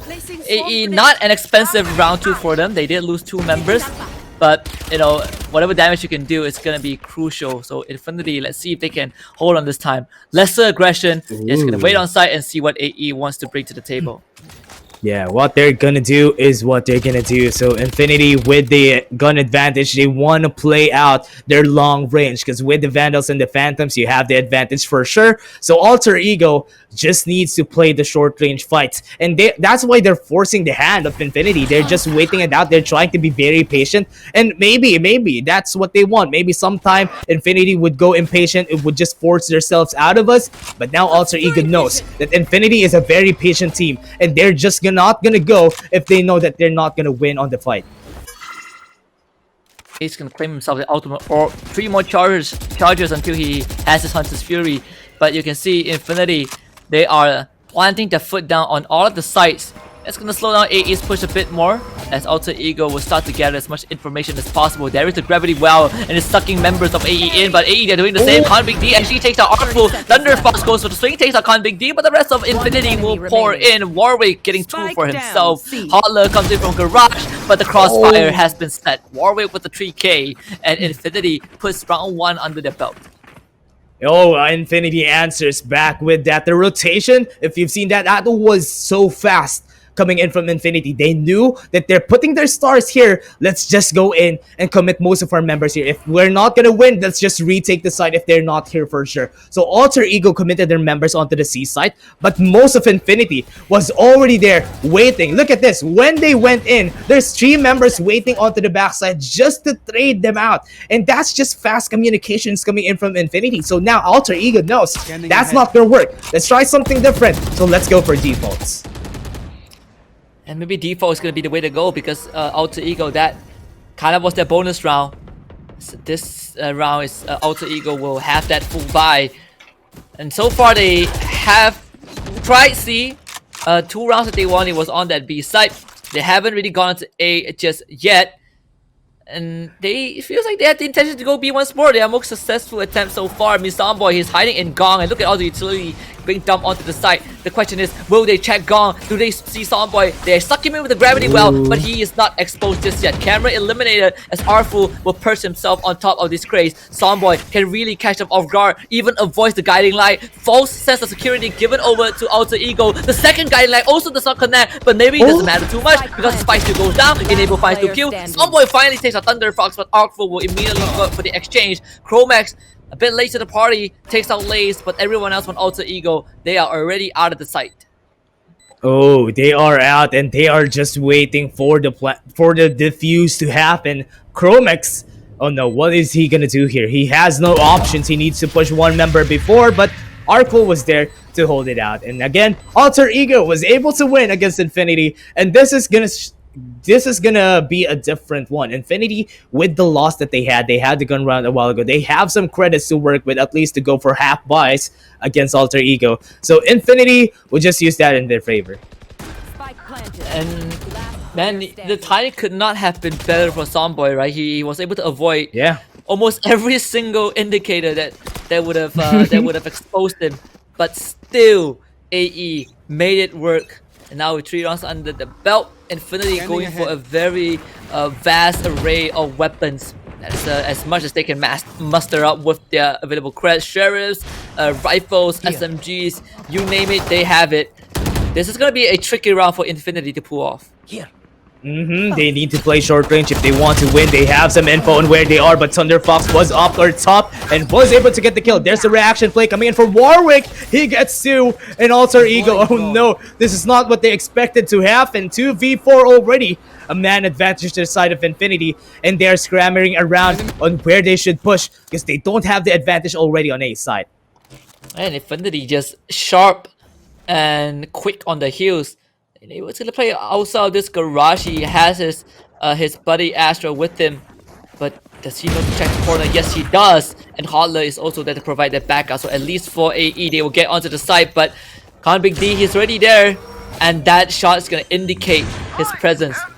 They have the Hunter's Fury to also delay the plant. There should be enough time, but Hotler actually takes out Con Big D and is down to Enable once more. He is resident to clutch scenarios. Both members on the side of Infinity are low, and Enable will take out Warwick to start things off. The recon dart is going to be thrown out, and Enable will relocate himself to go for the plant, but he's just going to try and bait it out. That turret is going to confirm where Chromax is, and with less than 20 health, I mean, this should be doable for Enable, but Chromax, can he really out-gut Big Brain Enable? Yes, it does! It goes for the re-rotate from behind. Enable gets caught completely off guard, and Chromax is gonna win this clutch, and it's gonna be a thrifty one for Infinity. 30 seconds left. What was that bait coming in from Chromax? Yes, Enable was able to look at this. He was able to get the shot, but he was not looking at the right angle. That was the bait coming in from Chromax. That's why they were able to win against Alter Ego. With this now, they at least damage the economy of Alter Ego to the point where just 1 member, Thunder Fox, doesn't have enough to buy, but Arcful still has something. He has the Blade Storm on his hands. They have 4 ultimates on their hands, so they need to win against Infinity, even though they have some iffy buys. So Infinity has a disadvantage. They have the Seekers to work with and also the Blade Storm on their side, but they have some guns, so this is a great advantage for them. Costly round for Alter Ego. That should not have been a loss. I mean, the good play from Chromax. He took out the turret and he immediately jumped back into garage. Now with the gun disadvantage applied in on AE, this is gonna be a challenge for him to take it over. But we've seen Infinity done it, and we can trust AE to do it as well. Thunder Fox gonna just blow Warwick's head into smithereens. Those Seekers are not gonna do too much, as Thunder Fox now getting full control of the garage area. This should give AE a bit more presence on the map. And Infinity, let's see what they want to do. Haunted Fury will be out, then does tag onto one of the members from the side of Infinity. Chromax is already down to 70. We can say the same for Convict D as well. The trap wire is no deterrent as Enable gets the kill on the Somboy, and Thunder Fox making the life of Chromax super hard. He's gonna throw those shock darts to cancel the plant, but it's too late. Spike is down. AE get control of the site. Yeah, and they are needing to go for this. Thunder Fox was able to get the shots in, and they know that he's here. He's pincered, and he's gonna fall down. Khan is able to heal up his teammates to at least recoup. We need to heal up. We need to go for more war. And this is going to be the Band-Aid solution off the side of Infinity. And they're going to go and push for this. They have the flashes to work with. They have the turret on the side of Alter Ego. Okay, Artful! What a monster! Was able to get 2. And Enable was there to get the last one. And Alter Ego, again, takes one sweep against Infinity. Just a good entry from Alter Ego. Most importantly, a huge contribution from Thunder Fox. Yeah, he went down, but the fact that he got so much map control gave AE the information that they needed to not only go onto that A site, but also to make an impossible post-plan situation for Infinity to retake. Now with that 4-2 lead, they finally get a bit of the crest back. For Infinity though, these guys are back on that eco round. Sheriffs and Shorties are the only weapons that they can muster. Yeah, they have lots to work with, Husky. So look at this. They have the flash coming in onto C. They have some info. They showed it. But that might be the bait that Infinity is Alter Ego is going for. Infinity was falling down. Khan is already down. Artful can go for a push here. But the shorty from Face, oh no, wasn't able to hit on a lot. And that is going to be the push coming in. Opens up a bit of C-side. And this is going to be the chance for them to strike back. Warwick going to be the light of the team. But Laze was there to shut the lights down.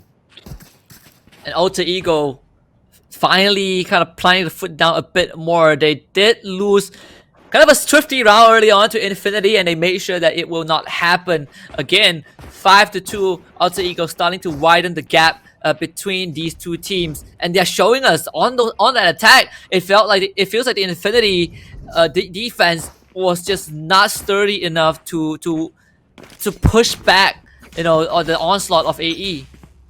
Yeah. And that is going to be the problem for the side of Infinity. Now they have the operator to work with against Alter Ego, but Alter Ego is really on point when it comes to their utilities. Whenever they go for a push, they are really together when it comes down to it. And that is the reason why they have been winning this round. The lockdown has been put down onto B side. They might be forced to back away. They might be able to get the plant out. But the push, look at the Jet. He's going for the flank. He might go for the defense here if ever B-side could get pushed. But the members right now of Alter Ego is scattering around. Might go for a C-side. But everyone is still waiting on their designated positions. They were able to see Artful. And this is their signal for them to go for a rotation. That this might be C-side push for the side of AE. Somboy and Convict D will be the two barriers for Infinity. I mean, Alter Ego still has almost a minute to work with. And so far, they have conditioned Infinity to rotate members on their C side. And look at what AE is doing. They're thinking of a B push once more. And the only member on their B side is Face. Gravity Well is going to be used, but Laze, he's ready. That recon dart is also going to confirm where the members of Infinity are. I mean, the crossfire is set up, but Chromax still takes out Artful. Lace has one job though, and that's to plant the spike. Hotler will be his bodyguard, and together they tag team and hold hands to get the site in their favor. And with the Cosmic Divide now constructed in the middle of that B site, the lack of audio queue is going to make it even harder to retake. Camera is out. Hotler and Lace both watching different angles at the same time, but Hotler, he's gonna hug the side of the wall, and he will see the barrel of Somboy taking him out. Warwick gets the updraw up, but Hotler just pushes forward and gets the second kill for himself. Chromax gets a trade, but Enable will once more close out round number 8. giving AE the 6th round of the match. Oh, what was that? Alter Ego, just with their communication during this point at B side, it's really hard to hold on to B side, but Alter Ego was able to make it work just because of the Cosmic Divide. And looking at the map, everyone, nobody could go into the flank. That's the reason why the Killjoy was just there, waiting for them. So as they know, with that, they know that everyone off the side of Infinity is just onto A-Link or maybe onto C-Link, and that's the reason why everyone was just there waiting to pounce. So that's good info take for the side of Alter Ego. Infinity, they need to work on that. They need to work on their info traps if they want to win, because look at this. Thunder Fox is just pounding on them, and they were able to get the first kill, the first touch. Again, an advantage for Alter Ego. First split run once more by Alter Ego, and Infinity are starting to bleed a lot more than they would have wanted. Band-Aids might not be sufficient as they're bleeding profusely. Chromax does catch a whiff of the Astra, but Arkru is already on the side, and Chromax just completely caught with his hands down. The stars will be laid out once more. Zomboy does peek through, but that's an inkling. Good snap onto Laser's head, but he needs a bit more. Arkru is gonna shut that down alongside Hotler, and Zomboy with the Sherry still was able to get a second kill into Arkfu, but he now has to deal with Hotler and 2 more members of Alter Ego. Surely this is it for AE, and indeed it will be the 7th round for Alter Ego on this attacking side. Oh, wow. Alter Ego showing how strong they are against Infinity, and Infinity wasn't able to answer back. They were able to answer the last 5 rounds, but other than that, they weren't able. So Alter Ego is just on top of their game when it comes to the attack, and this is gonna be the dilemma of Infinity. How many more rounds will we be able to take against them? Because right now it's looking really grim for the side of Infinity. With Alter Ego, with the momentum that they have, someone needs to stop them. And this is gonna be super crucial for INF. They invested in an operator. It has to work out. But AE, so far from what we've seen, have been crisp and clean on their side takes. Infinity felt vulnerable and exposed, and they have no idea how to deal with this. At least for now. Thunder Fox once more getting control of the garage. He's not looking at the right angle, and Face is gonna pop his head off. Oh no, that is a good pop. That is a good advantage. A breath of fresh air for the side of Infinity, getting the first kill against Alter Ego. And now Alter Ego might go for a push onto A's side, but someone is waiting for them there. They know the Cypher is here. They need to be careful on the traps and the cameras that he has set up, because it's going to be hard to push one side that has the Cypher. You know, Zomboy is waiting. There comes it, and this is going to be the trip war waiting for them. He would be able to get that one down, but all of the rotations from the side of Infinity is going to be good. Zomboy, there's going to be the kill coming in from their side. There's smokes on them, and they might not be able to get this really early. The Hunter's Fury is there, but it's a bit too late. Was able to get one shot down, was able to get all, and that is going to be the kill. The advantage coming in from the side of Infinity was able to get, and now a 2v4. This is going to be tricky for the side of Alter Ego. They need a lot of members to work with. One shot from Arkful, the hero of the team. This is going to be a ninja for them. That is an assassination waiting to come. Chromax, you need to go for this because the time is ticking. You need to go for more. Enable is just here. The guiding light comes in. That is going to be a 2v2. Make it an all. And that was a 2v4 win coming in from the side of Alter Ego. Oh my goodness, I cannot believe they actually did it. Again, great communication. Alter Ego, they knew where the individual members of Infinity are gonna come from, and they locked down all the choke points. All of the gunfights were won. Arfu takes 3 out on his own. He has Heaven, A-Link, but the fact that Enable did not let Cerberus go in the way of Infinity was the main factor that AE won that round. 8-2 so far. Another round of eco for Infinity. This seems like it's gonna pan the way of a 9-2 by the end of things. Yeah, that was good. Honestly, that was a good play coming in from the side of Alter Ego. They weren't able to do anything. Look at this. They fastened it up. They were able to get the kills. Opens up the side. There's Zomboy onto the backside, but he's being sprayed down. They know that he's there. He is gonna fall down. That is good timing. They know the advantages, and that's why Alter Ego is pressing for more. That is just how you play. Infinity, they can't even react on what Alter Ego is gonna do. Yeah, and Laser's gonna see the gun barrel first. Warwick did not stand a chance. Alter Ego 9-2 as we move into the last half. the last round of the first half. And one more chance for Infinity to stem the bleeding. Bring it to 9-3. That is the bare minimum. But if AE gets to 10-2, we can kind of admit that maybe Alter Ego might just walk away with this. Of course, look at Infinity. They barely muster up a full buy. FaZe force on that light shield, but they have to win by hook or by crook. Yeah, that is just Alter Ego just making use of this momentum. They're riding it, and they are showing Infinity that this is how you do the information game. This is how you communicate. Warwick goes in for the push. He has been suppressed, and this is not going to be good. He gets to Thunder Fox. What a crazy man. And the Seekers are coming out. They're trying to get more info. They're probably going to push on A side. There comes the smokes. It's going to fasten up. Convict has been nearsighted, and it's not a good sight for right now on Infinity. Alter Ego is just gonna press on this advantage. They want a 10th round win. Someone is looking at the flank, and probably this is gonna be a hard round to retake for the side of Infinity. Infinity has to make it work, but it's not easy. The skewers point blank. So shish kebab action for AE, and rightfully so, because it's dinner time. Thunder Fox misses out onto FaZe, and now they know where he is.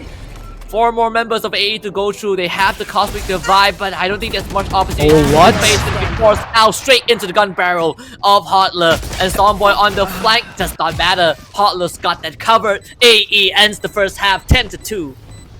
What was that? Alter Ego, 10 rounds onto attack, and now they just need 3 more in order for them to secure the win. Look at how it did this play out. Warwick was able to get the suppress, and that is why Thunder Fox, with the flick on 1, was able to get a bit of an advantage. Not a bit, that was a big advantage right there, and that opened up A site altogether. And now Infinity, now gonna have a hard time to come back from this. Yes, there's gonna be the pistol round. They need to win this, because if they don't, Alter Ego would just take 2 rounds for free, and that's not what they want to happen if they want to come back from this.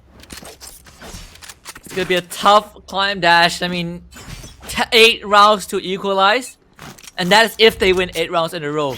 You know that Alter Ego, they're not gonna let Infinity get any footing, but maybe on the attacking side, what Infinity is good at as their team identity, this could probably be a turnaround. Alter Ego though, because they have put their foot down this early on, it's gonna be a lot of pressure on Infinity. There's a tailwind. Warwick gets behind Hotler, but Hotler sees him first. The Frenzy wins out. Enable gets Stormboy, but Convict D also wins his fight, and that means C side is open for commission until Arcful comes in from behind and gets the kill. Thunder Fox also gets the flank off. How is this working out for AE? Now there's only 1 guy left, and FaZe catches Thunder Fox with his guiding light out, but FaZe, can he win against Arcful? He cannot. AE puts the 11-12 pistol round in their favor once more.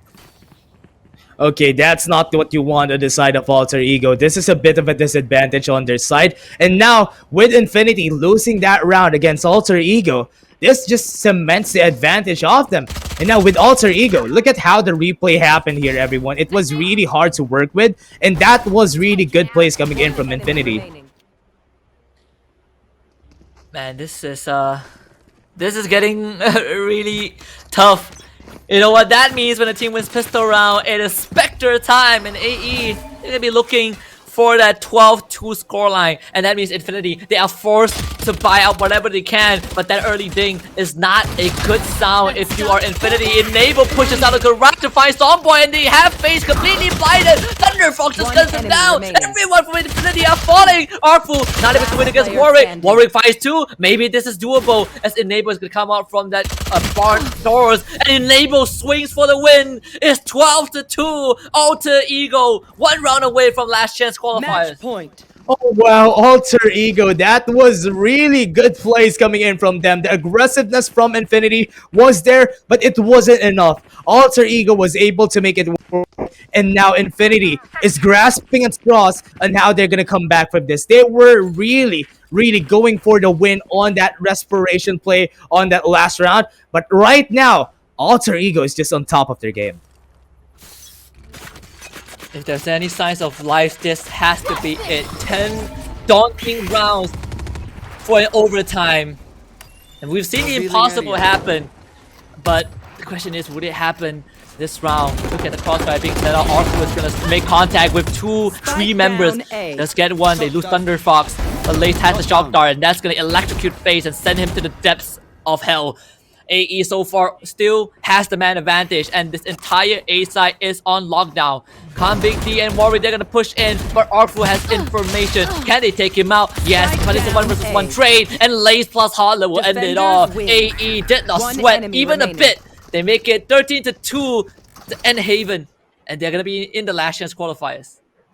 Yeah, that was good coming in from Alter Ego, was able to put themselves up right there against the members. And now with this, Infinity is going to have a big problem right now. And Alter Ego is just there on top. And with that, that cements the advantage. That just showed that this roster is still good as it can be.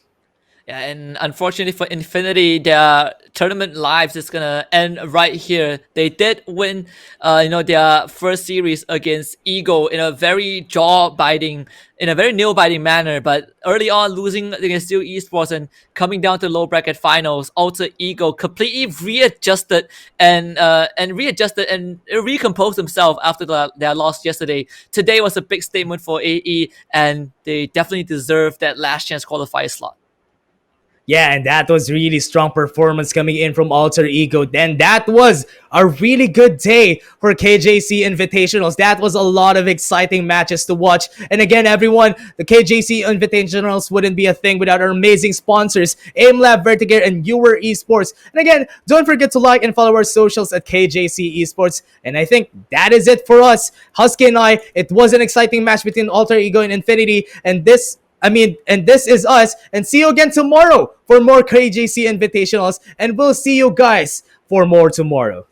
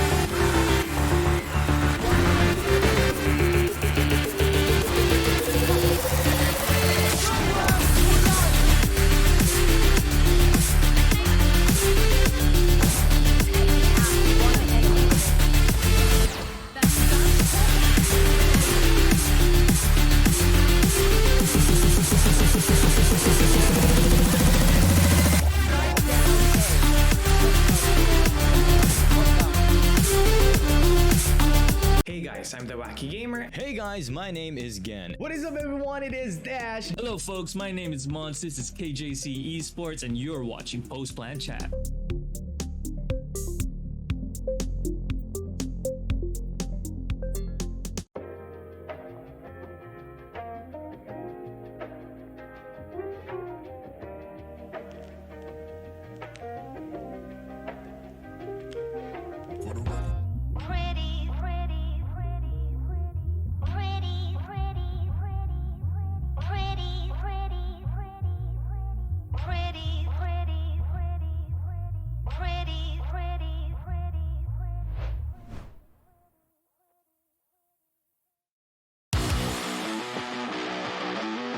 But here comes the rolling thunder.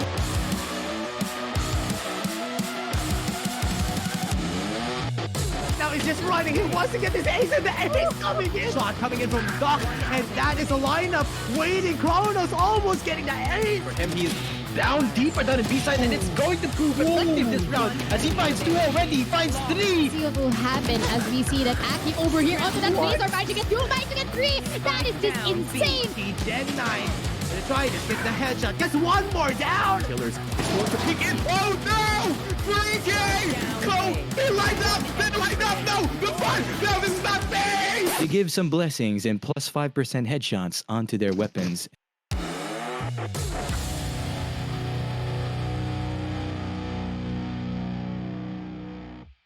I don't think we felt any pressure. A lot of people wanted to be there and they didn't get the chance. Really crazy. You just enjoy things and things might have changed, but our goal is still clear. We believe that we are the strongest team right now in MISG. We have the fun hype moments because we're always joking around. It was really fun to chat, and it brought back some good old memories. Thank you for the Vietnam community who always welcome me well. Thank you guys for always supporting. It's not all about fragging. It's the very small things that can lead a team to win a game. It's kind of hard and we still have a long way to go, but it's not impossible.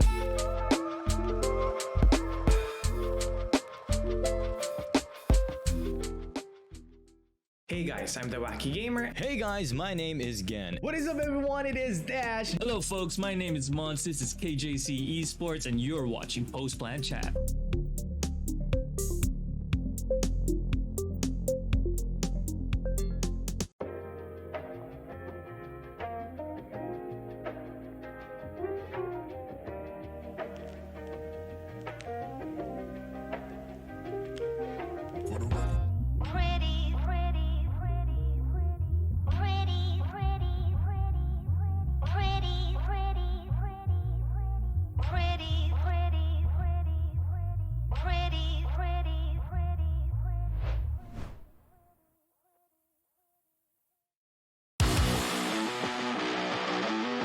But here comes the Rolling Thunder.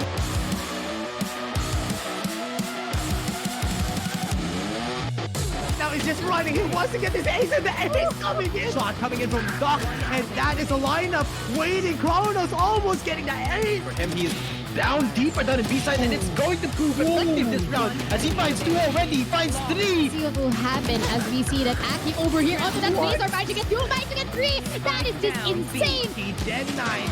Gonna try to get the headshot. Gets one more down. Killers is going to peek in. Oh no! 3K! Go! They lined up! They lined up! No! The fun! No, this is not fair! They give some blessings and plus 5% headshots onto their weapons.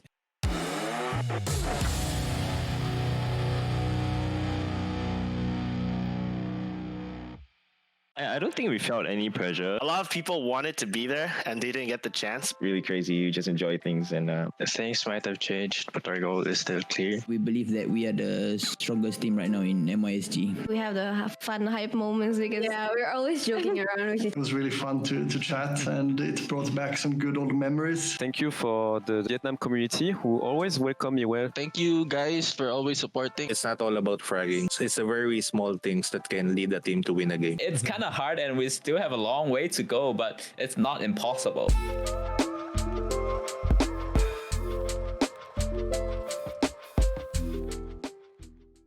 Hey guys, I'm the Wacky Gamer. Hey guys, my name is Gen. What is up, everyone? It is Dash. Hello, folks. My name is Mons. This is KJC eSports, and you're watching Post Plan Chat.